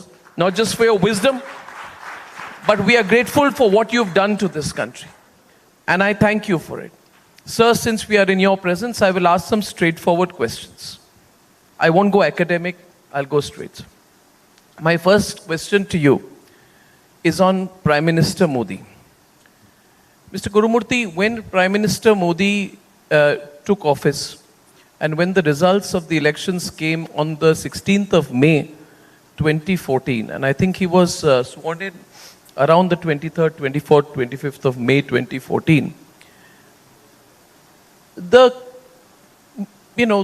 what I call the Lutyens media, they put out this narrative that he's a very good politician, a great mass leader, but he does not have an academic knowledge of economics. He does not have a domain expertise of foreign policy. So they were looking at identifying foreign policy and economics as his weakness. And they felt that the Prime Minister needs an education on this. Now when we look upon it 8 years later, 9 years later, we feel, and my view is clear, that I think the Prime Minister has educated a lot of people on economics and foreign policy. And what is happening at Davos today wouldn't be happening without his application of mine. My first question, therefore, to you, sir, is, how do you read Prime Minister's understanding of economics? Whether Jan Dhan Yojana, taking a tough, unpopular calls at one time on demonetization, GST, it appears somewhere he has almost planned this through maybe before 2014. So, can you give us an insight on Prime Minister Modi's understanding of economics and how he has gone through it? See, economics as a specialized subject of experts itself is a dead notion. In 1996, I think, when the crisis occurred. In 2009, June, The Economist magazine came out with a cover story that macroeconomics is dead, which is a fact. There is no functioning economic theory today applicable to all situations, all nations. It is now accepted by all economists. Then where is something called an economics as a subject? It requires an understanding of the society and the specific needs of the society. In the year 2005, the very G20 nations met in Beijing, and a resolution was passed that this one-size-fits-all model, which produced all this economics, is no more valid. Development has to be country-specific and culture-specific. 2005, G20 nations. In 2008, the World Bank said the same thing. We have learned the hard way that there is no one-size-fits-all model for all. Each nation will have to work out its own model. Tell me which economist in the world has ever accepted this formulation. In 2013, the United Nations, which first said everybody must have one model. You throw all your philosophies, all your culture, all your value systems. There must be one model of life for the world, and that will come from the West. The United Nations said in 2013, which was incorporated in the Millennium Development Goals for Development, that development has to be culture-based. And without cultural underpinning, there cannot be development. The whole world has changed. Economics has not changed. Modi was new to Delhi, but he was not new to administration. He had a vision of developing Gujarat, and he developed it, solved most of the carryover problems of Gujarat, and he was the theoretician. He was the policy maker. In fact, I will give you two personalized instances. We are friends. I asked him, how is it that you have been able to formulate a completely new model of governance? He said, Guru, I called all the IAS officers, 300 or 350, whatever.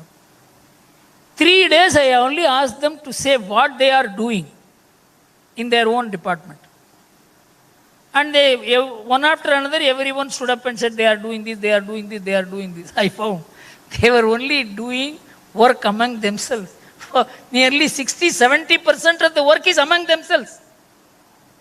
I ensured that there will not be any work which will be done among them. Very little work.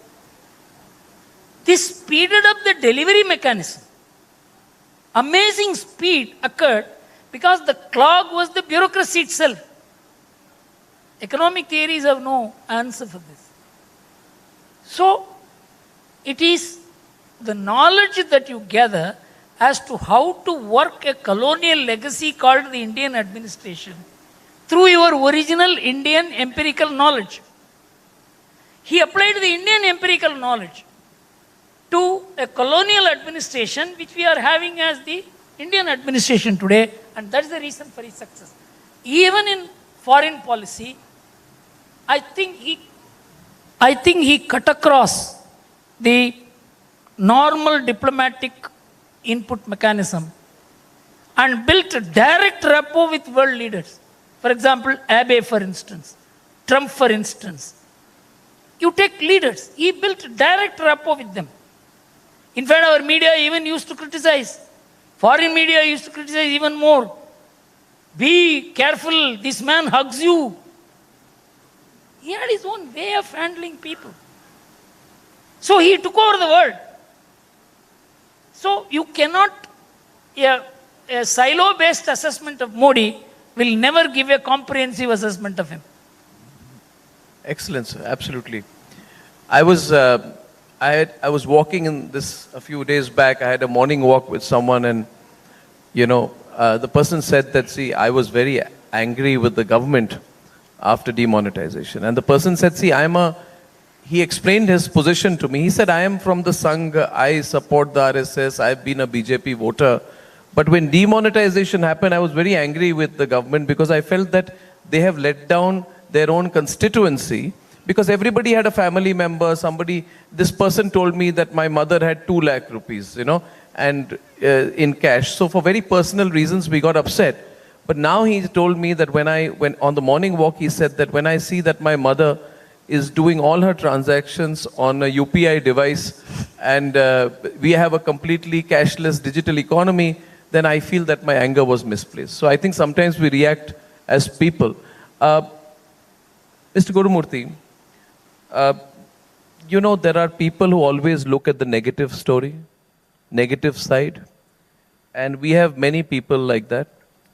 I look at, let me be direct with you, sir. I find Mr. Raghuram Rajan baffling to me because, I'll give my view, sir. I know you're on the board of RBI, you will not speak of individuals, but I find it baffling that he was very much there in the RBI when all the NPAs happened, and now he cribs about the NPAs. Regardless of that, I find that now they say, for example, I'll mention 2 individuals. Raghuram Rajan says, there's trouble ahead for India. He's finding trouble in everything. Mr. Arvind Subramaniam recently, he says that, oh yeah, good that Apple is investing in India, but we are not sure whether this will be sustainable, he says. Because there are many reasons why Apple's investment in India may be a one-odd thing, And of course, the usual suspects in the media pick that up and raise a question about cynicism. We are steamrolling ahead. And I think we should look at the positive story. And on the political side, let me tell you how people speak. I'm just talking about the cynic side. We have Rahul Gandhi, who every morning gets up and says, we must be very careful about China. China will do something big, and he says our soldiers are getting beaten at the border, which is such a wrong thing to say. Then Mr. Chidambaram says, you don't worry, the economy will fall. He says it before the budget and after the budget every time. I want a very clear answer. You may not refer to the individuals, you may if you wish. How should we deal with cynicism? And how should we deal with these doomsday prophets who are around us nowadays? Mr. Gurumurthy. See, basically these responses come from not neutral minds. So you must classify Raghuram Rajan as an opposition party man. Then you understand what he speaks is easily understandable. I don't think anybody should be responding to Rahul Gandhi. Whether his future is a promise or not, he has to prove. That your past is a burden, you have admitted. Whether your future is going to be a promise or not, you have to prove. Then only we can consider Rahul Gandhi's opinion as something to be responded to and relevant. So far as Raghuram Rajan is concerned, I must tell you one thing. He once made an honest statement that the entire NPA is a creation of the UPA rule. But having said that, true, sir. How did he walk with Rahul Gandhi, and what pride Rahul Gandhi in walking with a man who said NPA was created by UPA? I cannot understand that. Because they believe that the people forget so easily. A new picture will obliterate the old facts. That's not the case. None of this looks credible, actually. If Apple is coming to India, it is not because it is cheaper to make the phone in India. It is safer to make it. Fantastic. The entire idea of... Fantastic. The entire idea of cheaper supply chains has been finished. Yes. From cheap source to safe source is the shift in the world. So that is why economics is also changing. Because safety is long-term cheapness. So we need not have to worry about it. If India is sought after by the West, it is in its own interest. They need to develop India, they need to strengthen India in every sense of the term. Otherwise, the West is not secure.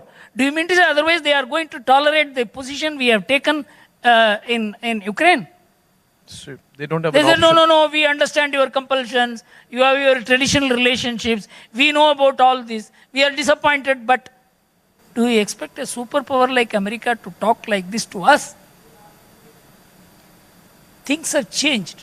Permutation combinations have changed. Balance of power has shifted. So, India is in an advantageous position, but India will not misuse that position. Fantastic. The greatest guarantee the world has about India that it will not be an immoral country. That's true. That guarantee our civilization gives. So I'm not worried about the media or some of these people saying snide remarks here and there. Our journey will continue. That's why I said I again endorse what Ratan Tata said. We have another 25 years, very, very highly interesting period ahead. This is the kind of time that we have been hoping for. So my next two questions related to that are on how Indian businesses, Indian corporates, you've been in for decades a corporate advisor, a corporate crisis manager, everything in the past. How should we adapt to this change? And I link it to what is happening around the world. Sir, after the Cold War, America felt that the world was theirs. What you said, liberal democracy. And in fact, I think Francis Fukuyama wrote this book saying the end of history as we know it. And now even he was so sure that what had been achieved was this final state of history. Yes. Where America and liberal democracy will rule the world for the next 1,000 years. Hegelian perspective. It's a Hegelian perspective. So while there was a Marxist perspective, this was the opposite perspective. And I found it interesting. I saw Francis Fukuyama, I heard him recently, disowning his own idea. He says, no. I didn't mean history in the way it was interpreted in the name of my book. I meant some other form of history. So today, when even a Fukuyama is forced to disown his arrogance of 30 years back, so we are entering a new phase of history.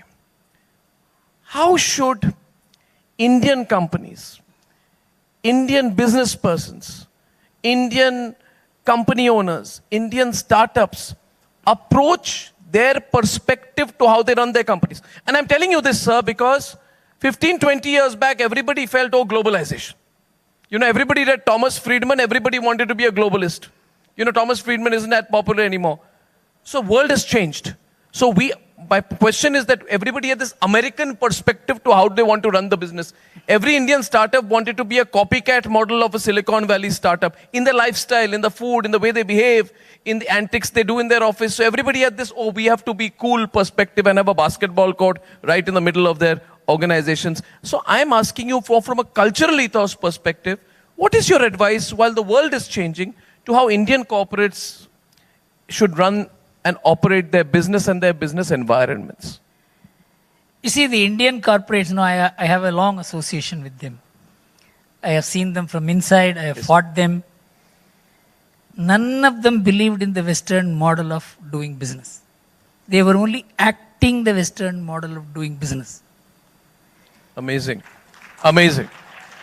They always promoted loyalty, though they will be talking about hire and fire, professionalism and all that.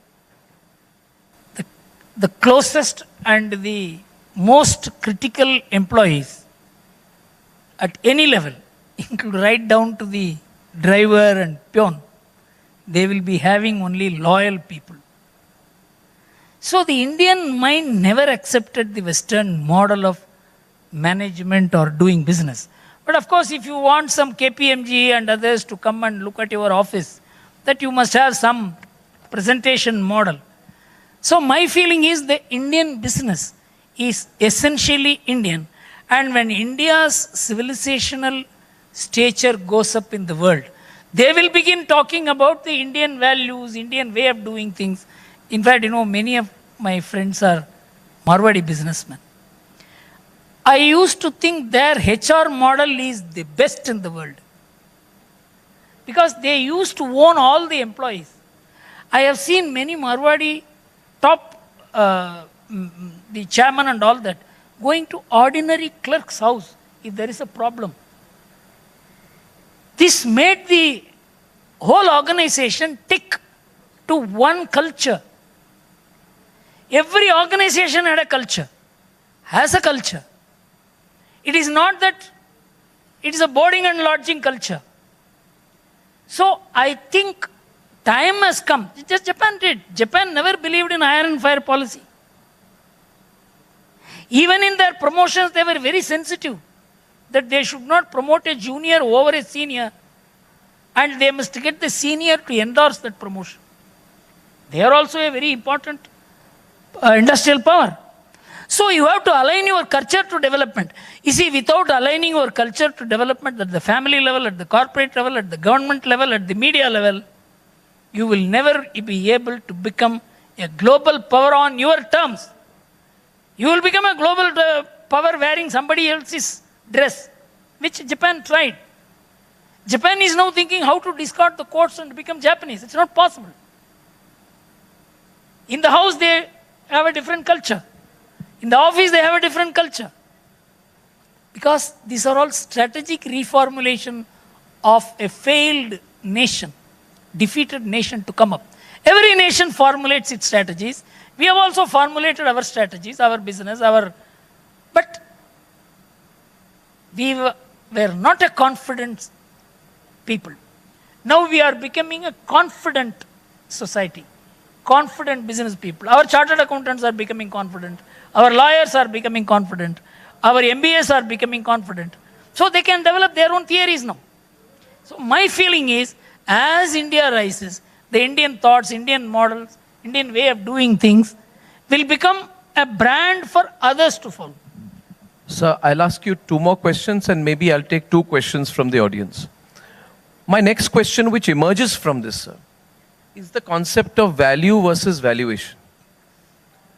Good businesses, in my view, should build value. Of late, people have been chasing valuation. And we have seen a colossal loss of shareholder value in the last 1 year. Some companies which suddenly went to the market on the basis of high valuations, extracted the money from the retail investor. Their individual promoters became very rich. They got interviewed everywhere. And the media also, sir, I'm so sorry, the pink media is so sold out sometimes. They made these people heroes, but now the company's valuations, sir, have come down by 50%, 60%, 70%. Even SEBI is now beginning to get concerned that what has happened, what have we done? And SEBI should do some rethinking. So this is also a cultural thing, sir, because there was so much free capital available. Everybody, I've seen companies, I'm not taking names, the first thing that they do when they raise capital is not build their product, they do a big advertising campaign.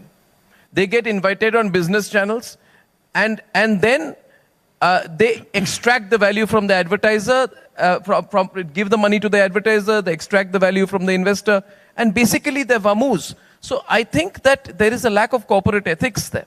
So a question to you, sir, is, I'm concerned about the social implications as well. We see Microsoft laying off people, we see others laying off people, but I've also seen a lot of Indian companies that had taken this easy capital now suddenly start to streamline. And when they are streamlining, sir, they're not streamlining by 10%. They may say we are shaving off 10% of our employees, but the real shaving off is a lot more. It leads to unemployment. It leads to social, so there'll be a lot of people who would suddenly be laid off. So my question to you, sir, is taking off from the previous question, a lesson for Indian corporates and businesses on this issue of value versus valuation, sir. What is your reading of it? See, actually, after globalization, when the global money began driving, you must have heard about how far the global money expansion has taken place. Bain's company report and all that. Money is generated by money. I'll just give you 3 figures. The world wealth in 2019 was estimated at $380 trillion world wealth, out of which $260 trillion, $280 trillion is real estate, out of which $220 trillion is house property. These are all valuation. Nobody sells the house property. And nobody can buy. For example, in America, the house property valuation is $48 trillion. But who is going to buy these properties at $48 trillion? All this has gone into creating money. And the debt outstanding against it is $253 trillion. I am giving 2019 figures from the Credit Suisse Wealth Report.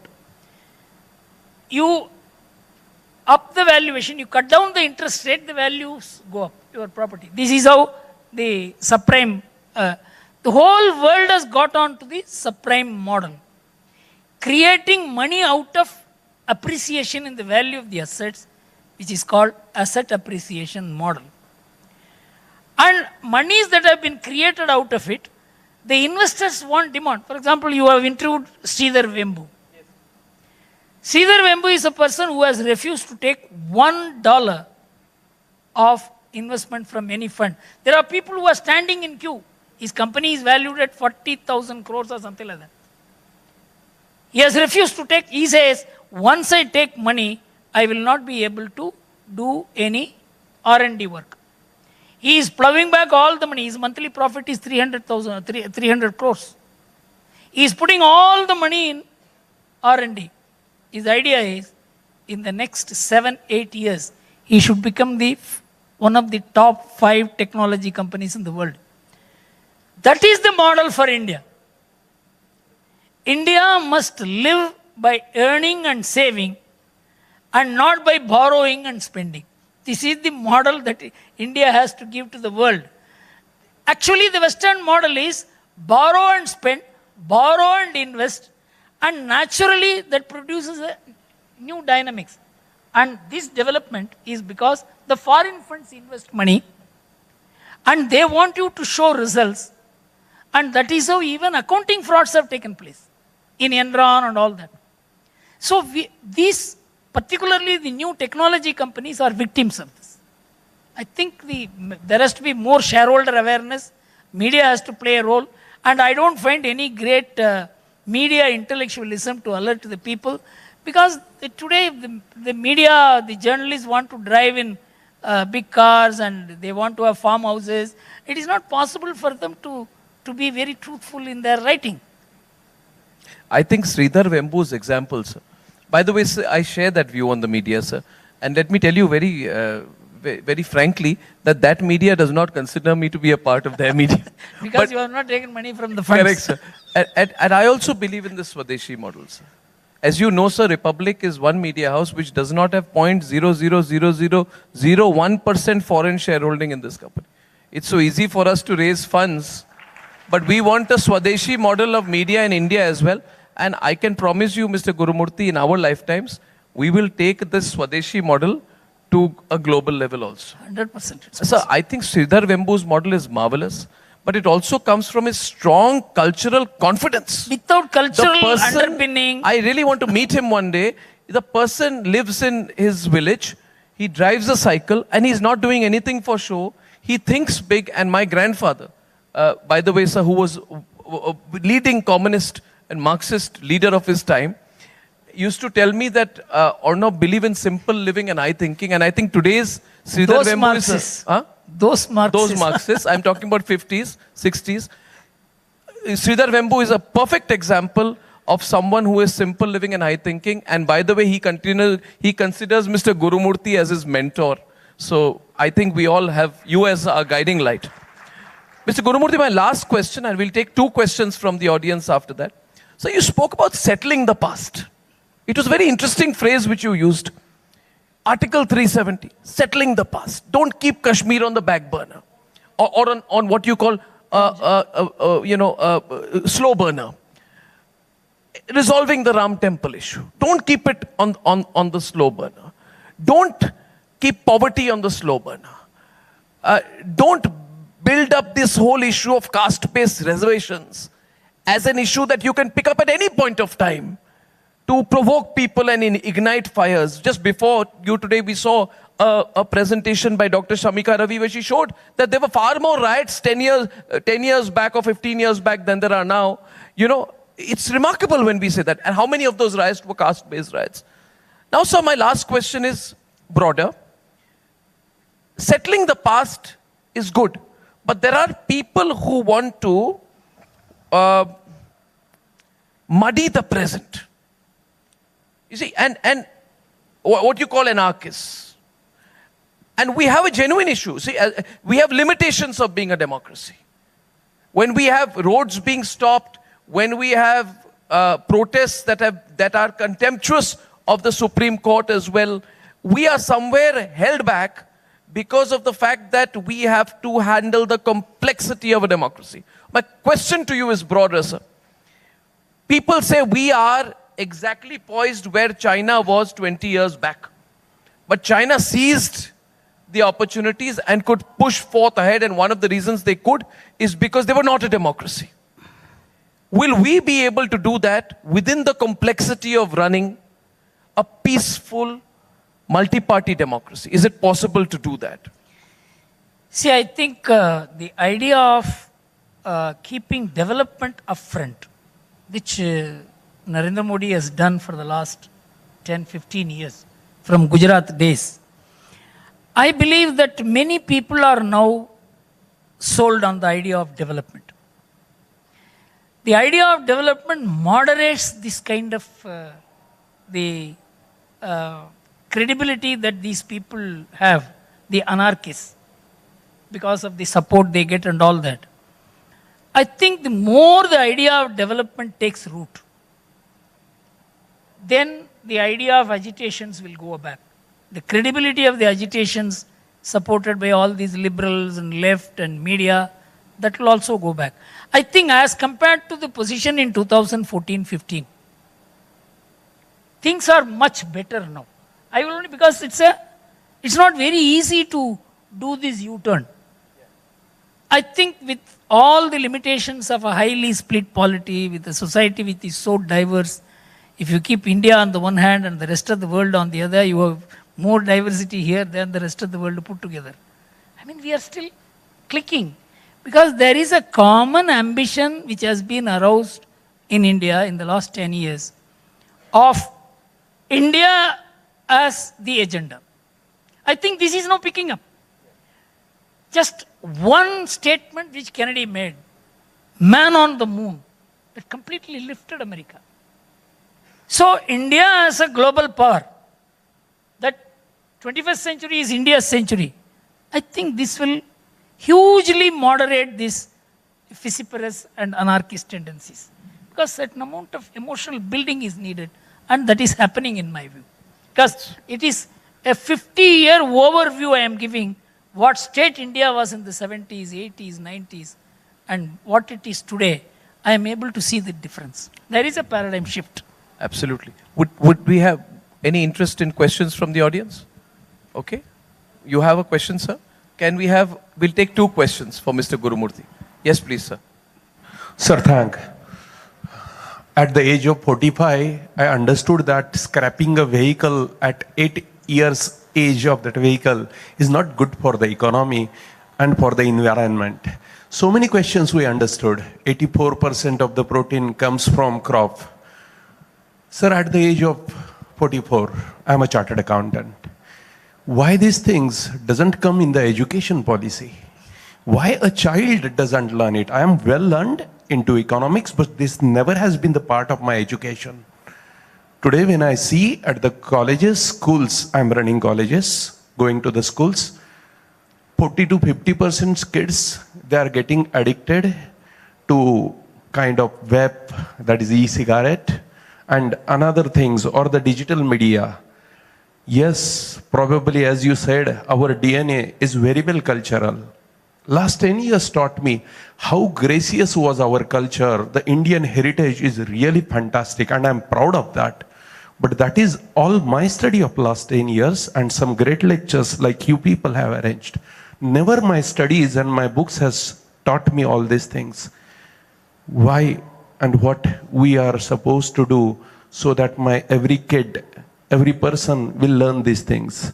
Probably this all knowledge and great thoughts, they remain only to well-studied people like us, and even on TV and media, people rarely see these things. They are much interested into entertainment.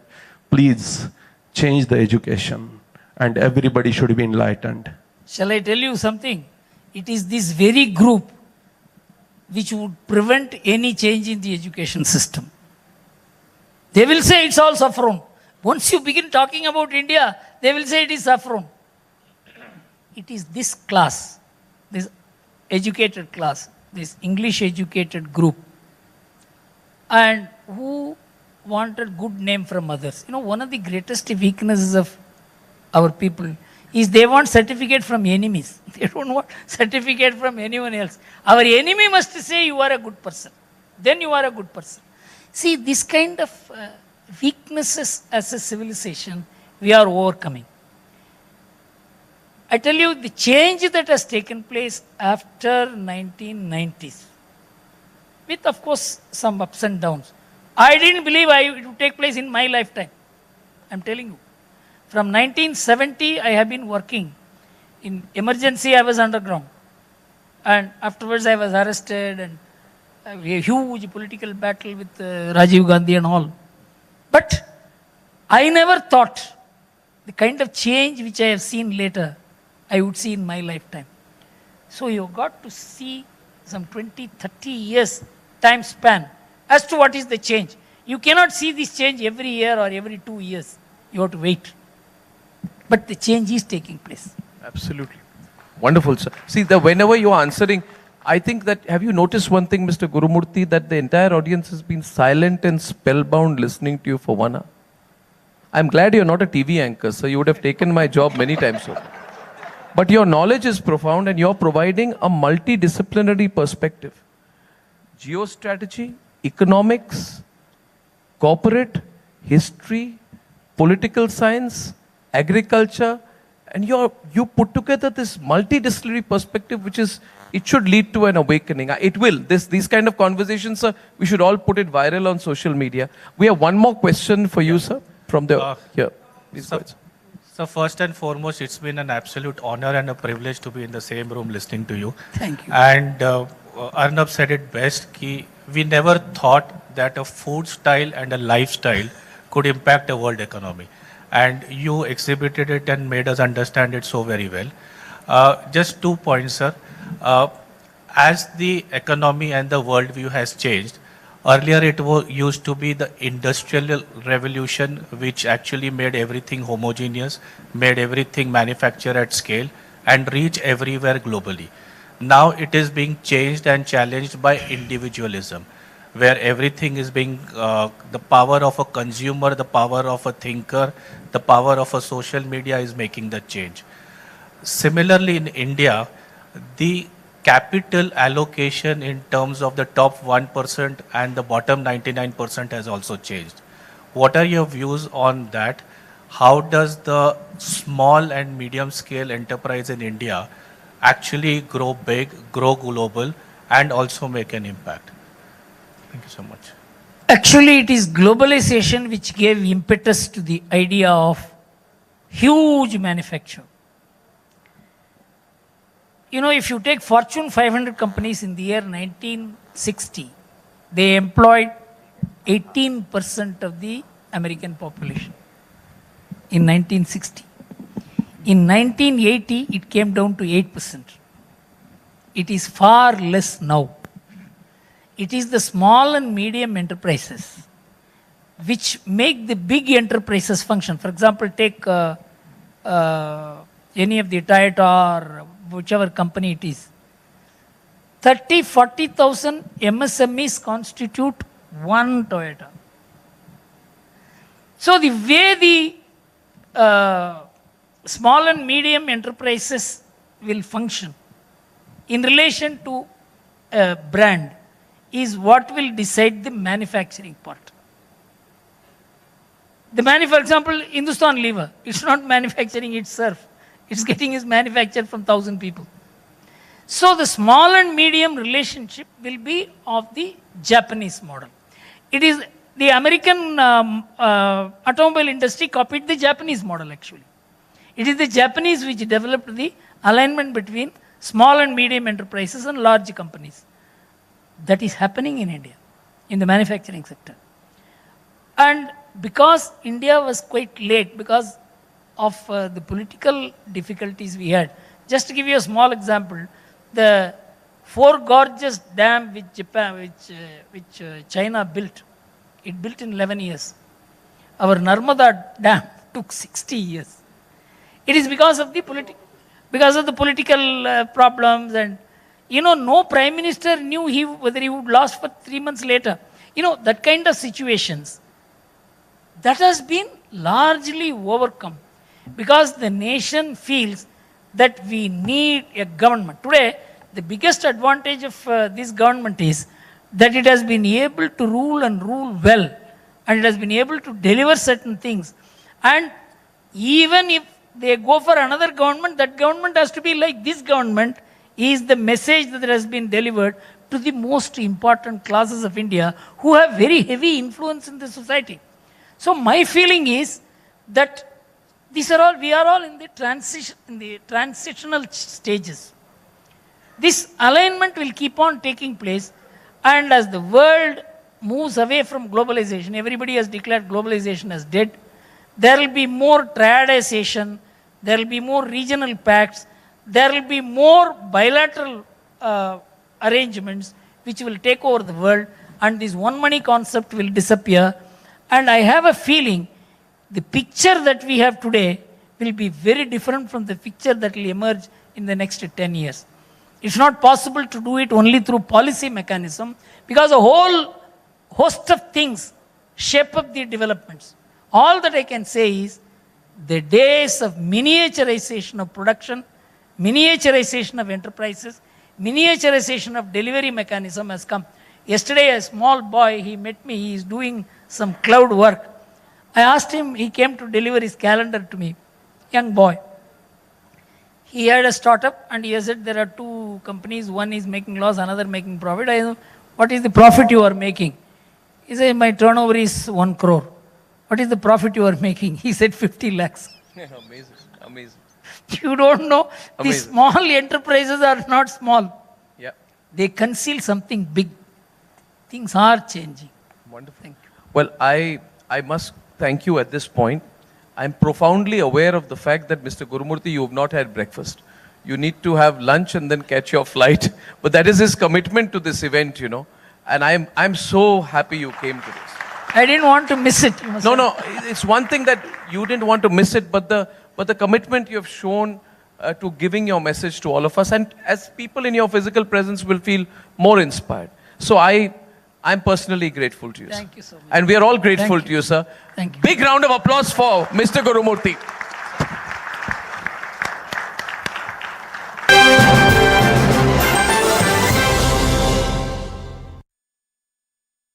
QS and THE, the world's foremost university rankings organizations, have ranked Amity amongst the top 3% universities globally, making it among the very few Indian universities to be included in both rankings. Yet another top ranking for Amity University.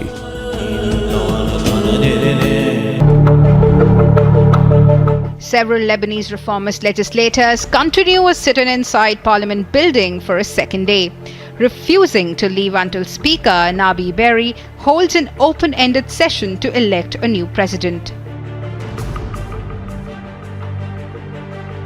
Lebanon's presidency is vacant as legislators failed to elect a new president since President Michel Aoun's 6-year term ended on October 30.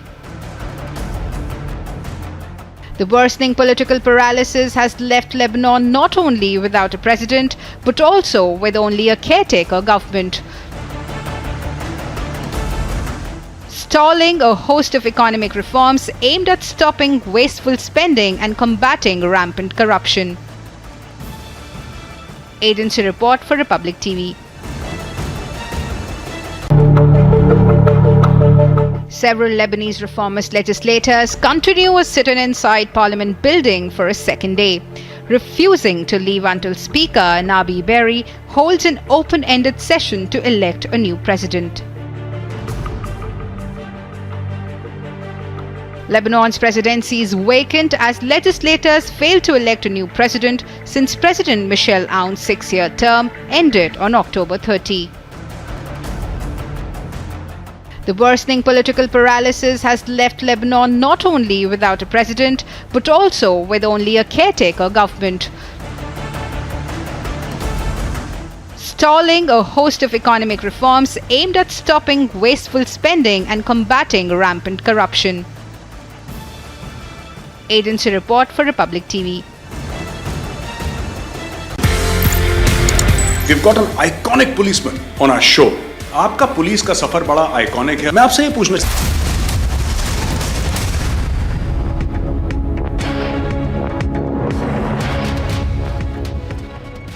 A massive tragedy was averted here at Connaught Place in New Delhi when a fire call was received at 9 a.m. in the morning. Right behind me is the building which caught fire at around 9 a.m. in the morning. This is at Sun City Hotel, which is at backside of F Block in Connaught Place. So far, there have been no injuries that have been reported. It is said the prelim reason for the fire is short circuit. However, the fire tenders had rushed to spot and they could manage to stop the fire from spreading. As you can see around, the smokes are still coming out. The operation is underway to douse every possible fire every possible object that could have caught fire. Outside there are about 8 to 9 fire tenders who had rushed at spot. The situation right now is under control. As I said, a massive tragedy has been averted in the national capital here at Connaught Place, where at 9 a.m. in the morning there was a fire call that was received, and so far what we are getting to know that it was a close shave and no injuries have been reported so far. However, it was a very, very close shave where due to short circuit this fire was reported. This is Tanisha Avasthi with Vijay Bhisham reporting from New Delhi for Republic TV.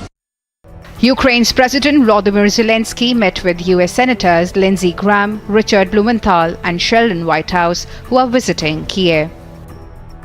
Reports suggest among the topics discussed was the recognition of PMC Wagner as a terrorist organization, referring to the Russian private military company that has been aiding Russia's military in its ongoing invasion of Ukraine.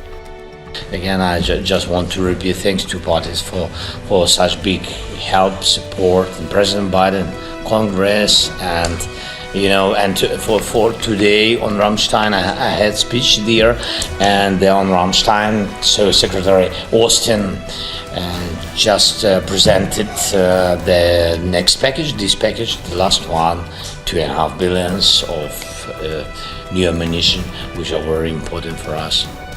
The meeting came as defense officials met in the US Ramstein Army base in Germany, where Zelensky called for additional military aid for his country. Agency report for Republic TV.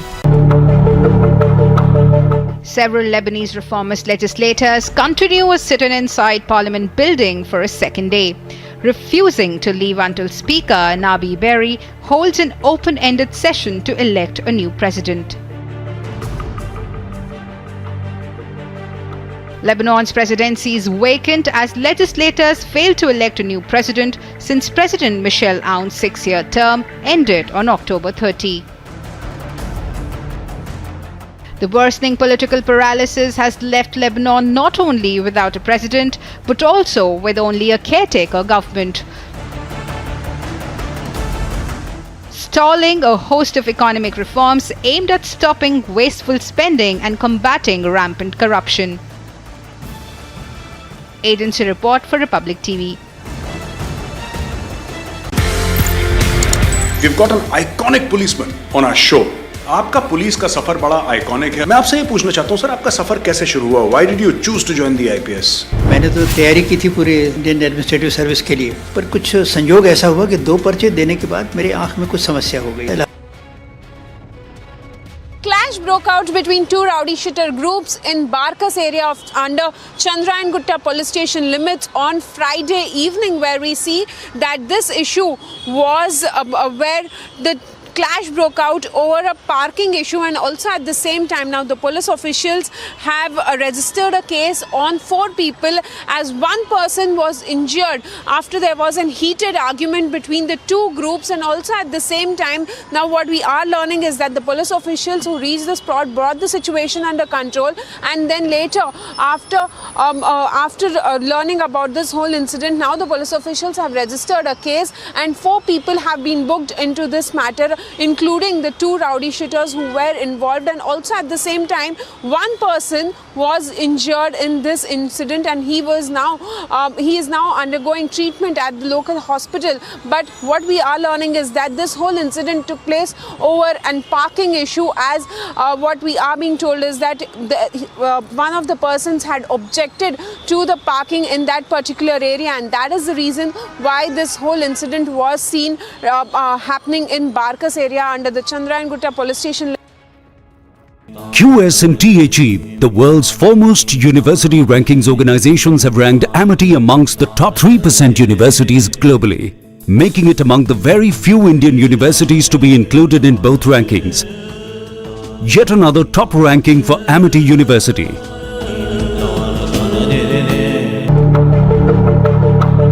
Several Lebanese reformist legislators continue a sit-in inside Parliament building for a second day, refusing to leave until Speaker Nabi Berri holds an open-ended session to elect a new president.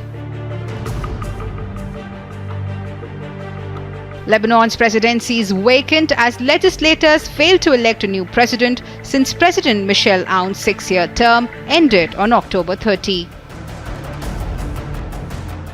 The worsening political paralysis has left Lebanon not only without a president, but also with only a caretaker government, stalling a host of economic reforms aimed at stopping wasteful spending and combating rampant corruption. Agency report for Republic TV. We've got an iconic policeman on our show. आपका police का सफर बड़ा iconic है। मैं आपसे ये पूछना चाहता हूँ सर, आपका सफर कैसे शुरू हुआ? Why did you choose to join the IPS? मैंने तो तैयारी की थी पूरे इंडियन एडमिनिस्ट्रेटिव सर्विस के लिए, पर कुछ संयोग ऐसा हुआ कि 2 पर्चे देने के बाद मेरे आंख में कुछ समस्या हो गई। इलाहाबाद में आई स्पेशलिस्ट जो सबसे अच्छे थे, उन्होंने इलाज किया, पर उनके पूरे इलाज के बावजूद मेरी आंख ऐसी नहीं हो पाई कि मैं इम्तहान में बैठ सकूँ। और 3 कंपल्सरी और 2 पर्चों के आधार पर मेरा जब रिजल्ट आया तो मैंने देखा कि मैं IPS में मैं नंबर 1 पोजीशन पे हूँ। इस तरह से IPS में मेरा सिलेक्शन, आप मुझे एक्सीडेंटल पुलिस ऑफिसर भी कह सकते हैं।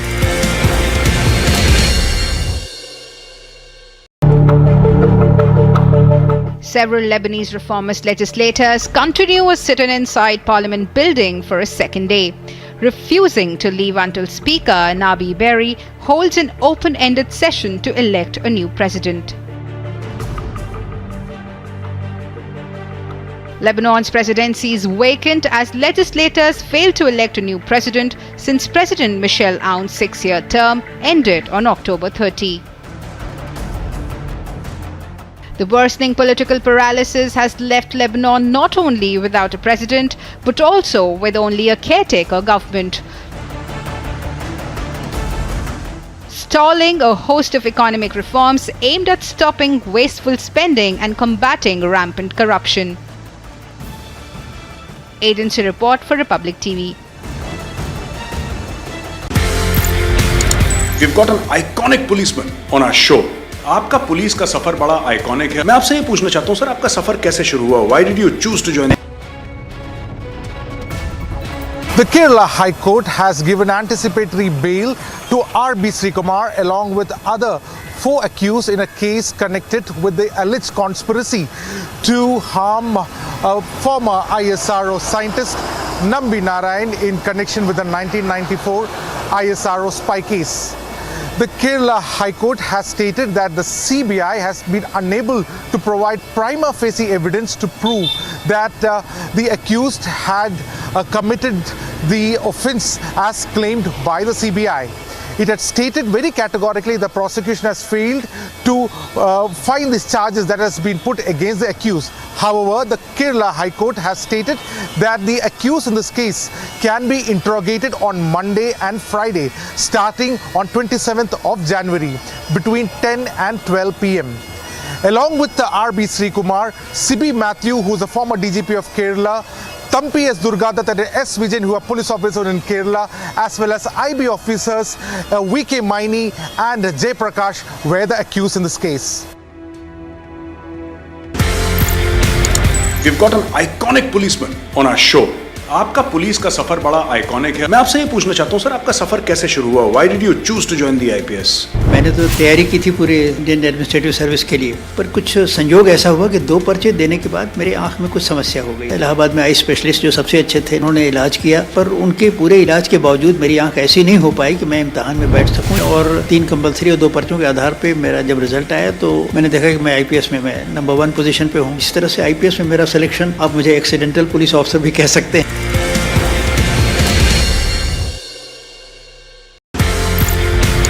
We've got an iconic policeman on our show. आपका पुलिस का सफर बड़ा आइकॉनिक है। मैं आपसे ये पूछना चाहता हूँ सर, आपका सफर कैसे शुरू हुआ? Why did you choose to join the IPS?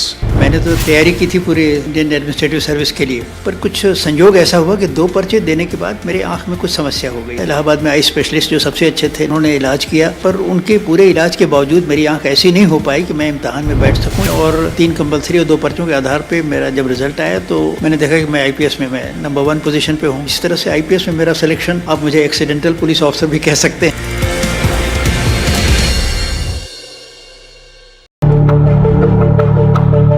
Several Lebanese reformist legislators continue a sit-in inside Parliament building for a second day, refusing to leave until Speaker Nabi Berry holds an open-ended session to elect a new president. Lebanon's presidency is vacant as legislators failed to elect a new president since President Michel Aoun's 6-year term ended on October 30. The worst between the Aam Aadmi Party and the LG of Delhi continues. What has been stated by the top sources in the Aam Aadmi Party is that LG has not given the appointment to the Chief Minister of Delhi. It was the Chief Minister of Delhi who was seeking appointment for 1 p.m. today along with several MLAs of Delhi to meet LG. But the appointment has been not given. That is something what has been stated. This was to discuss several issues of Delhi. When we are talking about the tussle between the Aam Aadmi Party and the LG of Delhi, this is never new. We have seen it earlier also, whether being it the matter or the issue of the training of the teachers, or whether being it the issue of MCD election. We have seen Aam Aadmi Party targeting the LG of Delhi.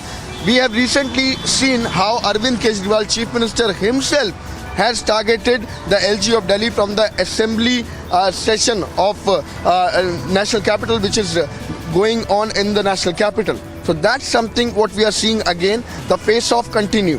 With video journalist Surendra Singh Rawat, I am Anuj and this is Republic.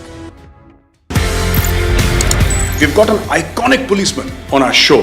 आपका police का सफर बड़ा iconic है। मैं आपसे ये पूछना चाहता हूँ सर, आपका सफर कैसे शुरू हुआ? Why did you choose to join the IPS? मैंने तो तैयारी की थी पूरे इंडियन एडमिनिस्ट्रेटिव सर्विस के लिए, पर कुछ संयोग ऐसा हुआ कि 2 पर्चे देने के बाद मेरे आंख में कुछ समस्या हो गई। इलाहाबाद में आई स्पेशलिस्ट जो सबसे अच्छे थे, उन्होंने इलाज किया, पर उनके पूरे इलाज के बावजूद मेरी आंख ऐसी नहीं हो पाई कि मैं इम्तहान में बैठ सकूँ। और 3 कंपल्सरी और 2 पर्चों के आधार पर मेरा जब रिजल्ट आया तो मैंने देखा कि मैं IPS में मैं नंबर 1 पोजीशन पे हूँ। इस तरह से IPS में मेरा सिलेक्शन, आप मुझे एक्सीडेंटल पुलिस ऑफिसर भी कह सकते हैं। Ukraine's President Volodymyr Zelensky met with US Senators Lindsey Graham, Richard Blumenthal, and Sheldon Whitehouse, who are visiting Kiev. Reports suggest among the topics discussed was the recognition of PMC Wagner as a terrorist organization, referring to the Russian private military company that has been aiding Russia's military in its ongoing invasion of Ukraine. Again, I just want to repeat thanks to parties for such big help, support, and President Biden, Congress, and and for today on Rammstein, I had speech there, and on Rammstein, so Secretary Austin just presented the next package, this package, the last one, 2.5 billion of.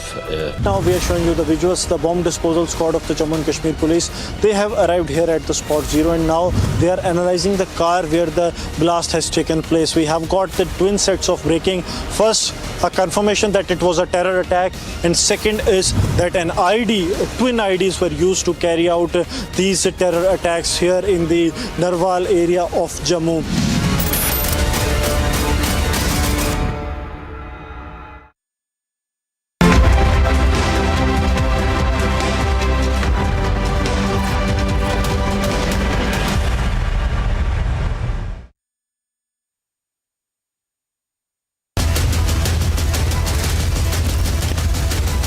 Burning question.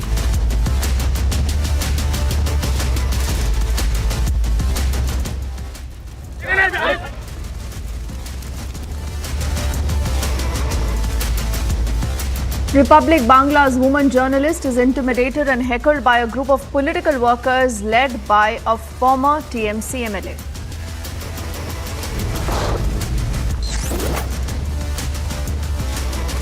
"302 prominent personalities issue a statement and slam the BBC's biased documentary series on the Prime Minister.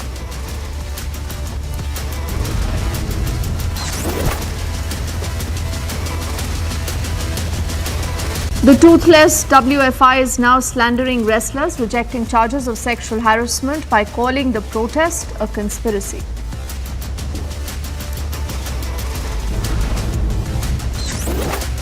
Twin ID blast in Jammu ahead of Republic Day. 9 are injured, 6 suspects detained by the police.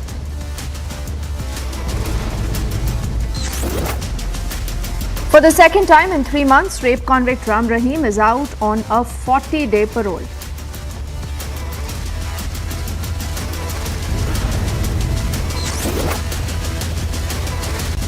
And the NI charge sheet in the Praveen Netaru case reveals how the PFI was raising a killer squad to achieve its mission 2047.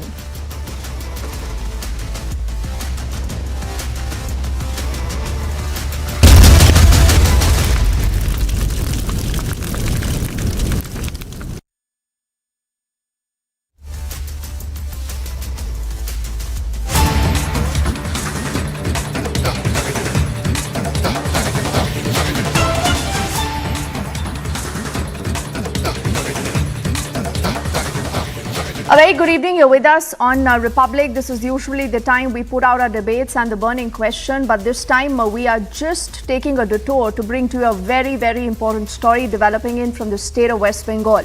This is Republic Bangla's reporter Madhu Kalpita, who was intimidated and heckled by a group of political workers who were led by a very, very close aide of Mamata Banerjee. We are given to understand his name is Arabul Islam. The TMC leader then tries to snatch her mic.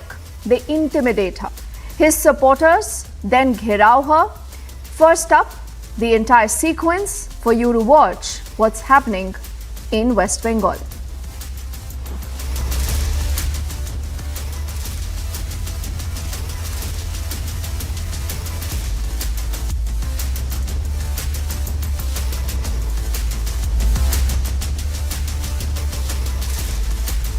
Okay, I'm told Niranjan also joining us from a Mumbai newsroom, and he has more details. So what really transpired? You're looking at these images also on our screens. Niranjan, why don't you take us through what we know about the incident and this man? Well, we have Madhu Kalpita, and you saw that sequence. What happens is she's reporting, she's just doing her job there. And see what happens there.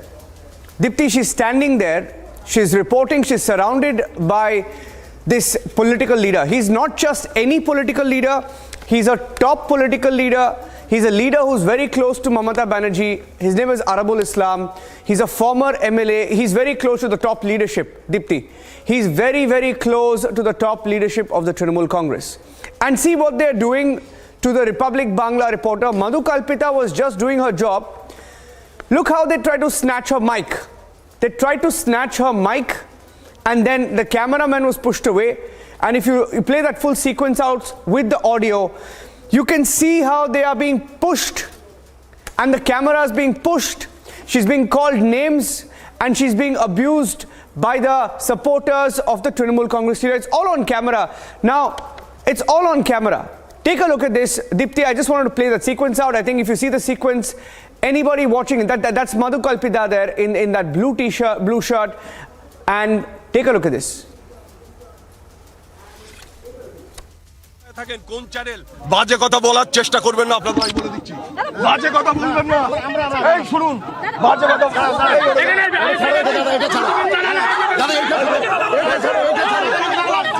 আমি দিচ্ছি দাদা এটা আমি জানি না এই মুহূর্তে দাঁড়িয়ে বুমটা প্লিজ আমাদের পার্টি অফিস সামনে আপনি কি জানেন বলছেন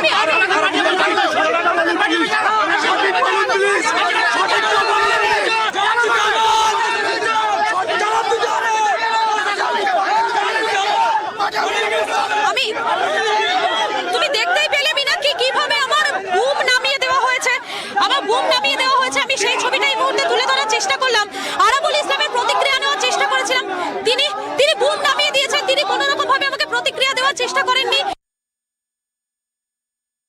Dipti, I think we can speak to Madhu Kalpita. Okay, Yes, Dipti. Yes, go on, Niranjan. So Madhu Kalpita is joining us from Republic Bangla. Madhu Kalpita जी हमें ये बताइए क्या हुआ वहाँ पे ये पूरा सीक्वेंस है हमारे पास थोड़ा बताइए हमें प्लीज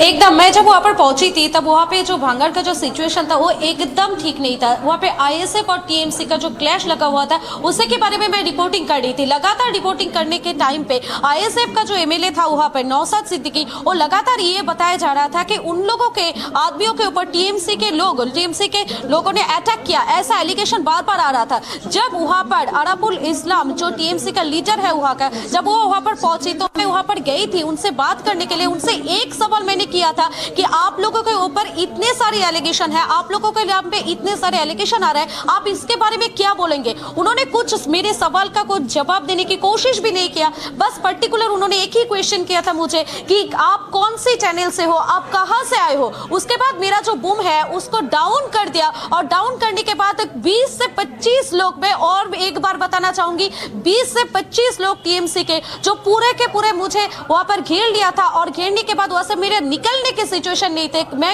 कोशिश कर रही थी वहां से निकलने की लेकिन निकल नहीं पा रही थी क्योंकि उन लोगों ने इतने सारे लोग थे वहां पे इतने सारे लोगों ने मुझे घेर रखा था वहां से निकलने में बहुत ज्यादा मुश्किल हो रहा था उसके बाद जब मैं वहां से निकल रही थी तब भी और एक बात पे स्पेसिफिकली बोलना चाहूंगी कि वहां पर बहुत सारे पुलिस थे लेकिन कोई भी पुलिस वहां पर नहीं आए क्योंकि पुलिस को दिखाई दे रहा था कि एक लड़की जो जर्नलिस्ट है जो अंदर जाके फंस गई है जिसका बूम नीचे कर दिया है जिसको 20-25 लोगों ने टीएमसी के गुंडों ने घेर लिया है इसको निकालने की कोशिश कोई भी पुलिस नहीं किया था वहां पर सिचुएशन ऐसा ही था कि मैं वहां से निकलने की बहुत टाइम से कोशिश कर रही थी लेकिन मैं निकल नहीं पा रही थी क्योंकि ये जो मेरा बूम है जिसको लेकर मैंने क्वेश्चन किया था अराबुल को वो बूम उसने रख दिया वो बूम किसी भी कीमत पे मेरे हाथ में नहीं आने दे रहा था वहां पर पूरा का पूरा सिचुएशन बिगड़ा हुआ था जब मैं वहां से निकल के बाहर आई जब मैं सेफ साइड में आई तब मैंने एक ऐसा सिचुएशन देखा वहां पर बस आईएसएफ का जो एमएलए था नौशाद सिद्दीकी जी वहां से जब निकल रहे थे मतलब लगातार वहां पे जो पत्थर गिर रहा था जो शीशे का बोतल है वो सब गिर रहा था वहां पे ऐसा ही कुछ हुआ क्योंकि वहां से निकलने के लिए मुझे बहुत ज्यादा मतलब वो जो कहते हैं ना कि सिचुएशन अंडर कंट्रोल नहीं होता है जब जो मतलब एक लड़की अंदर फंसी हुई है जिसको मदद करने के लिए कोई नहीं आ रहा है ऐसे सिचुएशन में अगर आप फंस जाओ तो आप वहां से कैसे निकल पाओगे जब मैं रिक्वेस्ट कर रही थी कि सर मैंने आपको एक क्वेश्चन किया आप अगर आंसर दे सकते हो तो दे दीजिए नहीं तो मुझे छोड़ दीजिए लेकिन नहीं वो मेरा बूम नहीं छोड़ रहा था और जो सबसे बड़ी बात जो 20-25 लोग जब मुझे घेर लिया तब कोई भी पुलिस नहीं आए कोई भी पुलिस वालों को दिमाग में ये नहीं आया कि अंदर एक लड़की फंसी हुई है उसको बाहर निकाला जाए कोई भी पुलिस को वहां पर नहीं देखा हमने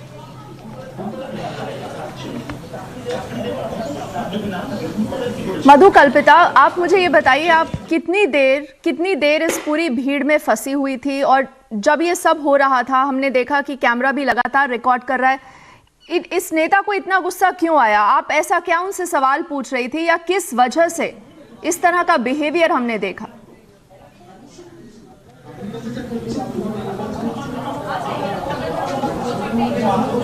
देखिए, मैंने बस उनसे एक ही सवाल पूछा था कि ये जो एलिगेशन आप लोगों के ऊपर आ रहा है, ये जो एलिगेशन कर रहा है आईएसएफ का जो एमएलए है वो जो कर रहा है वो सही है कि नहीं। मैंने बस एक ही क्वेश्चन किया था, लेकिन इस पर्टिकुलर क्वेश्चन का उन्होंने कोई आंसर नहीं दे पाया और उल्टा वहां पे मुझे 5 से 10 मिनट तक वहां पर मैं घेरा हुआ था। मेरा वीडियो जर्नलिस्ट रजनीकांत मेरे साथ थे, उनको भी बार बार कह रहा था कि कैमरा डाउन कर दीजिए, किसी भी कीमत पे कैमरा ऑन नहीं होना चाहिए, किसी भी कीमत पे जो कुछ भी हो रहा है वो ऑन या नहीं होना चाहिए। मेरे साथ मेरे सीनियर एडिटर अनिर्बान सिन्हा भी है। मैं अनिर्बान से एक बात करना चाहती हूँ कि अभी अभी जो क्वेश्चन हो रहा है कि क्यों मुझे ऐसा किया गया था, क्योंकि मैंने तो बस एक ही सवाल किया था कि आप लोगों के ऊपर इतने सारे एलिगेशन है, इसके बारे में आप क्या कहेंगे। बस एक ही सवाल था मेरा Anirban.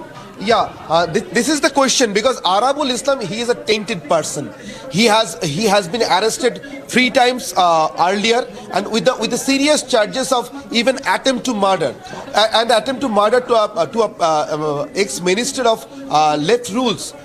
That is Abdul Razzaq Mullah, who is by virtue, or I don't know by time, by which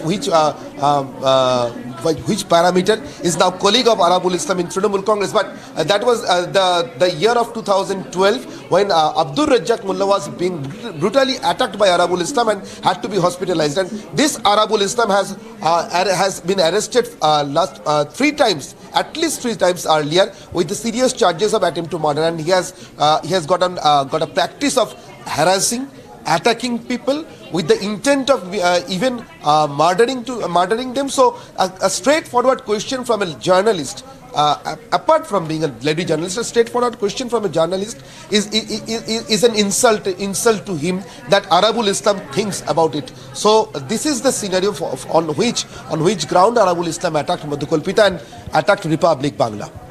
exactly Anirban, ये जो अराबुल इस्लाम है जिसके बैकग्राउंड अभी अभी आपने बताया, इस आने के बाद भी मैंने एक ही छोटी सी कोशिश की थी कि उनसे एक रिएक्शन लेने की कोशिश की थी कि आप लोगों के ऊपर इतने सारे एलिगेशन है, आप लोगों के बारे में ये कहा जा रहा है कि आप लोगों के अंदर ही कुछ प्रॉब्लम है, एंड जो वहां पर जो टीएमसी का पार्टी ऑफिस था जो जल रहा था, आईएसएफ का एमएलए, वो बार बार मुझे एक ही सवाल किया जा रहा था कि ये जो पार्टी ऑफिस जल रहा है ये टीएमसी के अंदर का जो क्लैश है इसी के कारण ये हो रहा है। लेकिन उन्होंने कोई भी क्वेश्चन का आंसर नहीं दिया। वो एक बार भी ये नहीं सोचा कि एक लड़की है सामने, एक लड़की ने क्वेश्चन किया है, उस लड़की के एक सवाल को मैं जवाब दे दूं, ऐसा कुछ भी नहीं किया उन्होंने। बस मेरा बूम डाउन कर दिया, मुझे वहां पर मेरा हाथ पकड़ के वो खड़े रहे कि मैं कोई क्वेश्चन नहीं कर पाऊं उनको, मैं किसी भी तरफ की कोई सवाल उनसे ना कहूं। वो बस अपना आंख दिखा रहा था, वो बस अपना जो गुस्सा है मुझ पर निकालना चाह रहा था, वो बस यही बताना चाह रहा था कि आप अगर एक भी कुछ बताया तो आपको अच्छा नहीं होगा। लेकिन मैं फिर भी वहां पर नहीं डरी, मैं वहां पर खड़ी थी। मैं शाम के 5:30 बजे तक वहां पर खड़ी थी। अराबुल इस्लाम वहां पर था। अराबुल इस्लाम वहां पर जो रोड है, रोड ब्लॉक करके उनके जो लोग हैं, जिन लोगों ने मुझे कुछ टाइम पहले घेर के रखा था, वो सारे लोग वहां पर थे। वो सारे लोग वहां पर बैठ के मुझे देख रहा था कि मैं वहां से क्या क्या कर रहा हूं, मैं क्या लाइव दे रहा हूं, मैं क्या बोल रही हूं, वो सब सुन रहा था वो लोग। लेकिन फिर भी मैं वहां पर थी। Actually, people were being watched by them because Arabul Islam is such a person which actually you are telling Madhukalpita to us the question of that TMC office that was being ransacked, and you asked the right question to Arabul Islam whether it is actually being done by the ISF. I think a lot of people asking what happened. They want to see those pictures in that sequence. Can I play that out? Anirban, just playing the sequence out. Madhukalpita, I just want to play that sequence out. A lot of people asking what really happened there. They want to see what happened. Dipti, we just want to play that, and we want to go back and hear Madhukalpita once again. Let's play that out, please.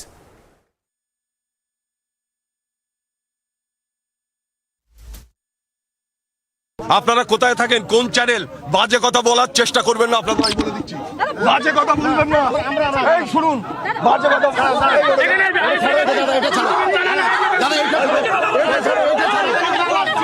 আমি দিচ্ছি দাদা, আমি জানি না এই মুহূর্তে দাঁড়িয়ে বুমটা please আমাদের পার্টি অফিস সামনে আপনি কি জানেন বলছেন?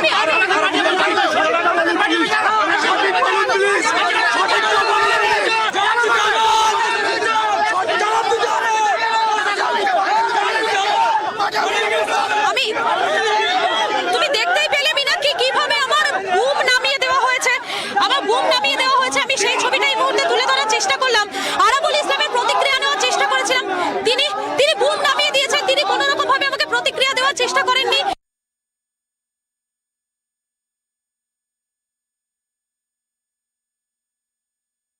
You saw that. And they're very, very close to the leadership, Deepti. You know, Niranjan, I was just looking at these images and I recall that it is, you know, such a tough task for a journalist to go out and report, and especially when, you have netas, barring whatever state you're reporting from, the moment you start asking them uncomfortable questions, you will have these netas. मधुकल्पिता, आपने खुद ये देखा है कि ना ही सिर्फ अकेले नेता, लेकिन उन नेताओं के बहुत सारे चमचे और गुंडे, you know, if we can use that word, goons.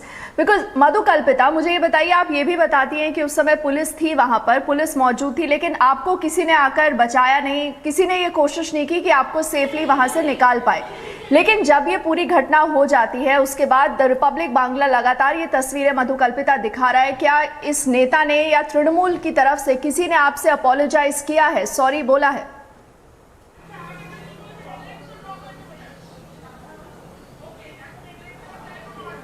एकदम ही नहीं. मैं 5:30 बजे तक वहां पर खड़ी थी, 5:30 बजे तक मैं वहां से लाइव कर रही थी, लगातार मैं वहां के अपडेट दे रही थी, लेकिन कोई भी टीएमसी की तरफ से कोई आके मुझसे एक बार भी ये नहीं पूछा कि मैं ठीक हूं कि नहीं. ये बात भी नहीं पूछा. अपोलोजाइज तो बहुत दूर की बात हो गई. किसी ने एक बार भी मुझसे ये नहीं बताया कि आप ठीक हो कि नहीं, आपके साथ जो कुछ भी हुआ वो गलत हुआ, ऐसा कुछ भी नहीं हुआ. मेरे साथ मयूक है, मयूक से मैं एक बात बताना चाहती हूँ कि अभी जो हुआ, जो पूरा इंडिया अभी देख रहा है, इसके बाद एक सवाल तो आ रहा है कि मुझसे कोई अपोलोजाइज किसी ने मांगा कि नहीं मांगा, लेकिन नहीं, कोई भी नहीं. Absolutely, and Niranjan, one thing I would like to tell in English. Madhukalpita, one of our senior reporters in Republic Bangla, she was standing there for the last 9 hours, and not a single leader, not a single spokesperson from the ruling party has apologized. Basic thing is to apologize. They have not even apologized to this lady who was standing there, who was literally mobbed, and all the TMC leaders, they were there, and most importantly, this Arabul Islam, I would like to show his face time and again and again. I would like to show his face. He has been a very influential leader in this area called Bhangar in West Bengal. He has always been with the Trinamool Congress. He has been an old-time loyalist of Mamata Banerjee. Time and again, Mamata Banerjee has warned Arabul Islam and his gang for all the antisocial activities, the violent incidents that are coming out in broad daylight in Bhangar area or in South 24 Parganas. So the basic thing is that why Trinamool Congress is not taking an action against this hooligans who are in the garb of being leaders, trying to manhandle women journalists who are actually doing their duty. Madhukalpita just asked her, Madhukalpita, तुमने सिर्फ सवाल पूछा था कि यहाँ पे violence क्यों हो रहा है? That's the basic question that Madhukalpita asked the leader there, and you can see his reaction. आपने सवाल क्या पूछा था? What did you ask him? मैंने बस यही पूछा था कि सुबह से लगातार जो भंगार का सिचुएशन है, जहां से आईएसएफ का एमएलए जो वहां पर खुद खड़ा था, वो खुद एलिगेशन दे रहा है कि आप लोग मतलब कि टीएमसी के लोगों ने आईएसएफ के जो थे लोग, उन लोगों के ऊपर अटैक किया है. तो इसके बारे में मैंने बस उनसे यही सवाल किया था कि आप क्या कहना चाहेंगे? आप लोगों के ऊपर इतने सारे एलिगेशन आ रहे हैं, आप क्या कहना चाहेंगे? लेकिन उन्होंने एक भी आंसर नहीं किया, उन्होंने कुछ भी बोलने की कोशिश भी नहीं की, बस मेरा बूम डाउन कर दिया. और मुझसे बार-बार एक ही सवाल. How many people were there? How many people were there? I can see the visuals. More than 3 dozen of people are actually they have actually mobbed you. Actually वही था. वहां पे 20 से 25 मतलब इससे भी ज्यादा हो सकता है. वो सारे लोगों ने मुझे घेर लिया था. सारे लोग मुझसे ऐसे कुछ बात किए, ऐसा जो मैं अभी ऑन एयर नहीं कह सकती, ऐसा कुछ बात किया उन लोगों ने, मैं मुझे वहां से निकलने ही नहीं दे रहा था. So और that's an important point, Niranjan. Madhukalpita is saying that mob spoke in such a language which is really derogatory for any woman, and she cannot even spell those words which she had to listen just because of the fact that she is a Republic reporter. She asked the right questions and they tried to cow down us. But Niranjan, we are not going to bow down to all these antisocial elements who are actually very comfortable with the pliable media, what we call the min media in Bengal, who cannot report in the style of Republic Bangla, the way we say that chokhe chok rekhe kotha bolbo, baat karenge aankh se aankh milakar. And one thing I would like to ask Madhukalpita, what was the role of the police there? There was a huge deployment of police there. What was the role of police? वहाँ पर police तो बहुत सारे थे, बहुत सारे police तब आ गए थे, लेकिन किसी ने भी कोशिश नहीं किया था कि मुझे वहां से निकाला जाए। किसी ने भी ये कोशिश नहीं किया कि मुझे वहां से बाहर निकाला जाए। एक लड़की अंदर फंसी हुई है, उस लड़की को वहां से बाहर निकाला जाए सेफली, ऐसा किसी ने भी कोशिश नहीं किया। एंड उसके बाद जब मैं वहां से बाहर निकल के आई, किसी भी कीमत पे मैं वहां से बाहर निकल के आई, तब भी मेरे बारे में किसी ने भी एक भी सवाल नहीं किया कि मैं वहां पर क्या हुआ, मेरे साथ कुछ गलत तो नहीं कर दिया। इन सारे कोई भी क्वेश्चन नहीं किया Anirban. Actually, the entire police force were actually they are in the mood of handshaking with Arabul Islam, and they are in the mood of lathi charging the ISF supporters who are actually being brutally being tortured. And we have the visuals there. Yes. That's what the allegation of the ISF is, Anirban. Yes. That is the actual allegation of ISF supporters. It was their foundation day of their party, and the ISF supporters were actually going to take part in a rally that was being called in Dharmatala, and in spite of that, their buses were being stopped in the middle of the road, and the entire mob that was there of the ISF supporters were being attacked and brutally tortured by the TMC goons in the leadership of Arabul Islam. और जो सवाल अभी आपने किया मयूर कि वहाँ पे police क्या कर रही थी, पुलिस बस देख रहा था, लेकिन वहां से जब मैं बाहर निकल के एक लड़की अंदर फंसी हुई है, इतने सारे लोग वहां पे घिरे हुए हैं उसको, उसके साथ क्या हुआ क्या नहीं हुआ, वो ठीक है कि नहीं, कोई भी किसी भी कीमत में किसी ने भी मुझसे कोई भी सवाल नहीं किया। किसी ने भी मुझसे ये पूछने की कोशिश नहीं की कि मैं ठीक हूं कि नहीं, मेरे साथ कुछ उल्टा सीधा हुआ कि नहीं, किसी ने भी एक भी क्वेश्चन नहीं किया। Anirban, And another thing, Anirban, I'd just like to butt in here. The kind of visuals you can see, that we have the visuals. It's on air where Madhu Kalpita is literally being harassed by a few of the leaders, who are actually the local leaders. You cannot deny the fact that these are Trinamool leaders. These are Trinamool party cadres, and you can see the flags there. You can see the visuals of Trinamool leader Arabul Islam standing just in front of Madhu Kalpita, and he is actually harassing. He is actually manhandling. What action is Trinamool Congress taking, Anirban? Arabul Islam has been arrested 3 times earlier.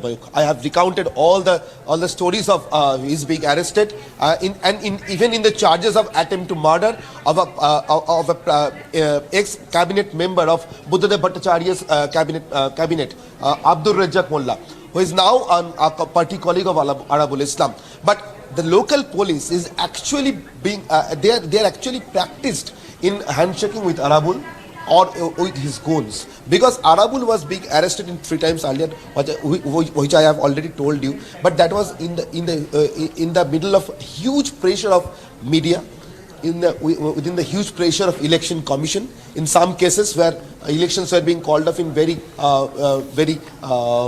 within a very few months. So that was the scenario of Arabul Islam being arrested. But now there is no election, and there is an election which is a panchayat election, and this panchayat election in West Bengal, in this scenario, is an exercise of violence, nothing else. Yes. So Arabuls are needed. Arabuls are needed in this scenario because panchayat is coming. The election of violence is coming in Bengal, and the capital of the violence in panchayat election, one of the capital of violence in panchayat election is this Bhangar area. Maybe you know all that. And that's where the question comes, Anirban and Niranjan. He's also there.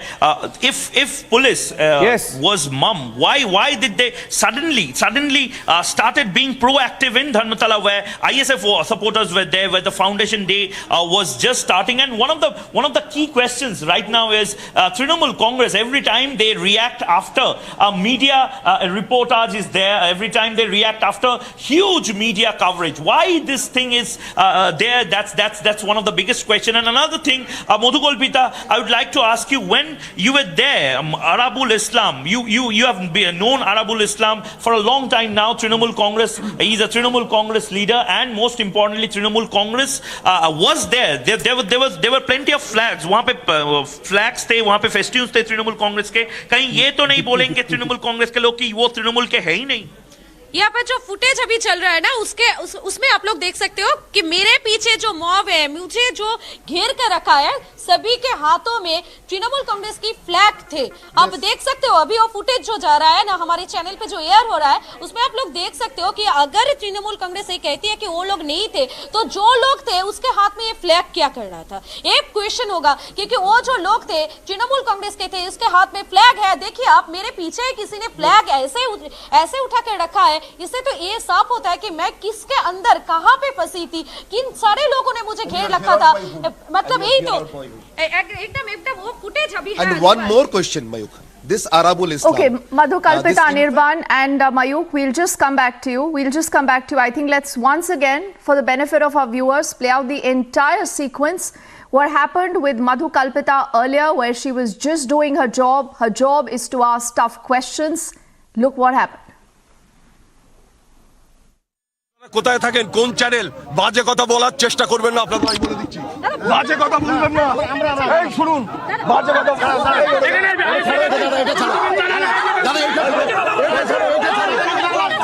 আমি দিচ্ছি দাদা, আমি জানি না এই মুহূর্তে দাঁড়িয়ে বুমটা please আমাদের পার্টি অফিস সামনে আপনি কি জানেন?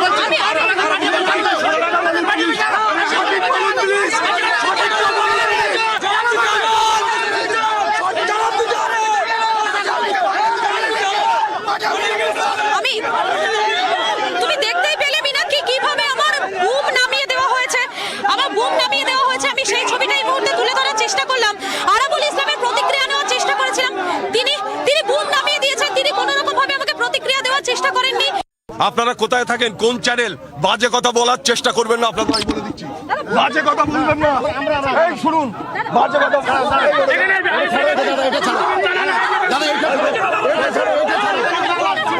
আমি দিচ্ছি দাদা, আমি জানি না এই মুহূর্তে দাঁড়িয়ে বুমটা প্লিজ আমাদের পার্টি অফিস সামনে আপনি কি জানেন?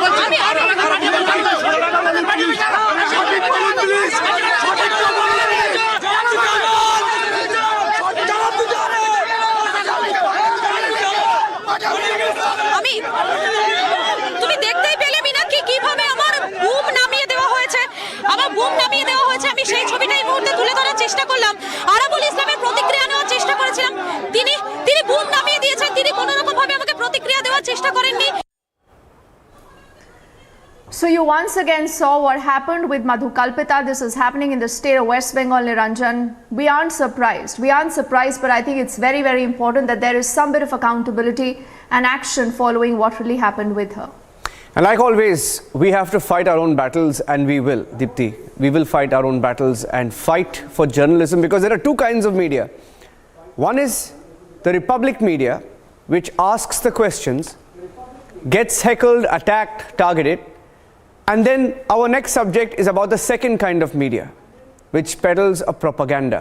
And today, this media, called the BBC media, a group of 302 former judges today, ex-bureaucrats, veterans, have slammed this BBC documentary on Prime Minister Modi as a motivated charge sheet against our leader, a fellow Indian and a patriot, and a reflection they claim is of a dyed-in-the-wool negativity and unrelenting prejudice with their attempt to target Prime Minister Modi. Now, the controversy over the BBC docu-series is only getting bigger. Here are the updates, and then we debate. The fact of the matter is that one spelling mistake happened in the case of the Chinese president. That particular anchor was really sacked. And that's the kind of sensitivity Indian establishment really shows when it comes to India's foreign policy. So while we have Rishi Sunak really distancing himself very publicly on the floor of the House, in the House of Commons, from this documentary, the fact remains, Niranjan, that the timing is suspect.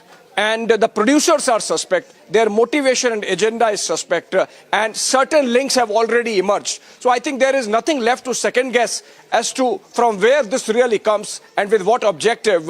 Having said that, if they thought that they could harm Narendra Modi, perhaps there is a delusion and absolute lack of understanding of how Narendra Modi works. I can tell you this is not going to help them in any manner.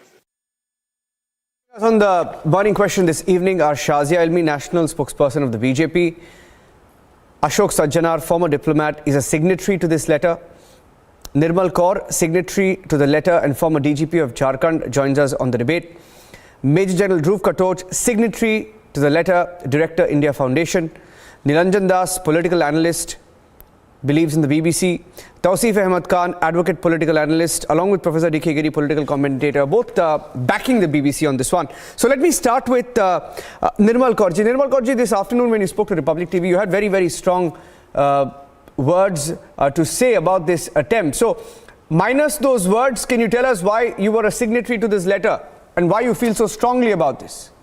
Well, it is obviously a very, very false, the false things are depicted over there, and it is a very biased, very selective kind of incidents are taken, and not even the full picture is taken. And it is just that they believe that they are a superior culture, having ruled over us. And BBC is a, some kind of a legacy of the imperial past, and like a colonial power, they want to rule us now in our thoughts, in our minds. And we are a sovereign country. We have our own systems. We have our own constitution. The Supreme Court has cleared Prime Minister Narendra Modi from those riots. Hours and hours of SITs and hearing has gone on. And now suddenly we have to hear it from some imperial power somewhere sitting far away, that just because they think that they still rule our minds. And many of us allow them to think that. Many of us want to imitate their accents. Many of us want to join that elitist kind of a thing they had, like Indians and dogs not allowed, lots of clubs like that. There, these brown sahib Indians are left liberados get an entry, and then they think, oh, the rest of the Indians are not allowed. They don't think they're Indians anymore. So they don't think like they have nothing for their own country, and they think the Anglo-Saxon values are perhaps the highest mankind has ever seen. Our own values are much, much superior, far superior, our own ancient values. But they don't even know that. They quote all wrong things from Mahabharata or from Ramayana. They know nothing of our culture. They are so anglicized. I mean, they would rather tell you about anything happening in Britain and then, happening right here in India. So these are our own people are collaborating with them, our own Indians. And BBC, of course, thinks it has a right to decide things for us. Who's good, who's bad, what is right, what is wrong, who's left, who's right. They feel they are so superior, they'll decide it for us and brainwash us, spoon feed us as to what is right in our country and what is wrong in our country. That is wrong. And on top of it, the lobbies are working overtime. The lobbies are working overtime to give India a bad image under Narendra Modi, because, now it is all Muslims. The Muslim narrative, or the Muslims are being persecuted. CAA, nobody who's made that commentary, that documentary has even read what CAA is about. They should first read the full text. What is CAA about? And then comment on it. And then Godhra, how the whole train was burnt when the car sevaks came back. They have apparently given no value to that. And they have just, picked up some narrative which is propagated by our own left liberals. I have seen it in bits and pieces, but I largely know the context. No, you cannot judge something if you have seen it in bits and pieces. The documentary starts by showing the train being burnt. So because that is part of the narrative. They don't want to show what is against the narrative. Can I ask you a question? Let me ask you a question. Documentary. Let me ask Nilanjan a question. Nilanjan, okay, let me ask Nilanjan a question, and then maybe Major General Dhruv Katoch can come in and respond to that. Okay, so because we have a lot of panelists, let's keep tossing, right? Nilanjan, question is, since you have watched the documentary, or I presume you watched the documentary, yes, is it fact or fiction that the Supreme Court of India has upheld the closure report filed by the Supreme Court appointed SIT after years of investigation of the Gujarat riots?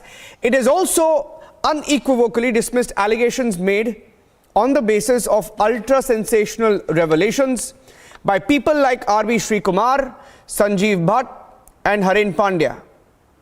Fact or fiction? Of course it's a fact, and it has been shown in the documentary. That's why it's a factual documentary. What is... Okay, let me get Major... Have you watched it? I have not watched it. I'm a moderator here. I'm asking you the question, and Major Dhruv Katoch will respond to you. Right. That's the difference between Indian media and maybe the foreign channels. Sir, it's just been blocked. I'm sorry, I don't have time, Nilanjan. I'm a journalist. I'm just merely asking you a question, getting a response to the question, okay? It's been blocked, by the way, and I don't, know how to watch it. I don't want to watch it. General Dhruv Katoch. People are making the assumption that the government is rattled. How do they get that information? Of course it is. Nobody is Of rattled. course it is. Indian media and foreign Of Now course you can the government now is you rattled. see, petty minds will make petty who's statements. this They will not sycophant stick to we the have facts. Carrying the So list. now let Who's me this talk facts. Who's this sycophant, India-hating, servile, subservient, ashamed of being Indian sycophant we have here? Who is this person who said that? This is a difference between foreign media and Indian media? I want to know because I can't see. Just before who this. is this gentleman who just said that? Let me tell you, Shazia, just before this. Who is the one who degraded fellow Indians? His name is Nilanjan. Let me tell you something. Who degraded fellow Indians on an Indian channel? Shazia, his name is Nilanjan. I really want to know. I really want to know who this great gentleman is. His name is Nilanjan. No.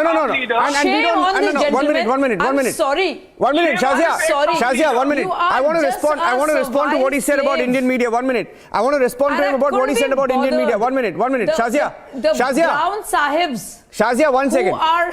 Shazia, hear me out. You know what happened just before we came into the debate? No, Nilanjan does not have the courage. Nilanjan, you have the courage. I'm asking you. No, do you have the courage?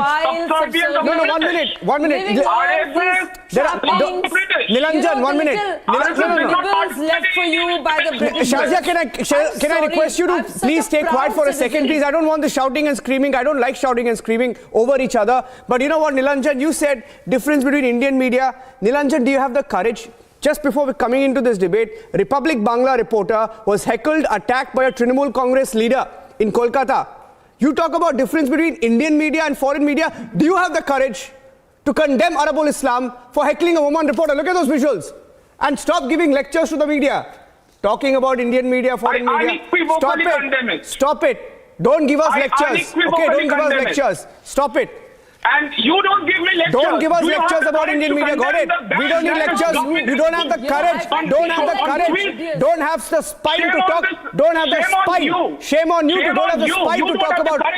Look at that woman reporter. Look at that. Look at that. Stop it.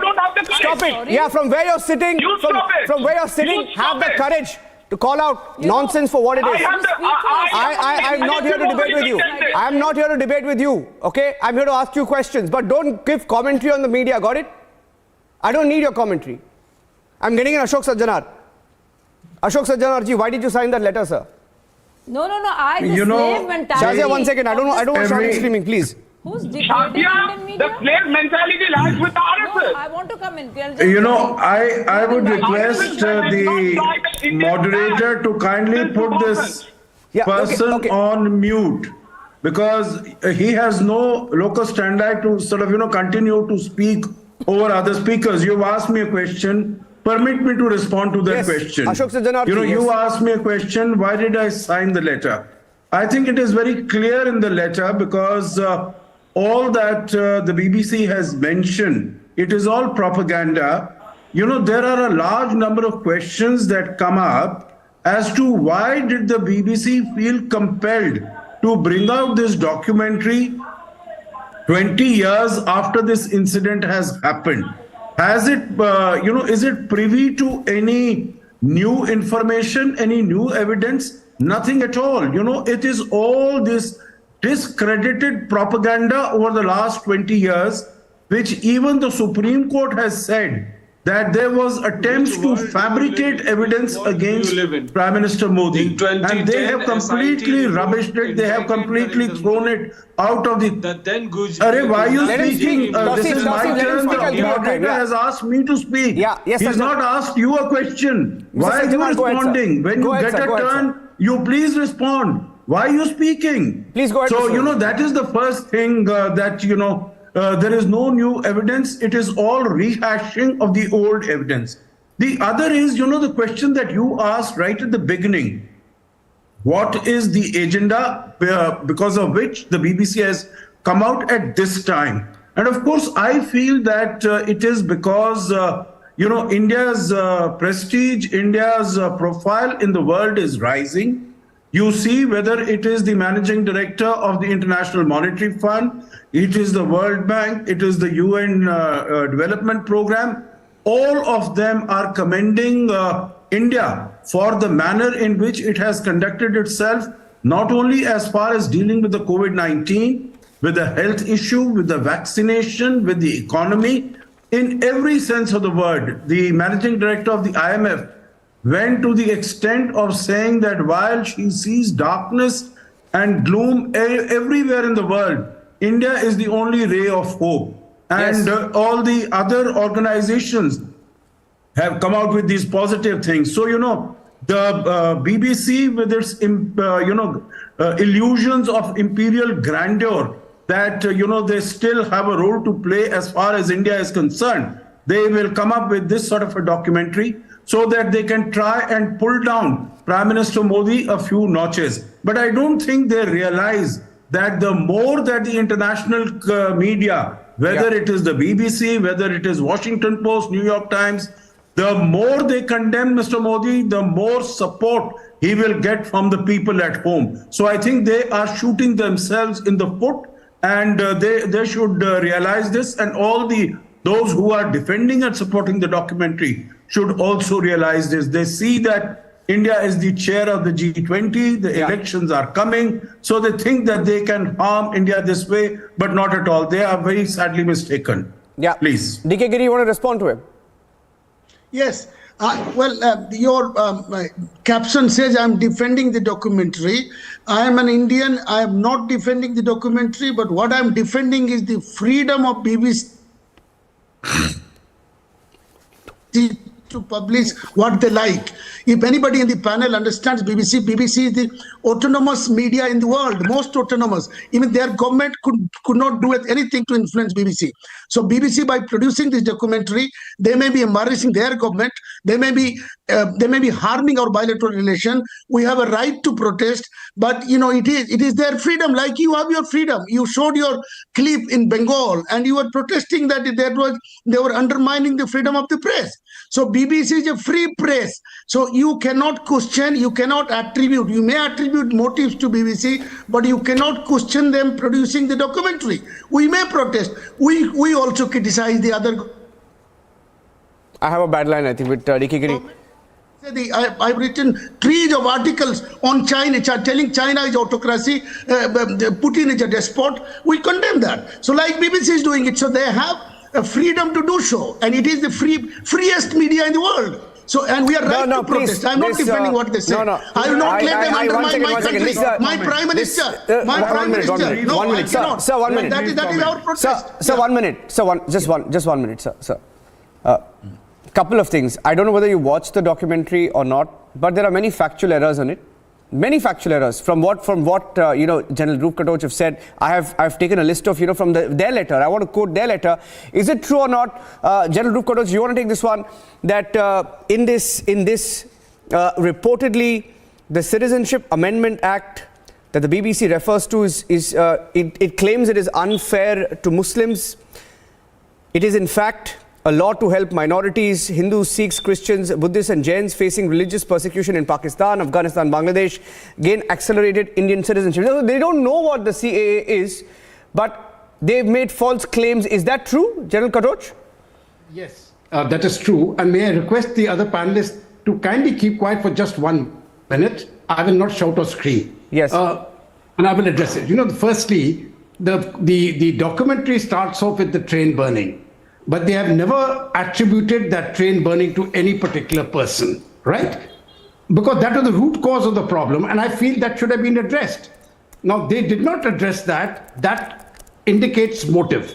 The entire process which they have followed is a hatchet job, and I'm very surprised that the BBC, which is generally a sophisticated organization, has done such a poor hatchet job, and it looks to me it has been done at the behest of somebody. Now, what is the rationale of showing something which happened in more than 2 decades ago and then making a statement? And this statement has been made considering what is happening in India today. We are making that. Now, what is happening in India today? In India today, we have got the best communal relations which are existing as of now. And I'll prove it by a very simple example. In Pakistan, there are millions of Muslims who want to come and live in India. Ditto for Bangladesh. I'll be very happy if anybody can name me one Indian Muslim who would like to go and live in that country. So why is it that Muslims want to come and live in India and none of the Indian Muslims want to live in those Muslim countries? If you can answer that question, then I will say, okay, you can talk about the intolerance which the BBC is talking about. But it is not existent. It is a hatchet job and it is a toolkit job. And this toolkit has been done deliberately. Just 1 minute, please, 1 minute. You see, we are coming to 26th January. The eyes of the world are on India. Every time when we approach January, the toolkit operators get mad. They have come mad now. This is a toolkit operation, and there are Indian operatives who are part of the BBC team who are doing it. No problem. You don't need to speak anymore. No, you see, we all know it is a fact. It is a fact that Narendra Modi was Chief Minister of Gujarat when Gujarat was burning, when Muslims were targeted, when in Gujarat people were killed. It is a fact, and you cannot deny that. Secondly, it is a fact. It is a fact. Please do not interrupt me. Do not interrupt me. This Roj man, I don't like him. What do you think? This is your problem. Republic channel. This is Republic channel. This is not Gujarat. You cannot tackle me here like that. And you don't acknowledge that. Come on, please. That is a shame. Okay, Tausif, you can speak. Okay, 1 minute. Second point I was making. Yeah, okay. But you make, but don't make factual mistakes. Second point I was making. Oh, was Narendra Modi not the chief minister? What rubbish are you talking, man? I said you speak, but don't make factual mistakes in what you say, Tausif. Arey Baba, what factual mistake? I said Narendra Modi was the chief minister then. No, you when Gujarat was burning. You quoted something else after that. Second fact. United States denied. No, I want to ask you, Tausif, was Madhav Singh Solanki? Do you know how many riots have happened on the watch of Madhav Singh Solanki, who was a Congress chief minister? No, you won't allow me to speak. Okay, have you ever mentioned that? Have you ever mentioned and talked about the Nelli massacre, the Bhagalpur massacre? Okay, Shazia, I know have you ever everyone. mentioned that? Shazia, give him 30 seconds. Give him 30 seconds and I'll give you full chance to respond. I have to say, all right. So let it. I want to say something else. This is, first of all, I will not call it a documentary. Let's call it the BBC propaganda film. Shazia, give him 30 seconds, please. It is a propaganda film because it is done with the purpose to do. It's an anti-India, anti-Modi propaganda. Shazia, give her 30 seconds. Shazia, give him 30 seconds, Shazia. You are repeating yourself. No, Niranjan. No, you give him 30 seconds, let him make his point, you can counter it. I'll give you full opportunity to counter it. Even the first time, no. No, I'm only saying give him 30 seconds, it's only fair. It's only fair, you give him 30 seconds, you can counter him. You can lambast him if he's wrong on his facts. Go ahead.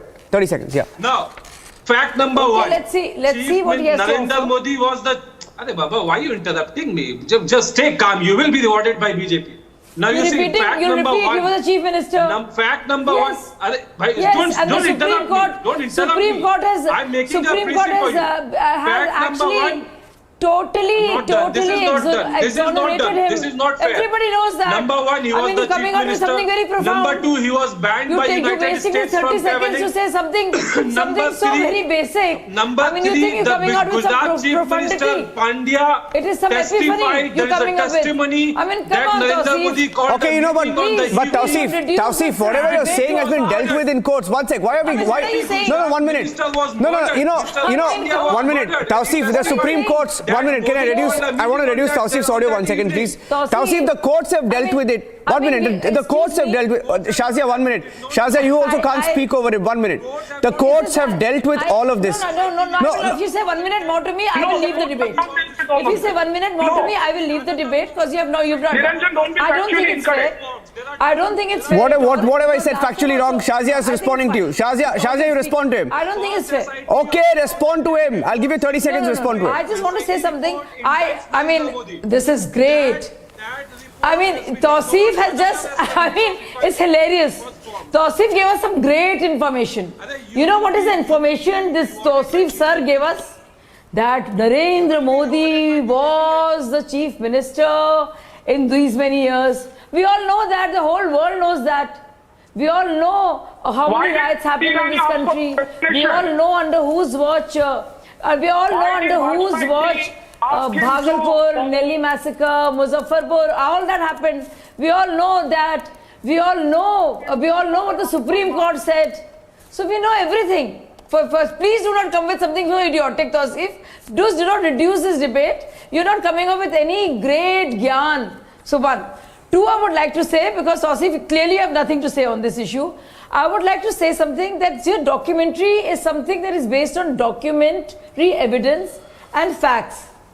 Now, this is actually a propaganda film, the purpose of which is to malign the image of India, to give an impression of the Prime Minister who's been democratic elected Prime Minister of a democracy, the mother of all democracies. And we will not be judged by some body at BBC. We will not be judged by them about what our apex court says. I'm sorry, but what democracy stands for, what our institutions stand for. Sorry. No, I mean, the sun might be setting on the British Empire. For all I care. Let me tell you something. You think we are so subservient a lot that, and I mean that we will depend on the British to judge us? Shazia has no points to make. Judiciary? 1 minute. Again. No points to make. Oh, really? What is the point? You were telling us who was the chief minister, who was the prime minister. Thank you very much, Tausif. Why did the prime minister of the day ask him to follow up? Are you also that? 1 minute, listen, Nilanjan, I'll tell you something, okay? Yes, okay. yes, At 1 minute, at the end of the debate, no, to everyone, actually everybody on the debate, 1 minute. I didn't want this. No, but the problem is Nilanjan and Tausif and Shazia, this was not supposed to be a debate where you all speak over each other. It's not required. She says something and before she... 1 minute. See, 1 minute. Okay, calmly hear me out. Last point I want to make. And I get a sense. 1 minute. No, 1 minute. I'll tell you. I get a sense that... No, I'll tell you. Shazia, you may not know. Shazia, you may not know, but something else is happening. Because this evening, we got an alert here in Mumbai that there is a book release on Ishrat Jahan case somewhere in Mumbai. I think the Samajwadi Party is doing it. So there appears to be this deliberate attempt to, bring back these issues which have been dealt with by the courts of law, and it's deliberate, right? Obviously, it's for a reason. But I want to end by saying one thing to all our panelists. Let's assume for the sake of it, the BBC were to make a documentary even on Mamata Banerjee, which is factually incorrect. We would have fought the BBC even for that. It doesn't matter. No, I'm telling you, 1 minute. No, you need to realize that. 1 minute. There's a difference between a documentary and a propaganda. There's a difference between a documentary and a propaganda. Okay, I have to take a break at this point, but I get a sense this is going to be a prolonged issue. We will debate it again. Nilanjan, I promise you we'll debate it again. Only because of lack of time. Shazia, Mr. Sajjanar, Ms. Kaur, General Katoch, Nilanjan, Tausif and Professor Giri. Thank you very much for joining us on the debate.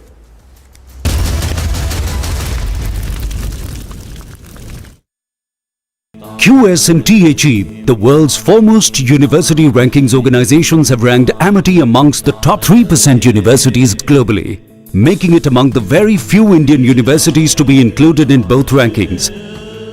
Yet another top ranking for Amity University.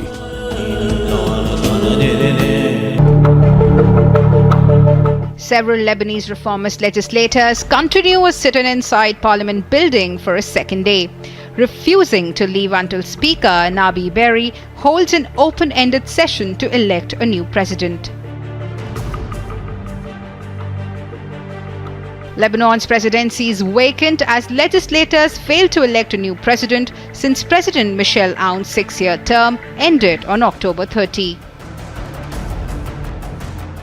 The worsening political paralysis has left Lebanon not only without a president, but also with only a caretaker government, stalling a host of economic reforms aimed at stopping wasteful spending and combating rampant corruption.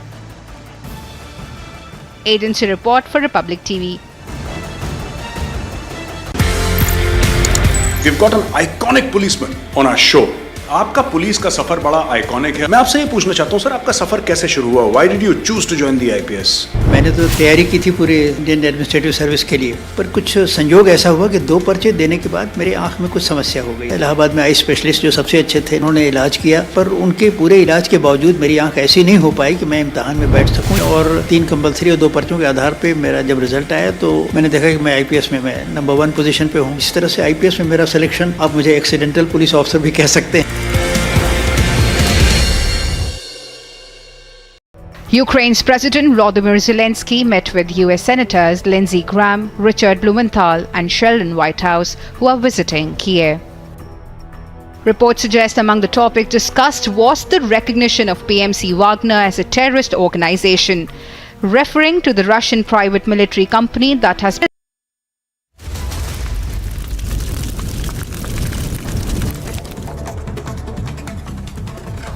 Two back-to-back explosions rocked a busy locality on the outskirts of Jammu, leaving 9 people injured. Police suspect that IEDs were used to carry out the twin explosions in an SUV parked in a repair shop and in a vehicle at a nearby junkyard at Transport Nagar area of Narwal in Jammu. The Jammu and Kashmir Lieutenant Governor Manoj Sinha strongly condemned the incident, called for urgent steps to take action against those responsible. 6 suspects have been detained and are being questioned in connection with the blast. The blast was triggered by suspected terrorists at a time when security agencies in the region are on high alert in the wake of the upcoming Republic Day celebrations. Officials saying that the whole area was cordoned off by joint teams of police and CRPF immediately after the first explosion, followed by another blast 15 minutes later. Several Lebanese reformist legislators continue a sit-in inside Parliament building for a second day, refusing to leave until Speaker Nabi Berri holds an open-ended session to elect a new president. Lebanon's presidency is vacant as legislators failed to elect a new president since President Michel Aoun's 6-year term ended on October 30. The worsening political paralysis has left Lebanon not only without a president, but also with only a caretaker government, stalling a host of economic reforms aimed at stopping wasteful spending and combating rampant corruption. Agency report for Republic TV. Several Lebanese reformist legislators continue a sit-in inside Parliament building for a second day, refusing to leave until Speaker Nabi Berri holds an open-ended session to elect a new president. Lebanon's presidency is vacant as legislators failed to elect a new president since President Michel Aoun's 6-year term ended on October 30. The worsening political paralysis has left Lebanon not only without a president, but also with only a caretaker government, stalling a host of economic reforms aimed at stopping wasteful spending and combating rampant corruption. Agency report for Republic TV. We've got an iconic policeman on our show. आपका police का सफर बड़ा iconic है। मैं आपसे ये पूछना चाहता हूँ सर, आपका सफर कैसे शुरू हुआ? Why did you choose to join the IPS? मैंने तो तैयारी की थी पूरे इंडियन एडमिनिस्ट्रेटिव सर्विस के लिए, पर कुछ संयोग ऐसा हुआ कि 2 पर्चे देने के बाद मेरे आंख में कुछ समस्या हो गई। इलाहाबाद में आई स्पेशलिस्ट जो सबसे अच्छे थे, उन्होंने इलाज किया, पर उनके पूरे इलाज के बावजूद मेरी आंख ऐसी नहीं हो पाई कि मैं इम्तिहान में बैठ सकूं। और 3 कंपल्सरी और 2 पर्चों के आधार पर मेरा जब रिजल्ट आया तो मैंने देखा BJP National President JP Nadda is in Karnataka ahead of the upcoming assembly elections in Karnataka, and he is also being joined by the former Chief Minister of Karnataka B.S. Yediyurappa on a pole-bound visit to Vijaypura, which is also considered to be the stronghold of Basangauda Patil Yatnal, who has been off late rebelling against the party as well as the party leaders as well. And this particular visit holds a lot of significance for the BJP because its national national president is flagging off the Vijay Sankalp Yatra, which is to begin from today and continue across the next 9 days from across Karnataka as well. Because along with JP Nadda, Chief Minister Basavaraj Bommai is also flagging off this Yatra from Tumkuru, and the Karnataka state in charge for the BJP, Mr. Arun Singh, is flagging off this Yatra from Chikbalapur. So this is BJP's agenda and BJP's mission 150 to go on and get 150 assembly seats in the upcoming election. This amounts to a lot of significance with the BJP central top leadership coming to Karnataka ahead of the elections in the state. Ukraine's President Volodymyr Zelensky met with US Senators Lindsey Graham, Richard Blumenthal and Sheldon Whitehouse, who are visiting Kiev. Reports suggest among the topics discussed was the recognition of PMC Wagner as a terrorist organization, referring to the Russian private military company that has been aiding Russia's military in its ongoing invasion of Ukraine.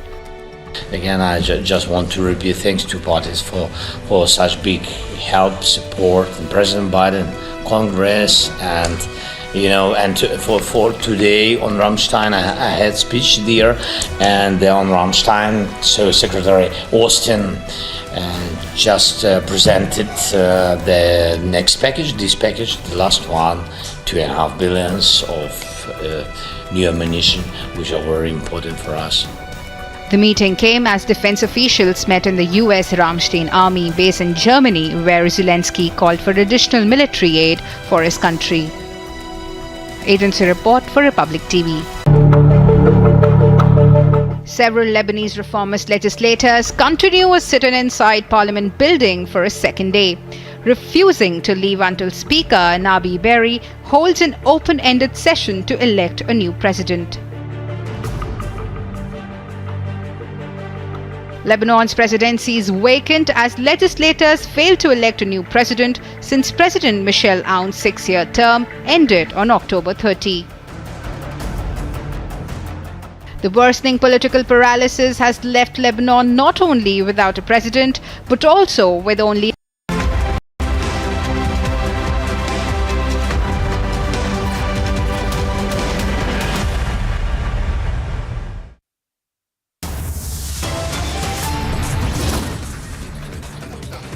Republic Bangla's woman journalist intimidated and heckled by a group of political workers led by the former TMC MLA.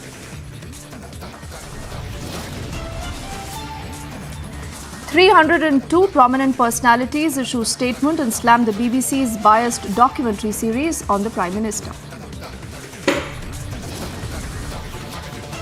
The Toothless Wrestling Federation of India is now slandering wrestlers, rejecting charges of sexual harassment by calling the protest a conspiracy.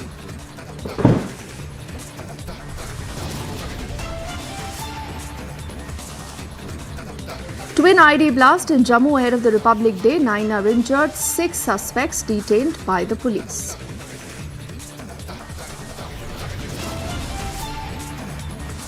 For the second time in 3 months, rape convict Ram Rahim is out on a 40-day parole.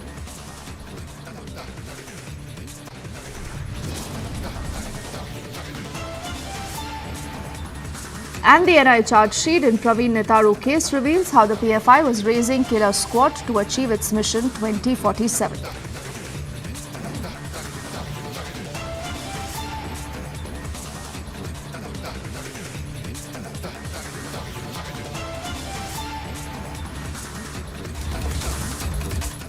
A very good evening. You're with us on Republic and I'm Deepthi Sachdeva. Let's get kick-started with this top story we are tracking. This is a group of about 302 eminent citizens who've actually written against the kind of documentary series that the BBC is wanting to peddle.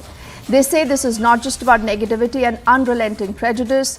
They also say that this entire controversy over the BBC issue is only getting bigger because they see a larger pattern here and they believe that all this is being done with an intention to not just malign India, but also malign the Indian Prime Minister. The fact of the matter is that when one spelling mistake happened in the case of the Chinese president, that particular anchor was really sacked. And that's the kind of sensitivity Indian establishment really shows when it comes to India's foreign policy. So while we have Rishi Sunak really distancing himself very publicly on the floor of the House, in the House of Commons, from this documentary.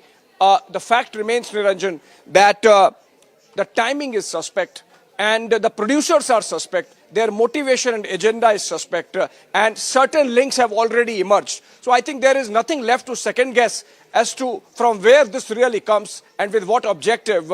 Having said that, if they thought that they could harm Narendra Modi, perhaps there is a delusion and absolute lack of understanding of how Narendra Modi works. I can tell you this is not going to help them in any manner. And now to our next top story. This is about the Dera Sacha Sauda chief Gurmeet Ram Rahim Singh, who's again been granted a 40-day parole.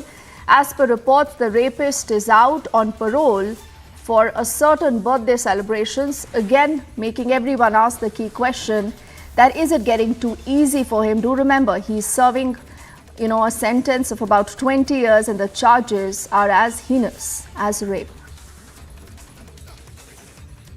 Of rape and murder charges, Ram Rahim walks out on 40-day parole again.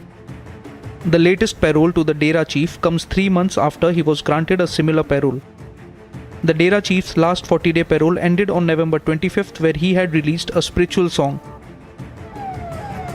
Sources claim that this time Dera chief is out on parole for his birthday celebrations.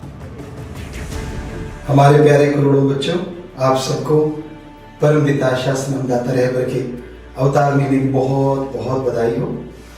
आपकी सेवा के लिए फिर से बेपरवाह जी ने समय दिया है।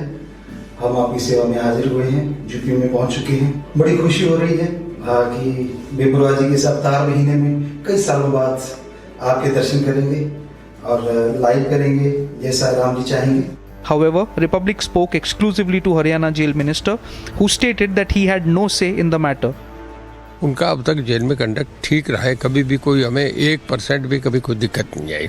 जब भी पैरोल पे गए टाइम से आगे समय से पहले आते रहे, तो हमारी तरफ से कोई इस तरीके का नहीं है। Even Haryana CM Manohar Lal Khattar took a step back in the matter.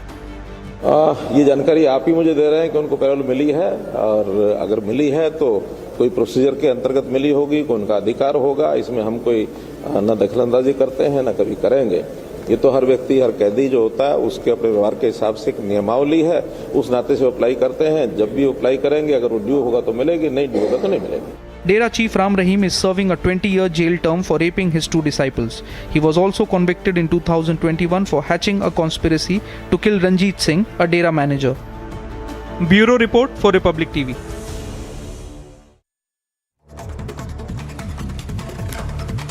A quick check of more stories that we are tracking. 2 back-to-back explosions rocked a busy locality on the outskirts of Jammu earlier today, leaving 9 people injured. The police suspect that IEDs were used to carry out the twin explosions. In an SUV that was parked at a repair shop and in a vehicle at a nearby junkyard at the Transport Nagar area of Narwal. The Jammu and Kashmir LG Manoj Sinha has strongly condemned the incident and called for urgent steps to take action against those responsible.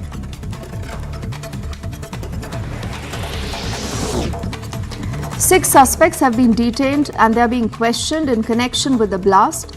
These blasts were triggered by suspected terrorists at a time when security agencies in the region are on a high alert in the wake of the upcoming Republic Day celebrations.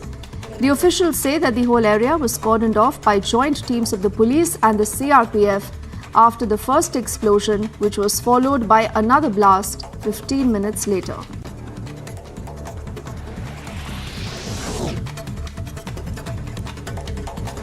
About 302 eminent personalities have come out with an open letter slamming the BBC over its motivated attempt to target the Prime Minister.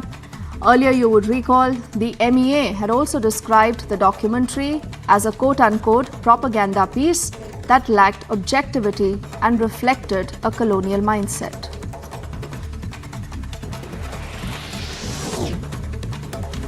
The centre has issued directions for blocking multiple YouTube videos and Twitter posts sharing links to the BBC documentary that's titled India, the Modi Question. These directions were reportedly issued by the Secretary in the Ministry of Information and Broadcasting using emergency powers under the IT rules of 2021. Sources say that senior officials of several ministries, including External Affairs, Home Affairs and Information and Broadcasting, have examined the documentary and found this to be an attempt to cast aspersions on the authority and credibility of the Supreme Court, sowing divisions amongst various communities and making unsubstantiated allegations regarding actions of foreign governments in India.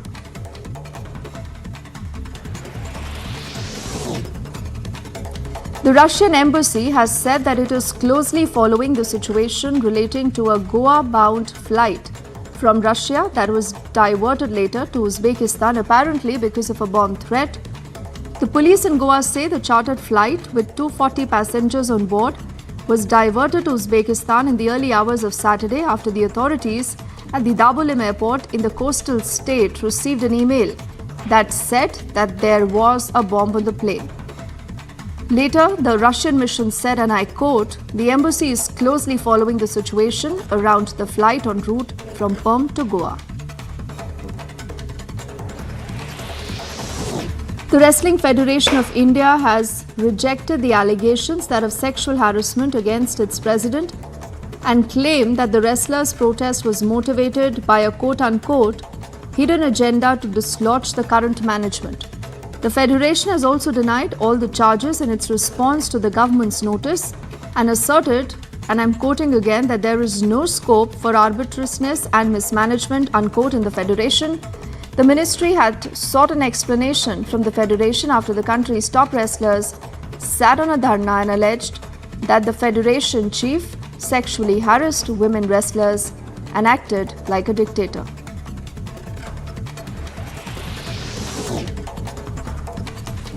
The Wrestling Federation report specifically blames wrestlers from the state of Haryana while attributing motive, and also said that it was part of a designed campaign. It's also said that these charges were motivated, biased, unfounded, untrue and false, and that these allegations were made only with a view to harm the president.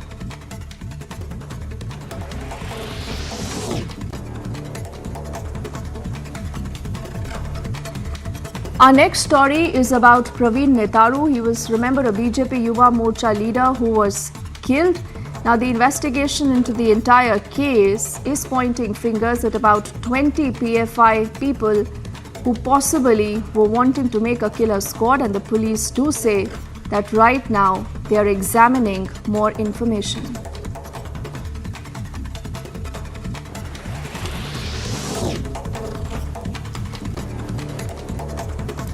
The Air India PGR accused Shankar Mishra's judicial custody has been extended, disagreeing with the findings of the internal inquiry into the alleged incident on board an Air India flight where he was accused of urinating on an elderly woman.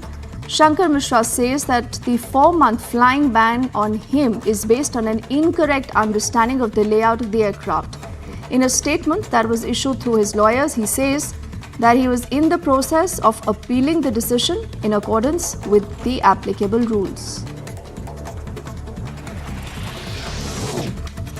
The Indian Secular Front activist fought a pitched battle with the police in central Kolkata on Saturday during a protest against alleged attacks on their workers by the ruling Trinamool Congress. This demonstration threw the traffic out of gear around the key Jawaharlal Nehru Road crossing, and the sole ISF MLA, Naushad Siddiqui, who was leading the protest, was also detained, as a number of police personnel and agitators were also injured.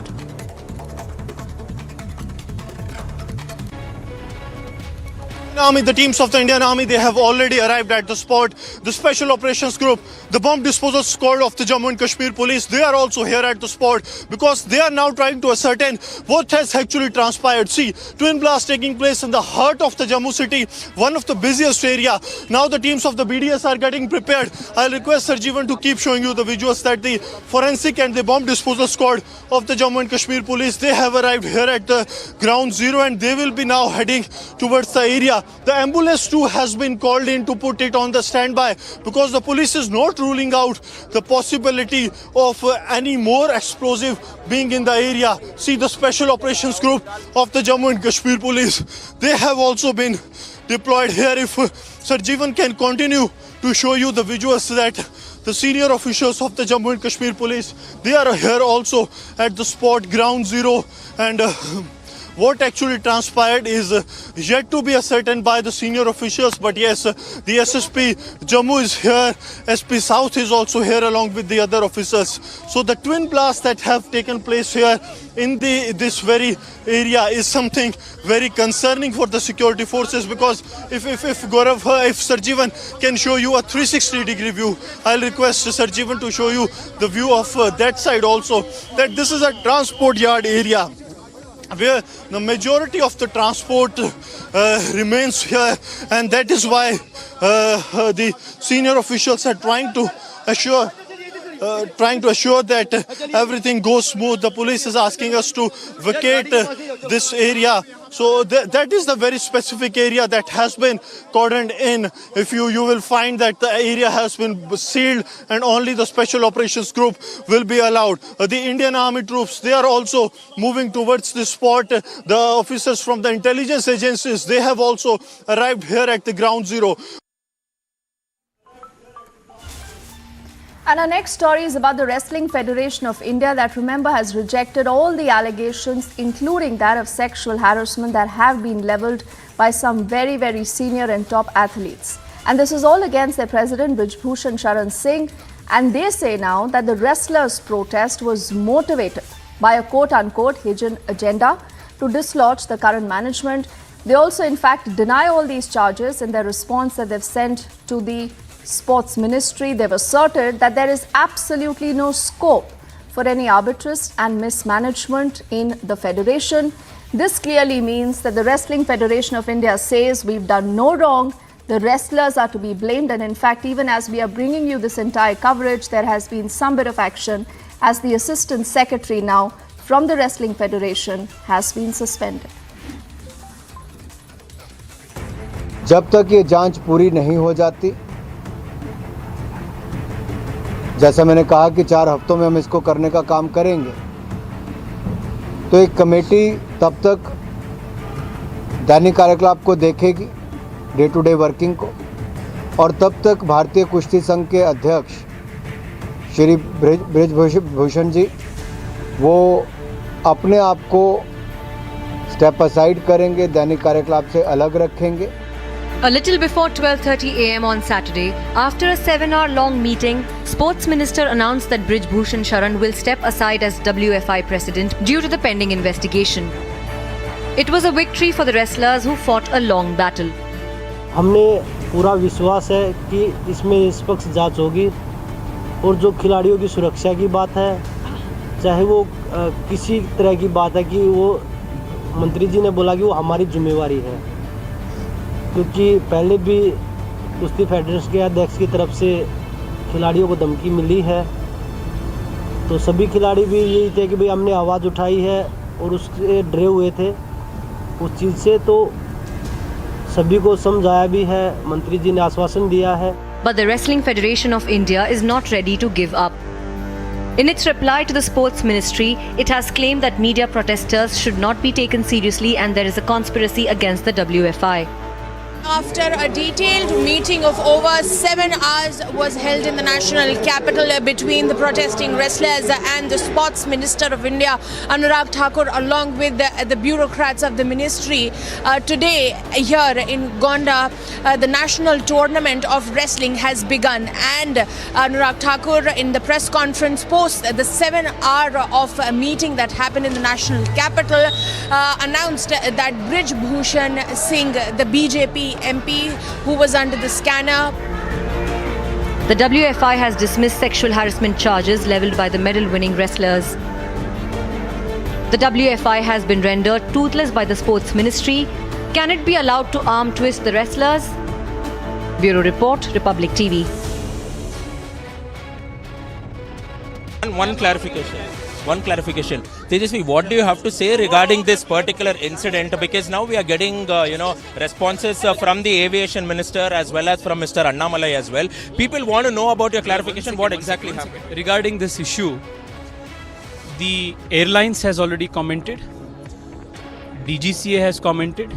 The Honorable Minister for Civil Aviation himself has clarified and spoken about this. My co-passenger, who is the eyewitness to what happened, Shri Annamalai ji, he has spoken and clarified and narrated the factual matrix. Couple of other passengers who were also eyewitness to the incident have spoken to a couple of media houses, and they also have narrated the chain of events that took place and the truth that is in the matter. Therefore, there is no need for me to be speaking again on an issue which the opponents are trying to use as a political hit job and glorify it. And now let's move on to get you this story from Madhya Pradesh, where this is the former Madhya Pradesh Chief Minister, very senior Congress leader Kamal Nath, who's made a controversial statement. Now he is threatening the police and he says, "Sabka hisab liya jayega." And the BJP has hit back saying that look at the kind of arrogance that you're seeking from the Congress party already when they're not even in power.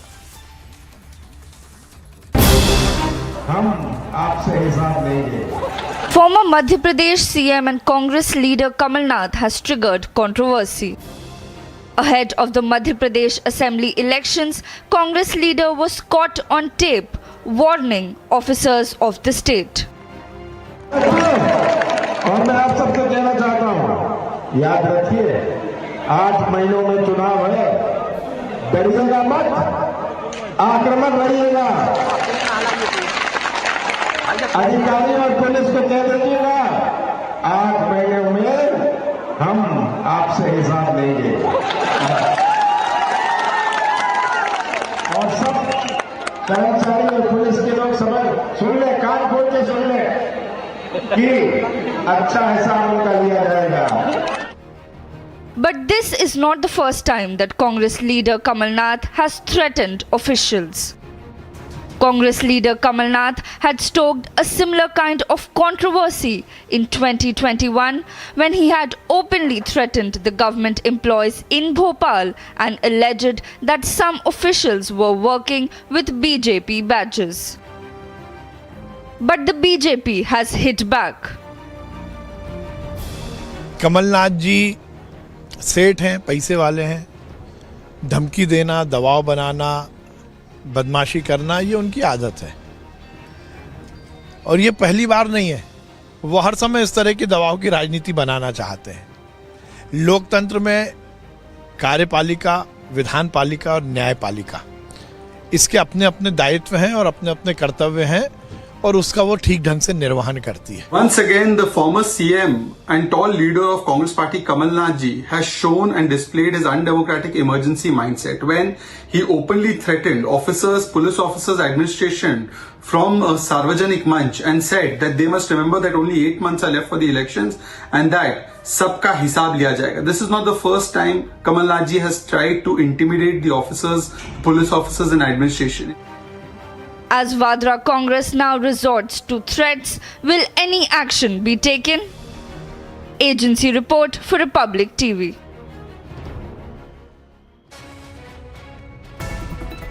Shocking CCTV footages emerge out of the Kanchipuram Egambaranatha temple, where we can see a temple employee physically harassing a fellow employee, and this CCTV footage that has now been accessed by Republic is very shocking because it has happened on January 8th, and we can see that no other employees are present inside the office, and this particular employee called Vedamurthy, a senior official, has taken advantage of the situation and harassed a fellow employee. And now we can see that this complaint was not filed by the victim, rather it was filed by a social worker and it was sent via mail to the HRNC department, and now the Joint Commissioner is now investigating this case, and we can expect an action to be taken very soon on this harassment allegations that have come out of the Kanchipuram Egambaranatha temple.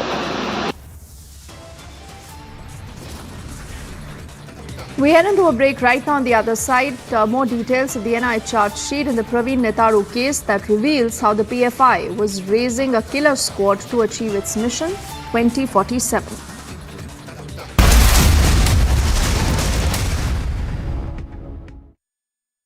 QS and THE, the world's foremost university rankings organizations, have ranked Amity amongst the top 3% universities globally, making it among the very few Indian universities to be included in both rankings. Yet another top ranking for Amity University. We've got an iconic policeman on our show. आपका police का सफर बड़ा iconic है। मैं आपसे ये पूछना चाहता हूँ सर, आपका सफर कैसे शुरू हुआ? Why did you choose to join the IPS? मैंने तो तैयारी की थी पूरे इंडियन एडमिनिस्ट्रेटिव सर्विस के लिए, पर कुछ संयोग ऐसा हुआ कि 2 पर्चे देने के बाद मेरे आंख में कुछ समस्या हो गई। इलाहाबाद में आई स्पेशलिस्ट जो सबसे अच्छे थे, उन्होंने इलाज किया, पर उनके पूरे इलाज के बावजूद मेरी आंख ऐसी नहीं हो पाई कि मैं इम्तहान में बैठ सकूँ। और 3 कंपल्सरी और 2 पर्चों के आधार पर मेरा जब रिजल्ट आया तो मैंने देखा कि मैं IPS में मैं नंबर 1 पोजीशन पे हूँ। इस तरह से IPS में मेरा सिलेक्शन, आप मुझे एक्सीडेंटल पुलिस ऑफिसर भी कह सकते हैं।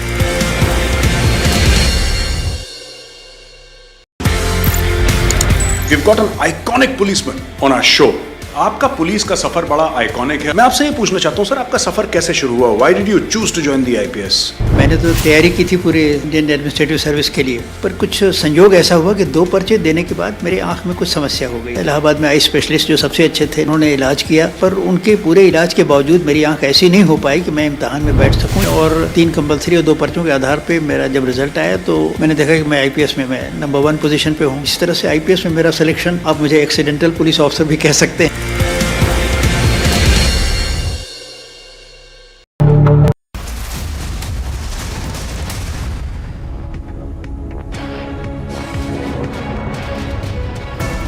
The Kerala government has begun confiscation of properties that belong to the office bearers of the now banned Popular Front of India following an ultimatum by the Kerala High Court. The Popular Front of India had called in an illegal hartal, and after which the Kerala High Court had stated that the hartal was illegal and that any destruction to the public property, the office bearers of the PFI must bear it. The government had estimated that close to 5.2 crore worth of public assets were destroyed as part of the illegal hartal. Although after that the government was going very slow on confiscation of the property, the High Court finally issued an ultimatum, and because of which the Land Commissioner, Revenue Commissioner TV Anupama had ordered all the collectors of various districts to conduct the confiscation of properties without any notice. Over 60 leaders of the PFI from 14 districts, homes were raided and the properties were confiscated.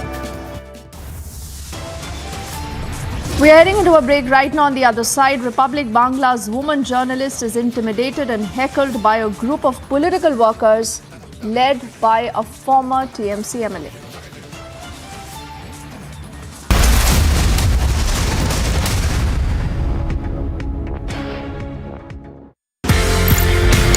We've got an iconic policeman on our show. आपका police का सफर बड़ा iconic है। मैं आपसे ये पूछना चाहता हूँ सर, आपका सफर कैसे शुरू हुआ? Why did you choose to join the IPS? मैंने तो तैयारी की थी पूरे इंडियन एडमिनिस्ट्रेटिव सर्विस के लिए, पर कुछ संयोग ऐसा हुआ कि 2 पर्चे देने के बाद मेरे आंख में कुछ समस्या हो गई। इलाहाबाद में आई स्पेशलिस्ट जो सबसे अच्छे थे, उन्होंने इलाज किया, पर उनके पूरे इलाज के बावजूद मेरी आंख ऐसी नहीं हो पाई कि मैं इम्तहान में बैठ सकूँ। और 3 कंपल्सरी और 2 पर्चों के आधार पर मेरा जब रिजल्ट आया तो मैंने देखा कि मैं IPS में मैं नंबर 1 पोजीशन पे हूँ। इस तरह से IPS में मेरा सिलेक्शन, आप मुझे एक्सीडेंटल पुलिस ऑफिसर भी कह सकते हैं। Ukraine's President Volodymyr Zelensky met with US Senators Lindsey Graham, Richard Blumenthal, and Sheldon Whitehouse, who are visiting Kiev. Reports suggest among the topics discussed was the recognition of PMC Wagner as a terrorist organization, referring to the Russian private military company that has been aiding Russia's military in its ongoing invasion of Ukraine. Again, I just want to repeat thanks to parties for such big help, support, and President Biden, Congress, and for today on Ramstein, I had speech there, and on Ramstein, so Secretary Austin just presented the next package, this package, the last one, $2.5 billion of new ammunition, which are very important for us. The meeting came as defense officials met in the US Ramstein Army base in Germany, where Zelensky.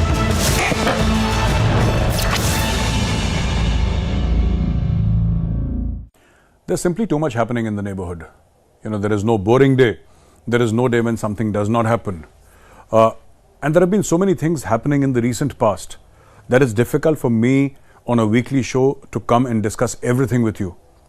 But I've taken out 5-7 points here which I'd like to bring to your notice and analyze these top news items for you as to what is actually happening in Pakistan and in our nearby countries. Hi, I'm Major Gaurav Arya and you're watching Checkmate.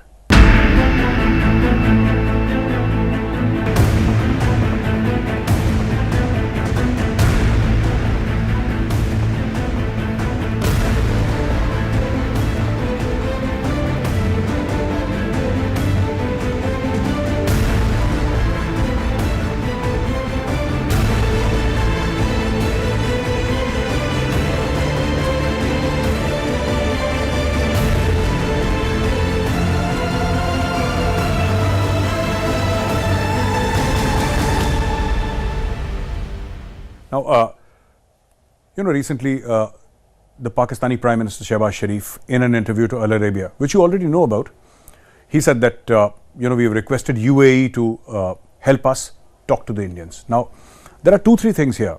There have been various U-turns on this statement. First, the Pakistani Prime Minister said, yes, we want to talk to the Indians. And then he said, no, unless you sort of bring back 370 and 35A, we cannot talk to the Indians. And the latest is again a double U-turn in which he said that we have requested the United Arab Emirates, to come in between and play a mutual friend, if you will, and get India and Pakistan on the same table talking. Now, why does Pakistan want to talk to India? This is something that defies logic. This is a country with which you fought 4 wars, not 3, as Shehbaz Sharif would like us to believe, but 4 wars. They started terrorism in Punjab, they started terrorism in Kashmir, where it's still existing, 26/11, parliament attacks, Akshardham temple attacks, and more and more and more, 1993 bomb blasts. So, there are Pakistani fingerprints all over India. Why would Pakistan want to talk to India? Now, Pakistan is suffering a food crisis, a food security crisis. There isn't enough to eat. There are riot-like situations in many cities and towns and villages across Pakistan. Subsidized wheat, people are killing each other for subsidized wheat. There isn't enough vegetables in the market to go by, commodities in the market, and it's a problem. One other problem is that, how Pakistan industries and Pakistani companies are shutting down because of letter of credit problems. They don't have dollar inflows. They don't have a foreign exchange reserve. So there is no way Pakistan can pay dollars. Even for small little things, Pakistan is finding it difficult. Now, the problem here is different. The problem here is slightly different. Why does Pakistan want to talk to India? If Pakistan needs vegetables and wheat, I'm sure their best friend China can help them, because China also produces wheat in very significant quantities, rice in very significant quantities. China has a huge landmass, much bigger than India. China's economy is much bigger than India. And China is Pakistan's quote-unquote best friend, iron brother. Why is China not helping Pakistan?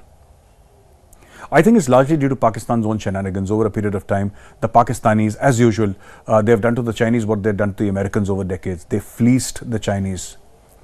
And according to many Pakistanis who I've spoken to, nearly $26 billion worth of CPAC were stolen by Pakistanis. There's corruption in excess of $26 billion US. That's a huge amount of money. So this is what the Pakistanis have done to the Chinese, and Pakistan today is surrounded. Let me tell you Pakistan's predicament. Why is Pakistan screaming in agony? It's not just about, the increase in prices of food commodities. That's just one part of it. It's not simply also about Pakistan's internal struggles with their economy, with terrorism, with law and order, political instability. All that is true. But Pakistan is under attack from 5 sides. And today I'll tell you what these 5 sides are. 1, China. China is refusing to fund Pakistan. In spite of Pakistan's misfortunes, in spite of 1/3 of the nation being underwater for a very long time, China did not come forward and help Pakistan as Pakistan would have liked China, its iron brother. You've heard of sweeter than honey, higher than the Himalayas, deeper than the oceans. Yeah, that kind of friendship. So China says, we are not helping Pakistan any longer because you cannot keep our people safe inside Pakistan. Chinese are getting killed, terrorists are killing Chinese, our businesses are shutting down, you're not paying us back the money that we invested. And there is a huge long list of complaints that China has against Pakistan. So China is no longer funding Pakistan the way Pakistan had become used to receiving Chinese funds. So number one, China. Number two, India. India is on a diplomatic offensive against Pakistan. I've said this and a lot of people disagree with me. It's become slightly controversial, but I'll say it again. I think whenever Pakistan tries to do something which is against India's interests, it will meet with very, very strong opposition. There is this video of Prime Minister Modi which is viral in Pakistan nowadays. Maybe 4 or 5 days back, Azam Swati, the senator from Pakistan Tehreek-e-Insaf, Imran Khan's party, he tweeted Prime Minister Modi's video in which he said that Prime Minister Modi said that I have forced Pakistan to go across the world with a begging bowl. Prime Minister Modi says in a public rally, in a political rally, that he has forced Pakistan to go begging around the world with a bowl. Now, this is something that Pakistanis are talking about. And this is something that is true. I've been saying it for a very long time. When Pakistan was able to meet all its FATF obligations, Pakistan was still kept in FATF grey list for over 2 years or 1.5 years after meeting its FATF obligations. So India cannot tell FATF that, keep Pakistan in the blacklist or keep Pakistan in the grey list forever. But what India can do is make sure Pakistan is uncomfortable for a little while longer, and India is doing that. Right? Now, suddenly IMF was supposed to give money to Pakistan. The World Bank had promised, I think, $1.2 billion in loans to Pakistan. Of course, they'll give the money, not today, but they'll give it after 3 months. And after 3 months, that money has only 1/4 of the value because Pakistan needs that money now. And India is doing all this for simple reasons. Pakistan's enmity towards India, Pakistan using terrorism as a tool of foreign policy, this must stop. Pakistan must stop terrorism inside India, especially in the Jammu and Kashmir Valley. Pakistan has been using various terrorist outfits to cause India harm. And this is how India is evening the scales. And this is what I've told Pakistanis. We will use diplomacy. We don't need to fund the TTP. We don't need it. We are a respectable nation. We are a much respected nation. People look up to us. Why would India, for heaven's sake, why would a country like India that is so respected, that is one of the world's leading economies, everybody acknowledges our weight in this world. Everybody acknowledges when Dr. Jaishankar goes. When Prime Minister Modi goes, everybody acknowledges our weight. Why would we want to get our hands dirty by, funding two-bit terrorists? What problem does it solve for India? It solves no problems. And India has never done it in the past. India will never do it in the future. But the fact of the matter is, the road to peace and prosperity in Pakistan passes through Kashmir. And Pakistanis must realize that, their country, unless there is peace in Kashmir, there will be no peace in Pakistan. You will continue to suffer. And you will continue to suffer simply because you're not going to get any support from India. And without Indian support, you cannot thrive, you cannot prosper. Third, Afghanistan. Fourth, Iran. So I said 5 things, We have discussed China, we've discussed India at length. Afghanistan and Iran, both Muslim countries, both Muslim brother countries, as Pakistan never tires of telling the world how the Islamic Ummah is one great lovely brotherhood where everybody loves everybody else. But the fact of the matter is, very recently, there were terrorists launched out of Iranian soil that killed 4 Pakistani soldiers. And this was not a one-off, it's happened in the past. Iranians come, they kill Pakistanis and they go back. Afghans come, they kill Pakistanis and they go back. So why is Pakistan not getting along with any of its neighbors? What is the problem essentially with Pakistan? Why can't Pakistan get its foreign policy right? They were supposed to be the greatest friends of the Afghan Taliban. Today, that Afghan Taliban has actually made a statement in which they have said that, we fear terrorists from inside Pakistan. Here is the Taliban. Here is the Taliban saying that they are scared of terrorists from inside Pakistan. So that is Pakistan's public face. I mean, if Taliban is afraid of you, then God help you, there's something you're doing which is very, very wrong. Apart from that, there's this news of Abdul Rahman Makki, who's the brother-in-law of Hafiz Saeed, and how he was proscribed and, a global terrorist declared, he's declared a global terrorist. Now, he comes up and says, and he releases a video from prison. He's in prison right now. And he releases a video from prison saying that I never met Osama bin Laden, I never met Osama bin Laden. It doesn't matter. From an Indian perspective, it doesn't matter whether you've met Osama bin Laden or not. Fact of the matter is, most of the global terrorists, recognized, proscribed global terrorists by the United Nations Security Council, most of them are today found with either Pakistani connections or are Pakistani citizens or are living in Pakistan. So, this person, Makki, had a role to play in terrorism in India, whether it's 2611 or Kashmir. No, you can't get out of this entire piece by saying that, I never met Osama bin Laden. For heaven's sake, neither have I. Most of us haven't met Osama bin Laden. But what does that prove? As far as India is concerned, Makki is responsible for terror incidents inside India. And he should be in jail in India, not in Pakistan, by the way. So, and who gave him a camera and who gave him a phone inside his prison cell? He's making videos there. Isn't this supposed to be a global terrorist? Isn't this person supposed to be a global terrorist who's supposed to be kept under great scrutiny and watch? But Pakistani jails are famous, Terrorists have had children inside jail. While they were in jail, they've had children.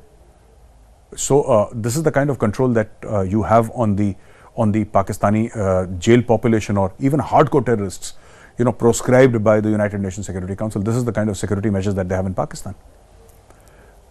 Another news that I have for you is that Pakistan has finally surrendered to the IMF. Yeah, Pakistan has said no, enough is enough. Bahut ho gaya. Now you tell us what to do and we'll do it. Why did this happen? All of a sudden, Pakistanis have been saying IMF this and IMF that. If you look at Pakistani television, if you see their programs, all the while there is this animosity against the IMF. Now, the IMF never begged Pakistan, that please come and take money from us. This is Pakistan who's begging IMF. So I refuse to understand this. I refuse to understand this kind of attitude. I simply cannot wrap my head around this. You're abusing the same organization that is giving you money, not one. This is Pakistan's 22nd program. All right, Pakistan, or 23rd program if I'm not mistaken, Pakistan has already gone to the IMF 22 times. So in spite of abusing and criticizing the IMF, why has Pakistan suddenly surrendered shamefully like 1971? That was in front of India, this is in front of the IMF. Why have they said that, now whatever you say, whatever you ask us to do, we'll follow everything, please give us the money? Why is Pakistan saying that? Pakistan is saying that simply because the World Bank was supposed to give them $1.2 billion, I think. And the World Bank said no. They promised that money. Pakistan thought that if they got the money from the World Bank, they could hold off IMF a little while longer and negotiate better. When the World Bank pulled back, this entire house of cards collapsed. And Pakistan has now come on the negotiating table. And this entire thing, I'll just take you back to Iran for a while. This entire thing about Iran and Pakistan getting money, we discussed in the previous episode about how Pakistan was funded by the Americans, $450 million for F-16s. And I had also said that this is for Afghanistan and also their own tribal areas, anti-terrorist operations. Don't be surprised if America gives more money to Pakistan and uses the Pakistani Air Force and ground forces against Iran in the future. It's very possible, and the Pakistanis are happy to do this because the generals are not going to get killed. It's only the soldiers who are going to get killed, and the generals will take the money from the United States of America. So America is, putting all its ducks in a line. If America gets too uncomfortable with Iran tomorrow, they always know that Pakistan is a Sunni majority country and Iran is a Shia majority country, and that card can always be played. And a war against Iran can always be justified in religious terms. This is exactly what they did, in Afghanistan. They said that the Soviets are communists, they are godless people, and you have to fight for Allah, and they created this entire army of Mujahideen who fought against the Soviet Russians. They did this with the United States of America also, all the while taking money from America. So Pakistan is playing a double game. America knows Pakistan is playing a double game, and Pakistan is pliable in the sense that if you give Pakistan money, they will do your bidding, and this is America's greatest hook, biggest hook and greatest power over the Islamic Republic of Pakistan.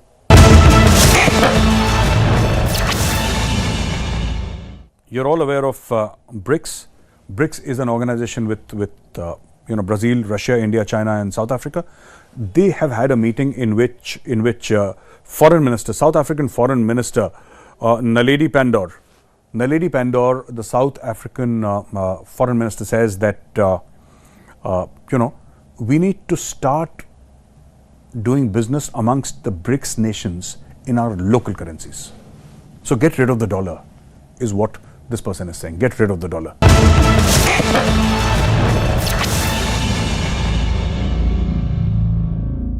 Ukraine's President Volodymyr Zelensky met with US Senators Lindsey Graham, Richard Blumenthal, and Sheldon Whitehouse, who are visiting Kiev. Reports suggest among the topics discussed was the recognition of PMC Wagner as a terrorist organization, referring to the Russian private military company that has been aiding Russia's military in its ongoing invasion of Ukraine.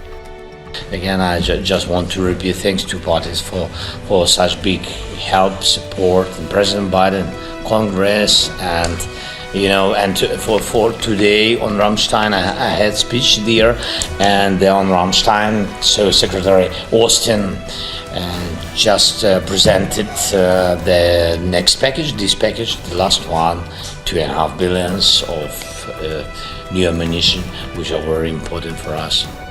The meeting came as defense officials met in the US Ramstein army base in Germany, where Zelensky called for additional military aid for his country. Agency report for Republic TV. Ukraine's President Volodymyr Zelensky met with US Senators Lindsey Graham, Richard Blumenthal, and Sheldon Whitehouse, who are visiting Kiev. Reports suggest among the topics discussed was the recognition of PMC Wagner as a terrorist organization, referring to the Russian private military company that has been aiding Russia.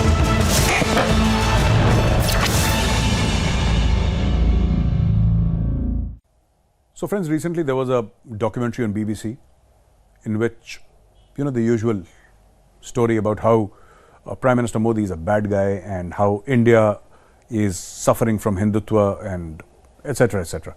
So, this is the same mud that is being thrown on the Prime Minister by various people who want to build a certain narrative. And the whole idea is that, India's economy is growing exponentially. India is the 5th largest economy in the world.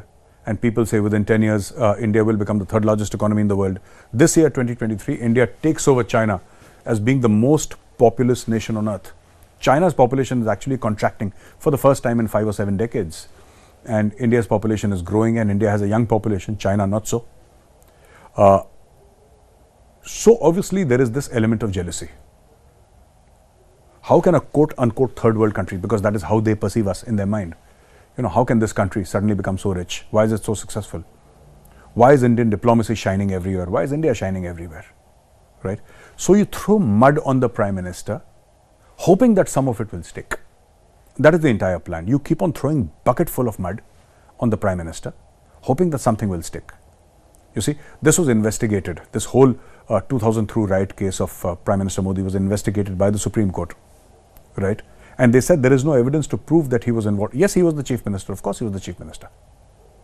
Of course he was the Chief Minister at that time of Gujarat. But he had no hand in the riots as such. He had no hands in it. And that is what the Supreme Court says.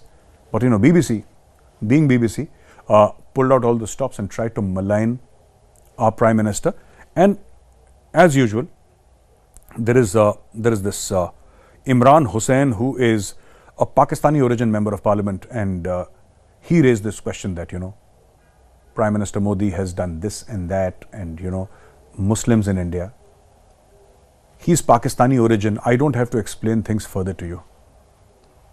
Lack of education, lack of exposure, a radicalized mindset, Hindu hatred, India hatred. This comes as part of the buffet. When you say, I'm not painting all Pakistanis with the same brush, but generally when you say Pakistani, these things are par for the course. These things are understood. They're taken for granted. This will happen. So this has happened. And Imran Hussain, a member of parliament, a person, Pakistani origin, but born in the UK, I'm given to believe, he said in parliament that, what are we doing and what can we do as far as Prime Minister Modi is concerned? Nobody can do anything actually. Not Britain, not the United States of America, not any other country in the world. There is nothing that you can do to India. We're simply too big. Now we're simply too rich. We're simply too powerful. There's nothing that you can do. And there is nothing even morally that you can do. So I'm not trying to say that something wrong happened and Britain has also done something wrong. But maybe a BBC documentary on 200 years of British colonial rule with a special edition on Jallianwala Bagh would be nice. This entire colonial experience, how Britain fleeced the entire world, how it caused millions to die in India in famines. Nobody talks about that. Because obviously when the British came to rule India, they were doing India a favor. Because the British obviously think that before they landed up on Indian shores, the Indians didn't know how to eat. They didn't know how to speak. They didn't have a culture. It was the British who actually civilized India. It is with this mindset that these kind of documentaries are made. With a colonial mindset. And this is exactly what our Foreign Office also said. This is a colonial mindset.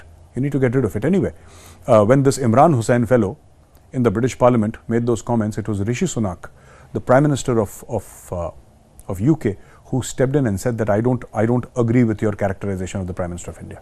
I don't agree with this. Ye galat hai. This is wrong. So this is what he said, and this was a snub to the Pakistani, and the matter ended there. So people will try and form a narrative. People will try and say that this is wrong and that is wrong. And obviously, there is some sense of jealousy in all this. There is also a very strong, indication of how the world will view you once you start becoming successful. We see it in our personal lives. Once you become successful, you automatically give birth to enemies. People you don't even know exist. They become your enemies. Such is the fate of nations also. Any nation that becomes successful will have enemies from unknown quarters, from unexpected quarters. Apart from this, you're all aware of BRICS. BRICS is an organization with Brazil, Russia, India, China, and South Africa. They have had a meeting in which Foreign Minister, South African Foreign Minister Naledi Pandor, the South African Foreign Minister, says that we need to start doing business amongst the BRICS nations in our local currencies. So get rid of the dollar is what this person is saying. Get rid of the dollar. So when India, for example, trades with China, India pays China in rupees. And when China trades with India, China pays in their currency. Or when we trade with South Africa, it's trading in our currencies. Why the dollar? So this has come up from South Africa. I think it's a great idea because there is an over-dependence on dollars in this world. And your foreign exchange reserves are judged by how many dollars you have. And this is, of course, done by America because that is the way they feel they can control the world economy, because the dollar becomes, the currency by which the world transacts. Now, lots of countries today accept Indian rupees. We buy a lot of things from Russia and we always pay in Indian rupees. In the past, we've paid in Indian rupees. So that is one relationship, and we should have a block. I think it's very, very important to have a block in which you trade in your local currencies. Whatever is acceptable today, we want to buy something from South Africa. And if South Africa is okay with Indian rupees, why should we get into a dollar payment mode?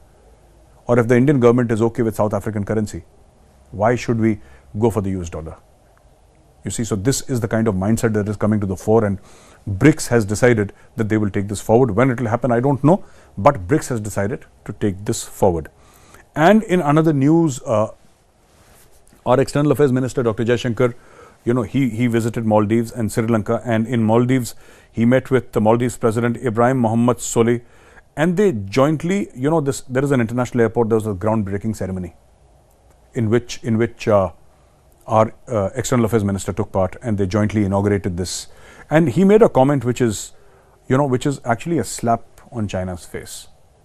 But I'd like to read that comment to you. It's very beautifully put by Dr. Jaishankar. He says that it is a partnership that has enabled us to swiftly and effectively respond to challenges. As we saw recently during the COVID pandemic, it is a partnership that has enabled us to deliver results and bring about tangible benefits to our peoples in accordance to their wishes, aspirations and priorities. Their wishes, aspirations and priorities. Wishes, aspirations, priorities. Ladies and gentlemen, just focus on these three words. What is Dr. Jaishankar saying? Dr. Jaishankar saying that India is a force of good. If we invest in the Maldives, we're going to look at, whether the people of Maldives actually need this or not.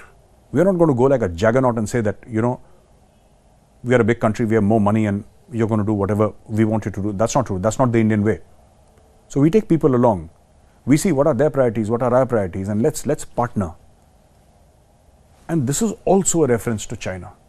Because what China does is, I'll give you an example, and many of you may have heard it, but it bears repetition because China built an international airport, a world-class international airport in Sri Lanka.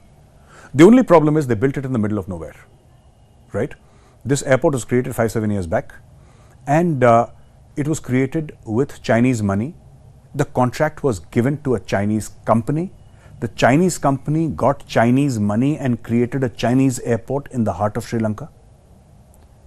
Of course, the money, as I said before, went to the Chinese company, so the money came to Sri Lanka and they went back to, the money went back to China through the Chinese company. So Sri Lanka got nothing. On the first day of the inauguration of that international airport, a flight landed. And after some time, that flight took off. And that was the first and last time that the airport was used. So China builds an airport in Sri Lanka with Chinese money using a Chinese contractor. And who pays the bills? It is Sri Lanka. This is one of the main reasons why Sri Lanka's economy collapsed. Pakistan is a typical example of how an entire country can be, looted by the Chinese with the active connivance of their own government. It's happened all across Africa, and Chinese are past masters. So this is what Dr. Jaishankar was speaking about.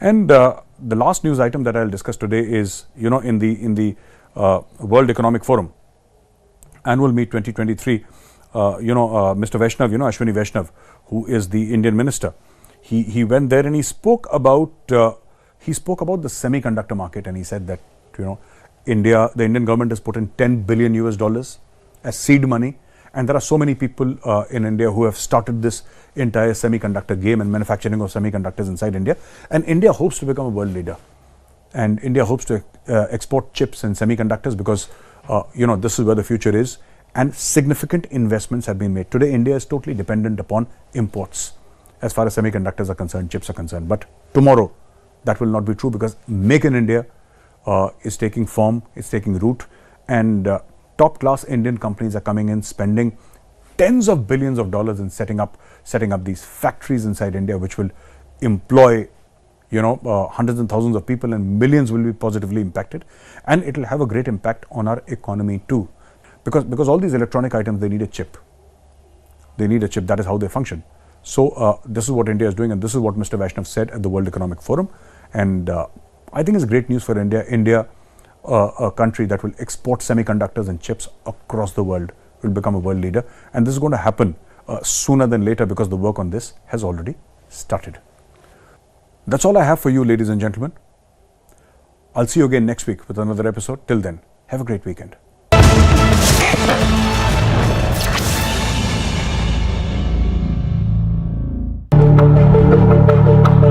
Several Lebanese reformist legislators continue a sit-in inside Parliament building for a second day. Refusing to leave until Speaker Nabi Berri holds an open-ended session to elect a new president. Lebanon's presidency is vacant as legislators failed to elect a new president since President Michel Aoun's 6-year term ended on October 30.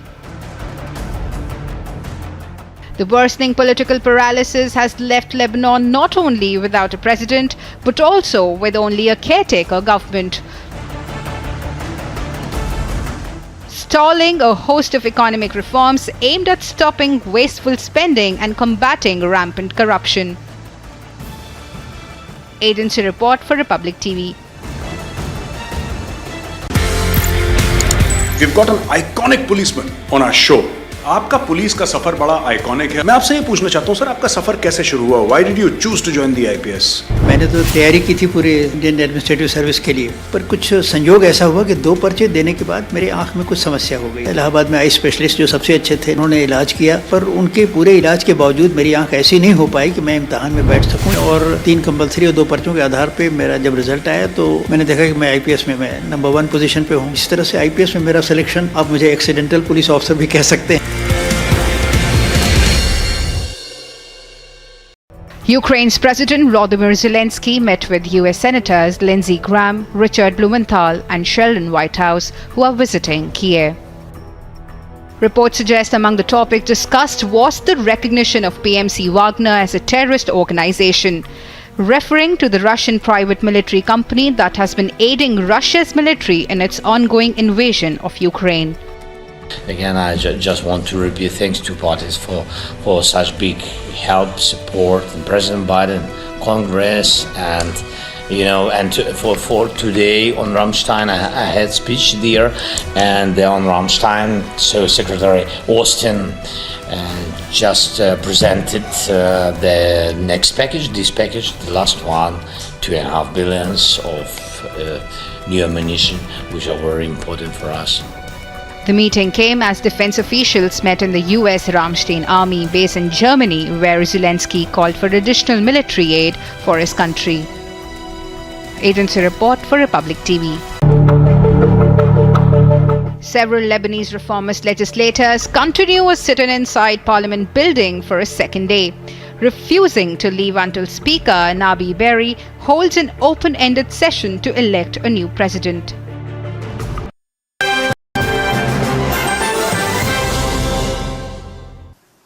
Mr. Gurumurthy, I think on behalf of everyone in the audience and everyone watching on television, on the Republic Media Network, online, across the world, let me just say that we are already we have besieged by a swathe of reactions to what you've been saying, because it is not just people in this hall, it is a lot of people across the country and around the world who've been mesmerized by what you've said in the last half an hour. So first of all, I think we are very grateful to you for that, and I thank you for it. And I also want to say how privileged I am to be in the presence of an intellectual giant like you, and how privileged we are as a country.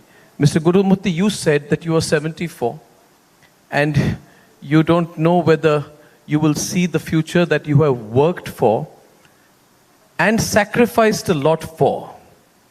And by way of introduction, let me tell the audience here today, we are in the presence of a man who for half a century has gone through the most difficult hardships, taken on the most inconvenient of situations on himself. A man who's been facing court cases, fought for corporate governance, fought corporates in this country, gone to jail for it, fought political establishments.